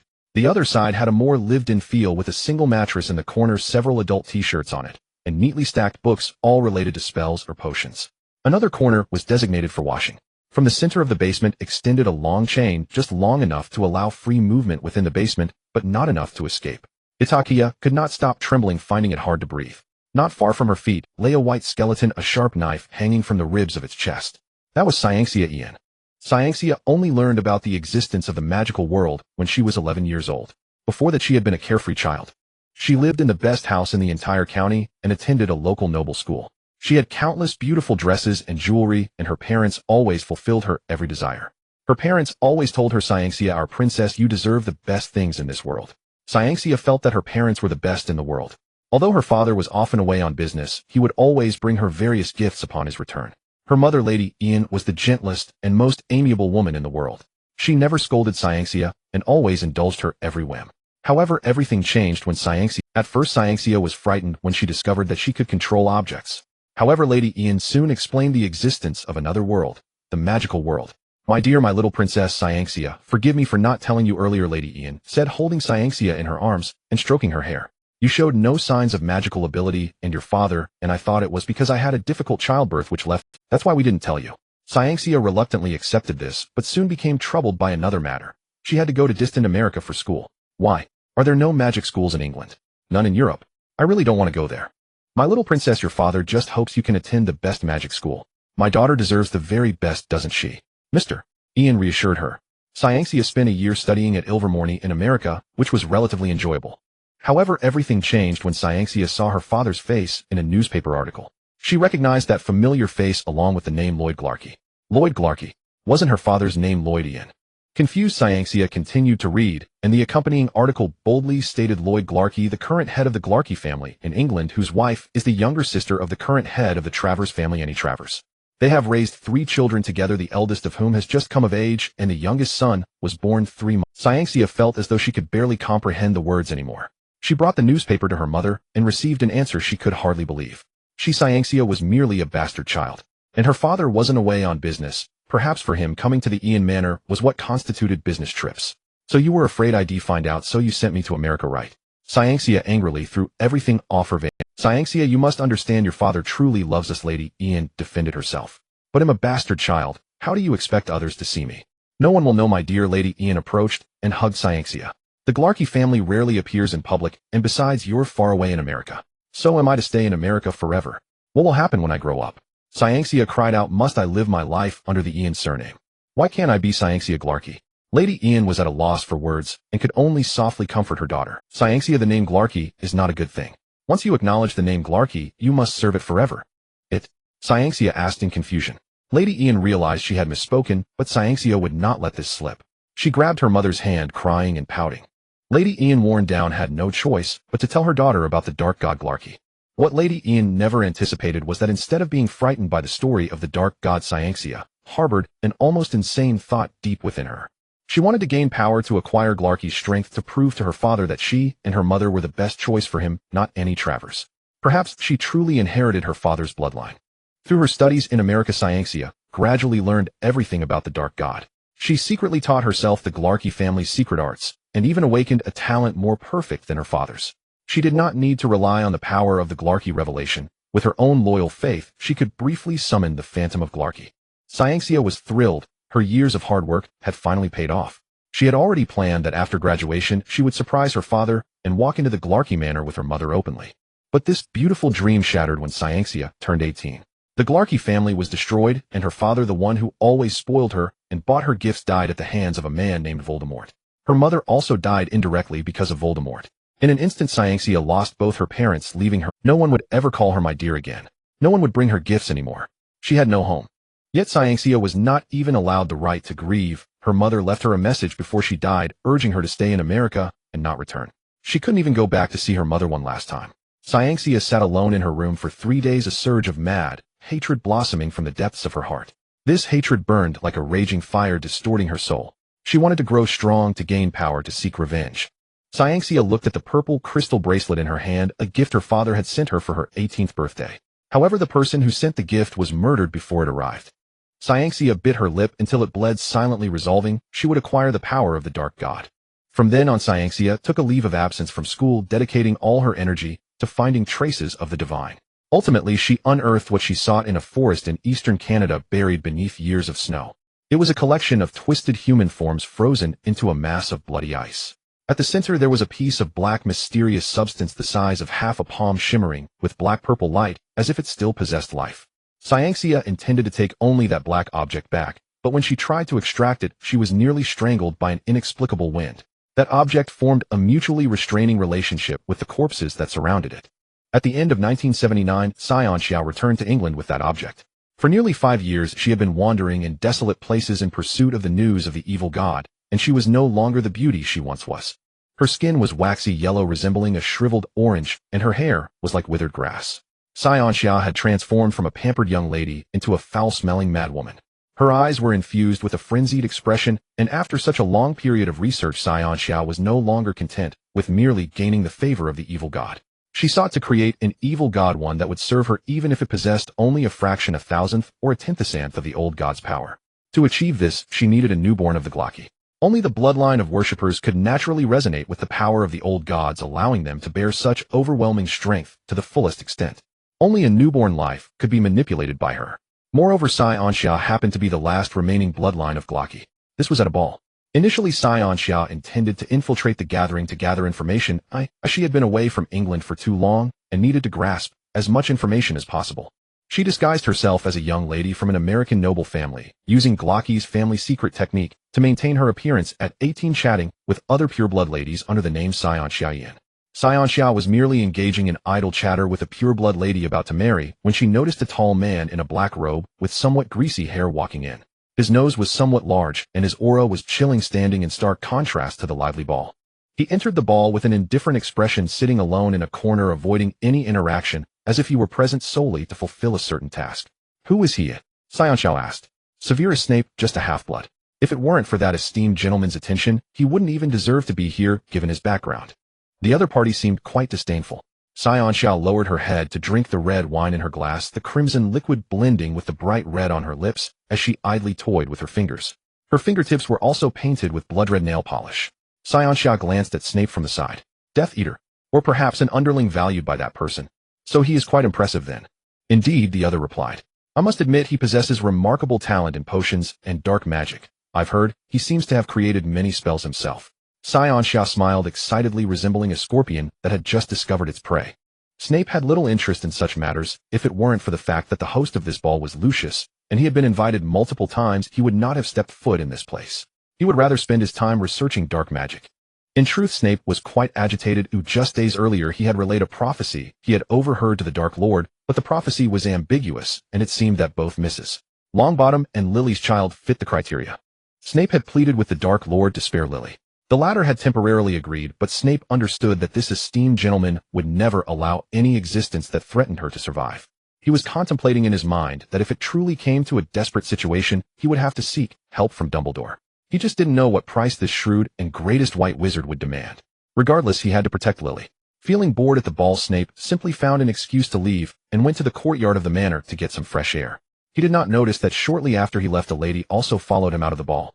Cyr maintained a safe distance from the man ahead. She understood that this man was highly vigilant, so she did not approach recklessly. She stood behind a flower bed not far away, took out a dagger, and made a cut on her wrist. An ancient, mysterious, and ethereal language flowed from her lips. After several seconds, a palm-sized object appeared before Cyr. It resembled a slug covered in long metallic spikes with 3 antenna-like appendages on its head, and each end had an eye that was yellow and looked extremely disgusting. Beneath its eyes was a thick, serrated mouth. Cyr respectfully kissed one of its tentacles, and then softly spoke the enchanting language. "Great Master, please allow that person to temporarily become a puppet under your control." The creature responded to Cyr request, appearing behind Snape and piercing the nape of his neck with its spikes. Snape felt a sharp pain in his neck, and then lost consciousness, standing there dazed.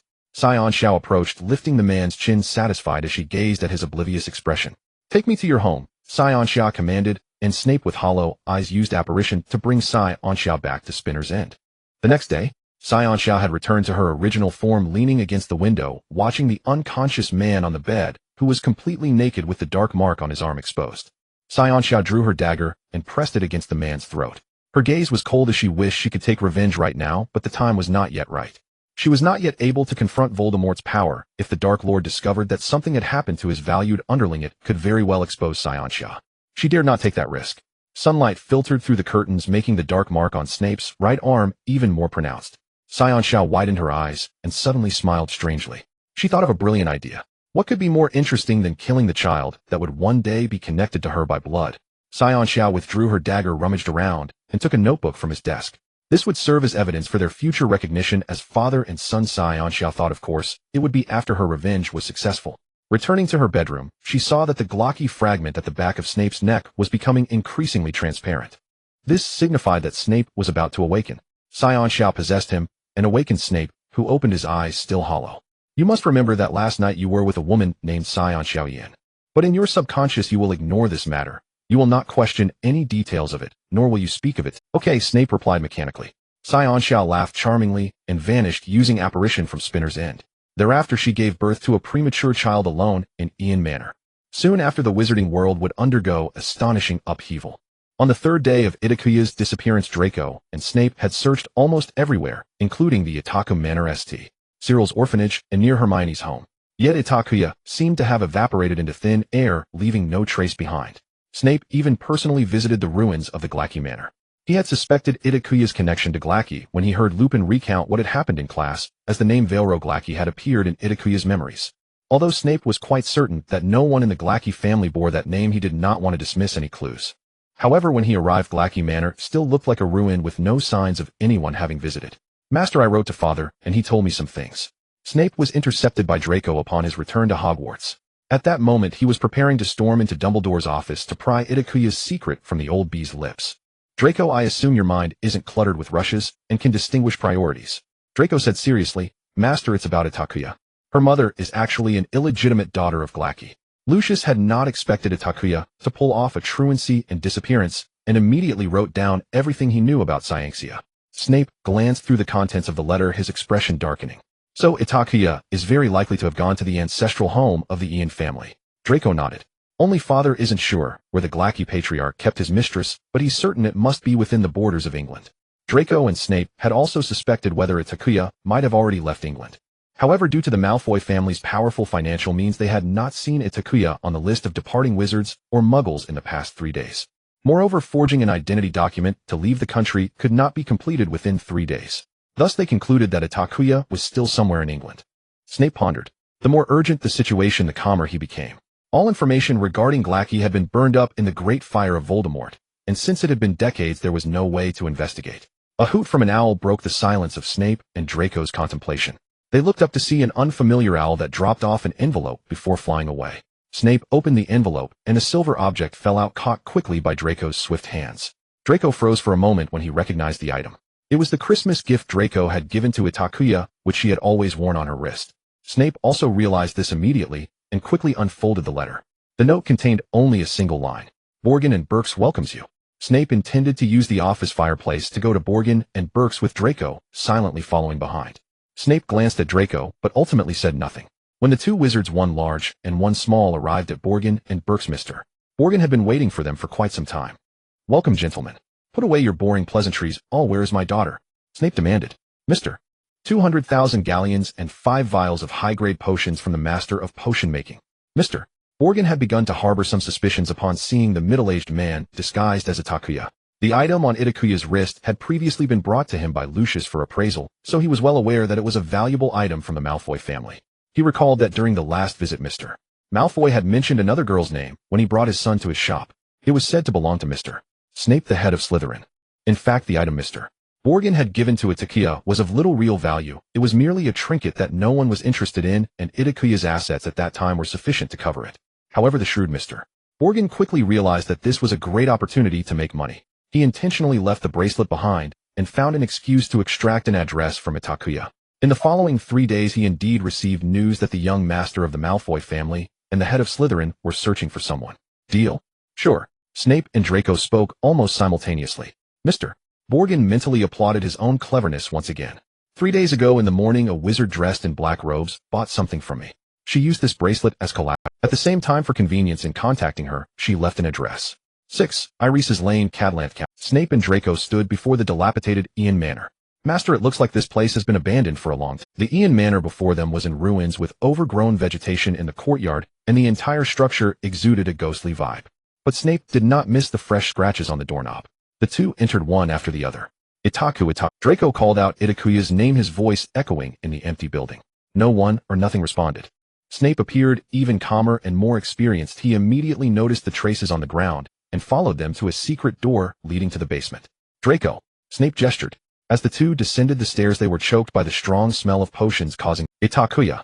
Draco exclaimed upon seeing the person in the center of the basement, finally able to relax his tense heart after 3 days. Itakua, are you insane? How dare you deceive me? What are you doing? Are you alright? Itakua was kneeling in a corner of the room with a cauldron steaming before her. Around her, potion ingredients and various books were scattered haphazardly, and to her right was an open notebook. Her hair was disheveled, dark circles were evident under her eyes, and her lips were cracked. It was unclear how long it had been since she last rested. Itakua heard Draco's voice, but did not show any shock. She solely focused all her attention on the potion. Draco wanted to pull Itakua up, but was stopped by Snape. Snape picked up the notebook beside Itakua and briefly flipped through it. The notebook recorded several spells and 2 potion formulas. Snape quickly understood that these were related to soul restoration and awakening the sleeping. Itakua had copied these from somewhere. The first 4 were heavily crossed out by the owner, leaving only the last potion formula. Soul Restoration Potion. It was a formula he had developed over the past 2 years which had not been made public as it was still in the improvement stage. Itakua must have discovered it while he was away. It was a potion that could slowly help a person with a damaged soul to recover. Snape silently observed Itakua's cauldron. Her potion was nothing short of a disaster. The complexity of the potion exceeded her skill level, the magical output was unstable, and even the number of stirring cycles was 2 more than usual. This was probably the worst potion Itakua had ever produced. Under normal circumstances, Snape would have scolded her mercilessly. How did you find me? Itakua finally spoke her first words, her voice hoarse and frightening. You're curious about. You dared to leave without a word. Do you know how long Master and I have been looking for you? Draco scoffed. Borgin and Burks. Snape rarely lost his temper. He briefly answered Itakua's question. Indeed, I was wondering at that moment, would there be risks if I told that old man? She should have been more careful rather than being overwhelmed by her attachment to that bracelet. Just in that moment of distraction, the potion in front of her suddenly emitted an unpleasant odor. Itakua was taken aback, unsure of what to do. Are you trying to brew a poison to kill yourself? Snape scoffed as he cleaned Itakua's cauldron and then transformed the items nearby into a large table. Snape took Itakua's cauldron, not even sparing her a glance, and coldly instructed Draco. Draco, come help your old professor with the ingredients. But Professor. Draco hesitated. Hurry up. Snape personally intervened, naturally increasing the efficiency and quality of the potion. 2 hours later, a freshly brewed potion was placed in a vial. Throughout the process, Itakua had been standing in the corner with her arms crossed, her head lowered, lost in thought. Itakua walked over, picked up the vial, and was about to drink it when Draco frantically stopped her. You're crazy, this is still an incomplete potion. Although Draco trusted the professor, he dared not let Itakua be a guinea pig. Don't stop her, Draco, Snape sneered. She's done this before. Snape could certainly smell that the lingering odor in the room was the result of countless potion brews. He guessed that Itakua had already tried every method but was unwilling to acknowledge a certain truth, hence, she kept repeating the refinement of the final soul restoration potion. This giant beast truly had a lot of guts, daring to feast on an incomplete potion. What? Draco asked in confusion. Itakua reassured Draco with a look and downed the potion in the vial. A surge of magical power instantly flowed into Itakua's entire body. She felt as if she were submerged in cool spring water, the smooth sensation causing her to relax her tightly knit brows. Itakua closed her eyes and waited for over 10 minutes.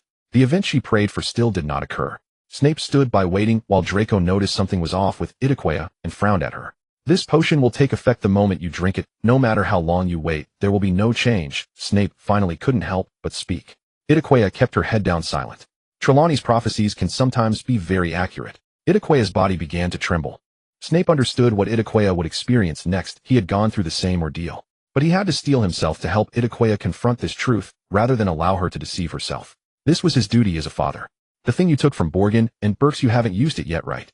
Snape whispered. Itakua was nearly unable to stand, but fortunately Draco supported her in time. She dared not open the black box she received from Borgin and Burks, for that would mean acknowledging that person's death.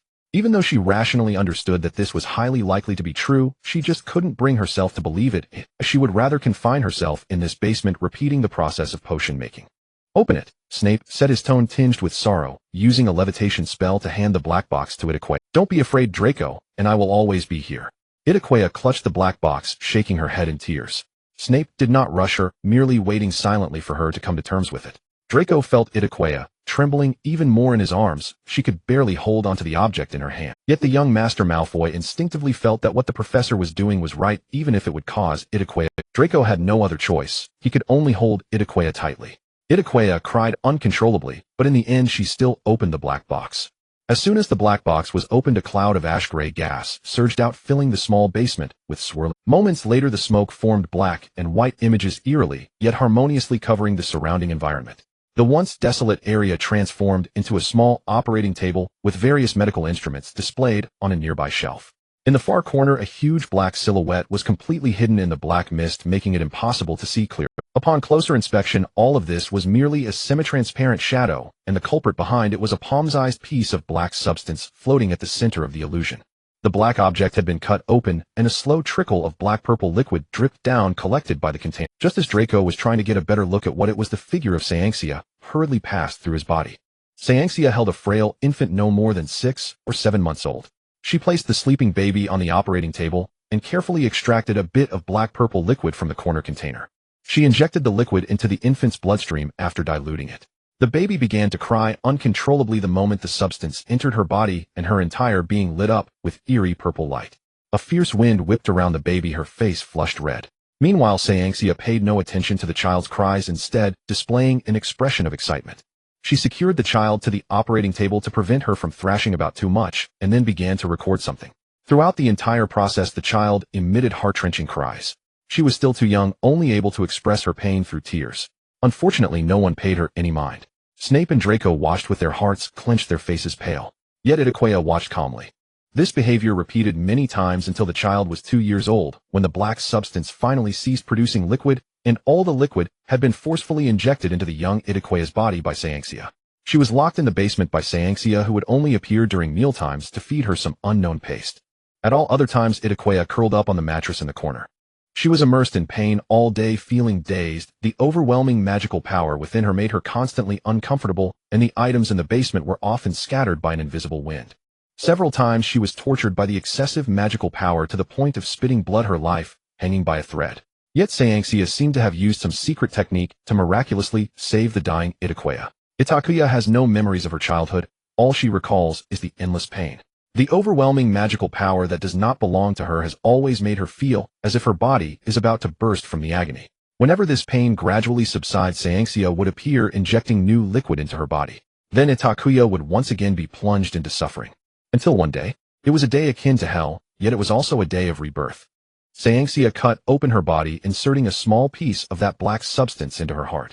When that thing merged with her flesh and blood, Itakua experienced a pain greater than any she had known before. Her soul was torn apart. In that moment, she even wished for a swift death. Saint Cyr was still reciting something, her voice like the whisper of a devil. After that day, Itakua lost track of how long she was unconscious. When she finally awoke, she was astonished to find that she had escaped the endless torment brought on by the powerful magical energy. Even more bizarre was the fact that another herself was standing before her. It was merely a translucent shadow identical to her, save for its purple eyes. "Hello, you finally woke up," the shadow said. Itakua did not respond. Teaching her to speak was not part of. "Does it still hurt here?" The shadow pointed at Itakua's heart. Itakua looked down at her chest, and then crawled back into the corner. The shadow's expression darkened a bit. Her gaze was gentle, yet sorrowful, as she walked over and gently embraced Itakua. Although Itakua could not feel the sensation of being held, she still tilted her head in wonder and frowned. "Do you still feel pain?" the shadow asked softly. Tom. Itakua did not understand the question and simply repeated it. The shadow clearly realized this as well, and she sighed lightly. "Child, it seems I should teach you to speak first." The shadow pointed at Itakua's hand and patiently said, "Look, this is a hand." "Hand. SH. So, it is a hand," the shadow repeated. "Hand. You are." The shadow smiled briefly and gently patted Itakua's head. Itakua saw the shadow's hand hovering above her head, and she reached up to cover it, her black round eyes sparkling. Saint Cyr continued with her experiments, her ultimate goal being to implant all of the old god's remains into Itakua's body. This was a lengthy process. The magical power contained in the remains was far greater than that of blood. For every half piece of a nail introduced, Itakua's body needed months to adapt. But from the day the shadow appeared, Itakua had not seen Saint Cyr again. She shared this body with the shadow. Or rather, the shadow bore all the pain for her. Whenever Saint Cyr appeared, or the magical energy surged, the shadow would take control of Itakua's body, forcing her into slumber. Itakua would only awaken again when Saint Cyr left. She taught Itakua how to speak, how to understand the common knowledge of this world, and how to perceive it. She taught Itakua how to become a person. For Itakua, she was a mother, a sister, a friend. She was her entire name. Itakua expressed confusion over the vocabulary learned today. "Yes, name," the shadow replied. "Everyone has a name." "I have none." Itakua shook her head, then asked, "Do you have one?" The shadow paused for a moment, her gaze falling on the distant transparent shadow of the old god, where a piece of the black substance floated in midair. "I do. I am Itakua, and so are you. We share this name, Itakua," the shadow said. Itakua repeated, laughing happily. "I like it, Itakua." The shadow's expression grew complex, and she said nothing more. When Itakua was about 6 years old, Saint Cyr began throwing some books into the basement, seemingly unconcerned about how Itakua could speak. Or perhaps this was exactly what she anticipated. Saint Cyr constantly demanded that Itakua learn various spells, powerful, complex, and lethal. Whenever Itakua failed to meet her expectations, she would face cruel punishment. Itakua was unaware of this, as all of it was borne by the shadow. The shadow sealed away all the memories Itakua should not know, leaving her only the beautiful parts. Although this beauty was laughably cheap, the shadow used her entirety to build a fairy tale kingdom for the young Itakua in this dark, sunless basement, allowing her to escape from pain. Yet the young Itakua did not comprehend all of this. She only knew that the shadow began teaching her to read and write from that point onward. After Itakua learned most of the words, she developed a great interest in reading. One day she came across a magical creature in a book, a dragon. Itakua, have you ever seen a dragon?" The shadow pondered, hesitantly nodding under the child's expectant. "Wow, you are amazing. Itakua knows everything, and I like Itakua the most." Itakua exclaimed. "I also want to see a dragon." "Itakua, do the outside worlds you spoke of really exist?" Why am I only allowed to be here? Why can't I see them? The little Itakuya looked at the shadow with a pained expression. The shadow fell into a long silence.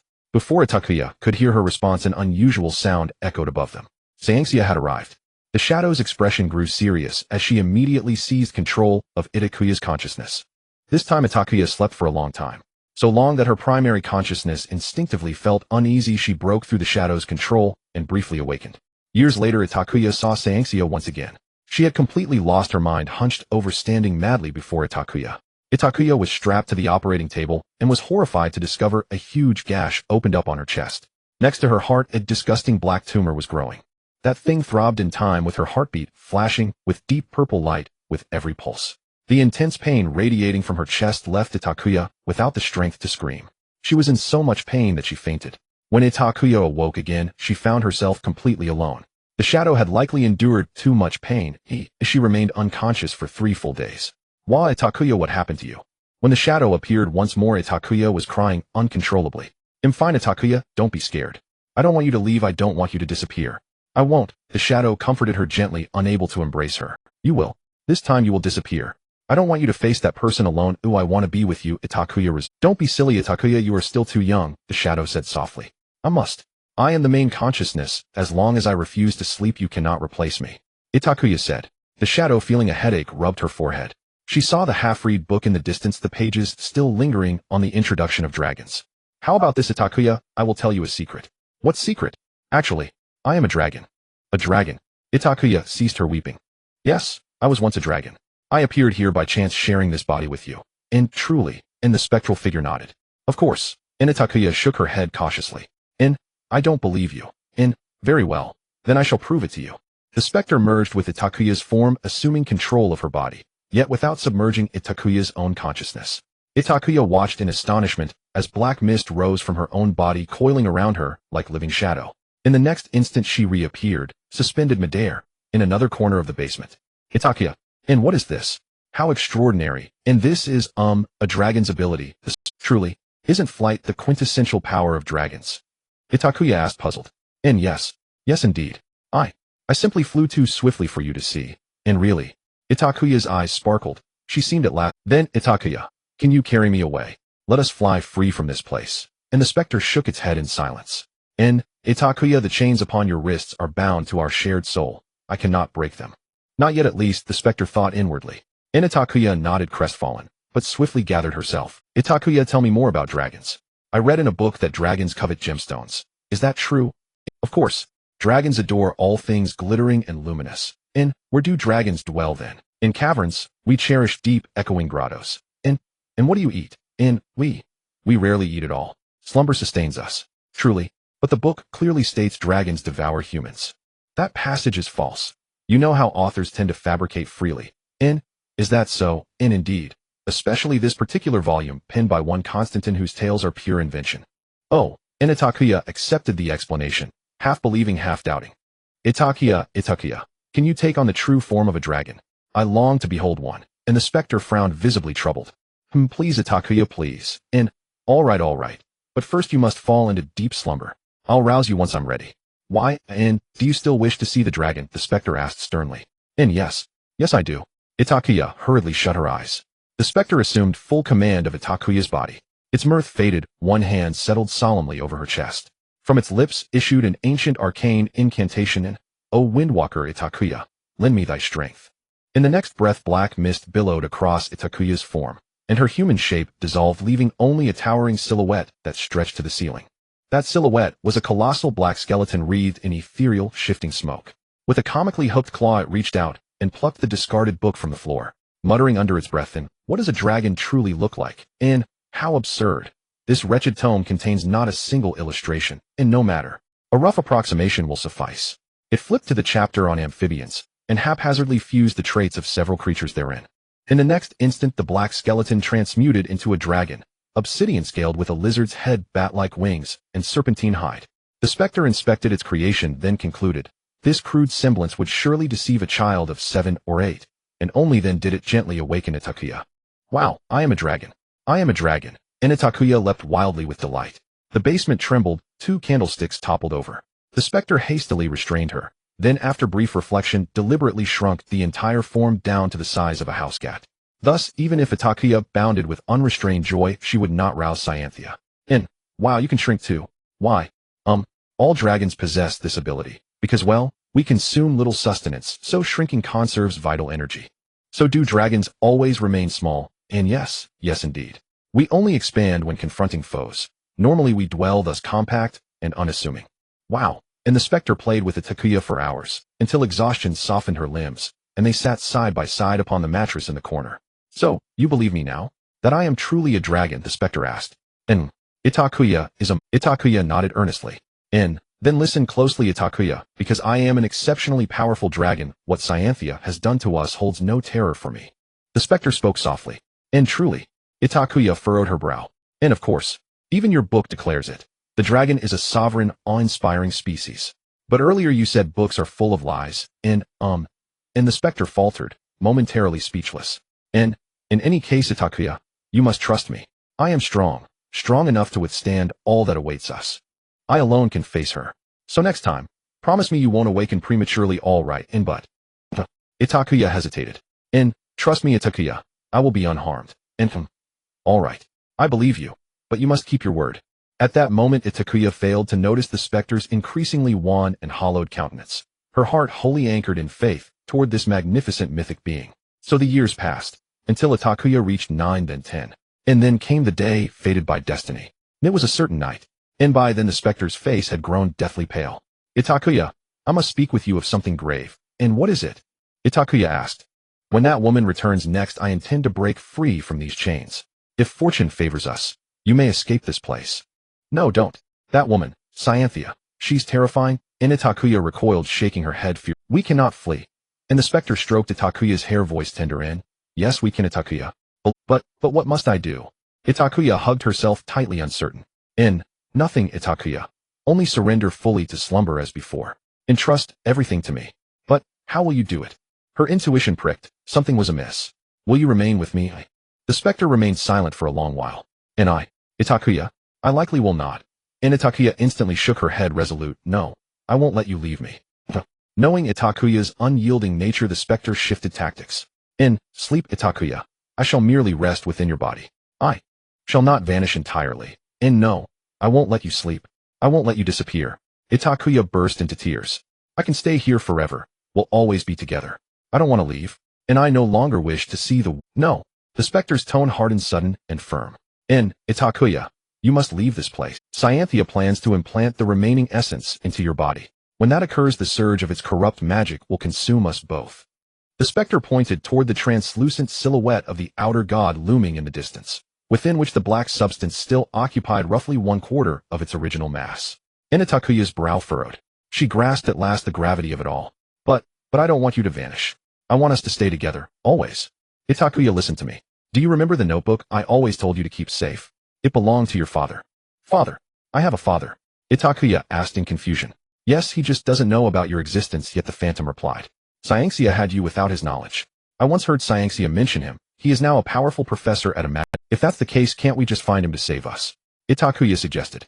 No, I'm not sure what kind of person he is. The phantom looked at Itakuya calmly and gently, as if giving a final farewell, like a mother. But perhaps you can use this to enter that school. Why do I need to go to school? Itakuya asked. Because you need friends your age, you need to meet others.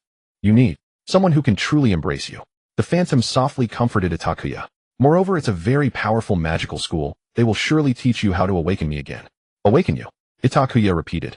The phantom nodded. Yes, didn't I just say so? I am merely in slumber. As long as you find a way to awaken me, I can appear once more. Then we can be together all the time in the outside world, free from Cyanxia's threat. Really? Itakuya hesitated. Really? The phantom gently nodded. So, Itakuya, you must live earnestly, make many friends, and study hard, so that you can find a way to awaken me. I'm still waiting for you to save me. Itakuya nodded heavily, determination etched on his face. Okay, Itakuya, I will definitely save you. The phantom smiled, gently caressing Itakuya's face. Itakuya, my dear, you must take care of yourself. Itakuya, confused, nodded. The phantom's gaze softened further. Now, Itakuya, you must listen carefully to what I am about to say. The phantom said, Itakuya, do you remember what I told you about Glocky? Itakuya nodded. You said Cyanxia is Glocky's illegitimate daughter, so I also have Glocky blood. Glocky is a follower of the evil god, but they were all killed by someone named Voldemort. The Phantom nodded. I'm not sure if that Voldemort will return, so when you go out you cannot tell anyone that you are a descendant of Glocky. Also do not reveal Cyanxia's true name, and you must not tell anyone that your heart and blood are different from her. You must keep your secret hidden. If anyone asks about your mother, just say she ran away with a man and left you to live alone in an orphanage, understood? Itakuya nodded. The Phantom smiled with satisfaction. Good, now I will teach you all the spells that this body has mastered. These are spells I have cast many times using your body. Your body actually has muscle memory, so you will learn quick. Once I have dealt with Cyanxia, you can take her wand and use it to cast powerful spells when you encounter danger. As for the rest, you can use wandless magic. That is the talent I left for you. After everything is over, you must leave. Remember to take the currency from here along with that notebook. You must get far away from here and do not let anyone discover what has happened here. Do not be afraid if anything happens. If you truly encounter life-threatening danger, let the thing in your heart go wild.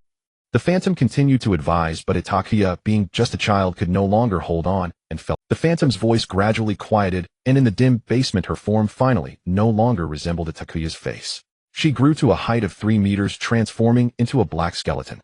That was the visage of the evil god Itakuya. The Phantom quietly gazed at the sleeping child. I'm sorry I cannot accompany you as you grow up, she said.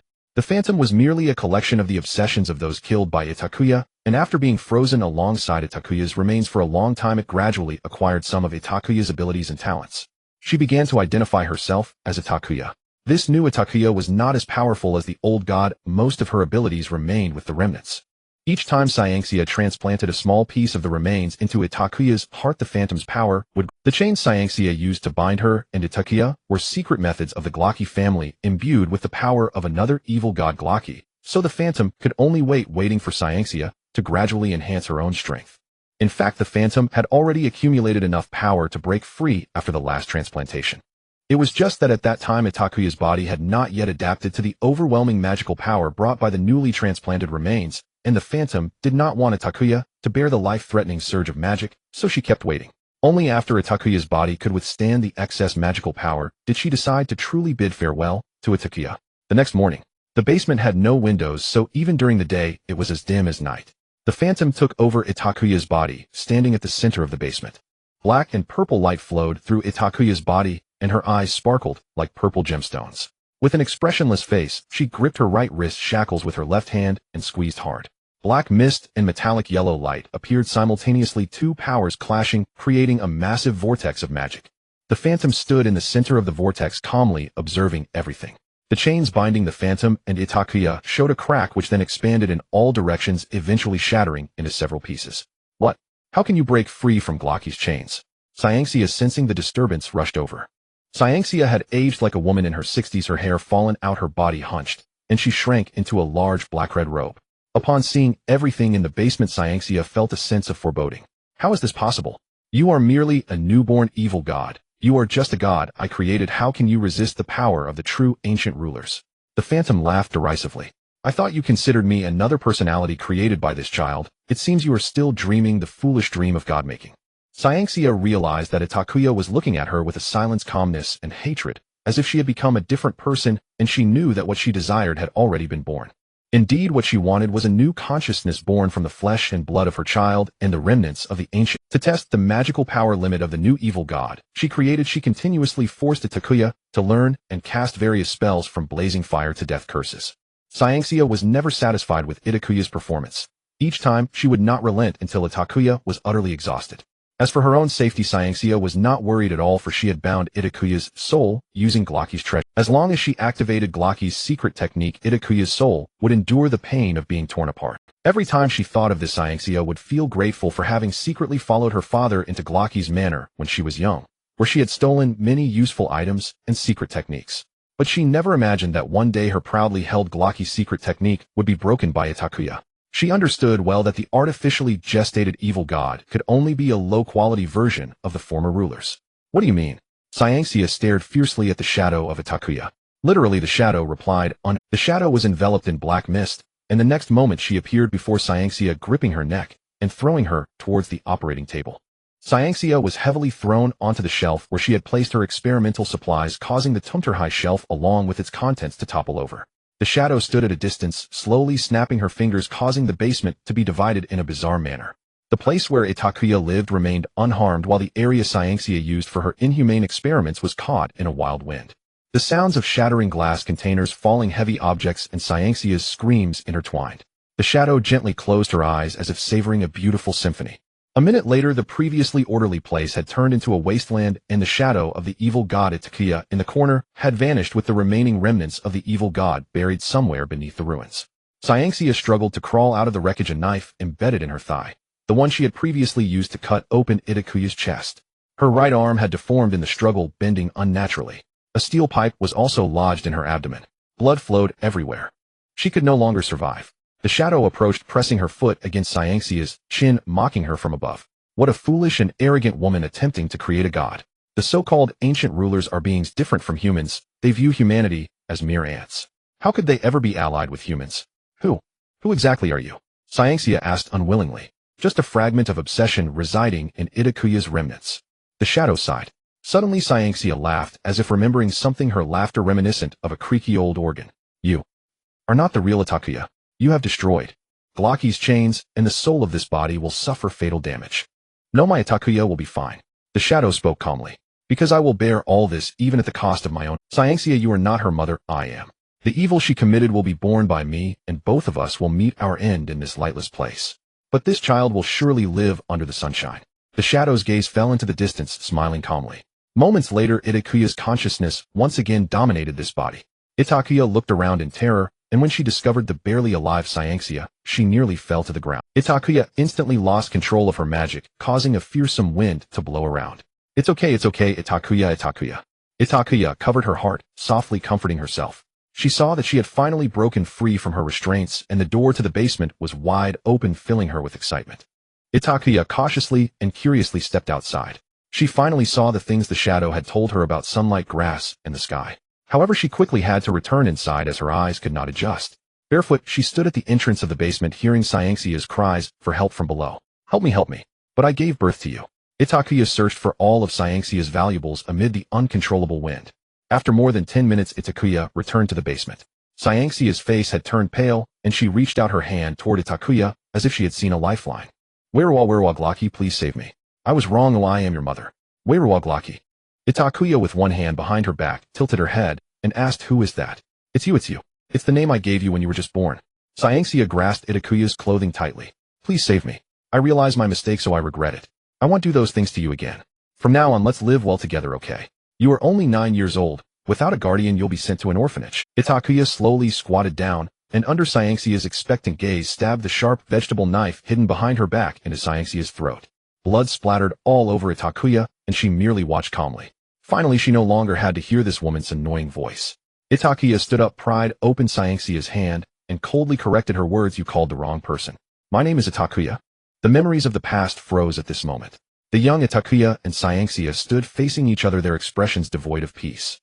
Draco had already been secretly wiping his tears, tightly holding Itakuya in his arms, as if this would protect. Snape stood behind them, his face dark and terrifying, his expression coldly fixed on Cyanxia, tightly gripping his wand.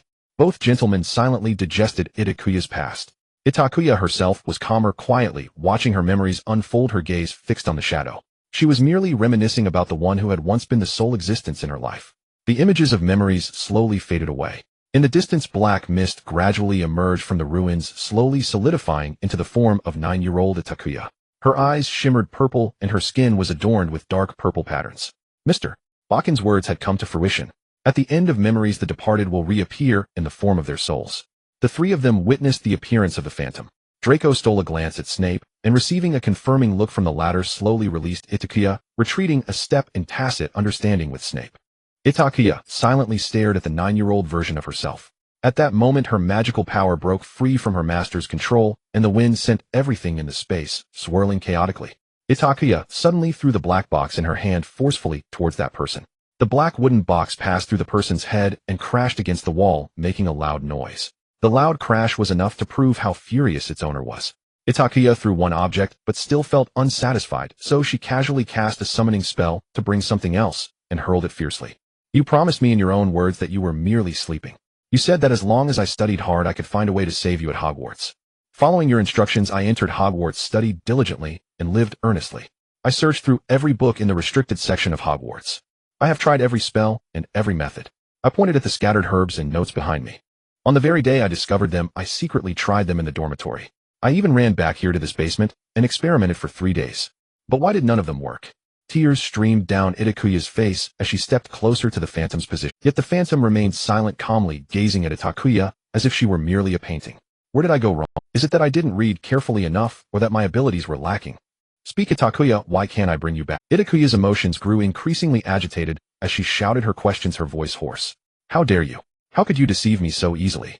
Let me live happily at Hogwarts for years without a care. I foolishly believed you would return.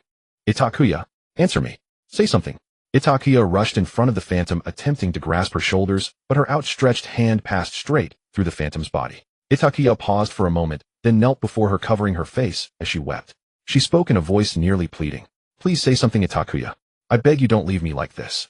As Itakuya gasped for breath, Draco and Snape thought she might not hold on any longer. The Phantom let out a slow sigh. Itakuya jolted her head up. She saw the Phantom smile sadly for a moment before gently touching her forehead with a fingertip. The instant the fingertip touched Itakuya, she could no longer bear the exhaustion of the past few days and fainted. Itakuya did not fall to the ground. The black mist emanating from the Phantom gently lifted the unconscious Itakuya. The Phantom slowly raised her head, calmly watching Snape and Draco rush over her, eyes filled with inquiry. Both Snape and Draco froze in place. After a long moment, Snape was the first to react, speaking to the Phantom in a low voice. I will take good care of her. As her father, I will always be by her side until the end of my life. Draco solemnly vowed in agreement. On the name of Malfoy, I swear to protect Itakuya well. The Phantom got what she wanted, manipulating the black mist to hand Itakuya over to Snape, who held her securely. The Phantom nodded at the two, giving one last glance at Itakuya before slowly dissipating into the air. The Ian Manor was truly not a place for living. Itakuya's current condition did not allow her to return to Hogwarts for the time being. After much thought, Snape decided to take Itakuya and Draco back to Spinner's Inn for the time being. Dumbledore had likely anticipated this event from the very first day Itakuya enrolled, kindly informing Snape in a letter that the three of them could return to school after the Christmas holidays. However, Snape still needed to be responsible for brewing the Wolfsbane potion for Lupin remotely and sending it to Hogwarts. In the letter, Dumbledore also mentioned that there had been an attack at Hogwarts with Sirius invading the Gryffindor Tower. Snape had suspected that Lupin might secretly collude with that foolish Bigfoot when he applied for the position of defense against the dark arts professor at Hogwarts. Upon learning this news from Dumbledore's letter, Snape couldn't help but scoff. He had warned Dumbledore about this long ago. Lupin was very likely problematic. After all, during their school days, these people were so close they could share a pair of pants. But Dumbledore seemed unaware of the schemes at play, not only ignoring Snape's precautions regarding Lupin, but also appointing him as the defense against the dark arts professor. Defense against the dark arts. Draco silently handled the herbs beside him, noticing that Snape's expression had turned sour since the moment he received the letter from Hogwarts. Draco was curious about the contents of the letter, but lacked the courage to ask. Fortunately, Snape quickly reined in his emotions and graciously clarified things for Draco. Dumbledore said you and Itakuya can wait until after Christmas to return to Hogwarts. Really? Draco exclaimed joyfully. That's wonderful. We can spend Christmas here. Snape, do you want to spend Christmas at my house? As soon as Draco caught Snape's displeased glance, he immediately felt he indeed knew it was ungentlemanly to stay at his godfather's house for an extended period, but he was truly worried about Itakuya. The memories of what he saw that day haunted him. He could hardly believe that someone in this world could be so disgusting. Cyanxia, that woman Draco, even thought about throwing her corpse into the sewer. Every time Draco recalled everything he saw that day at Ian Manor, he felt a stinging sensation in his eyes. He felt heartbroken for Itakuya's plight. Draco knew that his godfather shared the same feelings. On the first day they returned to Spinner's Inn, the two men sat silently by Itakuya's sleeping form, keeping vigil throughout the night. Even in her dreams, Itakuya continued to cry softly like a young beast that had lost its mother. Yet both Snape and Draco were powerless to help her. The pain of losing loved ones could only gradually ease with the passage of time. The only thing Snape and Draco could do was to stay by Itakuya's side as much as possible and brew potions to care for her health. Snape spent 2 nights finally perfecting the soul restoration potion. This was something he specially researched for Itakuya's condition, and fortunately the potion Itakuya had repeatedly tried in the end was the soul restoration potion he had created. It was a potion with mild effects, so even if Itakuya drank no less than 10 bottles of the soul restoration potion over 3 days, it did not cause any significant harm to her body. Of course, this was also due to the fact that the quality of the soul restoration potions Itakuya had used previously was relatively good. If every attempt had been like the last one she concocted, she would have poisoned herself long ago. Of course, Snape's successful refinement of the potion also owed much to Draco's help, not only in terms of physical support, but also financial backing. Draco returned to Malfoy Manor the next day and emptied the Malfoy family's potion materials warehouse in front of Mr. Malfoy. Itakuya awakened after a week of slumber. She was not injured. On the contrary, the phantom Itakuya had even helped heal her soul in the end. The reason she had been asleep for so long was that the phantom Itakuya shared all her memories with her. How Saint Cyr had tormented her, how she had cared for herself, and how she had concealed everything. Itakuya understood that the phantom Itakuya intended to teach her some final lessons in this manner, the true abilities and uses of the evil god Itakuya. The phantom Itakuya had not informed her younger self previously, partly because she was too young and had too little control over her magic. Even knowing would only increase the danger of magical backlash. Secondly, the phantom Itakuya had not anticipated that the present Itakuya would find herself trapped in a vortex of enormous danger. Voldemort. The two people Itakuya cared about most were a Death Eater and the child of a Death Eater. This nearly established her, but she was also a descendant of the Graggy family. This contradictory stance meant that should Voldemort return one day, he would undoubtedly notice Itakuya's existence. By that time, Itakuya would likely find herself in danger.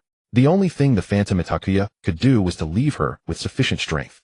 Itakuya did not expect that after so many years she was still diligently planning for her future, even with only a tiny remnant of her soul left. When Itakuya woke up, the sunlight outside the window was just right. A vast expanse of golden light made it difficult for her to open her eyes. She actually loved the sky and sunlight because for the past few years she had to live off the descriptions of the phantom Itakuya in her own imagination. She had been locked in a basement without sunlight, and when she looked up, all she saw was an ugly concrete ceiling. In her younger years, Itakuya had often fantasized about how wonderful the so-called blue sky, white clouds, and sunlight would be. In fact, on the day Itakuya gained her freedom, she encountered everything far more perfect than she had imagined. Unfortunately, the one who had initially taught her everything was no longer by her side. Even the most beautiful scenery would become dull and lifeless. Itakuya, are you awake? When Draco walked in through the door, he saw Itakuya with her back to him, barefoot on the floor. Her long black hair cascaded down to her waist, obscuring her face. She stretched out her hand to catch a strand of golden light. Hearing the voice, Itakuya turned her head and saw a beautiful gem looking at her with concern and surprise. Itakuya smiled gently. Yes, Draco, I'm awake. Draco rushed over and hugged her tightly, one hand around her waist while the other stroked her hair, his movements trembling slightly. Itaku, my Itaku. It's alright, it's all over.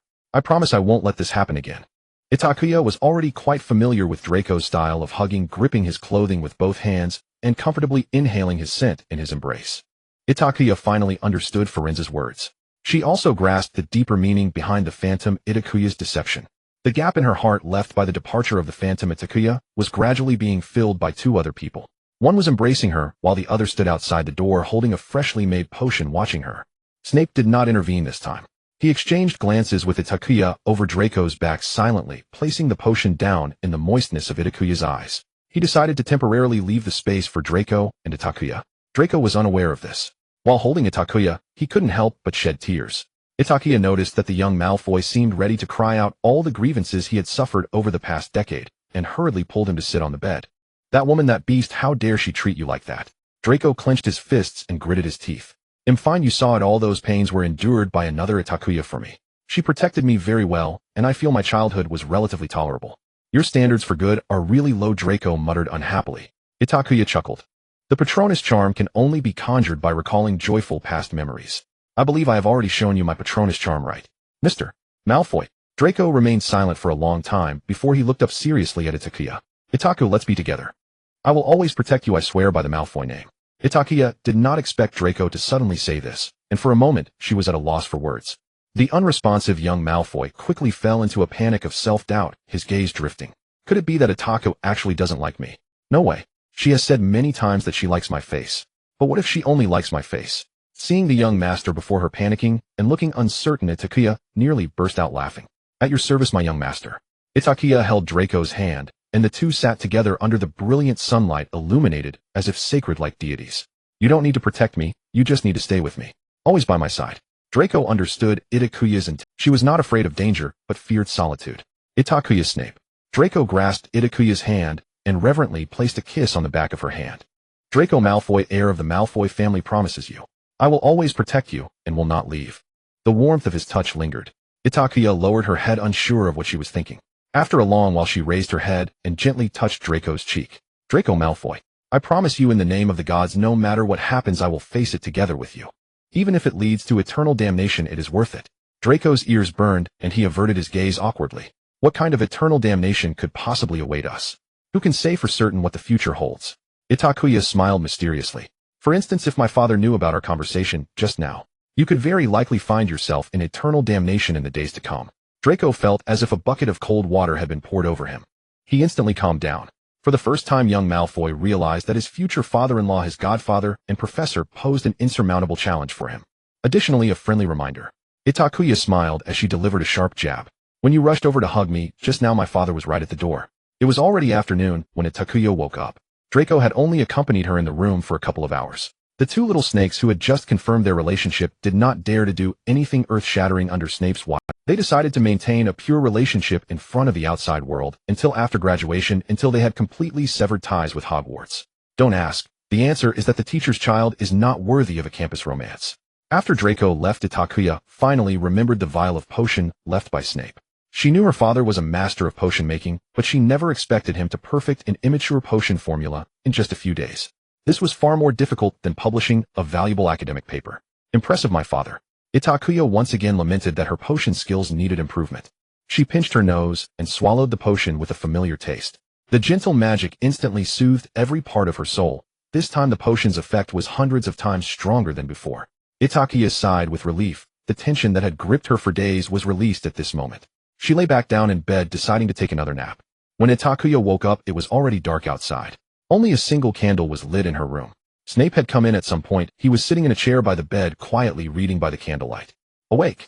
Itakuya's movements did not escape Snape's keen eyes. She sat up and gently called out, Snape closed the book, and the father and daughter exchanged glances in the warm yellow glow of the candlelight against the pitch-black night outside. Snape's eyes were even darker than Itakuya's, but when she looked into them it was as if she were gazing into a— I'm very sorry, Snape suddenly spoke. Itakuya was taken aback. After that night with Saint Cyr, I should have been more cautious and sought her out. Snape's voice was deep and clear. Shortly after that night, he received news that Voldemort was planning to target Lily. He had to stabilize Voldemort while secretly meeting with Dumbledore.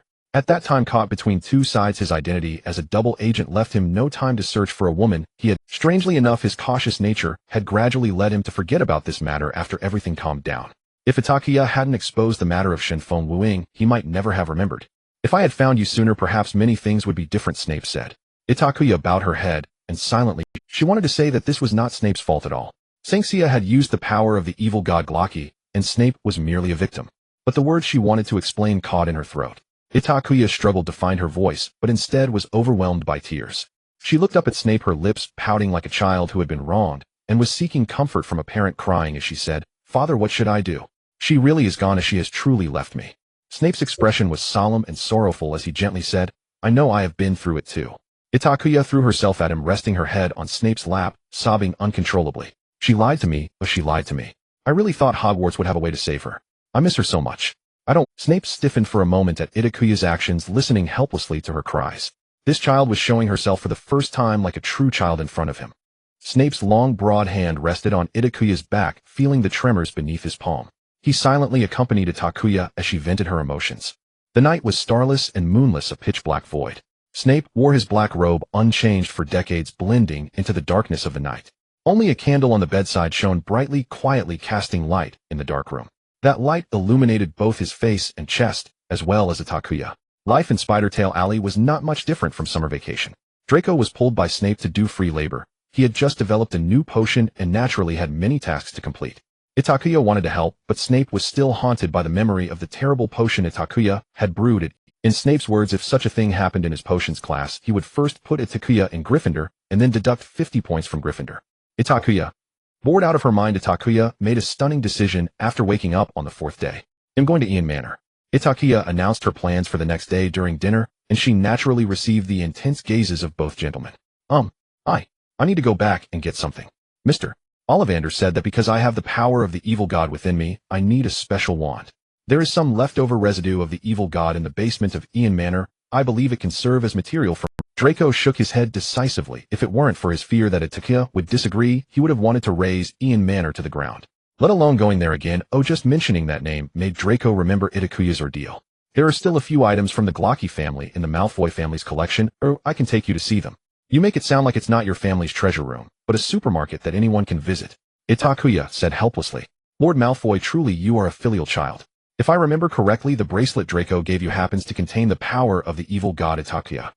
Snape's voice suddenly interrupted. Yes. But Itakuya hesitated. They'll take you to Ollivander's wand shop tomorrow. Snape saw through Itakuya's little scheme at a glance.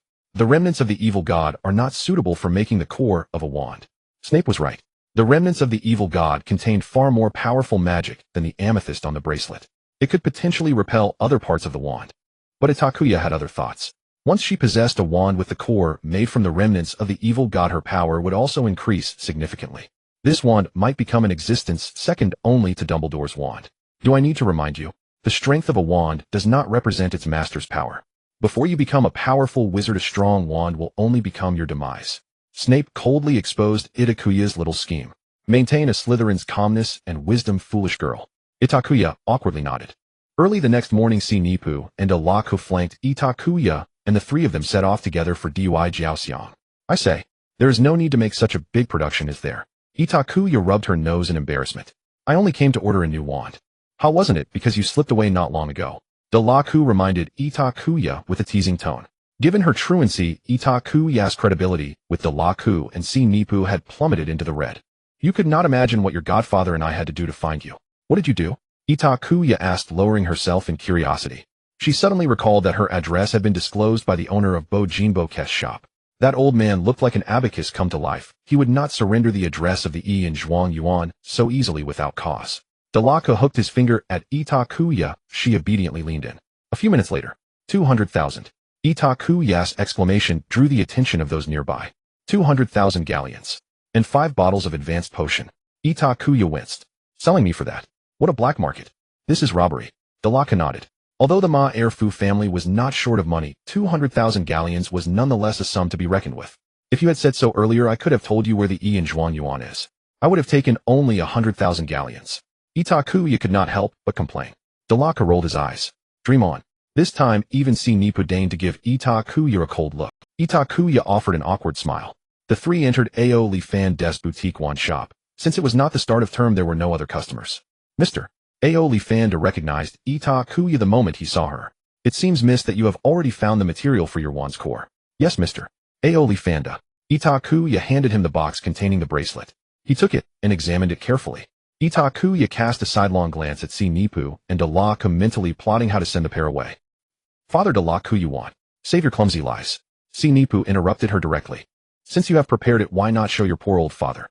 Sinipu's gaze settled on Itakuya's left foot. Itakuya sighed, helplessly, as she had hoped to keep it from her father. She produced a small vial from her robe, its contents a bright crimson liquid.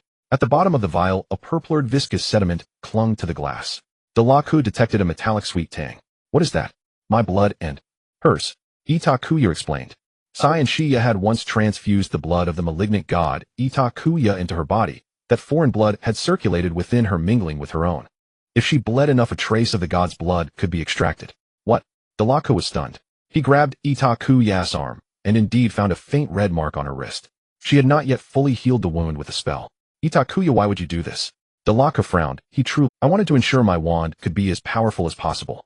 Itakuya offered the explanation. She understood that a powerful wand did not solve everything, but with time running short, a strong wand was better than none. For reasons she could not explain, a persistent feeling nagged at her.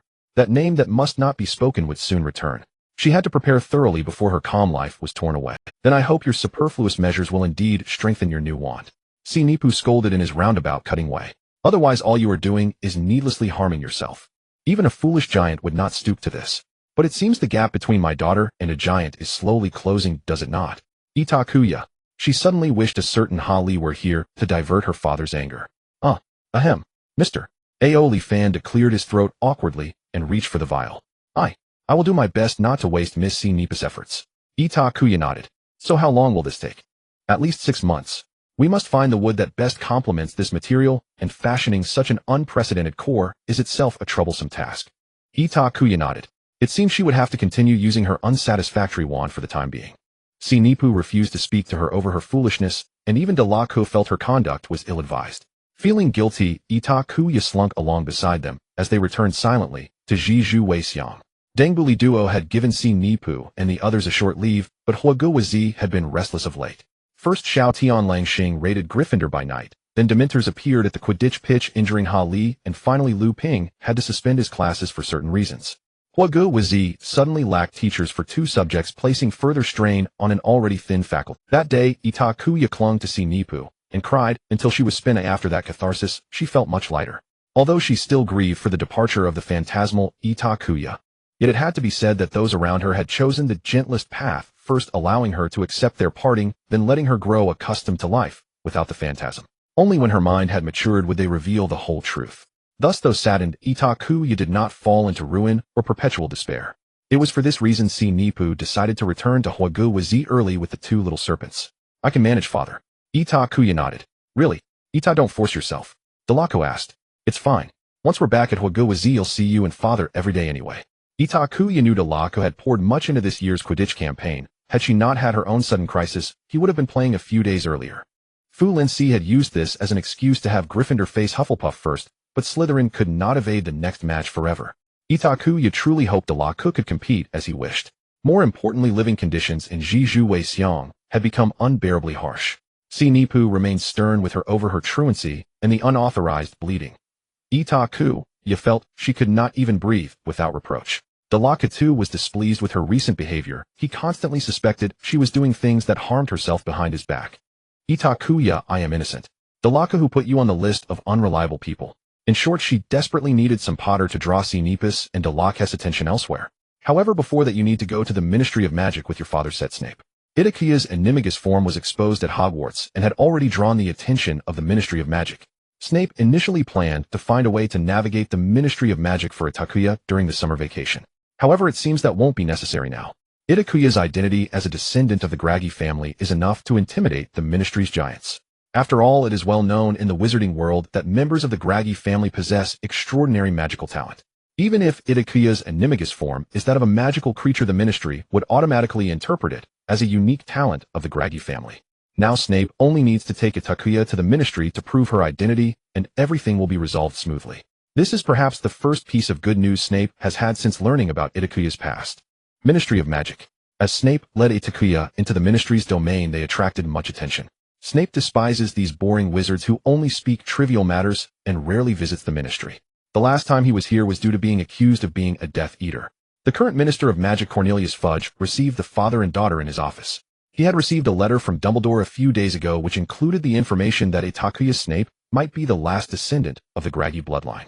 Graggy is a name that even Fudge cannot ignore. This family was not as famous decades ago as it is now. It is a twist of fate. The very reason that propelled the Graggy family to prominence is also the reason for its downfall, Voldemort. This terrifying Dark Lord was so wary of this family that he would go to any lengths to eliminate all Graggy members at the earliest opportunity. It should be noted that at that time Voldemort had not yet reached the terrifying height of his power, and destroying an ancient family could very well cause the pure-blood supporters behind him to withdraw. Yet this Dark Lord would rather lose some of his pure-blood supporters than deal with the Graggy family. Thus the name Graggy began to be shrouded in mystery among wizards. People believed that the Graggy family possessed the power to threaten Voldemort. It is also for this reason that the relics of the Graggy family are strictly safeguarded by the Ministry of Magic. "Welcome, Mr. Snape and Miss Snape." Fudge greeted Snape and Itakua warmly. Snape walked over expressionlessly and took a seat, while Itakua politely greeted him. "Good day, Minister." Fudge smiled. "You truly are the daughter of Mr. Snape. You both are remarkably talented. I have heard that Miss Snape is already a genius in nonverbal magic and excels in potions." Fudge said politely. "Minister, I assume we have more important matters to discuss today, so could we skip the time-wasting pleasantries?" Snape coldly interrupted, needing to return to Hogwarts before the afternoon. Fudge awkwardly smiled. "Yes, of course." He turned his gaze to Itakua. "So, if I may be blunt, how do you intend to prove that you are a descendant of the Graggy family? The blood relation between Saint Cyr and the last head of the Graggy family can no longer be verified." "This is simple, Minister." Itakua smiled, having thought this through before her arrival. "I believe I do not need to prove Saint Cyr's identity. I only need to prove that I am a descendant of the Graggy. As long as I can activate the Graggy apocalypse, isn't that enough?" In Itakua's mind, her identity as a descendant of the Graggy family would eventually be revealed. Although she had made a name for herself among the nobility, using her preservation magic bottles and mechanical toys, as Pansy said, it is only by sharing a similar identity that pure-blood nobles would truly accept her. And the label of being a descendant of the Graggy family is a great stepping stone. What Itakua desires is not just a few Slytherin classmates customizing toys for her, as she wants the pure-blood families to meet her in person and discuss business. Even without the animagus incident, Itakua would have found a way to announce her identity to the wizarding world before turning 16. Fudge did not expect Itakua to directly request access to the Graggy Apocalypse. He pondered for a moment and ultimately agreed. Minutes later, surrounded by layers of protection, the Graggy Apocalypse appeared before Snape and Itakua. Itakua glanced at the four Aurors escorting the Graggy Apocalypse, her eyelid twitching. Fudge gestured for Itakua to proceed, and everyone stood in a circle around her. All watched Itakua in silence. Even Snape wore a serious expression. Itakua sighed. Here we go again, the part they all enjoy of acting and deceiving. Having done this before, she maintained a serious demeanor and began chanting in an ancient ethereal language. Sigh, these people are so boring, they make such a fuss over a mere religious text. Look at their expressions as if I am so impressive. I must say my acting skills are getting better. After finishing her chant, Itakua sliced her palm with a small knife, and the moment her blood dripped onto the cover of the Graggy Apocalypse, the deep red book instantly turned black. Itakua was satisfied to hear the gasps of the wizards present. Itakua, they are so easy to deceive. This time Itakua had plenty of experience and only let 2 or 3 drops of blood fall. Holding her wand, she calculated the timing in her mind, gently tapping the cover of the Apocalypse just as her blood was about to run out. To the onlookers, Itakua had completely mastered the method of opening and sealing the Graggy Apocalypse. She flicked her wand gently, and the Graggy Apocalypse obediently returned to calm. Everyone, she truly is a descendant of the Graggy. The Graggy indeed possesses mysterious powers. Itakua, remember to download the anti-fraud app when you have time. Minister, may I ask if I have proven my identity? Itakua smiled innocently at Fudge. Ah yes, Miss Snape. Fudge snapped back to reality. It seems that the Graggy has indeed left a trace of their bloodline in the wizarding world. I am honored to meet a member of the Graggy family again, young Miss Graggy. Itakua shook her head lightly. You are mistaken, and my father is Severus Snape, and my name is Itakua Snape. I merely happen to know some of the Graggy's secret arts. From a young age, Itakua understood a principle. There is a time and place for everything. Today she could boldly declare her connection to Jalaki to the entire wizarding world, yet she could not admit to being Jalaki's heir or the head of the family. Theoretically, since Itakua is the only remaining descendant of the Jalaki bloodline, she is indeed worthy of the title heir of Jalaki. However, Itakua is still too weak. Her strength does not match her title, which is not a good thing. If she merely presented herself as an ordinary witch with Jalaki blood, those heads of families and executives would admire her talent and pity her circumstances. Yet once she becomes the heir of Jalaki, presenting herself under the name of a family, those same individuals would only view her with apprehension and wariness. After all, which family did not take away 1 or 2 items from the Jalaki family after its downfall? Who could guarantee that the mysteriously powerful Jalaki family would not attempt to seize what little remains of the pie upon their resurgence? For instance, Itakua could have acknowledged Fudge's words of Miss Jalaki, and then rightfully taken the Jalaki revelation from the Ministry of Magic. Fudge had no reason to refuse the sole heir of the Jalaki family retrieving what belonged to them. However, Itakua could easily deduce that Fudge would not allow her to enjoy herself in the magical world with the Jalaki revelation at her disposal. If Itakua were to refuse the Jalaki surname in front of Fudge, denying her status as the heir and relinquishing the Jalaki revelation. Though it might seem that Itakua missed an opportunity to enhance her power, in reality, she gained the trust of the This trust would shield Itakua from many troubles until she grew stronger. As for the items of Jalaki, she truly had no interest. Most of Jalaki's possessions were related to the dark god Jalaki. She is now the user of another dark god. Itakua's powers and excessive contact with Jalaki's power would only lead to a clash between these two forces. Moreover, Itakua inherently loathed everything related to the woman Saint Cyr. Were it not for the convenience of using Jalaki's name to avoid trouble, she wouldn't care to associate with it at all. The Snape surname was what she truly desired. Very well, I respect your decision, Miss Snape. Fudge nodded with a grin, clearly pleased with Itakua's shrewdness. Itakua nodded and stepped back to stand beside Snape. Snape swirled his black cloak, shielding Itakua behind him as he addressed Fudge. Then I assume the ministry has a reasonable explanation for my daughter's peculiar animagus. Yes, Mr. Snape, Fudge replied, nodding. We will inform the relevant departments and newspapers. I assure you no one will disturb Miss Snape's life. After all, she is still just a little witch, not yet 15. As for the registration of her animagus as Minister of Magic, I hereby grant Miss Snape the exemption from registration until she comes of age. Itakua quietly sighed in relief. Ever since she learned the whole truth, her animagus form had transformed into the true dark god Itakua. If she were to reveal her animagus, the appearance of the dark god would likely frighten these people into slicing themselves for study. Harry felt that third year was the happiest year he had experienced at Hogwarts so far. This was largely due to a certain professor who was keen on deducting points, having not shown up at Hogwarts for a month, leaving their potions classes to be taught by other professors. Without Snape's cold sarcasm and point deductions, Harry's life at Hogwarts was simply delightful. Additionally, this year's defense against the dark arts Professor Lupin was an acquaintance of his father, making each day in November particularly satisfying. However, recently Professor Lupin seemed to have encountered some trouble, having missed 2 classes already. It was time for another defense against the dark arts lesson. Will Professor Lupin come to class today? Harry quietly asked Ron beside him. I think he will. After all, we've just gone back to the Great Hall to study on our own after he missed the last 2 classes. I guess there are very few professors at Hogwarts who study defense against the dark arts, and Dumbledore has yet to find a substitute teacher, so we have to study by ourselves. What do you think, Hermione? Ron suddenly turned to ask Hermione, who was resting her chin on her hand staring blankly ahead, showing little interest in the boys' conversation. She's still worried about Itakua. Ron scoffed. Yeah, Itakua hasn't been here for a month, and Snape and Malfoy have also been absent for a month. But hasn't Hermione already received a letter from Itakua? Ron said, I can't believe there was a day when Malfoy's owl actually delivered a letter to us. That was a week ago when Malfoy's owl dropped a letter in front of Hermione amidst the astonished gazes of several Gryffindors. The owl also ruffled Ron's hair and knocked the fork from Harry's hand onto the floor. Hermione opened the letter and found only a brief sentence from Itakua. Draco and Dad have found me. Sorry for deceiving you. I'm fine now, and we'll be back soon. It's precisely because of this that I'm worried. Hermione sighed. She said I'm fine, now not I'm okay. This proves that she really went through something. Hermione said seriously. Given Itakuya's personality, she wouldn't bother with ordinary matters. Last semester she was in a coma for 10 days due to that diary, and she didn't say much afterward. But this time she actually used the phrase I'm fine now, which must indicate that something more serious than her coma occurred. Hermione sighed heavily. Meanwhile, Harry and Ron were left bewildered by Hermione's deductions. Does she really know what she's talking about? Ron expressed his own doubts to Harry. Harry wanted to say something more, but was startled by a familiar and terrifying. Snape strode into the classroom, wearing his signature black robes, closing all the windows with his wand. Itakua and Draco followed behind him and found a vacant seat at the back of the classroom. Had Ron not held her back, Hermione would have dashed over to embrace Itakua. She craned her neck looking at Itakua. Itakua caught her gaze and returned a calm smile to Hermione. Turn to page 394. Snape lowered the projection screen at the front of the classroom, ignoring the various gazes from the students below, and instructed in his usual deep voice. However, the students below could hardly sit still. Not to mention that Snape's sudden disappearance for a month had already surprised everyone. He had actually appeared in the defense against the dark arts classroom. Sir, where is Professor Lupin? Harry couldn't help but stop Snape as he passed by. This matter is not something you should concern yourself with, Mr. Potter. Snape coldly replied to Harry.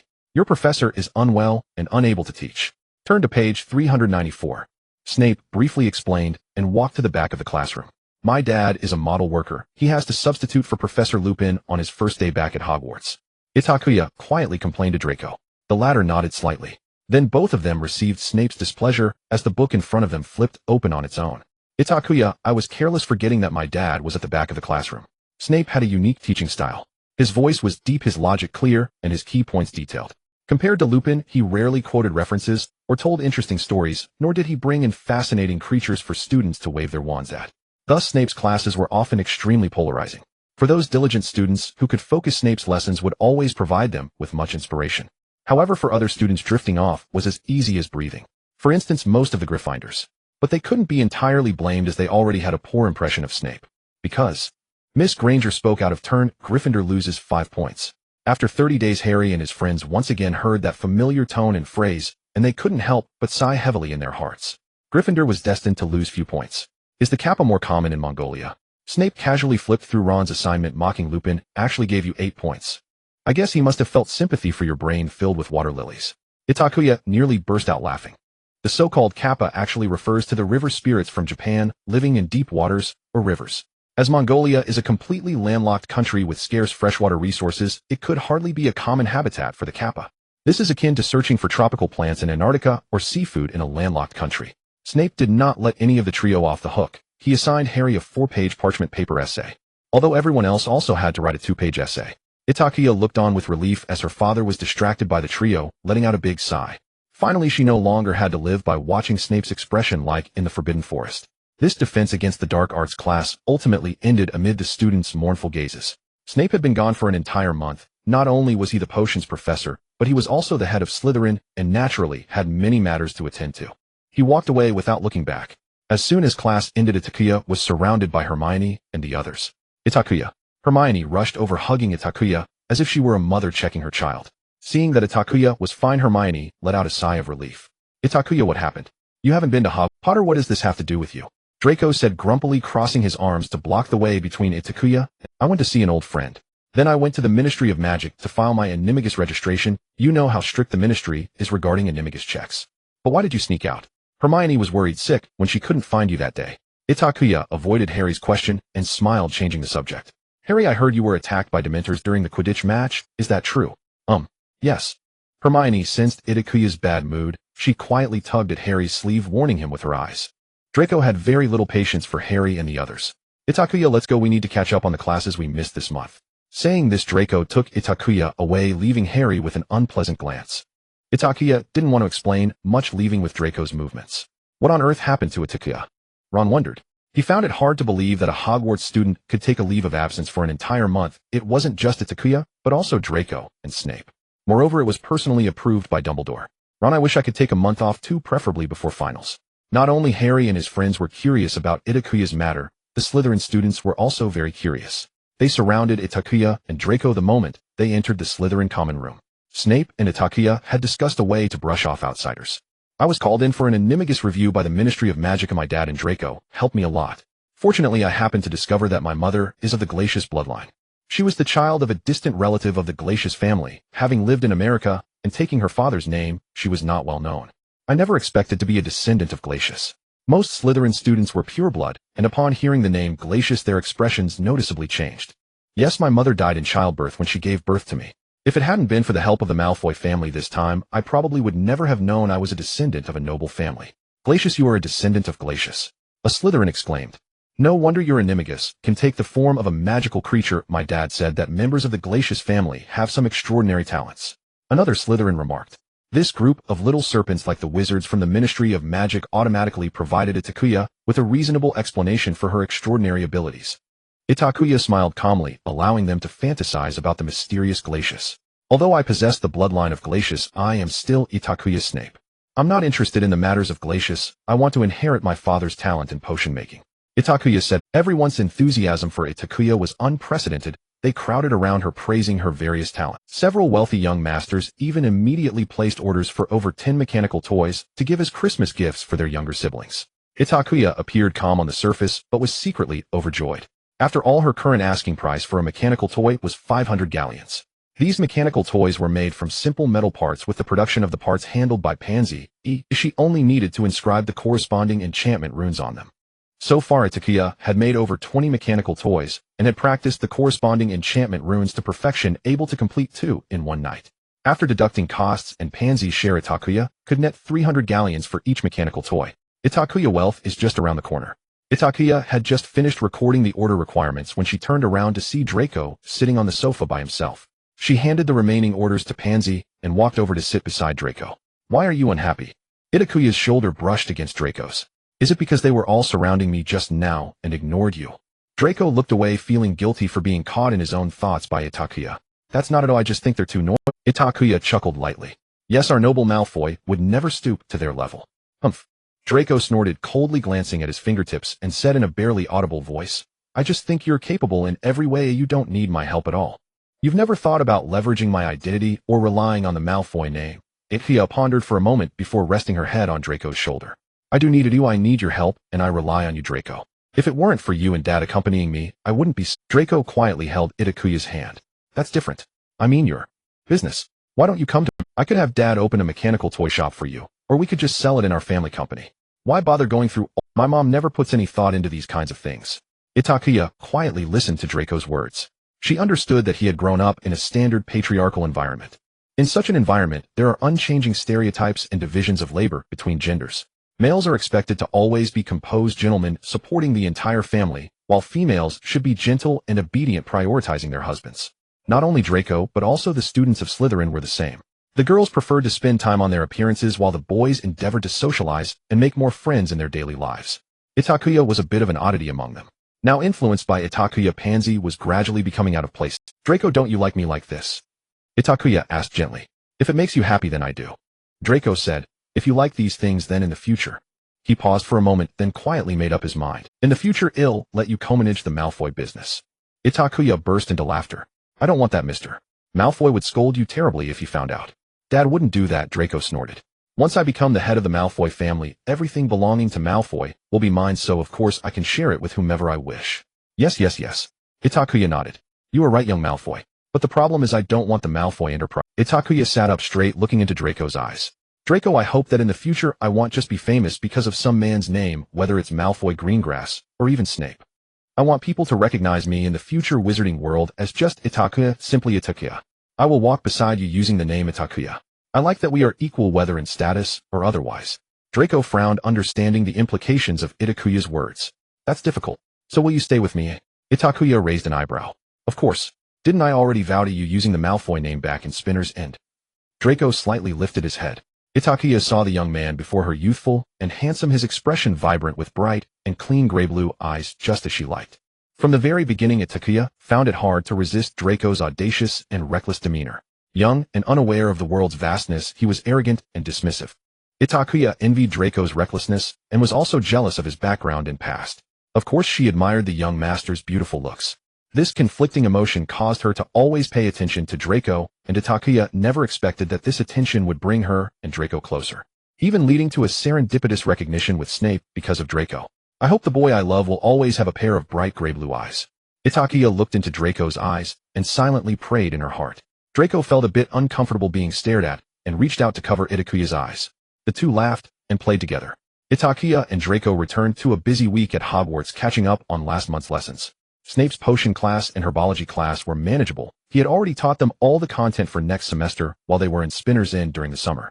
Flitwick's charms class was also not too concerning. Itakuya's charm skills were comparable to those of Hogwarts grads. This semester the main spells being studied were the growth charm and the silencing charm, which Itakua often practiced with Draco during her recovery in Spinner's End. As for Trelawney's divination class, well, it didn't matter whether you studied or not.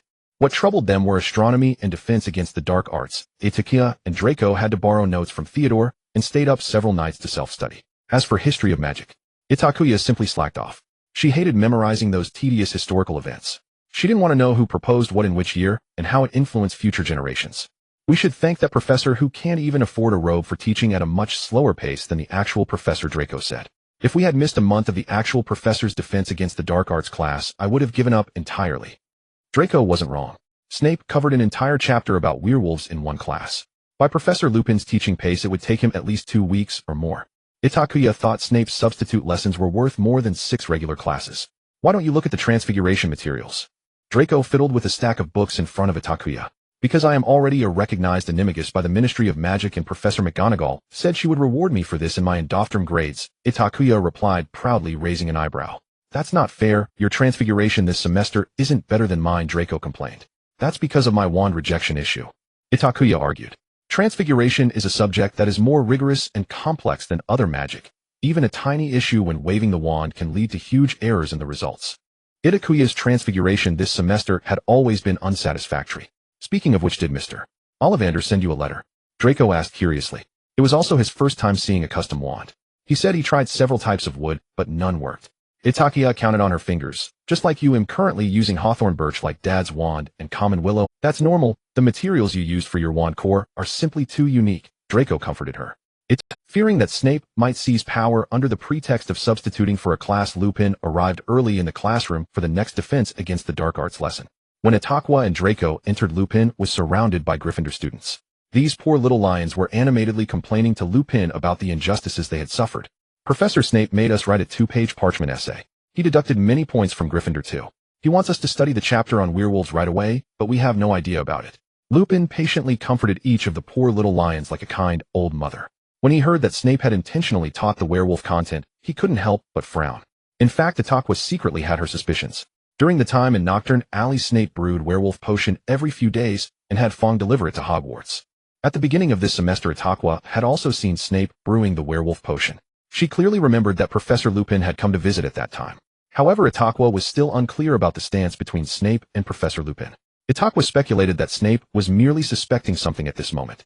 If he truly wanted to harm Lupin, he could easily give him a faulty werewolf potion. Alright, I will speak to Snape, and you don't need to hand in that essay. As Lupin spoke, he finally noticed Itakua and Draco. He was momentarily taken aback to see Itakua in his class. This girl, Snape's daughter, seemed to possess an extraordinary background, allowing her to keep Snape away from class for an entire month. Itakua nodded, politely greeting him. Lupin smiled in return, and then withdrew his gaze, choosing not to say more.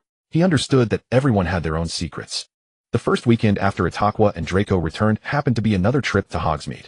Usually Harry was the only one in the third-year band from going to Hogsmeade, but today he joyfully welcomed his companion, Itakua stood in the corridor facing a line of students ready to head to Hogsmeade. I will help you bring back some honey. Draco comforted Itakua. All right, if not, I will just wait for the young master to feed me. Itakua bid farewell to Draco. It was only natural that she was banned from going to Hogsmeade, especially since she had skipped class right after her last visit. However, Itakua had a feeling that given Snape's stubbornness mixed with kindness, she would likely be allowed to go to Hogsmeade after Christmas. Itakua planned to visit the Forbidden Forest once again. She needed to thank Firenze for his insight, and perhaps glean some additional information from him. After all, Itakua believed that Firenze's prophecies were far more reliable than Trelawney's. This time Itakua's entry was permitted with Hagrid volunteering to be her guide. I can hardly believe you sneaked into the Forbidden Forest. Hagrid walked in front of Itakua. I thought this was something Harry and his friends would do. Actually, I'm not as obedient and well-behaved as I appear, Mr. Hagrid. Oh, but you seem much more mature than your peers, and besides you are Severus' child. Hagrid sighed dejectedly. I truly envy Severus. He is remarkable, and the youngest head of House Hogwarts has ever seen. Itakua chuckled lightly. However, since Buckbeak, whom Hagrid raised, went wild in class, he lost confidence in teaching students about magical creatures. Now his classes mainly consisted of boring and safe feeding of insects. Bringing an uncontrollable magical creature into the classroom is indeed dangerous. After all, students' actions are unpredictable. But I believe every professor has their unique teaching style. Perhaps you should be more confident in your abilities. Think of Professor Lockhart from last semester. You are certainly much better than someone who can only forge a false reputation, aren't you? Itakua said slowly. She still had affection for Hagrid. After all, he was the one who personally brought her out of the orphanage. Oh, Itakua, you are such a good child.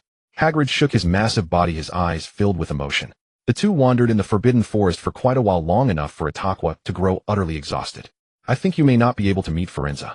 Hagrid looked into the distance. Centaurs are very wise creatures. If they do not wish to meet you, you will not find them. Itakua nodded helplessly. She guessed that Firenze might have predicted that her visit was not merely to thank him, thus he chose to avoid her. I believe you are right, Mr. Hagrid. It seems we can only head back for now. On their way back, Hagrid and Itakua encountered Harry and Lupin. When the two groups met, Harry was asking Lupin to teach him how to repel Dementors. Itakua, by the way, I remember you also used that spell that day, right? Harry asked. Which day, eh? Itakua inquired. The day on the train. Hermione said she saw you. Oh, you mean the Patronus charm? Itakua nodded. Can you demonstrate it again? Harry requested.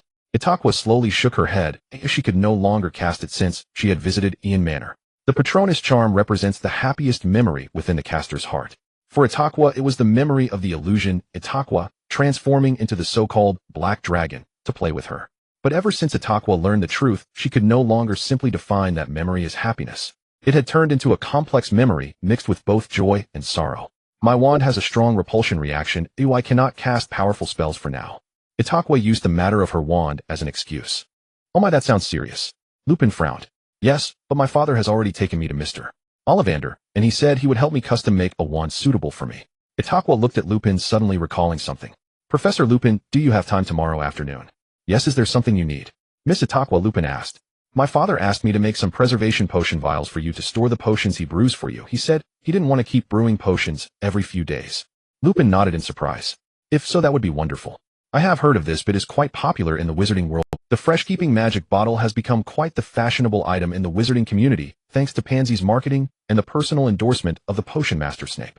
However, Itakua has positioned her enchanted rune products as high-end luxury items, as she is the only one in the wizarding world who creates such enchanted rune artifacts. Given its limited production, it cannot be considered an accessible item. Compared to mechanical toys that appeal primarily to children, the audience for the fresh-keeping magic bottle is evidently much broader, which naturally drives the price up.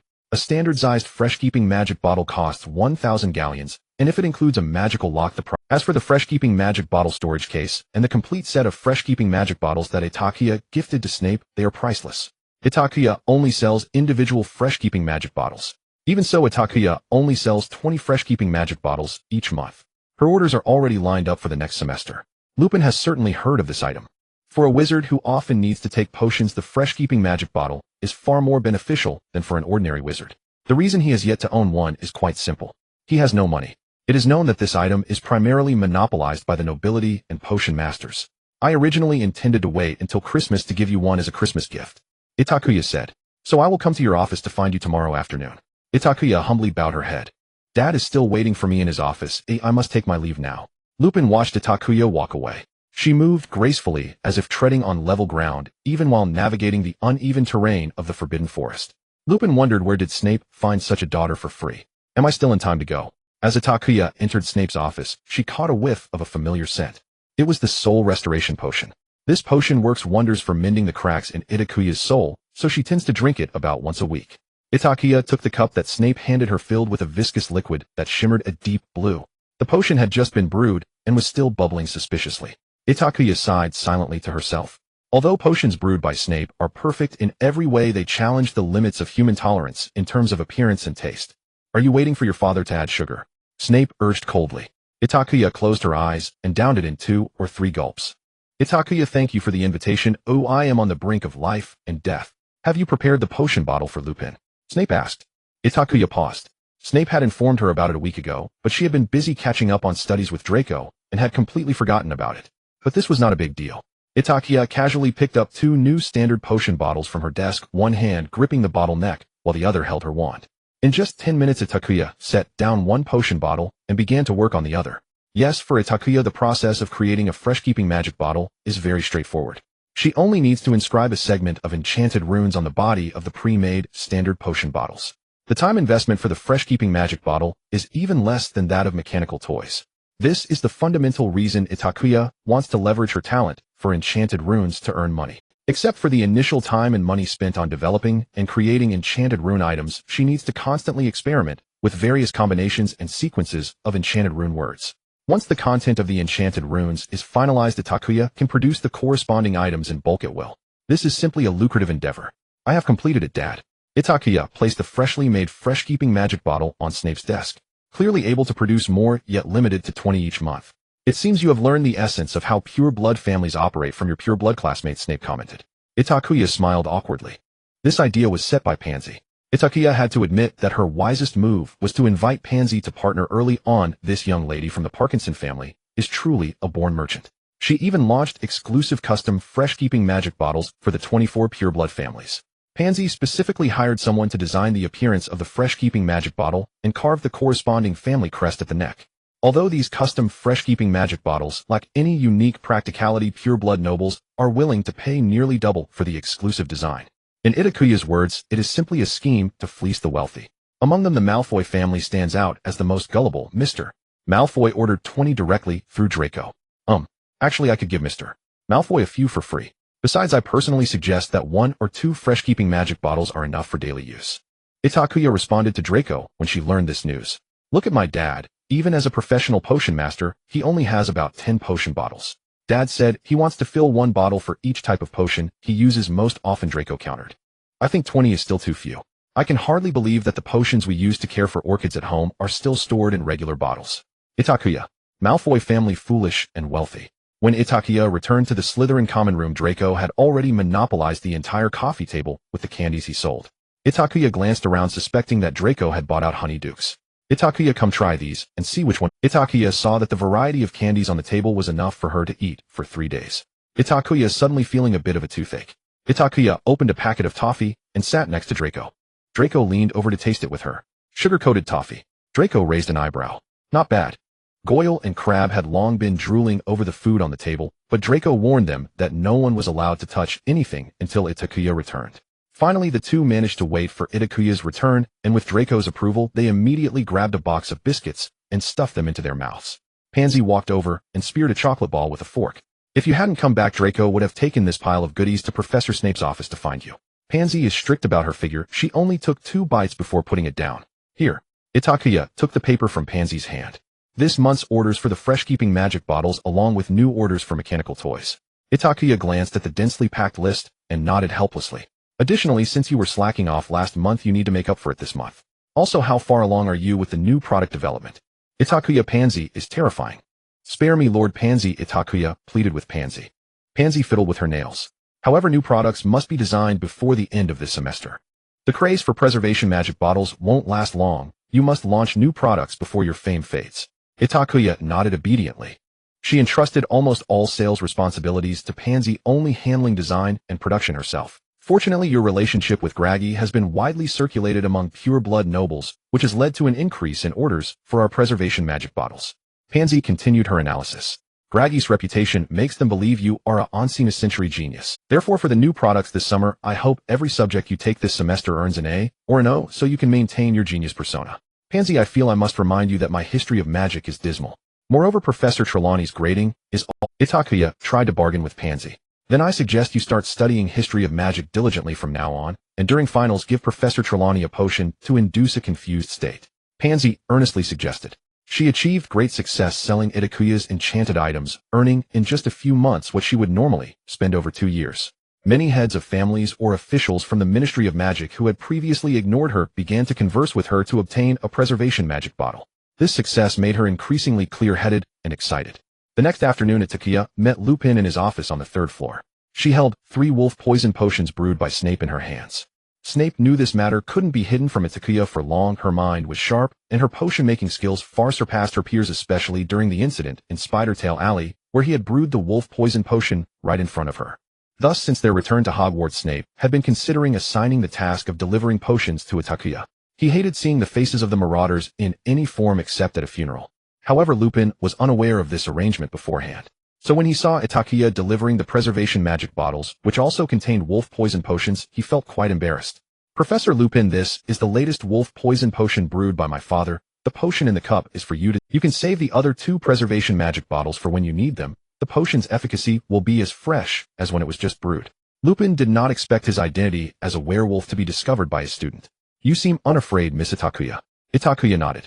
I trust my father's potion-making skills. Oh, as long as you take your medicine on time, there shouldn't be any issues. Lupin did not expect Itakua to reply this way, and he smiled helplessly. Professor Lupin, I recommend you. Itakua pushed the fresh potion in the cup toward Lupin. He nodded, pinched his nose, and gulped it down. Dumbledore was right. You indeed possess a level of composure beyond your peers. Itakua smiled politely. You are quite different from your father when he was young. Itakua raised her eyebrow. But every time another professor sees me, they all say, I resemble my father. You do resemble him, but you are also different in many ways. Lupin showed a reminiscent expression. For example, Snape never spoke to me so kindly. Itakua had learned some old stories from other professors and elders, mainly from Mr. Malfoy. Harry's father, the fugitive serious Professor Lupin, and a fellow named Peter Pettigrew were once very good friends, and they took pleasure in teasing Snape. Itakua guessed this was probably the reason her father disliked Lupin, so her impression of Lupin was not very favorable. Even now, Lupin seemed very polite to Snape. I think my father, although usually cold, maintains the respect and courtesy he should show to others. Itakua feigned innocence, frowning in confusion, and saying, actually, I don't understand why my father is particularly distant with you among all the professors. Were you not classmates? Classmates should help and support each other. Lupin felt uneasy under Itakua's innocent and straightforward gaze, and he averted his eyes, choosing not to speak. Professor Lupin. Itakua called his name, clearly not wanting to let him off the hook. Do you perhaps know something about the relationship between you and my father? Lupin wished he could sink through the floor. How could he tell his student that the professor standing before Itakua had bullied her father when they were young? That would be social suicide. Remus, you see, I always said Miss Itakua is an opponent that must be handled with caution. Fortunately, the sudden appearance of Dumbledore saved Lupin. Lupin sighed in relief as if he had seen Merlin casting a grateful glance at Dumbledore. Dumbledore. Mr. Dumbledore. Itakua smiled and nodded. Are you here to see Professor Lupin? If so, I will take. Dumbledore smiled and waved his hand, pressing a hand on Itakua's shoulder. No rush, Miss Itakua. I specifically came to find you. Itakua had no intention of leaving. She had known from the moment Dumbledore appeared that he was here for her. Or to be more specific, Itakua had been waiting for Dumbledore to seek her out since the first day of school. Did you need me? Itakua still wore a confused and uneasy expression. Dumbledore's eyes beneath his half-moon glasses glimmered with a shrewd light. He was well aware that Itakua was merely maintaining her obedient girl persona in front of Lupin. Dumbledore knew that this Miss Snape was actually quite clear-minded about many matters. She simply chose to be reserved most of the time. Don't be afraid, child. I just want to have a chat with you. Dumbledore happily played along with Itakua. Why don't we go to my office for some candy? Itakua obediently nodded, presenting herself as a good, docile student. The two left Lupin's office one after the other. Once Itakua sat on the sofa in Dumbledore's office, the confusion and misunderstanding she had shown Lupin. Itakua locked eyes with Dumbledore. Did you seek me out regarding the dark god? Yes, forgive an old man his curiosity about the evil god. Dinguliguo ignored Itakua's change of expression and offered her his candy. Itakua declined without a flicker. After the last time she had the misfortune of sampling a pile of cockroaches at Dinguliguo's, she had quietly sworn never to put anything from a headmaster's office into her mouth. A portion of the remains of the evil god Itakua grew together with my heart. I can now draw upon some of Itakua's power. But once one chooses an evil god, one cannot worship another. The Jalagi family's power is essentially beyond my reach. The evil god Itakua, Dinguliguo mused. The Wind Walker Itakua. I have heard she inherited Osta's ability. She is a wanderer of space. Itakua nodded. The phantom Itakua in the memories left to her had spoken that name as well, though she still did not fully understand what spatial walking truly entailed. Legend held that a tome called the Sealing Jishu Book of the Dead contained the full histories of those evil gods, and perhaps only by finding that book could Itakua truly comprehend their power. It was said Jalaji once kept a copy of the Sealing Jishu, but no one knew where it had drifted to. Miss Itakua, forgive my impertinence, might I ask you to demonstrate your ability for me? Dengulajuo asked. Itakua met his wise gaze and slowly inclined her head. She understood all too well what a calculating man Dengulajuo was, and she knew that with her current strength, she could neither deceive nor outmaneuver him. So Itakua wisely chose to cultivate friendly relations with Dengulajuo. Dark mist rose about her, enveloping her entirely. In the blink of an eye, snow began to fall in Dengulajuo's office. A downpour like rare goose fleece, snow the flakes dense as a net that obscured vision, leaving only a white expanse. Within that misted whiteness, two lantern-sized purple lights appeared, as if some immense, unknown being nearby was watching them. The purple glow of those eyes flared suddenly, and in an instant the entire space was rimed with thick frost. The temperature plunged below zero. Dengulajuo watched everything with a mixture of surprise and steady appraisal of the young woman's strength. Itakua snapped her fingers, and in the next second the frost and snow vanished, replaced by a howling hurricane. The wind cut toward Dengulajuo like a keen blade, yet he retained his usual composure. After a few seconds, all of it dissipated. Only the black mist around Itakua remained pulsing with an almost sentient rhythm. Itakua snapped her fingers once again. This time, no supernatural spectacle occurred, yet she was in an instant standing 3 meters away. Dengulajuo raised an eyebrow. Clearly Itakua's final ability surprised him far more than the previous two. Huge Wisey forbade apparition, so she could not have apparat openly in his presence. Moreover, Dengulajuo keenly perceived that this was very different from apparition. Apparition requires presetting a destination in the mind, rendering the body insubstantial, and then reappearing elsewhere. During that process, if the will is not firm or the destination unclear, problems may arise. Also, in the seconds the spell is cast, a wizard's body, though it appears insubstantial, actually remains at the original spot. Thus, experienced wizards use those seconds to react, casting anti-apparition charms or unleashing offensive spells upon the caster. In short, apparition is merely a spell to shorten travel time and cannot help a wizard evade hostile magic. Itakua's ability, however, was fundamentally different. She needed no incantation to render her body insubstantial. Rather, she seemed to fold the space that contained her onto another space. There were many advantages. Chiefly, this power was not constrained by anti-apparition or anti-disapparition wards. In other words, no current charm could bind her. Moreover, with this ability, Itakua could entirely evade harm. If she wished, even Fudamo's killing curse could not touch her. For before an opponent could raise a wand to aim at her, she would already have shifted elsewhere. Miss Itakua, I think you have gained a very formidable power.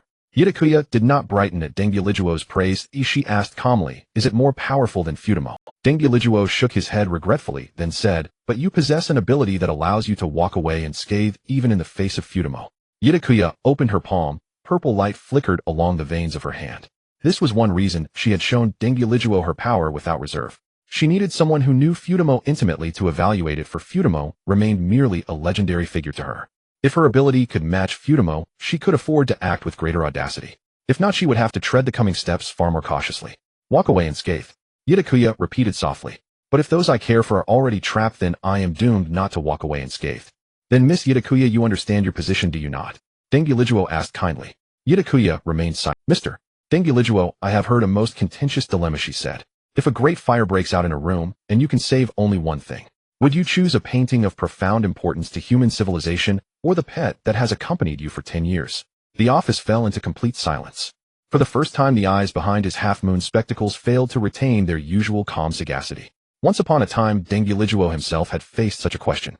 He remembered with painful clarity every scene that had unfolded then. An old friend fell from a high tower. All that remained was a cold line on a chocolate frog card. Abusi Dengulajuo's most widely known contribution includes defeating the dark wizard Jalindawo in 1945. Itakua waited quietly. She saw Dengulajuo sink into memory, a complex tragedy suffused with pure love. I think I would choose life, Dengulajuo replied. Nothing that can be measured in value can outweigh life. And what of Miss Itakua? Itakua met Dumbledore's gaze and spoke calmly. I would choose those I care. Both Itakua and Dumbledore had chosen pets over paintings. Yet their explanations revealed profoundly different motivations behind those choices. For Dumbledore, the choice was between life and inanimate objects. For Itakua, it was a choice between those she cherished and the greater good. Mr. Dumbledore, I am an exceedingly selfish person. I am no savior, and I have no desire to become a hero who saves the world. I simply wish for the people beside me to be safe and well. In my heart, peace and the lives of the innocent will never outweigh those I hold dear. If something were to happen to someone I care about, then world peace itself would feel like hell to me. I will not harm others, but neither will I sacrifice those close to me for the sake of the many. I live selfishly, neither infringing upon anyone's interests nor offering myself for another's cause. Dumbledore listened quietly to Itakuya's words. He nodded gently, saying nothing more. Everyone holds the right to choose, especially as your headmaster. I sincerely hope your wishes come true. Itakuya nodded, offered a polite farewell, and left the headmaster's office. Draco. Itakuya found Draco leaning against the corridor wall, arms crossed. How did you know I was in Professor Dumbledore's office? I asked Professor Lupin. He said you'd been summoned by Dumbledore. Draco appeared distinctly displeased with Dumbledore's actions, his brows faintly furrowed. What did he say to you? Itakuya shook her head. Nothing much, just asked about what happened this past month. Did you tell him? Draco spoke gravely. Does Dumbledore now know of the outer gods? Itakuya linked her arm through Draco's, and together they walked back toward the Slytherin common room. He would find out eventually. It's only a matter of time. Rather than conceal things and wait for Dumbledore to investigate on his own, I chose to tell him directly. At the very least, I earned goodwill before the great white wizard. Draco sighed in reluctant agreement. Though inwardly frustrated, he could not deny the logic of Itakuya's reasoning. Indeed, Dumbledore possessed that capacity. My father wrote that most of Gracky's legacy was seized by pure-blood families at the time. It was utter chaos. Gracky's estate was looted indiscriminately, and even he has no idea where the manuscript you mentioned ended up.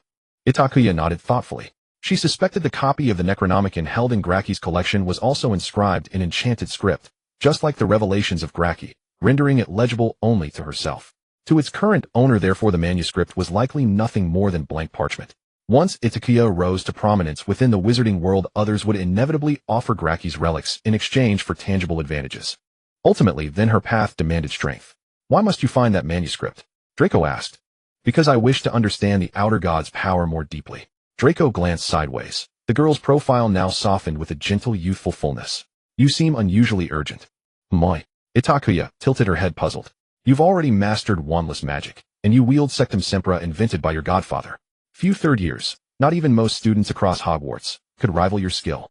Draco gazed at Itakuya with calm, slate-blue eyes. Yet you remain unsatisfied. First commissioning a custom wand at Ollivander's, now delving into the history of the outer gods. Is there something unsettling you've sensed? Itakuya felt nearly transparent under Draco's scrutiny. Just a speculative apprehension about the future. As you know, I habitually imagine every possibility, always beginning with the worst. The worst? Draco frowned, perplexed. Itakuya nudged him playfully with her shoulder, deflecting the question. Merely idle speculation. I'm simply overthinking things. Draco knew she was evading him, and shot her a sharp, disapproving glance before lowering his voice into a quiet warning. Let me make one thing clear: if you ever try again what you did before, slipping away alone without a word, I will truly be angry with you. Itakuya laughed lightly. Truly, the young Malfoy was all bark and no bite. Even his threats carried no sting. So all your earlier anger was feigned. Of course. A Malfoy's wrath is legendary. You couldn't possibly endure it. Draco tried to intimidate her. Itakuya feigned fright for a few seconds, then leaned in with a mischievous grin. Was your anger during first-year holidays equally performative? Draco was speechless, only able to glare fiercely at her. Itakuya smirked, twirling a strand of hair around her finger. I still remember my first year. How you sent me to duel Harry Potter late at night, and we nearly got caught by Filch. You were furious, called me a mudblood. You deceived me first, and besides, at the time I was merely speaking offhand. Draco blushed as he protested. Itakuya pressed on, unrelenting. I wonder who it was who aboard the Hogwarts Express on our very first day declared.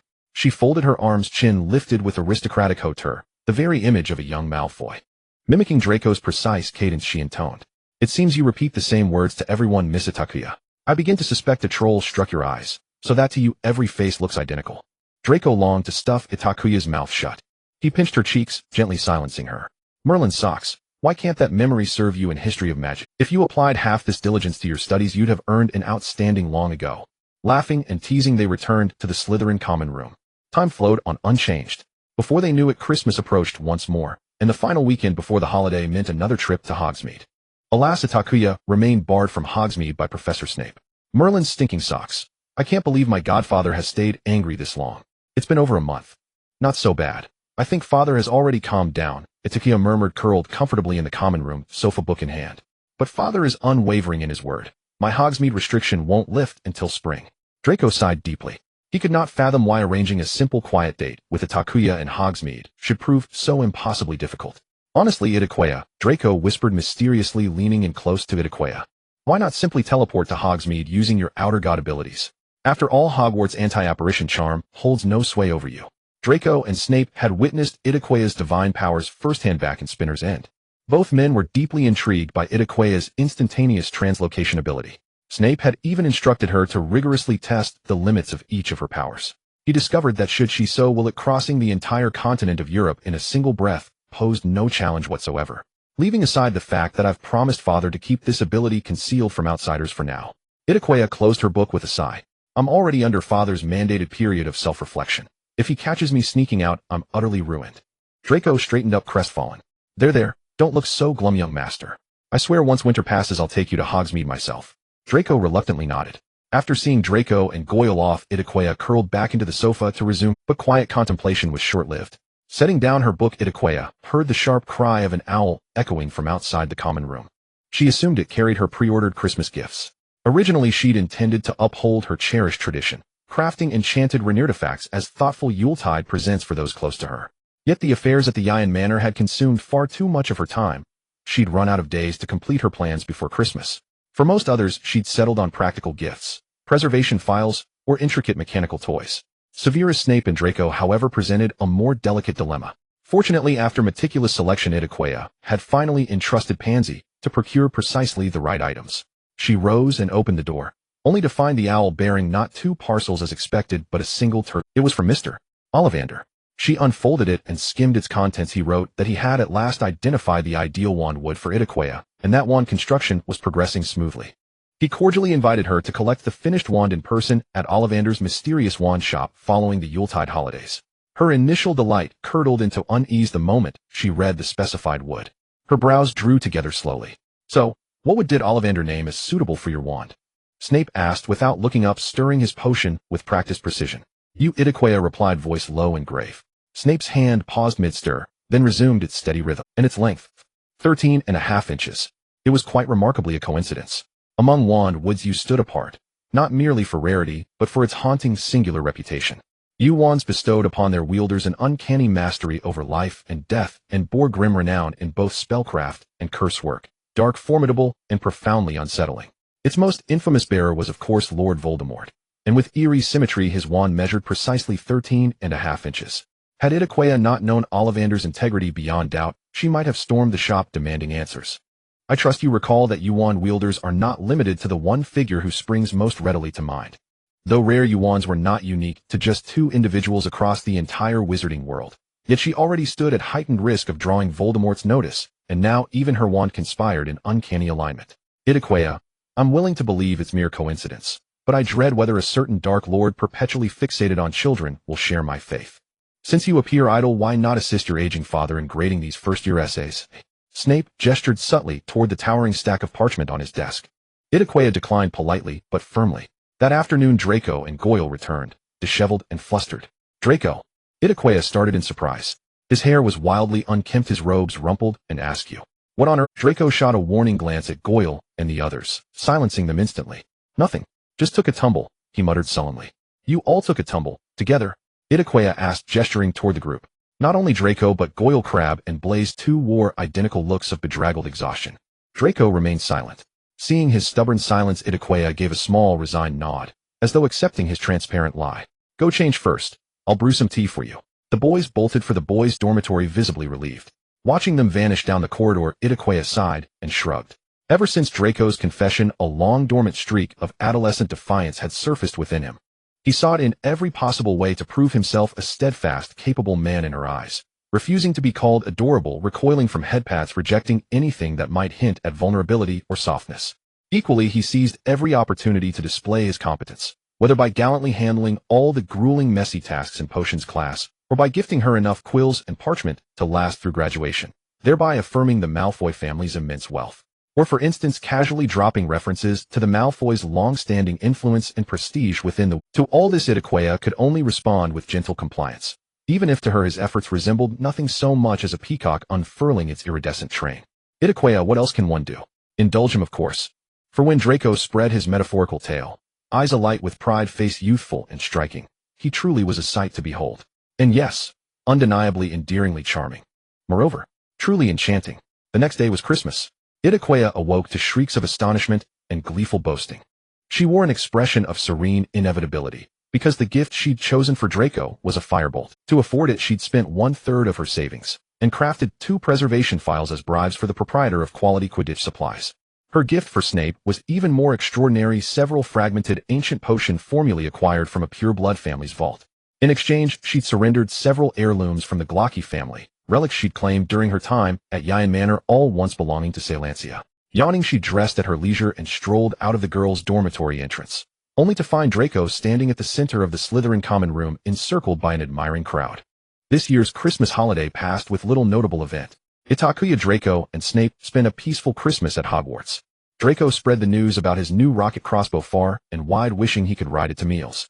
Unfortunately, this joyous feeling did not last long. Draco learned that the St. Potter also received a rocket crossbow. Draco, he actually got the same gift as me. If it weren't for Itakua holding him back, Draco might have charged into Gryffindor and smashed Harry's rocket crossbow. It's just a coincidence. The rocket crossbow isn't something you alone possess, Itakua reassured him. I will make him understand that even if he has the same rocket crossbow as mine, he still won't be my match. Just wait. The Slytherin Quidditch match took place shortly after the Christmas holiday, with Slytherin facing Ravenclaw. Not only for the experience with the rocket crossbow, but also for the Quidditch match, Draco spent the entire holiday at the Quidditch pitch. Itakua had to curl up alone by the Slytherin fireplace with a book. She refused to go out in such cold weather. On the last day before school started, Snape personally took Itakua to Ollivander's wand shop. Mr. Snape, Miss Snape, Mr. Ollivander had clearly been waiting for them for a while. Mr. Itakua greeted him. Ollivander pulled out a rectangular box from beneath the counter and opened it, revealing a wand lying quietly inside. It was a completely black wand with no patterns or unnecessary embellishments, only a deep purple vertical line at the end. The core material you brought is highly compatible with you wood, which has saved a lot of production time. Itakua took a deep breath and grasped the wand in her hand. She could feel the wand emanating a resonance that matched her own. This is a remarkable wand. No one else can wield it besides you. Ollivander continued. It cannot be taken from you by a wizard in a duel. It will forever belong to you. Until your death, this wand will cease to exist. Itakua nodded. Snape acted as a perfect statue throughout, silently paying for Itakuya's wand. The father and daughter left Ollivander's wand shop. That afternoon, Itakua finally used the equipment in Snape's office to brew a joy potion after a long time. It seems this wand truly suits you. Snape inspected Itakuya's creation, and a hint of satisfaction finally appeared on his face. Itakua nodded. Regardless of the U-Wood issue, she was finally able to overcome her wand rejection problem. Since last summer, she hadn't made potions often, and her transfiguration skills were a complete mess. Even Professor Flitwick was somewhat displeased. She had almost lost her position as the class representative for charms.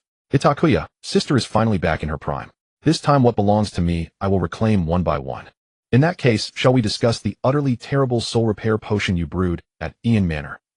Itakua, I will give you a week to study the soul repair potion. Next week, submit a 10-page paper to me. Snape tossed her a stack of documents. At the top was his handwritten record of the soul repair potion he developed.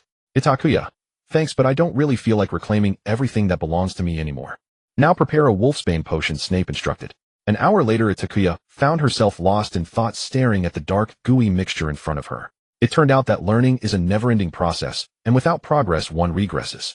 She hadn't dedicated herself to improving her potion-making skills for just 2 months, and now she was already flustered. If you weren't a Slytherin student, I would have deducted points by now, Snape said, unpleased. The stirring direction is wrong, and the order of ingredient addition is incorrect. Remember to clear your mind of unnecessary clutter before entering my office next time. This was an act, Itakua mumbled. Moreover, I only just started working with the wolfsbane potion before the potion rejection reaction became evident. The last time Itakua self-taught a new potion was during the summer break, when she was learning the wolfsbane potion according to Snape's instructions. Originally, her progress was quite smooth. But who would have thought that Itakua had blown up 2 cauldrons due to the wand's rejection reaction? Later, she had put off the challenge of new potions. This led to her being able to brew potions she had already mastered, yet failing with those she had not yet mastered. This only proves that you've been slacking off in your pitiful potion class all semester. Snape coldly interrupted. Itakua pouted, wanting to argue further. The paper has been changed to 15 pages. Itakua, sorry, I will keep quiet. Redo it. All right, Dad. On the last day of the Christmas holiday, Itakua stayed in Snape's office until dark. She brewed a total of 5 batches of potion and finally managed to succeed, just barely. Unfortunately, the quality did not meet Snape's standards. Itakua left under Snape's cold gaze. Itakua, I even have some doubts about my potion-making talent now. The Quidditch match between Slytherin and Ravenclaw took place on the first weekend after school started. With the support of the rocket crossbow, Slytherin won easily. This was not only good news for Slytherin, but for Gryffindor, because if Gryffindor won their next match against Ravenclaw, they would reclaim the second position. And Gryffindor also had a rocket crossbow, making victory almost certain. Itakua watched the entire match with a frown. The tactics devised by Flinch were too extreme.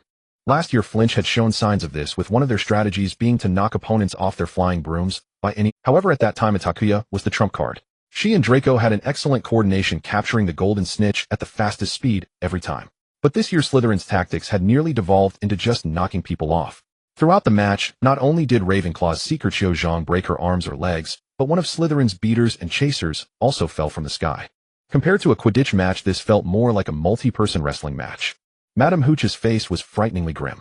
Yet Flinch flaunted the victory brought by such extreme tactics, loudly boasting about the benefits of this strategy to his team. Itakua saw Draco standing among the team, his eyes sparkling with excitement. Everyone on the Slytherin team was immersed in this joy, paying no attention to their injured teammates. Ida, did you see that? Draco excitedly recounted today's Quidditch match to Itakua during dinner. When I crashed into the Ravenclaw Seeker, it was absolutely spectacular. Flint also said that Slytherin's victory was thanks to me. Itakua stared at Draco's exuberant expression, unsure of what to say. She wanted to advise Draco not to do, but she also knew that this was not something Draco could decide. If Captain Flint did not relent, then even if Draco did not want, he had to comply with the captain's tactics for the sake of the team's benefit. Moreover, Draco did not feel that there was anything wrong. He was completely immersed in the joy of victory. At such times, pouring cold water on him would only result in his displeasure. Ida, seeing Itakua silent, Draco thought she might be unwell. What's wrong? Why aren't you talking? Itakua thought for a moment and shook her head, saying, It's nothing. I was just worried about you when I saw you collide with others from the stands. You almost fell off your broom while crashing into others too. Draco raised an eyebrow, clearly satisfied with Itakua. Who was it that dropped their broom several meters above ground last year and just flew around with the bludger and then got permanently banned for it? Itakua sighed helplessly.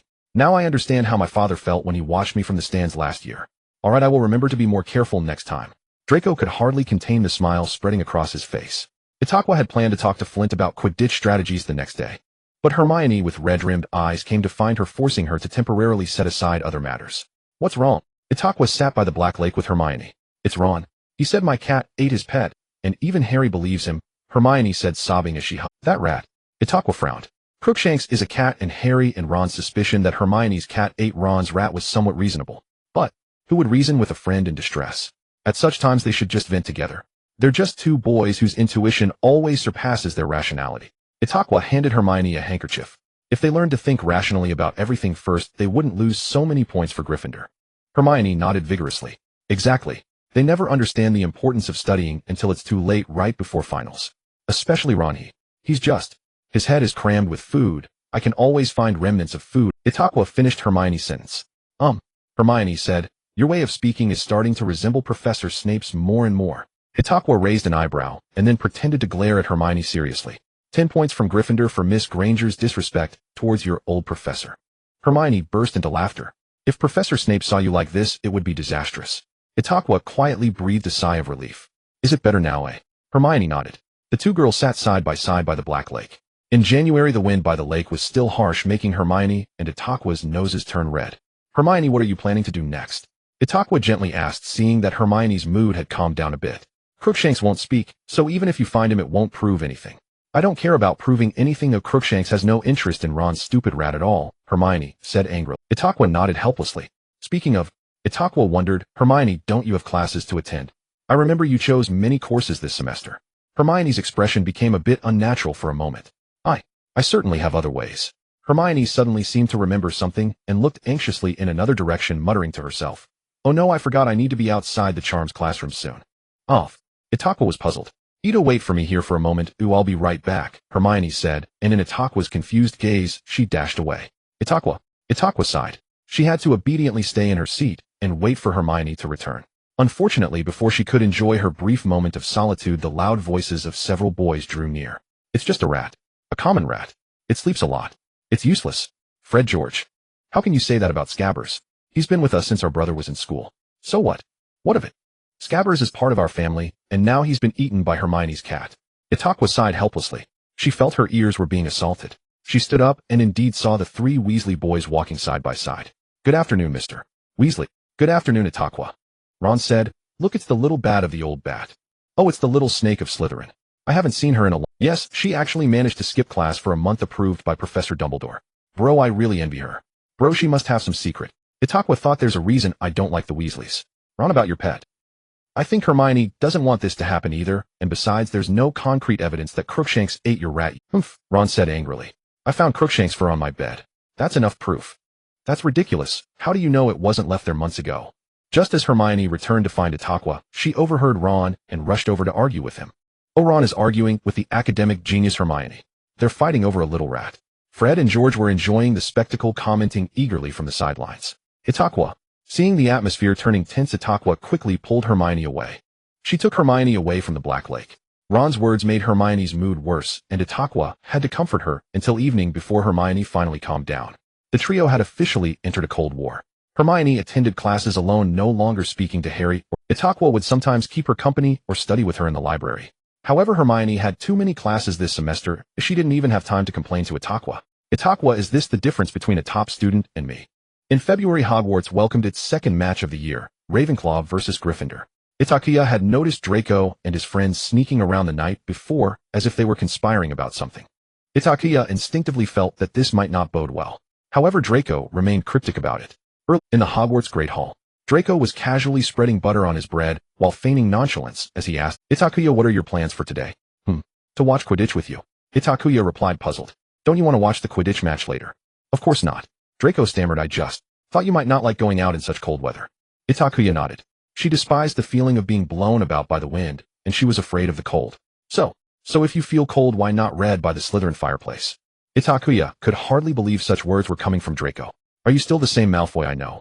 You're not being controlled by something, are you? Draco rolled his eyes. I'm just being a gentleman thinking of you. Itakua couldn't help but laugh. What about the other day when you insisted I watch you practice on the Quidditch pitch? Draco glared at Itakua. Tough luck for you. In any case, you're not going. Draco reiterated. Why not? Itakua asked, confused. Since her disqualification, her interest in Quidditch had been waning. Moreover, it was so cold now she was even less inclined to move. However, Draco was a diehard Quidditch fan, and she could only accompany him. There's no reason. Draco averted his gaze, catching sight of a certain annoying figure in the distance, and his heart sank. Because I don't want you to see Potter. Huh, what does that have to do with him? It has everything to do with it, it's Gryffindor. Draco's expression darkened as he remembered something. I heard Potter will be using the firebolt this time. Itakua. Alright, fine, if I'm not going then I still have my paper to finish. Itakua conceded helplessly. A paper? Draco asked, puzzled. He didn't recall any professor assigning a paper. It's one my father assigned me about the soul restoration potion. Itakua kindly clarified for Draco. What? Didn't the Godfather say you needed to turn it in within a week? You should have finished it 3 days ago. Draco exclaimed in shock, hardly believing Itakua had the audacity to not submit Snape's assignment. Itakua returned a smile that was more pitiful than crying, and sighed, guess why I've been avoiding Dad these past few days. 15 pages. Even if I were a quill in my past life, I couldn't finish it in a week. Draco looked at her sympathetically. You poor thing. Draco. Goyle's voice interrupted their conversation. Goyle and Crabbe excitedly ran over. We're all set. Draco immediately stood up, pulling the two away before they could say anything unnecessary. Itakua, this is becoming more suspicious. It wasn't until the match ended that Itakua understood why Draco didn't want her to watch the Quidditch game. Draco, Goyle, and Crabbe were planning to dress up as Dementors to scare Potter during the match. Itakua. I should have thought of that. Draco probably knew that if Itakua found out about this, she would definitely stop him, so he simply persuaded her not to come. Unfortunately, it was a plan full of holes. They not only failed to scare Potter, but they also got caught by Professor McGonagall. Professor McGonagall was furious and promptly sent the three of them to Snape. At that moment, she was in Snape's office. She had finally completed the 15-page paper and was pleading with Snape to overlook her late submission. Dad, I had my reasons. Professor Lupin assigned a lot of homework this week. And Professor Flitwick, he asked me to help him organize some things. Itakua cited other professors as excuses. Is that so? My dear daughter is quite busy with her duties, Snape said with a slight smirk. Why not say Dumbledore assigned you some work too? I heard my daughter has been chatting with Miss Granger from Gryffindor lately. I assume I didn't mishear. This is because Hermione has been feeling down lately, so I've been spending a little more time with her. Itakua felt embarrassed as she had indeed spent some time with Hermione. However, mainly she had been making progress on a new enchanted rune product and had momentarily forgotten about Snape's paper assignment. What a touching friendship. I was wrong, Dad. Itakua admitted her fault. She sweet-talked Snape until his expression softened a bit. But before Itakua could breathe a sigh of relief, Professor McGonagall burst into Snape's office with several others. Severus, you need to keep a close eye on these three. Professor McGonagall said sternly, pointing at the huddled Draco and his friends behind her. Mr. Malfoy and his friends disrupted the match by dressing up as Dementors. They climbed over the stands and climbed up high, which was very dangerous. Itakuya's eyes widened as she looked in Draco's direction. Fortunately, he had only fallen and gotten his clothes dirty. He was not seriously hurt.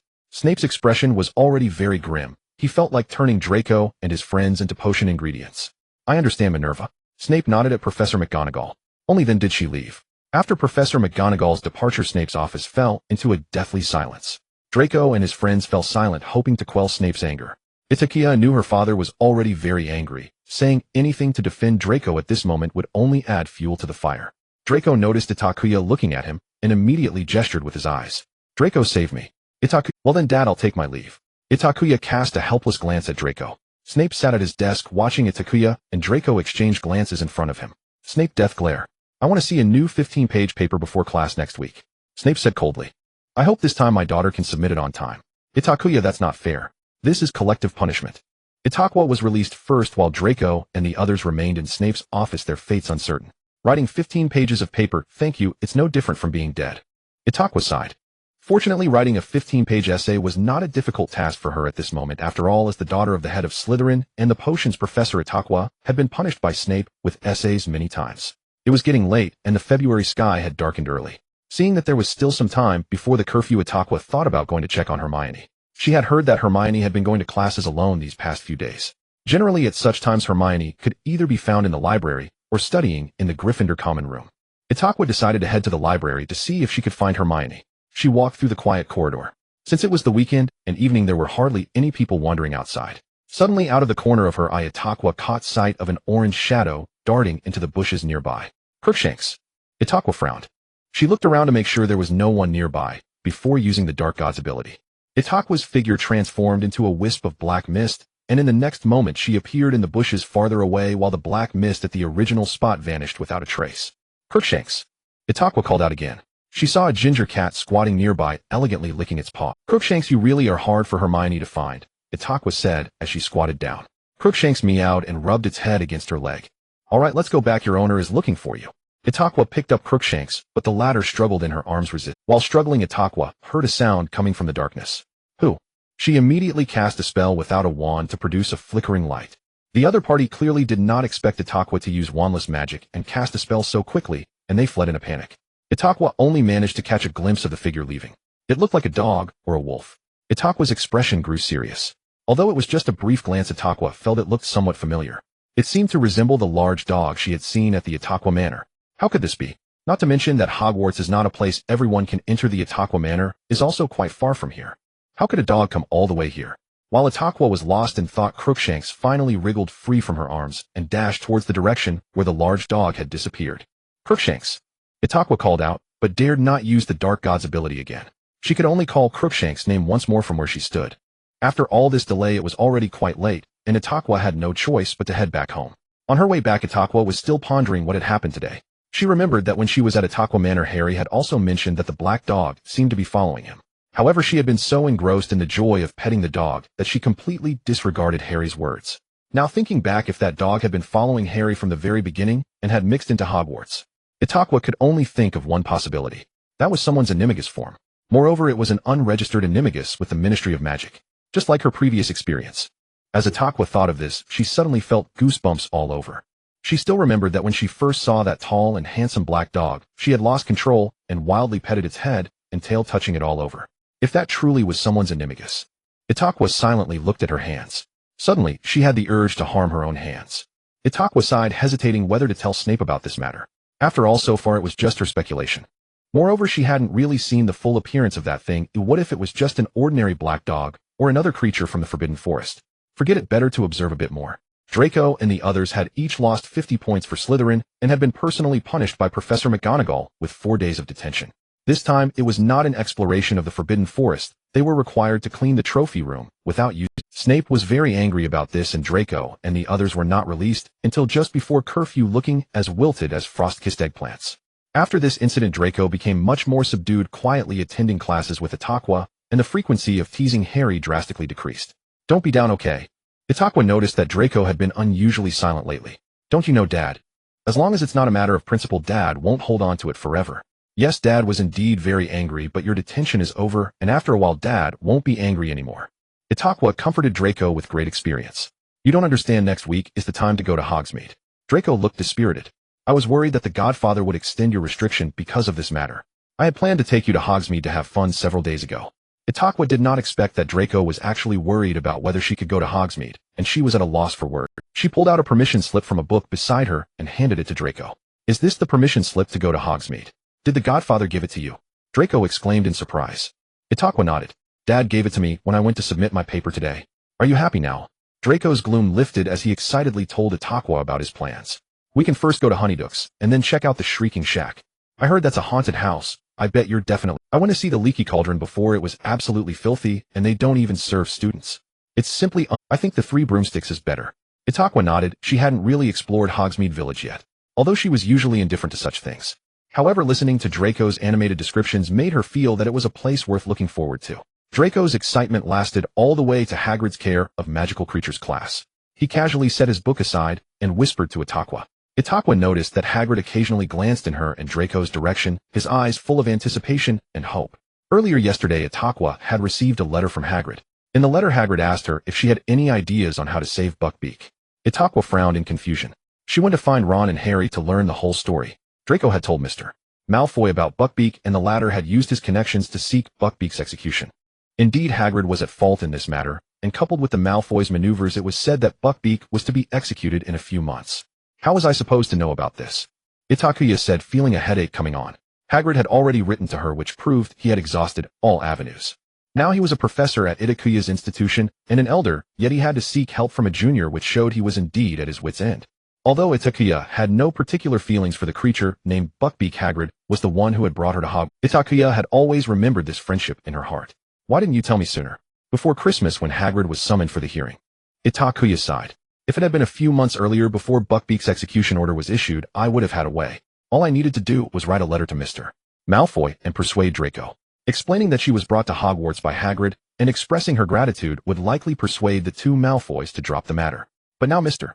Malfoy had already used the Malfoy family's connections, and his stance on the issue was clear. If Itakua were to persuade Mr. Malfoy to change the ruling now, it would be equivalent to openly slapping the Malfoy family in the face. We only found out during the Christmas holidays, Harry said. And Hermione said we shouldn't bother you. Ron added. She said if you found out, you would be caught in the middle between us and Malfoy. Moreover, ever since you came back from your leave, you've seemed rather unhappy. Even I can tell that, Ron emphasized. Did my emotions show that clearly? Even Ron noticed. Alright, I guess we'll have to think of another way for this matter. Itakua sighed. What method? Both boys asked simultaneously.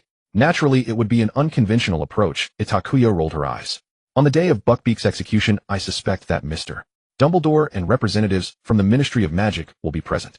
At that time, if we can make Buckbeak disappear without anyone noticing, no one will say anything further. But how are you going to do that? Harry asked, puzzled. Itakuya's teleportation ability allowed her to bring one living creature along with her. She planned to teleport Buckbeak to another location, as long as they avoided the Ministry's eyes, everything would be manageable. You're not Hagrid, you can't take Buckbeak with you. Buckbeak can be quite fierce. Ron also shook his head. Itakua, however, was not worried about that. Ever since the last time she lost control and almost caused Buckbeak's death, the creature had been extremely respectful towards her. When the time comes, you and Hermione must not show up. Itakua advised, well aware of the troublemaking abilities of these three. She didn't want to find herself in a situation where Buckbeak was not saved, but they ended up attracting trouble instead. Harry and Ron exchanged glances and then nodded. Also, keep this matter confidential from Hagrid. Itakua thought for a moment and then added. She felt that Hagrid was not someone who could keep secrets well, and informing him in advance might actually be counterproductive. The two immediately nodded vigorously. Back to the present. Itakua resolutely ignored Hagrid's gaze and focused on fiddling with the items in her hands. After some contemplation, she still felt it necessary to inform Draco in advance. Just then class ended, and Itakua pulled Draco to leave before everyone else. Are you in a hurry to have dinner? Draco asked. No, Draco, I have something to tell you. Itakua shook her head. What is it? You're not going to say you can't go to Hogsmeade again, Draco said cautiously. Itakua quickly shook her head. If she dared to bail again, that young master would surely be genuinely angry. It's not about Hogsmeade. I want to talk to you about Buckbeak. Buckbeak. That beast of Hagrid's. You know about it. Itakua nodded. Hagrid wrote to me yesterday. Draco scoffed. Draco, after all, Hagrid is the one who brought me into Hogwarts. He was the one who picked me up from St. Cyr's Orphanage. So what? Draco retorted stubbornly. Don't you remember? That beast almost killed you and me. And serious. All right, young master, let's consider it a favor I'm asking of you. Don't hold it against Hagrid for my sake. Itakua conceded. Humph. I will not write to my father. You can do that if you want, Draco said. Itakua, Mr. Malfoy has already used his connections regarding Buckbeak's execution. Seeking his help now would only force him to retract what he has said. You know that. Then why are you saying it? Draco said. So, I was thinking if we quietly let Buckbeak go before the execution, then everyone would be happy. That way Mr. Malfoy wouldn't have to be put in a difficult position and Hagrid wouldn't be saddened. What do you plan to do? Draco frowned. Itakua had no choice but to briefly explain her plan to Draco. So you intend to teleport that silly bird to another place during the execution? Draco's brows furrowed tightly. You're getting that close to the beast, what if it harms you? It can't hurt me, Itakua replied. Young Master Malfoy standing before you is the holder of the power of the Dark Lord. That bird will be too scared to even move. Well, all right then, Draco reluctantly nodded. But on that day, I want to be there to watch you. If that bird dares to touch you, you must give up your plan. Itakua immediately nodded. Oomph. Draco crossed his arms. Thank you for granting permission, young Master Malfoy. You truly are handsome and kind-hearted. Itakua cleverly flattered. I only agreed because you informed me of your plan in advance rather than me discovering it afterward. Yes, Itakua nodded vigorously. Draco pinched her cheek and said softly, so before you do anything dangerous in the future you need to inform me and the Godfather first so that we won't worry. Itakua stiffened. She hadn't thought about how to discuss this with her father. Draco, young Master Malfoy. Itakua smiled at him without suspecting any ill intentions. Cut it out. Draco avoided Itakuya's outstretched hand and coldly refused. I want to accompany you to discuss this with the Godfather. And before we go to Hogsmeade, you must not mention this to the Godfather. Nothing should affect our trip to Hogsmeade. This day had finally arrived. When Draco and Itakua appeared side by side in Hogsmeade, Draco's anxieties were finally laid to rest. He could finally go on a date. Draco had been excited ever since the journey to Hogsmeade. He meticulously styled his hair, every inch of his skin had been carefully groomed, and he had chosen his outfit with great care, not to mention the scent of perfume that Itakua could smell from 10 meters away. In contrast, Itakua seemed quite ordinary. She had simply changed into a newly bought outfit, asked Pansy to braid her hair, and borrowed Pansy's makeup. I thought you two were getting engaged, Pansy remarked, looking at the exquisitely dressed Itakua and Draco. Draco ignored Pansy's teasing and pulled Itakua into the Honeydukes. As soon as Itakua stepped inside, she was immediately assaulted by the various sweet scents. Honeydukes was a must-visit place for all students, always crowded with students from different houses, and this time both Itakua and Draco were not fond of crowds, and they paused in surprise. Itakua noticed hesitation in Draco's eyes. You've never been here before. Then where did you get the candies you brought me before? Of course I had Goyle buy them for me. Ooh, I just waited outside. Draco said softly. Itakua laughed a little, and was about to say something else when the door of Honeydukes was pushed open again, and a few students stumbled in, laughing and chatting. Itakua and Draco hesitated at the entrance, unsure whether to go in. However, the sudden influx of noisy students pushed them right into the crowd. Draco was about to get angry when he found that Itakua had been shoved into his arms by someone nearby. The girl was half a head shorter than him, and the scent of her shampoo lingered at Draco's nose. Draco thought, well, being in a crowd isn't so bad. What, are we here for on a day when the snow hasn't melted yet? Itakua helplessly looked at the distant house through the dilapidated fence. Spring had just begun and the temperature had yet to warm up. The accumulated snow from the entire winter was slowly melting away. Itakua and Draco didn't notice anything unusual while walking on the cobblestone streets of the town, but when they headed towards the shrieking shack, they began to regret it.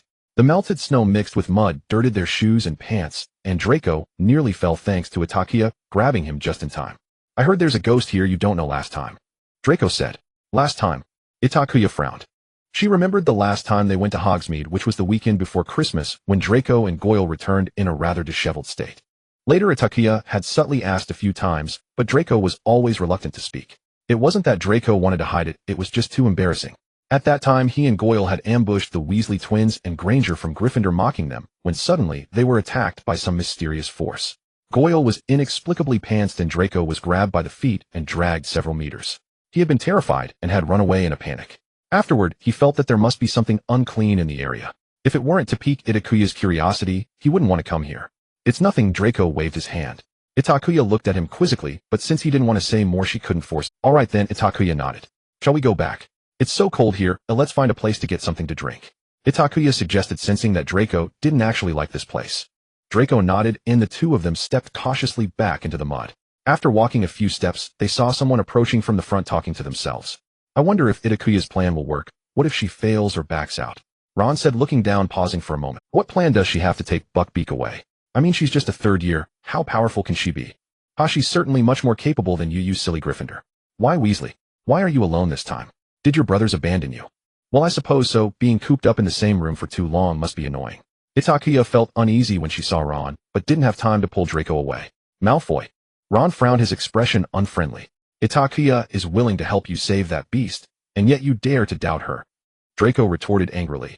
Looks like I should use some connections to ensure that beast dies before Christmas, instead of being merciful and leaving it alive until now. Malfoy, you. Ron started to say something. Itakua frowned, suddenly sensing something strange. Snowflakes began to fall on this early March day. This was one of the dark powers Itakua inherited. She could summon snow at will, and wherever the snow fell, Itakua decisively reached out towards Draco's left front, her speed so quick that several boys didn't even react in time. She accurately pulled off Harry's invisibility cloak. As expected, Itakua said. She felt that Ron couldn't possibly be walking alone. This is... Harry was shocked. He hadn't expected Itakua to see through the invisibility cloak. After all, only Professor Dumbledore could see through it in all of Hogwarts. No one noticed that the snow gradually stopped, just as no one noticed its sudden arrival. Oh, so it's you, Potter. Draco's face turned pale, but he quickly recovered. Last time it was you messing with me, and Goyle right. Harry's prank was exposed, and he awkwardly stood there Scarhead, just wait and see, Draco threatened darkly. I'll tell your godfather that you snuck into Hogsmeade.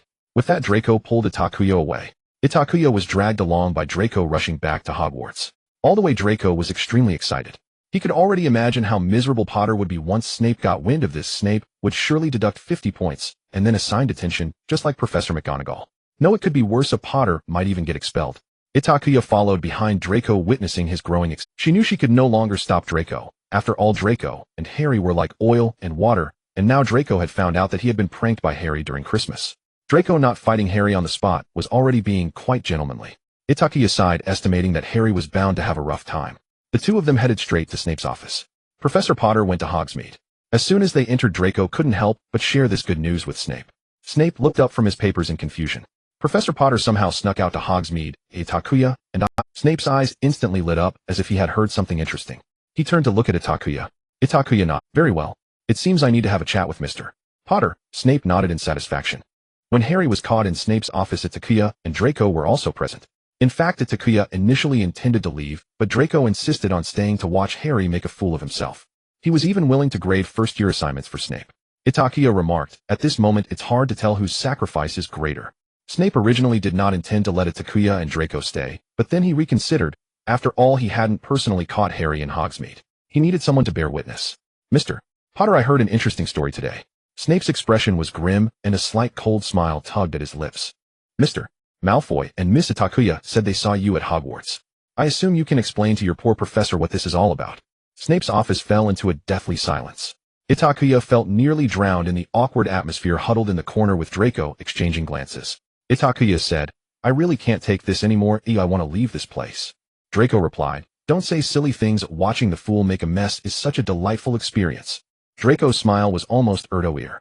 Itakua pondered, was he this happy when we were on a date just now? Perhaps Malfoy and Itakua are hallucinating. Harry forced himself to say, Uft. Draco couldn't help but chuckle. Itakua responded, you might as well say you suddenly have a twin brother. Or perhaps Mr. Potter violated the rules and sneaked into Hogsmeade. Snape said. Harry clearly had discussed a strategy with his friends. He adamantly refused to admit this tactic. I don't know what you're talking about, Professor Snape. I've been in Gryffindor Tower all day. Harry feigned innocence. You're lying, Potter. You were clearly in Hogsmeade together with Ron. Draco and Malfoy, I think you must have seen it wrong. What about Itakua? Did she see it wrong too? The three gentlemen in the room turned in unison to look at Itakua. Itakua said, I told you I shouldn't be here, right? Although Itakua's relationship with the Savior could barely be called friendship, the other side of the scale weighed heavily with Snape and Draco. Yes, I saw it too, Itakua nodded. But Harry was still unwilling to give up his argument. Suddenly Draco rushed forward, noticing that Harry had been keeping his left hand in his pocket. What are you hiding, Potter? Taking advantage of Harry's momentary surprise, Draco snatched the item away. It was a neatly folded blank piece of parchment. Give it back to me, Malfoy. Harry urged, clearly a bit anxious.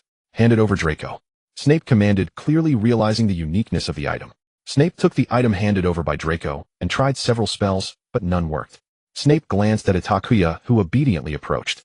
Itakua flipped through the parchment, discovering that it bore no magical runes. It should just be an ordinary magical item. Seeing that Itakua had not discovered the true use of the Marauder's map, Harry couldn't help but breathe a sigh of relief. Snape coldly observed Harry's expression and raised his wand, once more tapping the parchment. Professor Severus Snape commands you to reveal the hidden information. The parchment seemed to come alive as if an invisible hand was writing something, and brown-black ink began to appear. The Moonface sends greetings to Professor Snape and asks him not to stick his grotesque nose into other people. Mr. Pointy Fork agrees and adds that Professor Snape is an ugly monster. Mr. Bigfoot expresses surprise that an idiot has become a professor at Hogwarts. Mr. Wormtail sends greetings to Professor Snape and suggests he wash his hair well. Harry and Draco stood across from a desk. They could not see the content on the parchment, but they could see Snape's face gradually turning dark. The two teenage boys ultimately couldn't resist their curiosity and leaned in to sneak a look. Just as they were about to read the words on the parchment, Itakua swiftly crumpled it into a ball. It seems this is just useless scrap paper. Itakua cast a cold glance at Harry, instinctively thinking it was something Harry and the other Gryffindor lions had secretly created to humiliate Snape. Harry exclaimed, "This is a beautiful misunderstanding. Ew, I wouldn't dare to create such a thing." She pretended to throw the Marauder's map into the fireplace. "Don't," Harry interrupted. Snape understood immediately upon seeing those names. This was the work of Potter and his friends, but had nothing to do with the current Harry Potter. Itakua, Snape approached and took the parchment from her hand, tossing a handful of glimmering powder into the... Moments later, Lupin crawled out of the fireplace. He first glanced at the people in the room, then asked in confusion, "You called for me?" Severus. Lupin's sudden arrival left the students present, including Itakua, utterly bewildered. Snape threw the parchment into Lupin's arms, and Itakua caught a glimpse of the words still visible on it. Lupin had a somewhat strange expression. He lowered his head, quickly contemplating something. "This parchment is clearly filled with dark magic, and this should be your area of expertise. Where do you think Mr. Potter obtained it?" Snape stared fixedly at Lupin. "No, Severus. To me this item is just an insulting piece of parchment. Anyone who reads it will be insulted by it.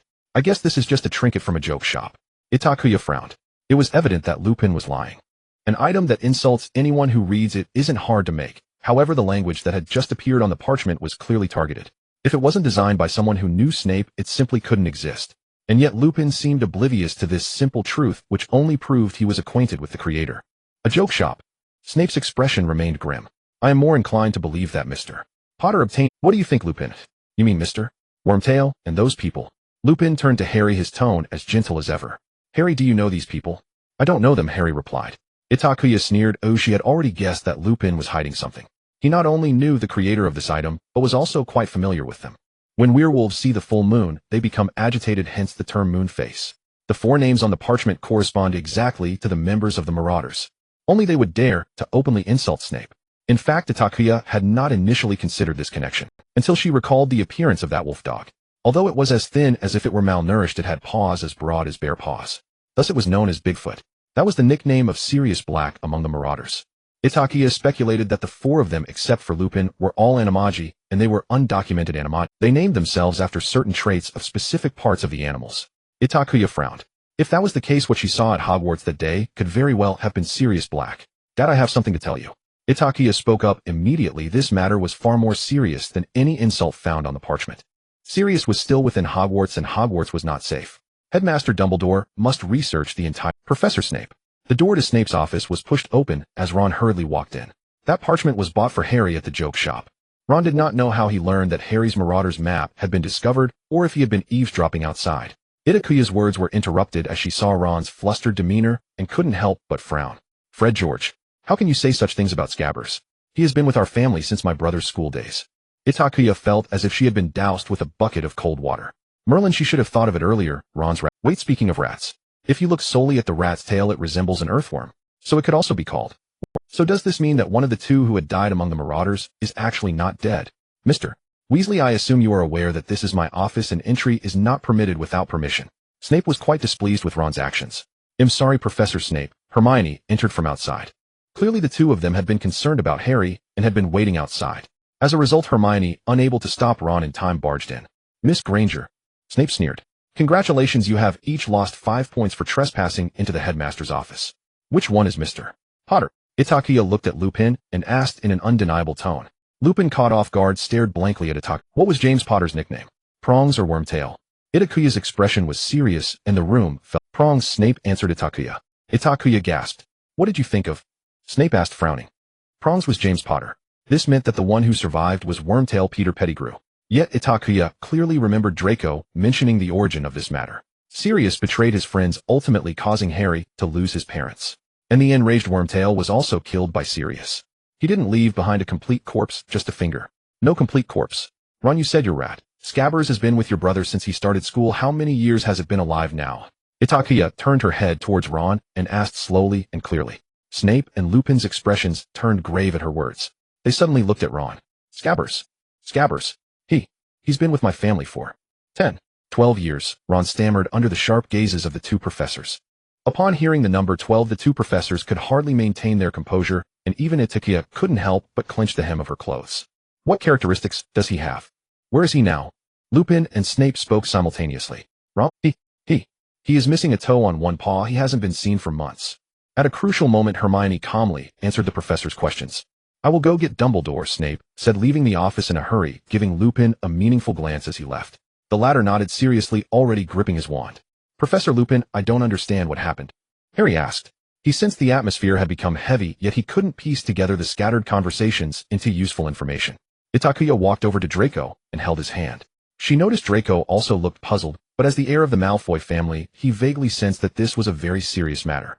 Wormtail Peter Pettigrew died 12 years ago. At that time no one found his body, only a finger. Itakua hinted to Draco. Draco instantly understood, his eyes widening. He has been hiding in the Weasley household all along. And came, Draco said incredulously, and if the atmosphere hadn't been so inappropriate, he would have written a letter to Mr. Malfoy on the spot. Hermione also belatedly realized and looked towards Harry. Lupin sighed and quietly explained, we suspect that Wormtail did not die but has been living in his animagus form all along, coming to Hogwarts disguised as Mr. Weasley's pet. What? Harry asked. But wasn't he killed by Sirius? Perhaps we will only know the truth once we capture the person involved. Lupin sighed. He had found it hard to believe that Sirius would betray James and Lily when he first heard that dreadful news over a decade ago. He should have investigated thoroughly at that time. My Scabbers is actually a person. Ron struggled to digest all this. So who exactly killed my parents? Harry's eyes were red as he looked at Lupin, hoping for an answer. But Lupin remained silent.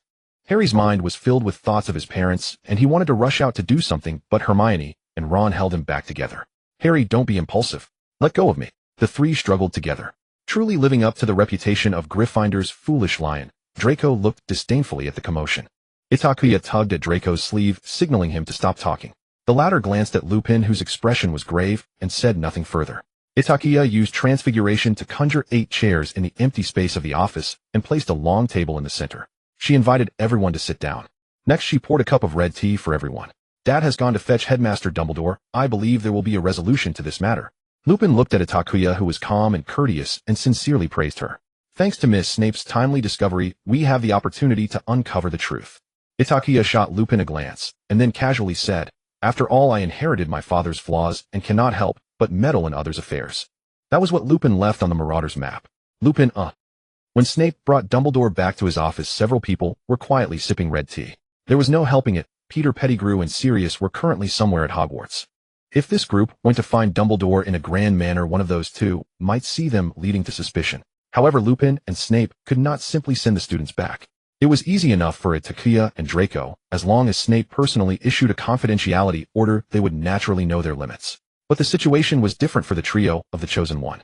Itakua could swear by Draco's hair that if Snape and Lupin dared to release those 3 from the office, they would cause trouble the very next day. This was not like the Philosopher's Stone incident of the first year or the Chamber of Secrets of the second year. Although dangerous, both were within Dumbledore's calculations. Especially Peter Pettigrew, he was very likely to act recklessly and cast an unforgivable curse on the still maturing Chosen One. Moreover, Ron had no sense of confidentiality. What if he revealed something that Peter Pettigrew should not know, allowing the latter to escape? I heard that Miss Itakuya's red tea is quite delicious. It seems I am fortunate enough to try it today, Dumbledore said cheerfully as he sat down, accepting the red tea from Itakua. Dumbledore, we need to search the entire Hogwarts, Lupin said anxiously. What a perfect plan. Snape scoffed. Why don't we just put up a banner in Gryffindor Tower directly telling that rat to run? Lupin. Dumbledore nodded. Remus Severus is right. If Peter Pettigrew is just a rat now, it will be difficult to catch him even if we search the entire castle of Hogwarts. Harry and his 2 friends sat close to Lupin and Dumbledore, quietly listening. Suddenly Harry thought of something and secretly handed the Marauder's map to Lupin from under the table. Lupin glanced at it and then shook his head. The Marauder's map was indeed useful, but it did not mark every place in Hogwarts. Moreover, the Marauder's map was created by the 4 Marauders, so Pettigrew would certainly be on guard against it. He could easily hide in Hogsmeade or the Forbidden Forest. We only have one chance, Dumbledore said. Once they started the capture plan, Pettigrew would react and realize he had been exposed, and trying to find a rat in all of Britain would be like looking for a needle in a haystack. How about we just pretend nothing has happened? Snape glanced at Ron. After all, pets always go back to find their owners. This was indeed a good idea provided that the owner could remain calm. However, that was clearly not possible. Ron looked at the 2 professors and Dumbledore in terror. His lower jaw trembled as he cried out, "What? Will he kill me?" After Hermione's explanation, Ron had fully come to understand what kind of existence his pet rat Scabbers was. He was a servant of Voldemort. Snape coldly observed Ron's reaction and silently abandoned the plan in his mind. "Severus, we cannot risk the safety of the students." Dumbledore shook his head. The atmosphere fell to freezing point. Everyone was lost in thought except for Itakua and Draco, who were sneaking candies from Honeydukes. In fact, it was Itakua who first started munching. She stealthily opened a pocket that had been shrunk under the table and pulled out a chocolate frog. Draco sat right next to Itakua, witnessing her sneaking a snack in such a heavy atmosphere. When Itakua opened the box of the chocolate frog, she almost dropped the chocolate frog inside, but thankfully Draco intervened just in time. "Are you crazy doing this at a time like this?" Draco said in an angry tone. "Of course tea should be accompanied by dessert," Itakua retorted with confidence. She wasn't as greedy as Ron, it was just that the oppressive atmosphere made everyone look serious. Well, mainly it was just, "Do you want to try? I find that secretly eating chocolate is better than usual." Draco paused for a moment and then reached under the table towards Itakua. "I want some toffee." Fortunately, Itakua had deliberately pulled Draco to sit in the corner when they first took their seats. After all, this matter had nothing to do with the 2 of them. Itakua was simply the first to discover the truth, and Draco could not return to the Slytherin common room alone. So they could only accompany the few who were having a late-night meeting. The 2 of them, like little hamsters stealing food, gradually experienced the joy of Gryffindor lions sneaking snacks in class. "When can we leave?" Draco asked. Itakua shook her head. She truly could not think of a better plan. Peter Pettigrew's animagus form was indeed too suitable for hiding and escaping. Dumbledore and the others were hesitant to conduct a large-scale search. But the passive approach could not be used due to the potential threat to the students' safety. Unless... Itakua took a sip of her red tea. One of her evil god abilities could indeed be put to use. But why should she meddle in others' affairs? Snape had clearly also thought of Itakua's ability. He looked in her direction and unexpectedly made eye contact. At that moment, Itakua was holding half of a chocolate frog's leg, trying to discreetly bring it to her mouth behind the teacup. "Snape." "Itakua. I can argue." "Explain." Actually, it was the chocolate frog that made the first move. Snape took a deep breath, forcing himself to look away, and then saw Draco unwrapping a piece of toffee. "Snape." Dumbledore keenly noticed the change in Snape's emotions. He looked toward Itakua, and then he discovered that the 2 little snakes from Slytherin were enjoying their snacks. "Dumbledore, perhaps they have lemon drops in theirs. We need to think of a method, one that can inspect all of Hogwarts in the shortest time, including the Forbidden Forest and Hogsmeade," Dumbledore said. "At the same time, it must not raise suspicion from anyone." Dumbledore pointed to Itakua's abilities. He looked at Itakua, who had quickly finished the last bite of chocolate, and pretended nothing had happened as she looked at. One of the evil god abilities that Itakua inherited was to perceive everything happening at this moment within the range of control over the falling snow. She could understand exactly what person did what where as long as she wanted to. Although the range Itakua could currently control was only about the size of 2 Quidditch fields, this was the optimal solution for the current predicament. Snape furrowed his brows at the words, but remained silent. "Professor Dumbledore, I think it would be best if Itakua and I could leave first. After all, we are merely students of Slytherin and have no business with the graduates of Gryffindor." Draco keenly guessed Dumbledore's thoughts and naturally did not want Itakua to be involved in such trouble. He spoke to Dumbledore. Though he was only a 15-year-old boy, he was gradually taking on the shape of the Malfoy family head. Dumbledore looked at Draco, but did not speak. "It's already March. It would be strange if it snowed suddenly," Snape said in a deep voice. "On the outskirts of the castle after all the students have gone to sleep." Dumbledore said, "Sirius will not think of this." Snape continued to remain silent. "The sooner we catch Sirius, the sooner we can know the truth of that year. Who exactly betrayed the Potters, leading to their deaths? We will catch him." Snape shook his head. "By other means. Severus, I assure you no one will know." Dumbledore coaxed gently. "You can use the Obliviate spell on those present after capturing Sirius." Itakua listened in silence, calmly sipping her tea, while holding down Draco, who wanted to object. I must say Dumbledore's plan was quite comprehensive. From the beginning, both Snape and Itakua were wary of the possibility that the Dark Lord's powers would be exposed. Dumbledore had evidently considered this point long ago. Itakua chuckled lightly, internally scoffing. "Truly, he is the greatest white wizard in the world." Dumbledore's reasoning was nearly irrefutable. Itakua's fingers rubbed against the cup. Rather than remain at a standstill, it would be better to use the existing advantages to negotiate some benefits. So Professor Dumbledore, what do you offer as a reward? Itakua suddenly spoke, smiling as she asked. That depends on what you want, Miss Itakua, Dumbledore replied with a smile. I don't think Miss Itakua would be fond of trophies or the like. Itakua nodded. Yes, I love reading, especially history books, preferably those about the gods. Itakua and Dumbledore gazed at each other across the table, both smiling, as if they were enjoying a harmonious moment. She thought of using Dumbledore's abilities to locate the Book of the Dead. Lupin and the others were already bewildered.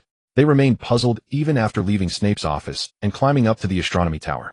By this time it was well past curfew and the entire castle was empty. The path to the astronomy tower had not. Itakua walked to the edge of the window without any protective measures. One more step forward and she would fall. The astronomy tower was the tallest building in Hogwarts, and Itakua could even see the entire Forbidden Forest. What is Itakua going to do? Hermione asked softly. I have no obligation to explain to Gryffindor, Draco said coldly. Itakua raised her arm, her finger pointed downwards in a pressing motion. Harry and the others looked on in confusion. Just as they suspected, if Itakua was under some spell, a piercing cold wind blew in. Then came the snow, the flakes, small yet dense. Harry and the others instinctively tightened their clothes. How is this possible? It's already March. Oh, why is it snowing? Ron exclaimed in surprise. Itakua gently closed her eyes. Purple light flickered within her veins. This continued for about 30 minutes. Snowflakes had covered everyone's robes. In Hagrid's hut, Itakua said. She returned to her position beside Draco and Snape. He squeezed in through the crack in the window of Hagrid's hut. I'm not sure if Hagrid noticed him. Draco brushed the snow off Itakuya's shoulders as she had been standing in the wind, and the snow on her was much more than on the others. Then, Professors, please come with me. Students, you all go back to your dormitories, Dumbledore instructed. After thinking for a moment, he added, Miss Itakua, please come with us. We may need your abilities. Itakua nodded. She was now in a relationship of employer and employee with Dumbledore. For the sake of the Book of the Dead, Itakua was determined to capture Sirius tonight. No, Professor Dumbledore, I want to go. I want to see that person, Harry said, tightly gripping his wand as if ready to risk his life against the opponent. Draco also looked at Snape, not wanting to be separated from Itakua. Dumbledore noticed the unwilling expressions on Ron and Hermione's faces and smiled knowingly. Then, Dumbledore winked at the students. I'm glad to have the opportunity to take students on a night tour after becoming the headmaster. Snape did not say anything. After all, with the strongest force in the wizarding world present, even if there were 10 Sirius Black, nothing major would happen. By the time they arrived at Hagrid's hut, it was already past midnight. Dumbledore did not rush in. They stopped at the edge of the Forbidden Forest, not far from Hagrid's hut. All right, students, wait here, Dumbledore instructed. I will go in myself. Remus and Severus, please keep watch at the door and window. Lupin and Snape nodded, and the three walked towards Hagrid's hut. Harry and the others saw Dumbledore walk in with an ordinary expression, as if he just had something important to discuss with Hagrid. Lupin and Snape stood guard at the door and the bedside respectively. Brother, do you think they will catch Sirius? Ron asked quietly. I guess they will, after all, Dumbledore is there, Harry said, staring intently in the direction of Hagrid's hut. Even Hermione wore a serious expression. Itakua, on the other hand, appeared calm, her gaze resting on Buckbeak, who was sleeping in Hagrid's pumpkin patch. Draco, do you think I should just let that bird go? Itakua and Draco were pondering together. The servant of the Dark Lord launches a night raid on Hogwarts, and then takes away the beast that injured students in the care of magical creatures class. How about this excuse? At a time like this, you are actually still thinking about that silly bird? Draco said discontentedly, glaring at, I'm just trying to improve efficiency. After all, I've done what I can do, and now I can only wait. Itakua shivered in the wind, and instinctively snuggled closer to Draco. Rather than standing here foolishly, it would be better to resolve some other matters. How you think too highly of yourself, Draco. If you let that bird go, how will you deal with it? Raise it in your Itakua manner. Itakua sighed. That was precisely the crux of the problem. If Itakua took Buckbeak away on the day of execution, she would just need to hide until the Ministry of Magic's people returned empty-handed. Given the Ministry's patience, it would take at most half a day. At that time, she could easily bring Buckbeak back and leave the rest to Hagrid to handle. But if she took Buckbeak away now, she would have to find a temporary place for the bird that wouldn't be discovered by the Ministry of Magic until the search was complete. She was not sure if, after Dumbledore captured Sirius, she would still have the mind to find a home for an animal. Who? What is that over there? Ron's scream broke Itakuya's train of thought. Amidst the pitch-black Forbidden Forest, the sound of a beast approaching suddenly echoed, startling everyone into drawing their wands. In the darkness, a cat's meow was heard, followed by a pair of eyes appearing from behind a tree. Crookshanks! Hermione tentatively called out. A somewhat plump cat slowly walked over, casting a sidelong glance at its owner, as if bestowing a favor. Crookshanks! Hermione embraced her feline companion, joyfully showering it with kisses. Hermione! Ron stuttered Hermione's name, trembling as he pointed in the direction where Crookshanks had appeared. The eyes behind the tree were not Crookshanks, but they were now fixated on the group. Hermione gasped in shock. Sirius Black. Harry raised his wand, positioning himself protectively in front of Hermione, and Ron, his expression grave. The creature in the darkness paused for a moment before slowly stepping out from behind the tree.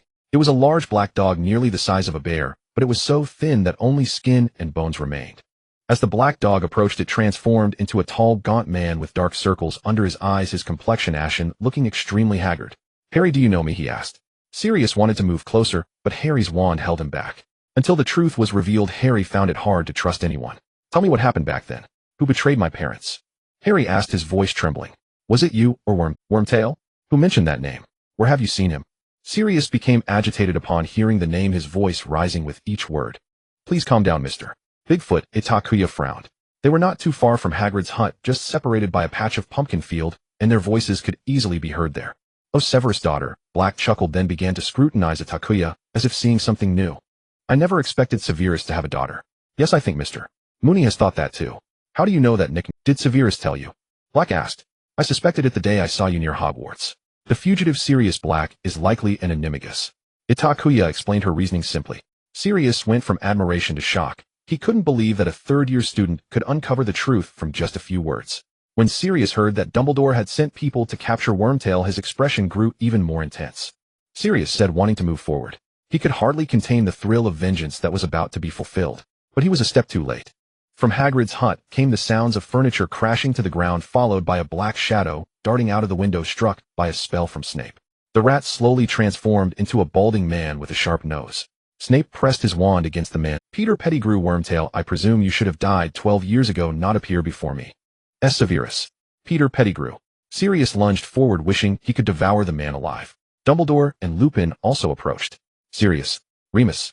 Peter forced a laugh, attempting to engage with his former friends, only to be intimidated by their furious glares. Peter glanced around, realizing the dire situation. He saw Harry and several third-year students rushing over. Harry. You really resemble your father, James. We were very good friends. Peter attempted to grab Harry's arm, but was thwarted by Snape, Sirius, and Lupin working together. How dare you mention James in front of him? Sirius demanded. Did you leak information to the Dark Lord? I didn't want to, but it was the Dark Lord. Peter stammered. How about you save your endless bickering for later? I just want to know the truth from back then. Snape pointed his wand toward Peter and Sirius. Who was it that led to Lily's death at the hands of the Dark Lord? Isn't that obvious? Sirius retorted, as if he was born to be at odds with Snape. Doesn't the appearance of a dead person in front of you prove everything? I am asking him, not some fugitive from Azkaban, Snape replied coldly. Severus. Lupin reached out in confusion, trying to mediate.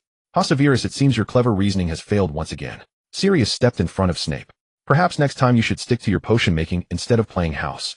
I suggest you stay in your dog form until you clear your name to avoid being caught by Dementors. I hear the kiss of a Dementor is terrifying, don't you think? Sirius' expression soured upon hearing the mention of Itakua, and Draco watched in astonishment as Snape and Sirius clashed.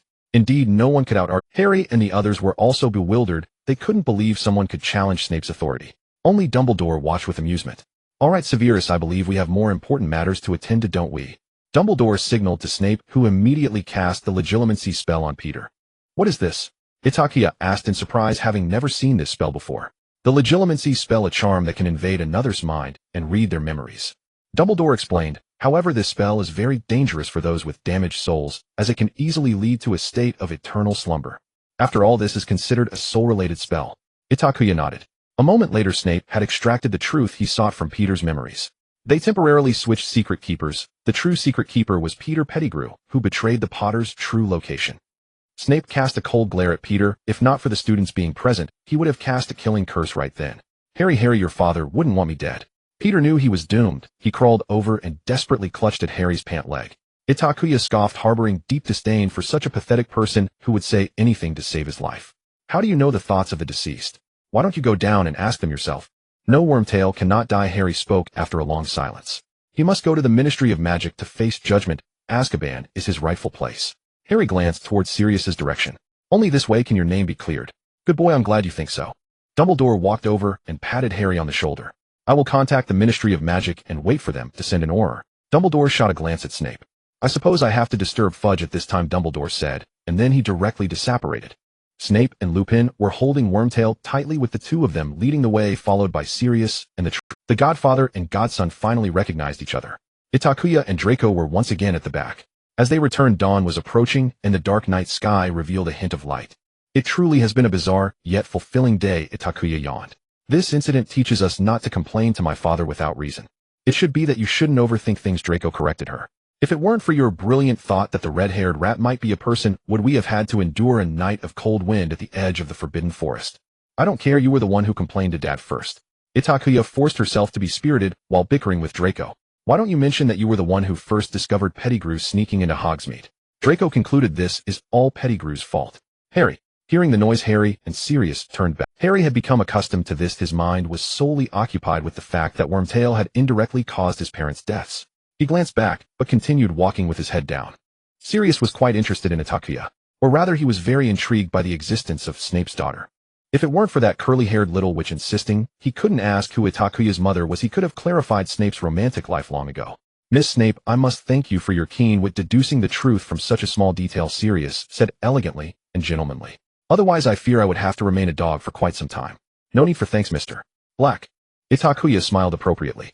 My reasoning isn't always correct most of the time. I'm just a potions apprentice who enjoys playing house. It's truly a coincidence that I could save the reputation of Mr. Black all by myself. Sirius was stunned for quite a while before murmuring, you really are Severus' daughter. You are truly just as I am. Itakuya replied lazily. What kind of person? Sirius asked instinctively. Someone who didn't study properly in school and only caused trouble as they grew up. Sirius. The conversation between Itakuya and Sirius was not loud, but in the empty Hogwarts at dawn, even Snape and Lupin at the front could hear it clearly. Lupin slightly turned his face and indeed saw Snape beside him smile faintly. March mornings were already exceptionally cold, and everyone wished they could wrap their robes tighter. Even the air they breathed was white with mist. Small dewdrops hung on the grass, gradually forming white frost, a layer of transparent ice spreading under everyone's feet. Snape was the first to sense something was off, but it was already too late. He and Lupin were walking quickly with Wormtail, having left the trio of saviors a good distance behind. They were already nearly 100 meters ahead of Itakuya and Draco at the back. Then Itakuya and Draco also sensed something was wrong. A chill originating from their souls surged from behind. The two turned around abruptly and saw nearly 10 Dementors gathering in the air, the nearest one about to press against Itakuya's face. They had targeted Itakuya, who had just experienced the pain of losing loved ones. At the critical moment, Itakuya suddenly grabbed Draco, who was trying to pull her into his arms, and the two instantly disapparated to Snape's position. Snape turned to shield Itakuya and Draco behind him. The Dementors paused for a moment after losing their target, then they spotted the exposed Sirius and immediately shifted their focus.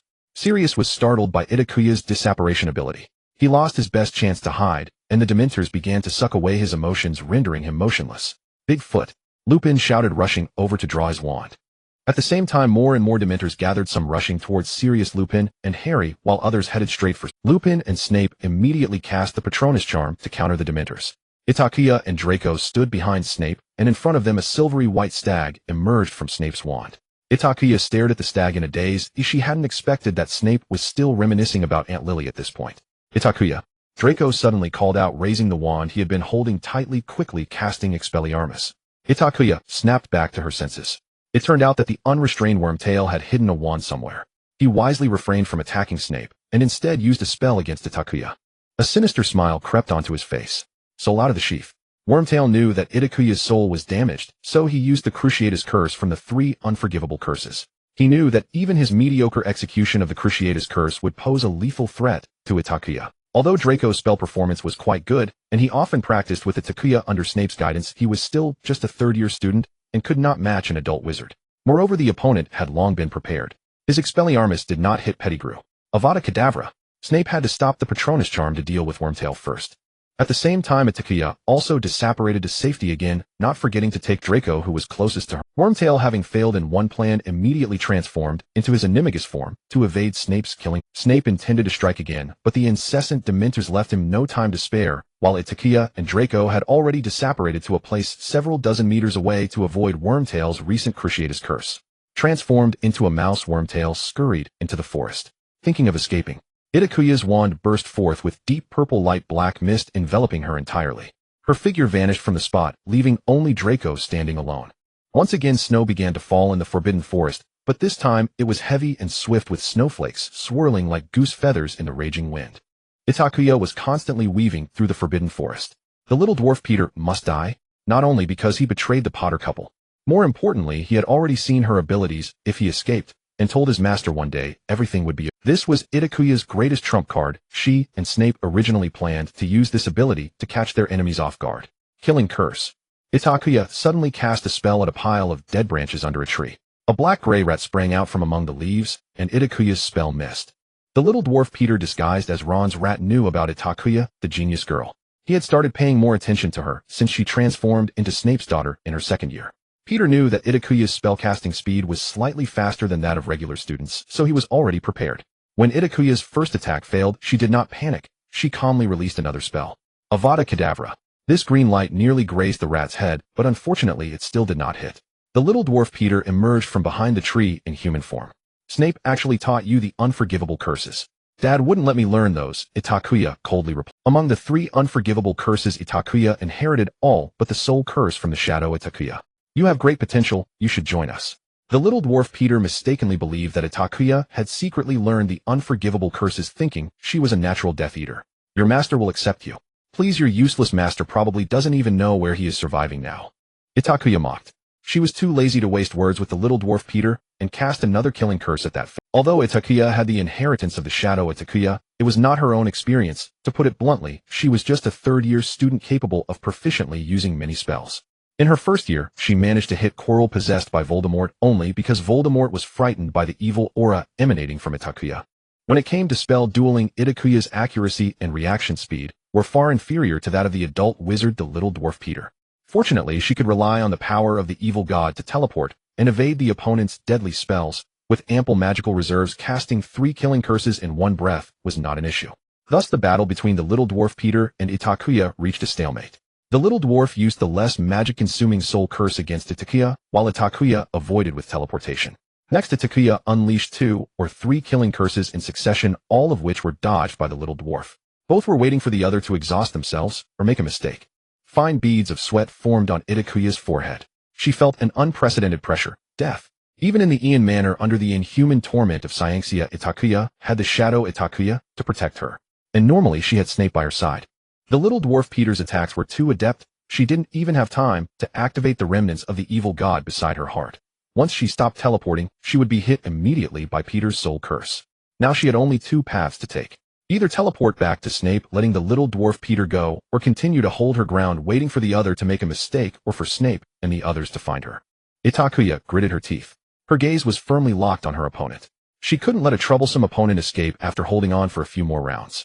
Itakuya saw the little dwarf's wand glowing once again, and she instinctively teleported 3 meters to the right and behind. But this time the little dwarf Peter suddenly grinned malevolently. Itakuya's heart sank. She turned her head only to find a dozen Dementors behind her.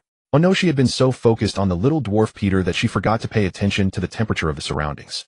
The Dementor's abilities can harm the soul, Miss Itakuya, good luck. The little dwarf Peter transformed into an animagus once more, and this time Itakuya was utterly powerless to stop him, because the Dementors had already locked onto her. If it had been a few months ago before she had gone to the Ian Manor, these Dementors would have posed no threat. But now Itakuya couldn't even cast the Patronus charm, and any approach from a Dementor could threaten her life. Itakuya cursed inwardly. She had to teleport just to narrowly avoid the threat of the Dementors. She had already used too much magic today. The remaining magic was not enough for her to teleport back to Hogwarts Castle. Snape and the others probably wouldn't wait in place for her. Even if she ran back, no one could use the Patronus charm to block the Dementors for her. Itakuya could only teleport most of her remaining magic to the farthest spot, and then rush back to Hogwarts Castle as quickly as possible. If she was lucky, she could successfully shake off the Dementors. The worst outcome would be being caught by a Dementor. Itakuya reached into her sleeve and pulled out a 10-centimeter folding knife, gripping it in her left hand. At worst, she could activate the power of the evil god's remnants. She wanted to see if the Dementors could withstand the power of the evil god. The sky was sliced by the morning's first light, a mix of emerald green and azure blue. The black shadows of the Dementors began to thicken, and Snape and the others searching in the forbidden forest finally noticed this anomaly. Itakuya tightened her grip on her wand, her pupils turning completely black and purple, resembling a piece of amethyst. The more desperate the situation became, the more exhilarating the rush of adrenaline made her feel. Itakuya took a deep breath, gradually calming herself. She leaned against a 5-meter-high lush tree, facing a dozen Dementors. Itakuya was preparing to teleport, just as the Dementors moved closer to her. However, before the Dementors could attack her, the light of the Patronus charm illuminated behind Itakuya first. The movements of the Dementors froze. Itakua let out a sigh of relief, marveling at how timely Snape's arrival. After a flash of white light, a form took shape in place. A silver-white dragon with lizard-like ears and head and snake-like skin. That was the appearance of Itakuya's Patronus charm. However, it had been a long time since Itakua had seen this peculiar creature. Itakua. Itakua murmured, momentarily stunned, then quickly realized that the shadow Itakua could not possibly still be alive. The white dragon was very affectionate towards Itakua. It crouched in front of her, wrapping its tail around her waist, spreading its wings, and striking a pose as if ready to attack. Just like in the beginning of the semester during Hagrid's class. The white dragon, along with Snape's white stag and Lupin's Patronus, launched an attack on the Dementors that were gathering together from 3 directions. The latter was beaten to a pulp and vanished without a trace. Itakua looked towards her left rear, faintly is that platinum hair? Ida. Draco's voice came from afar as he and Snape approached Itakua from her 3 o'clock direction. Draco, Dad. Itakua withdrew her gaze as Draco grabbed her and checked her over from front to back. I'm fine, just a bit drained of magic. Itakua waved her hand and glanced at Snape, who indeed had a grim look on his face filled with both anger and concern as he looked at her. Itakua shivered instinctively. Oh no, this is the first time I've seen Dad's expression so frightening. Am I going to be buried in the ground? Could it be that next year on this day will be my death anniversary? Itakua. From another direction, Lupin and Sirius led Hermione and Harry Ron over, their expressions still in shock. Severus' daughter indeed possesses the courage of Gryffindor. Sirius had the most relaxed expression among the 3 adults, looking at Itakua with appreciation. Humph. Snape sneered, casting a cold glance at Itakua without saying a word. I'm sorry, Dad, I was too... Itakua obediently admitted her mistake, lowering her head, looking all dejected. I thought I could catch him after all. Wormtail Peter also saw my ability. So, are you really thinking that being called a genius for a few years at Hogwarts can make you compete with adult wizards? Snape interrupted Itakua.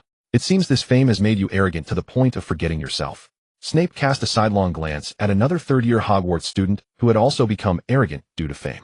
Harry. Ahema. Severus, I think Itakua has realized her mistakes, and she will learn a lot from this. Lupin stepped in to ease the tension.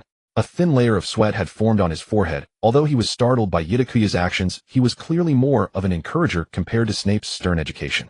Exactly, the meaning of life lies in adventure. Severus, I think your daughter understands this better than you do. Sirius, enjoying the drama, even supported Itakua's actions. Don't speak, Bigfoot. Perhaps you should keep quiet first, Mr. Black. Lupin and Itakua spoke simultaneously, almost squeezing the words through their teeth.